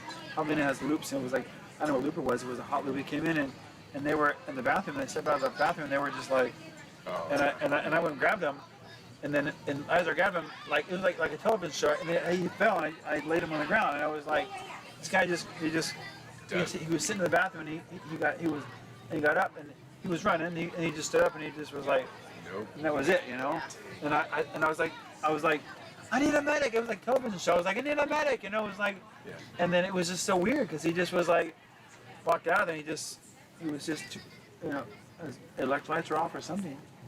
And they pulled him, but they hydrated him and he rested for a while and he was fine. But it was just weird, you know. You never know. This race last year, the very last runner to cross before the cutoff. We were so close to calling an ambulance for her.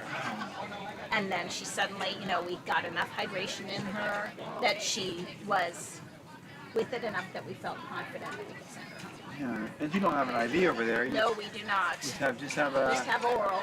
Just let them So if you need an IV, if you need a cast, if you break something, you've got to go to higher care. Yeah. Wow. If they had an IV, that'd be great. Yeah. Just pull in and take the IV. Yeah, right? Tune me up real quick. Let's go. Yeah, I just have it in my pack. I have it hooked in my bladder. Just roll the little thing open. A catheter too, so you wouldn't have to stop. Oh man, now we're talking.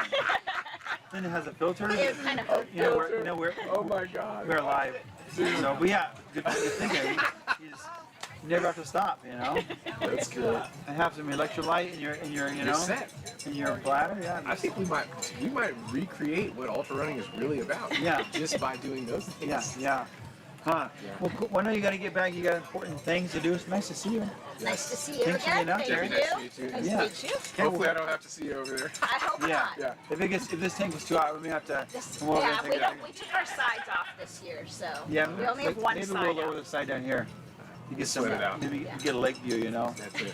A lake view. A lake view or a dirt view, anyway. Or dirt view, whatever it is, you know. So. Cool. Huh. Cool. Well, hope you have a good day. Yeah. Thanks, you too. David. Thanks so much. Okay. Yeah. See you later. Bye bye. Bye bye.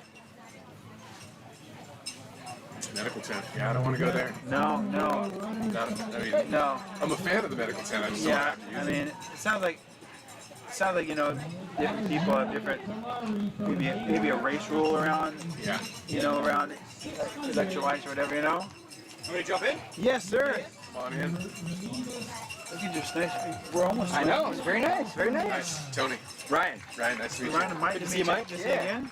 So you're Nick's out there crushing it. Nick's always out there crushing it. But yes, this time he's doing double duty here. He came in here, he was like, I got lots of time. He was like, I'm just gonna hang out. He's like, he got his stuff together and he was like, changing shoes. He has a cool shoe plan. He was telling us he has 4 shoes planned for the day. Sounds right, yeah. I mean, and he's wearing socks this time, which is it's good. It's good. It must be a race. The advantages of working for a shoe company. There's definitely some perks. Yeah, because he was wearing his remember how it goes. He started out with his they were his forward wild. Yep, sounds right. And then he changed into here. Switch into the carbon? No, he went to the temps here. Temps, okay. All the way to Overlook, then the carbons. Okay. Carbon. And then what's his 4th one? You got Olympus for recovery? Yeah. You know this guy or what? I know the shoes, so I know what he's using. It's like you need like a. It's almost be cool to have like a profile like standard plans. Yeah. Well, what's interesting about his that lineup is he's essentially going more cushioned each Rio, which makes sense. Cadillac, yeah, right? it's exactly. That's a monster truck for sure. But he wants to fill it early on. I mean, that's. He wants responsive early. Well, and the difference too is the one he started out with, as you guys probably talked about with him. That one's not a 0-drop shoe. That's on a 4 mil platform. Yeah. So some people may put that later on in their race because they may be getting tired and they wanted to get out of the 0-drop platform. But he's been in 0-drop for so long that he doesn't need to have anything else other than 4 mil, I'm sure. But that one does offer a little bit more recovery and stuff. So he's got his plan. I'm surprised, honestly, that he didn't have something super minimal in there. What was usually he's a pretty minimal guy. one? So right now, the most minimal shoe that we have like in our lineup, like the everyday trail lineup, would be the Superior. Yeah. In our history, we've had some more minimal shoes. Yeah. You can get, there's one out there called the King MT, which is like a race day, just like more minimal than the Superior. A foot cover. Most people aren't going to be doing more than, you know. It's a sticker for your body and foot. So, right. Sticker you put on the name of it, but the Superior. So that when I did the 27-hour this race, I was whole time Superior. Well, and what's interesting, That's a thin, you know. what's interesting about that too is like people always come up and they say, "Oh, I'm running a 10K. What shoe should I wear?" Or "I'm running a 50K. What shoe should I wear?" It literally, there isn't a shoe for each distance. Yeah. It's whatever your body can do in whatever shoe. Yeah. So I literally have had people run 100 milers in the Superior, like the most minimal shoe you can do. Yeah, they're great. But there's also people that need the Olympus for like a 5K, right? It's really dependent on your body and what it can do and how resilient it is. I feel like I have a problem with my ankles rolling all the time. So the lower I am to the ground, and that 100% makes sense. The closer my foot touches the ground, I'm good to go. Yeah, but I really feel like this is the first time I ever put these on, and I feel like these are pretty close to the ground. So it's as far as like the lineup of shoes goes, it would land kind of like right in the middle, near the top end actually. Compared to Lone Peaks, it's a little bit more than a Lone Peak. Just a few millimeters more. That's what I have right now. Yeah, I've been running Lone Peaks for a minute just because they didn't have the Superiors in stock wherever I was buying from. So I was like, I'll just rock these then. Yeah, the Superior is my personal favorite trail shoe, but I don't, I like that close to the ground You want to feel it. The rocks, exactly. the whole 9 yards. But the Lone Peak is 100% like the one everyone knows from the brand, right? Like it's our pedigree. Yeah. So it's going to be the go-to if anyone ever asks about, what shoe should I wear for X event. Yeah. But in the last few years, our more, maximal shoes like the Olympus and the Timp have definitely been gaining some interest and a following, not only in like the running world, but like through hiking world. We're getting lots of long miles. Yeah, you're gonna want for sure. Yeah, I think the Lone Peak is one of the ones you see a lot in the long.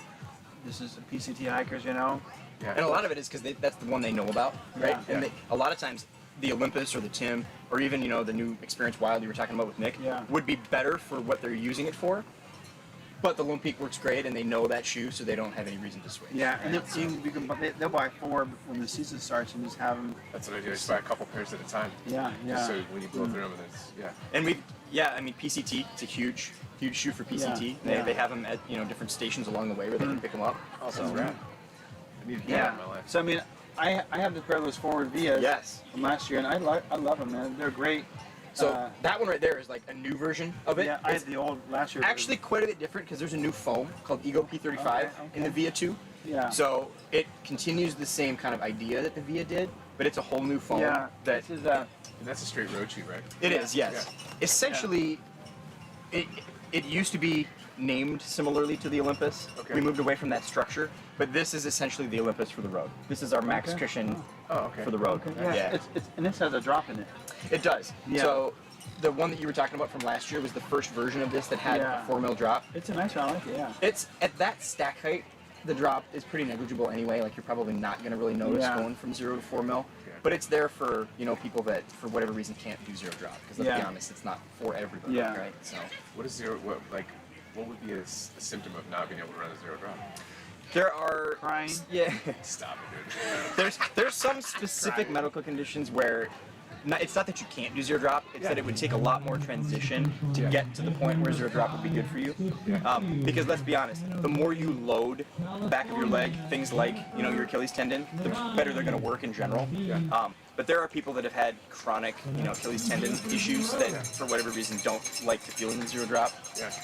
But a lot of people that think they can't do 0 drop, if they do a high cushion 0 drop, you'll find that your body kind of confuses the cushion with the drop. And we, back when we didn't make 4mm shoes, because that's a fairly new avenue for us, right? They were all flat. We used to do nothing but 0 drop. And we would always have people come up and say, I can't do 0 drop. Do you have anything for me? And we would say, well, that takes a little bit of an asterisk because no, we don't have anything that's not 0 drop. But if you go in this high cushion version of 0 drop, it's going to feel like you have a little bit of drop. Yeah. And the other, go ahead. Like a real flat shoe, I feel like I'm. Like it feels like there's nothing there. You really feel the 0 drop if the shoe's really thin. Yeah, you're definitely going to feel the ground more no matter what the drop is in the lower stack height you go. Yeah. But that's the great thing too about foot shape and low drop is it can be tailored to any cushion platform, right? Yeah. You're going to get the same benefit out of a minimal 0 drop shoe as you are out of a maximal cushion 0 drop shoe. And so it's a really good thing. Huh. So what are you running in these days? So, like I was saying, Superior, I'm wearing the Vanish Carbon out here today just because, you know, that's what everybody's wearing. My go-to running shoe is usually the Superior, honestly. Okay. Oh, yeah? And I'm not a high mileage runner like a lot of you guys are. I'm more on the low side, but I just like that feel of being able to feel the ground under your feet. I still like it. Even at 100 miles, I still like it. I don't know why. It seemed like. But I know what you mean about the high foam. I typically don't like. I don't need to feel the ground.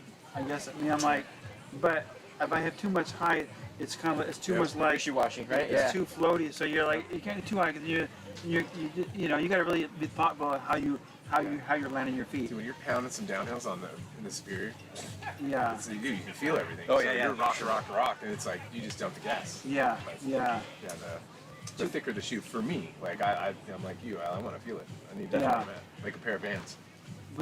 But I like that. I like that plug for our sister company there. Yeah, that's all I wear, right? Vans are freaking Ultras. It's great. Yeah, Vans is the original zero drop.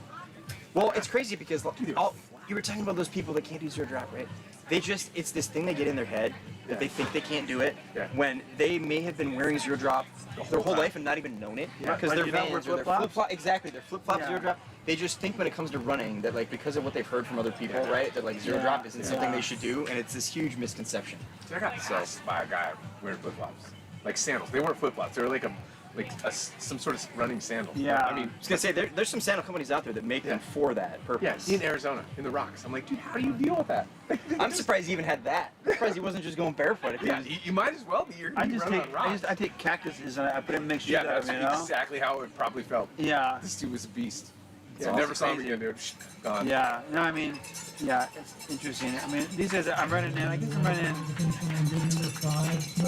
I like some drop. I think maybe maybe I don't need it, but I feel like, you know, I feel like I like a little more these days, you know? Well, and there's no problem with having a shoe with a little bit of drop, like in your quiver, right? Yeah. Because that's how you really should look at your training and your running, is you should have a quiver of shoes, right? Like if you're a archer and you've got arrows. You should have a different shoe for every purpose. Yeah. And some of those might be high stack height, really cushioned with a little bit of heel. Some of them might be super low minimal for those days when you really want to feel the ground. There isn't one shoe that you should be doing everything in if you want to keep your body healthy. I do like a durable shoe. I like a shoe that lasts. At least that's something you should have in every one of your shoes. At least 400 miles. I mean, I don't know what everyone else uses out of a shoe, but I think 400 to me. If I'm not getting 400, I won't buy it again. Yeah. I don't know what's the normal turnaround for a shoe. So this is always one of the hardest questions to answer because there isn't like a set number. Usually the industry standard is kind of 400 to 500 miles. Yeah. It's really when you want to replace your shoes.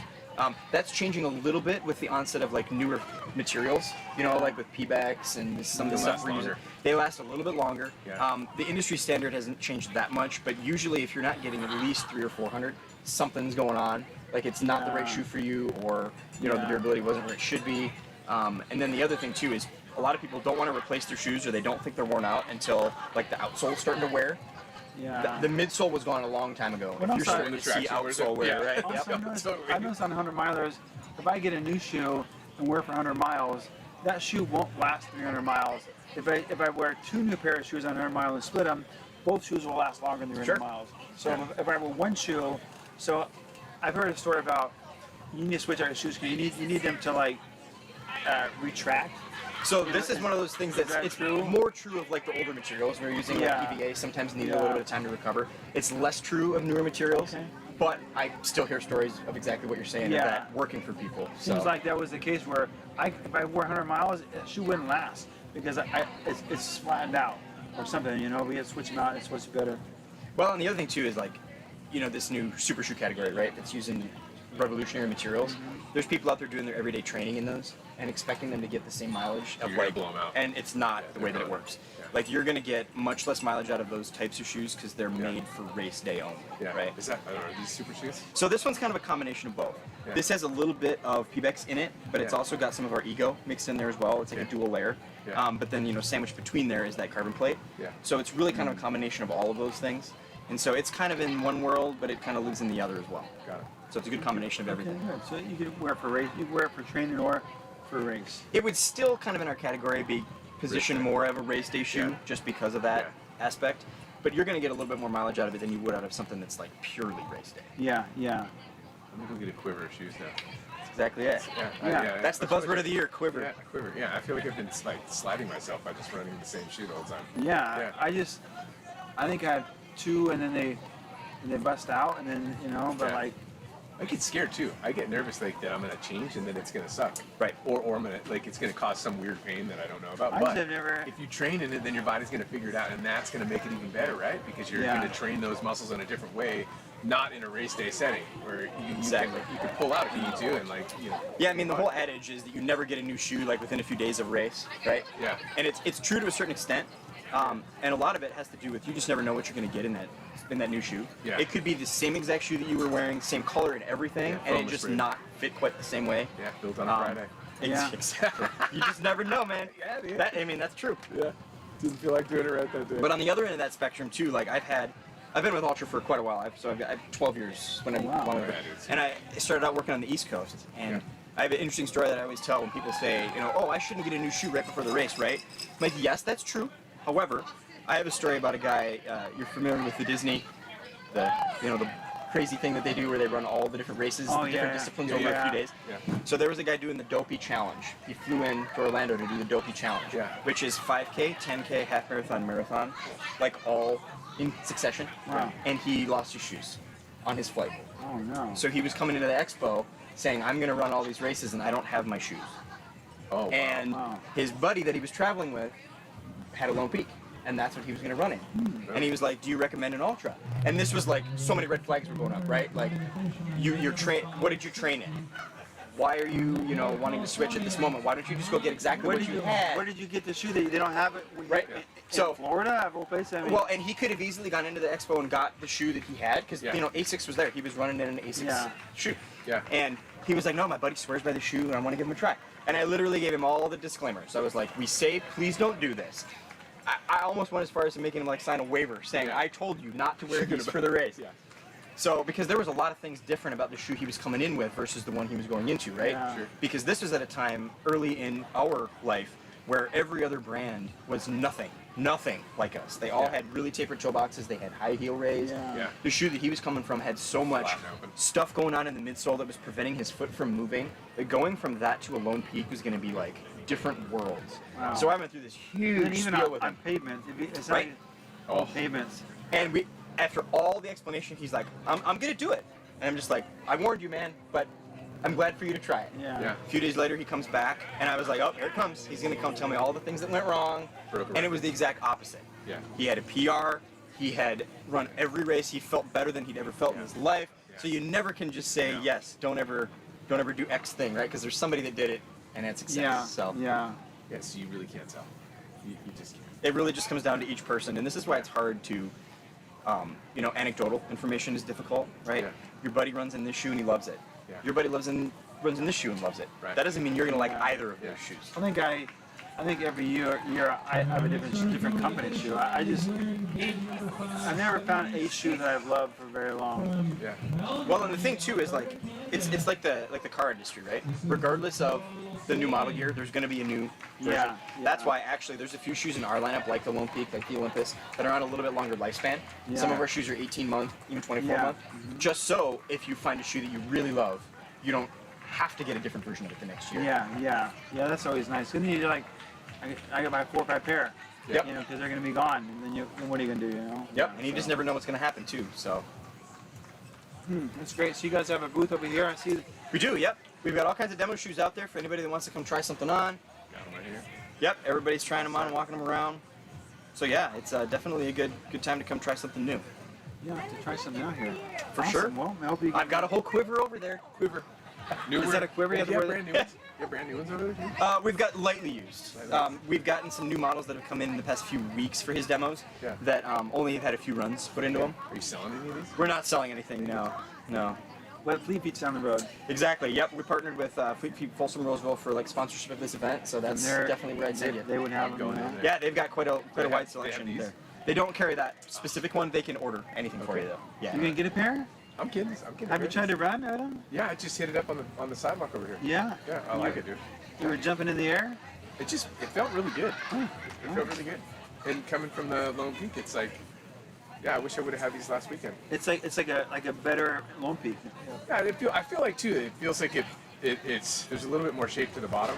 than the Lone Peak. I feel like maybe the Lone Peak is flatter, or maybe mine are just so blown out that that's what it felt like, because I went from those just to these. I don't know about it's probably a combination of both, because yours is flattened whether you think it is or not. Yeah, and I ran 100 miles and trained in them, so mine are blown. Like yeah.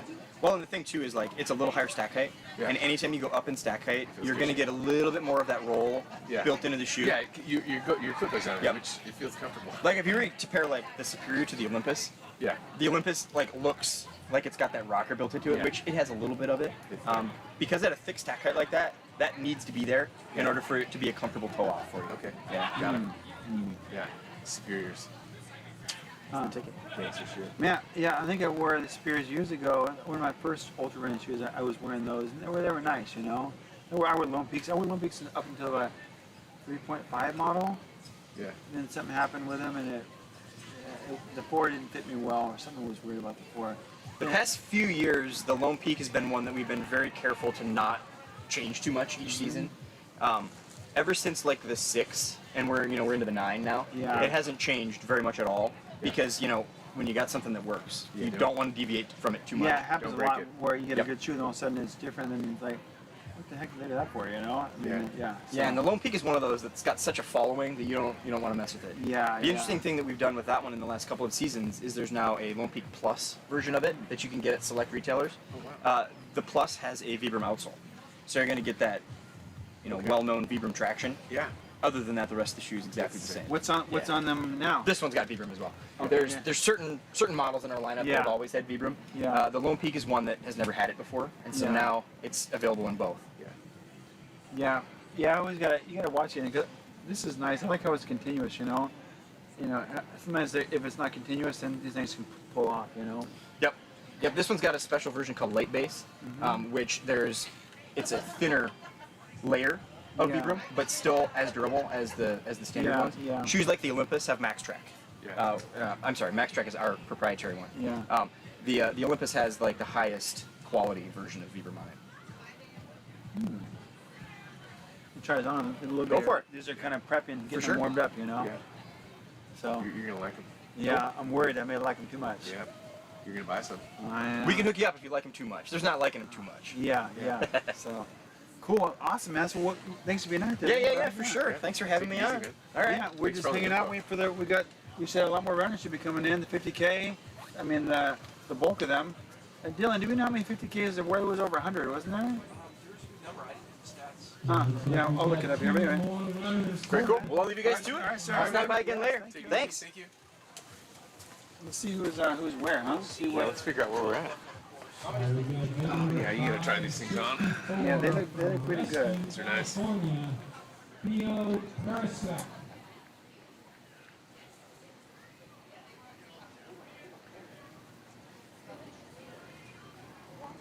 Yeah, carbon.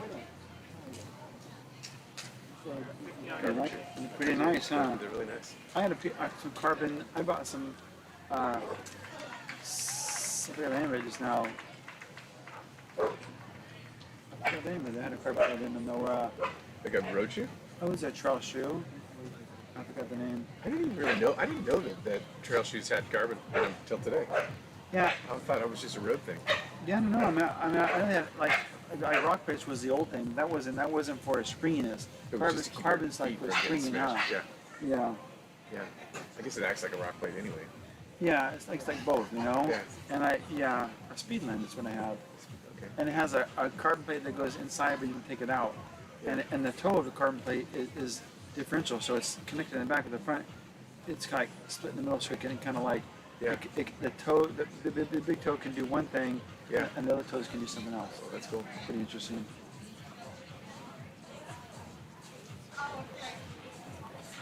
I tell you what, man, that finish line table of food over there looks really nice. Over there? Oh yeah. Yeah, I'm There's a gonna bunch get of good stuff over there. We're gonna have to sneak over there and get something. So let's look at the overall female for the 50K. So Jennifer, we talked earlier. Yeah. There are a lot of finishers in so far. There's a lot of finishers in so far here. So far, I don't know, like 20 of them. Is that just females? Yeah, females. Okay. Yeah. What a beautiful day. It's nice out there. Yes, Jennifer, we talked to her. She was from as American, but she's not American. That's Costa Rica. Yeah, Costa Rica. Margaret Link, and then Amber Vanderwood. She was third, so that's pretty cool. Tara Morgan, my friend, she was here. She was fourth, which is pretty amazing. Oh, nice. 94 from Pollock Pines, California. Someone coming in. White.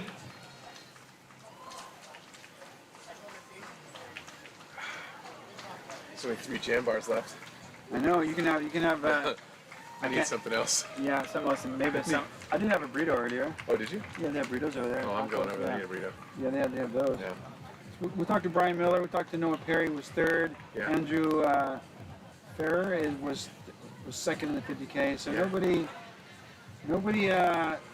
Let's see the 100 mile. See where everybody is. See who's leading. You know. Oh, Ian Sherman, DNF'd. Dang it. The famous Ian. Oh, really? Yeah. So what's happening there? Huh? Yeah. Where's the front runners at right now? Like, what's the last aid station that's on there? No one's at ALT yet, right?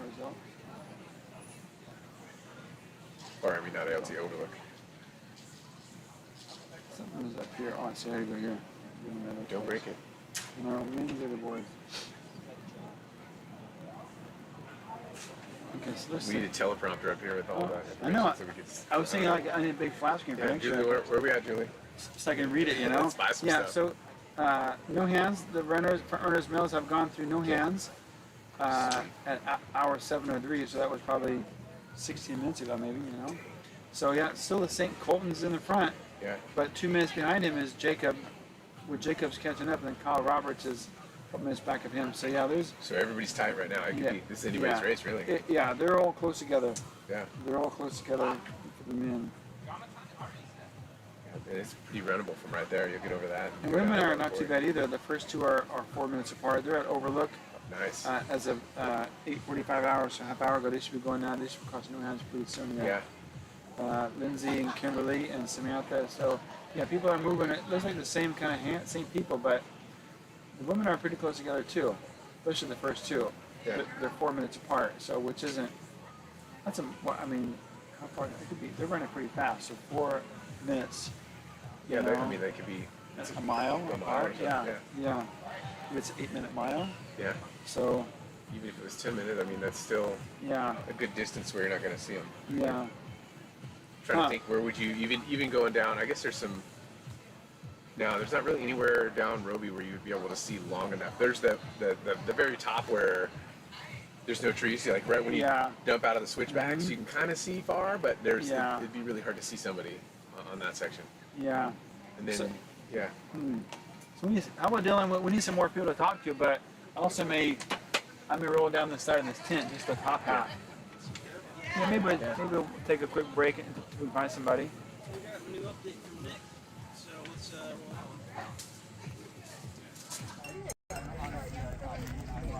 Good job, runners! Way to go! Martin! All right. Good job. What's up, Martin? Yeah, what's up, man? Good to see you. Good.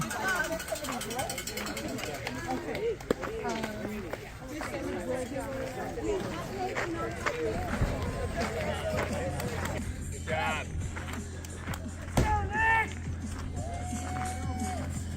Woo! Good job, 275. Let's go, baby.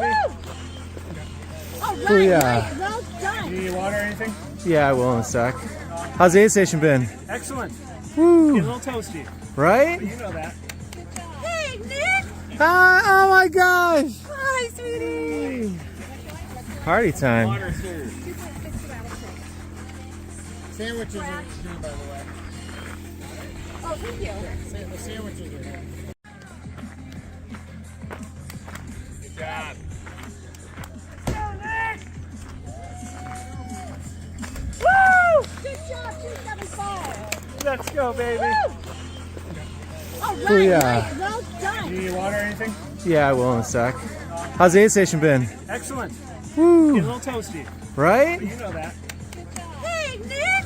Hi, oh my gosh! Hi, sweetie. Party time. Water, sir. Sandwiches are here, by the way. Oh, thank you. The sandwiches are here. Good job.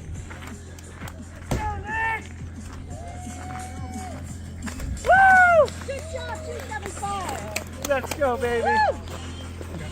All right, Booyah. well done. You need water or anything? Yeah, I will in a sec. How's the aid station been? Excellent.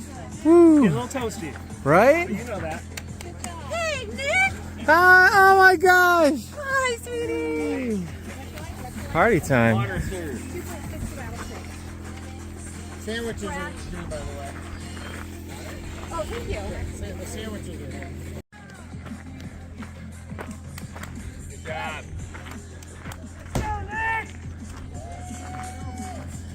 Woo! Good job, 275. Let's go, baby. All right, Booyah. well done. You need water or anything? Yeah, I will in a sec. How's the aid station been? Excellent. Woo! Getting a little toasty. Right? You know that. Hey, Nick. Hi, oh my gosh! Hi, sweetie. Party time. Water served. Sandwiches are here, by the way. Oh, thank you. The sandwiches are here. Good job.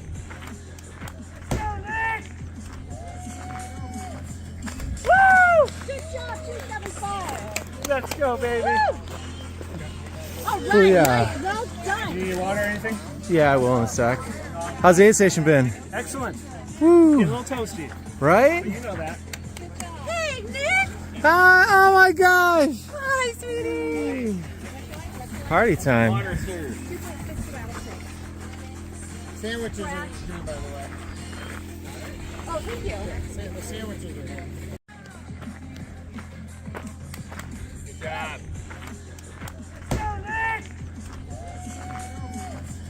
Woo! Good job, 275. Let's go, baby. All right, Booyah. well done. You need water or anything? Yeah, I will in a sec. How's the aid station been? Excellent. Woo! Getting a little toasty. Right? You know that. Hey, Nick. Hi, oh my gosh! Hi, sweetie. Party time. Water served. Sandwiches are here, by the way. Oh, thank you. The sandwiches are here. Good job.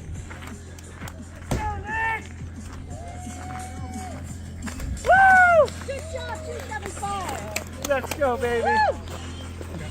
All right, Booyah. well done. You need water or anything? Yeah, I will in a sec. How's the aid station been? Excellent. Woo! Getting a little toasty. Right? You know that. Hey, Nick. Hi, oh my gosh! Hi, sweetie. Party time. Water served. Sandwiches are here, by the way. Oh, thank you. The sandwiches are here. Good job.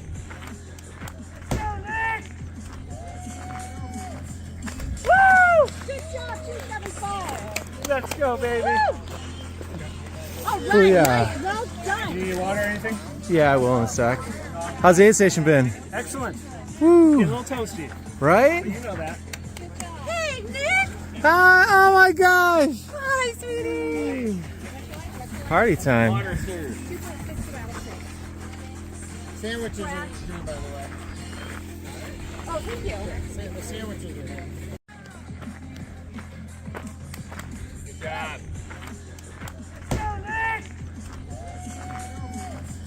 Woo! Good job, 275. Let's go, baby. All right, Booyah. well done. You need water or anything? Yeah, I will in a sec. How's the aid station been? Excellent. Woo! Getting a little toasty. Right? You know that. Hey, Nick. Hi, oh my gosh! Hi, sweetie. Party time. Water served. Sandwiches are here, by the way. Oh, thank you. The sandwiches are here. Good job.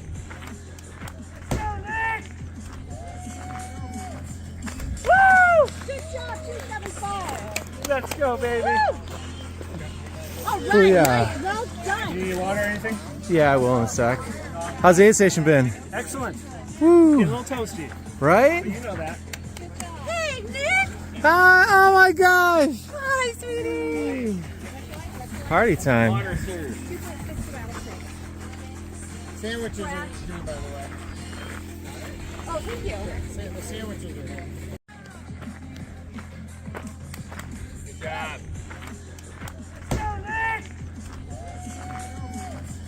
Woo! Good job, 275. Let's go, baby. All right, Booyah. well done. You need water or anything? Yeah, I will in a sec. How's the aid station been? Excellent. Woo. Get a little toasty. Right? You know that. Hey, Nick. Hi, oh my gosh. Hi, sweetie. Party time. Water served.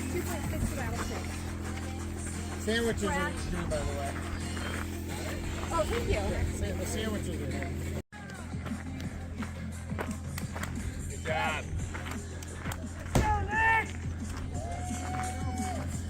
Woo! Good job, 275. Let's go, baby. All right, Booyah. well done. You need water or anything? Yeah, I will in a sec. How's the aid station been? Excellent. Woo. Get a little toasty. Right? You know that. Hey, Nick. Hi, oh my gosh. Hi, sweetie. Party time. Water served. Sandwiches are good, by the way. Oh, thank you. The sandwiches are good. Good job.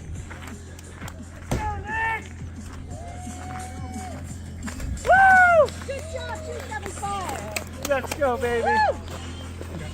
All right, Booyah. well done. You need water or anything? Yeah, I will in a sec. How's the aid station been? Excellent. Woo. Get a little toasty. Right? You know that.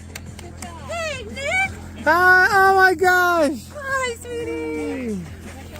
Party time. Water served. Sandwiches are good, by the way. Oh, thank you. The sandwiches are good. Good job.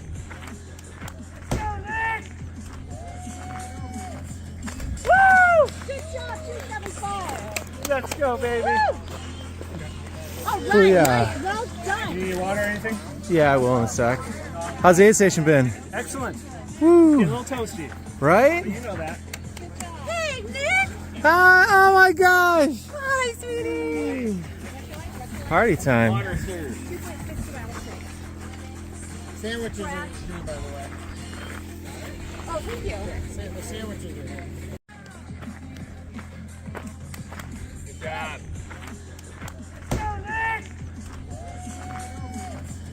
Woo! Good job, 275. Let's go, baby. All right, Booyah. well done. You need water or anything? Yeah, I will in a sec. How's the aid station been? Excellent. Woo. Get a little toasty. Right? You know that. Hey, Nick. Hi, oh my gosh. Hi, sweetie. Party time. Water served. Sandwiches are good, by the way. Oh, thank you. The sandwiches are good. Good job.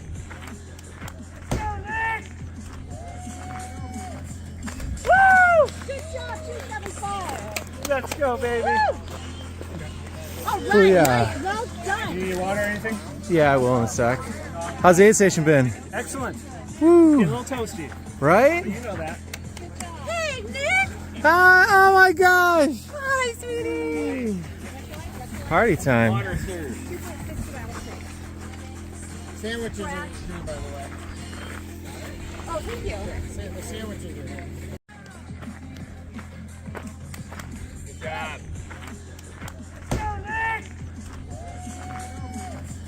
Woo! Good job, 275. Let's go, baby. All right, Booyah. well done. You need water or anything? Yeah, I will in a sec. How's the aid station been? Excellent.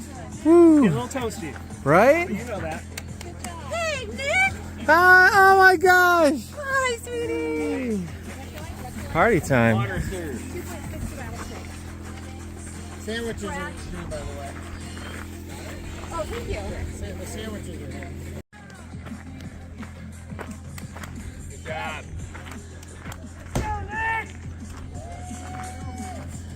Woo! Good job, 275. Let's go, baby. All right, Booyah. well done. You need water or anything? Yeah, I will in a sec. How's the aid station been? Excellent. Woo. Getting a little toasty. Right? You know that. Hey, Nick! Hi, oh my gosh! Hi, sweetie! Party time. Perfect timing. Hello, everybody. Welcome back. Rio Del Lago 2025.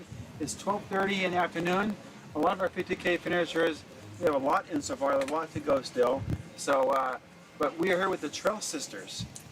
Trail Sisters Auburn. Trail Sisters Auburn. So, what is the Trail Sisters?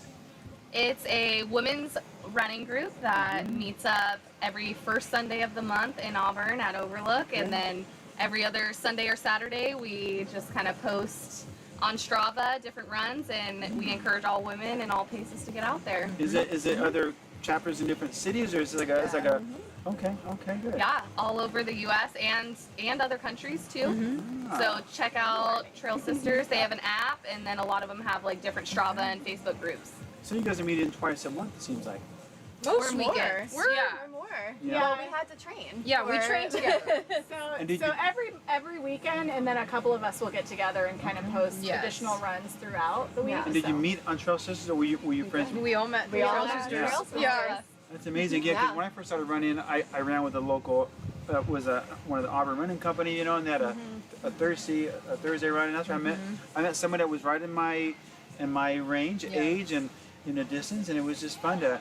You run with a group, then you start to find certain people that you click with, and it was just really a great way to run clubs, or a great way to meet people that are like you with similar goals and similar age and everything like that. So that's pretty cool. They're the reason I finished today. Yeah. Should we Yeah. cut to the chase that it's Yeah. Sarah's first 50? First Okay. First Wow. ultra. Congratulations.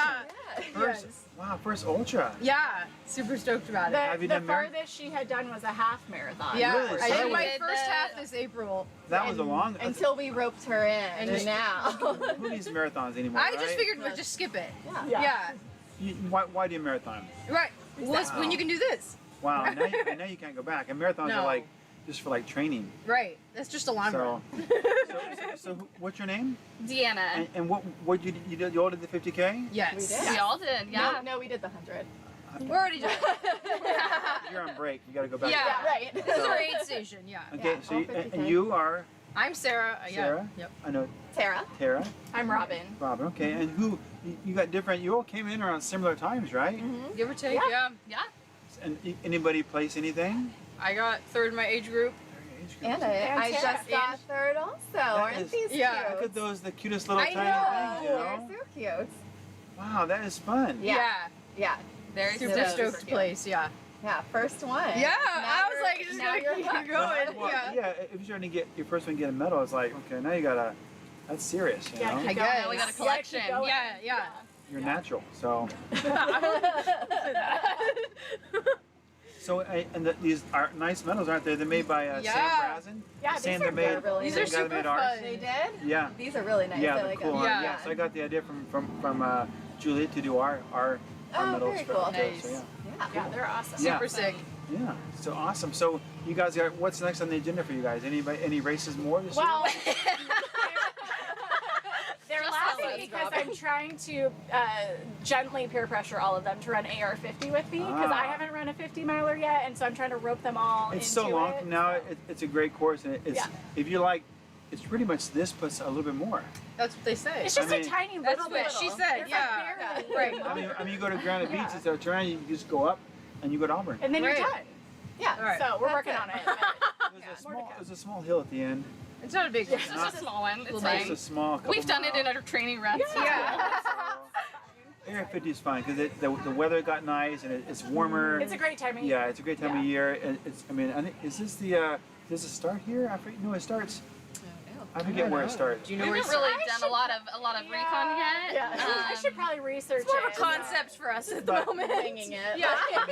It's Norcar Ultra, so it's going to be a good race. It's similar vibe and well supported. And Julie Yes. has great people working for her. So Yeah, That's what we Julie's love. races. Yes. yeah, so it's a good course. Area 50 is a good Yeah. course, you know. Yeah. And then next you can do 100K next fall.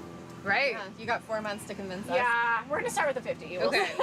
That sounds good. Yeah. Take So it in strides. anybody? No, Tara, what distance have you done? You've done 100K, 100 I miles? did La Sierra, 100K. Yeah, a that couple was months the- ago. Killed it. She Yeah. did really well. That was pretty, It was pretty, hard. pretty technical, right? It was like a hard, mountain race. but Pretty rocky, like pretty technical. Oh yeah. The trails were very hard. It was very beautiful. Rough. I mean, that area up there is like, the trails are rough. Yeah. It's barely a trail. So rocky. Like, yeah, I was cruising downhill at like a 22-minute mile pace. So wild.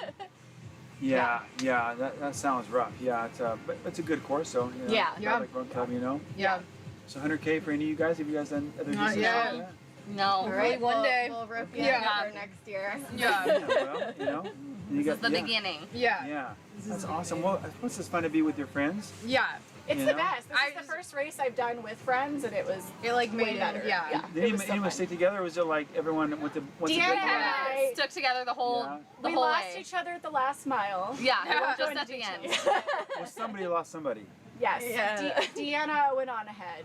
Just at the last. I had like, some complicating factors. But we Yeah, worked I used it to out. have a friend named MJ said, when the bib goes on, we're no longer friends. That's what she'd say, because then when the bib is on, it's game on. You got to run your own race. We all started together, and then we're all at the finish line together. 12 miles together in the dark. So it's nice We to have did. company Yes. for like Yes. the first like. Because it's dark for Couple almost 2 hours. It was, so- yeah. It was. Sun Yeah. to But the it was time, really yeah. like the stars were out. It was and beautiful. It was fine. Yeah. And there's a lot of people. There was a lot of runners today. Yeah. You were always around someone. Yeah. Yeah. If you All the didn't feel alone. headlamps. Yes. The Yes. headlamps Yeah. was pretty cool to Yeah. see coming across. That was nice. Yeah. Do you think you guys were kind of 50K? Was the crowd going fast? Like, did you feel like you were being pushed early on? Once the crowd was moving. We were like, we were also moving. pushing it. We were, But- we were pushing. We were all excited to came push in the with a pace. mission. We Yeah. came in Yeah. with a mission today. Yeah. We were bucking it. It's hard to not push it. When you put a bib on, your body's ready to move, and if you've been standing, autopilot. You just want to just go for it. So it's hard. Yeah. And it's such a nice flat bike trail. So it's Yeah. easy Yes. to just get moving on. That's what I was gonna say when we found out what the elevation profile was. We're like, let's try to go. Let's fast. go. Yeah. Yeah. So it was fun. Yeah, on the 50 miler, it's definitely, when you got this far, it's like you'll knock it out. You'll like it, yeah. Plus you That's get to what go all the way Robin up to Pioneer Express or up to Auburn, which is really nice. So, Yeah. have you guys run from here to Auburn before?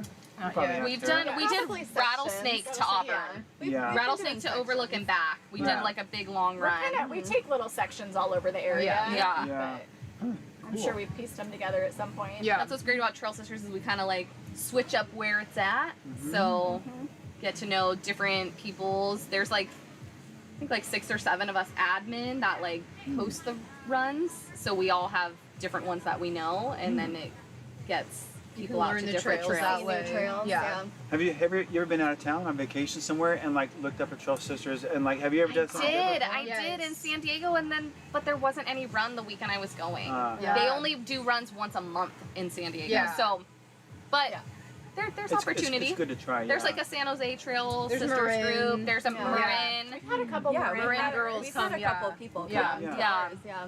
Yeah, huh. I know. I've known runners from the old days. There was the mothers that run this town was always Yes. and there's always I'm a been- part of that group too. It's called She Runs the She Yeah, Runs. yeah, yeah, now it's changed, They right? accept non-mothers too now. Yeah.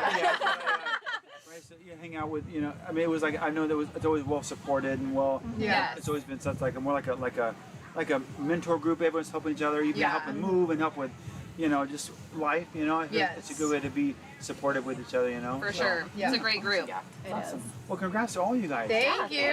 Cool. Thanks Yeah. for having fun. Thanks us. for waiting. Thanks for being patient, waiting for us here. Yeah, of course. waiting for us.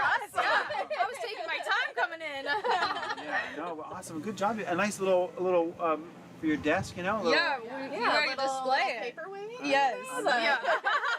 Right in my Zoom camera? Yeah, I'm like, did Oh, you see you're like, this? what? You're like, what? This? Oh, Yeah, you didn't see this last week, huh? Awesome. Well, congratulations, you guys. Thank you. Well Thank done. you. I'll see you at Air 50. Yeah, see you at Air 50. Awesome. All right. Okay, well, thanks everybody. And we're going to wrap up here and close up for a while and come back at tonight. Tonight, well, the record, we'll have the leaders in at 7 or so. exciting. 7:30, That's exciting. Yeah, it should be fun to see. So, yeah. Sweet. We'll tune into the live stream. It's a competitive front end. Yeah. The women are like 4 minutes apart, the men are like 3 minutes apart. Oh, the wow. top 2 and 2. So it's What are some of those top names? Do you know? we can look at it on the phone. I'm curious. Yeah. The top Top women? top are Lindsay Suarez in first. Okay, Lindsay. Kimberly Redwood, Samantha Bear are top Okay. three. Oh, nice. I And think then- Kimberly has won before. Kimberly, okay. I think I remember her. She. Yeah, that name sounds familiar to me. Yeah. So yeah, it's fast. So they're close. Should be a nice race. Nice. So as long as people keep the wheels on, it's early. So Yeah. it's a long way to go. Yeah, those 100 milers, man. That's a That feels like long another way. yeah. whole year to be out here next year. They're made of tough stuff. You guys, I mean, yeah. If you can do this, you can do that. It's just longer. Right. There's always that. I my Rio. Oh, no. Very nice. I've done 1,600 milers. Wow. Damn. And I've done 250s. Nice. So but after a while, you're like, it's a lot. So Sure. I've been hiking this year more.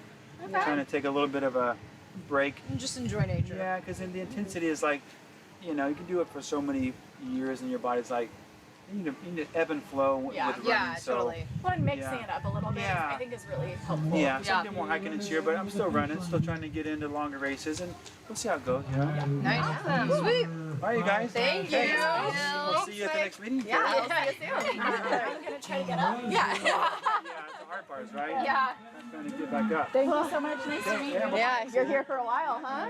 Well, we'll be here tonight. Get a little break now, but we'll be back tonight. Okay, well, enjoy it. So All right, just see ya. see you soon. All right, bye-bye. George Burnham, I'm going to leave the shoot cam on until cutoff.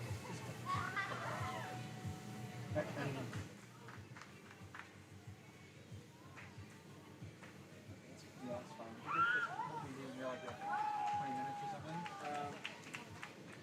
I think the schedule have to go till 1 and then. Yeah, I'm for the schedules for your bit. Yeah, so I start running. What do you? Yeah, I'll hang out. Yeah. It's like, okay, if you're anything else you're gonna say on? Probably not. We'll see. Maybe not. I'm not gonna break this down or turn it off until 1 o'clock hits. Okay. Just for safety. That's fine with you. Yeah. But cut off. I mean, Have you been even trying the whole time when you're gone during the day, or? I'm not really sure what's going to do that. If I do, people basically just be the leaderboard with the bigger shoot if no one comes through. Yeah. So it's not going to be visually that interesting. And people will be able to watch it until it's ready. They'll be able to watch it straight through, but they'll be able to watch the platform. So I'm really good. Sure. Cool. I'll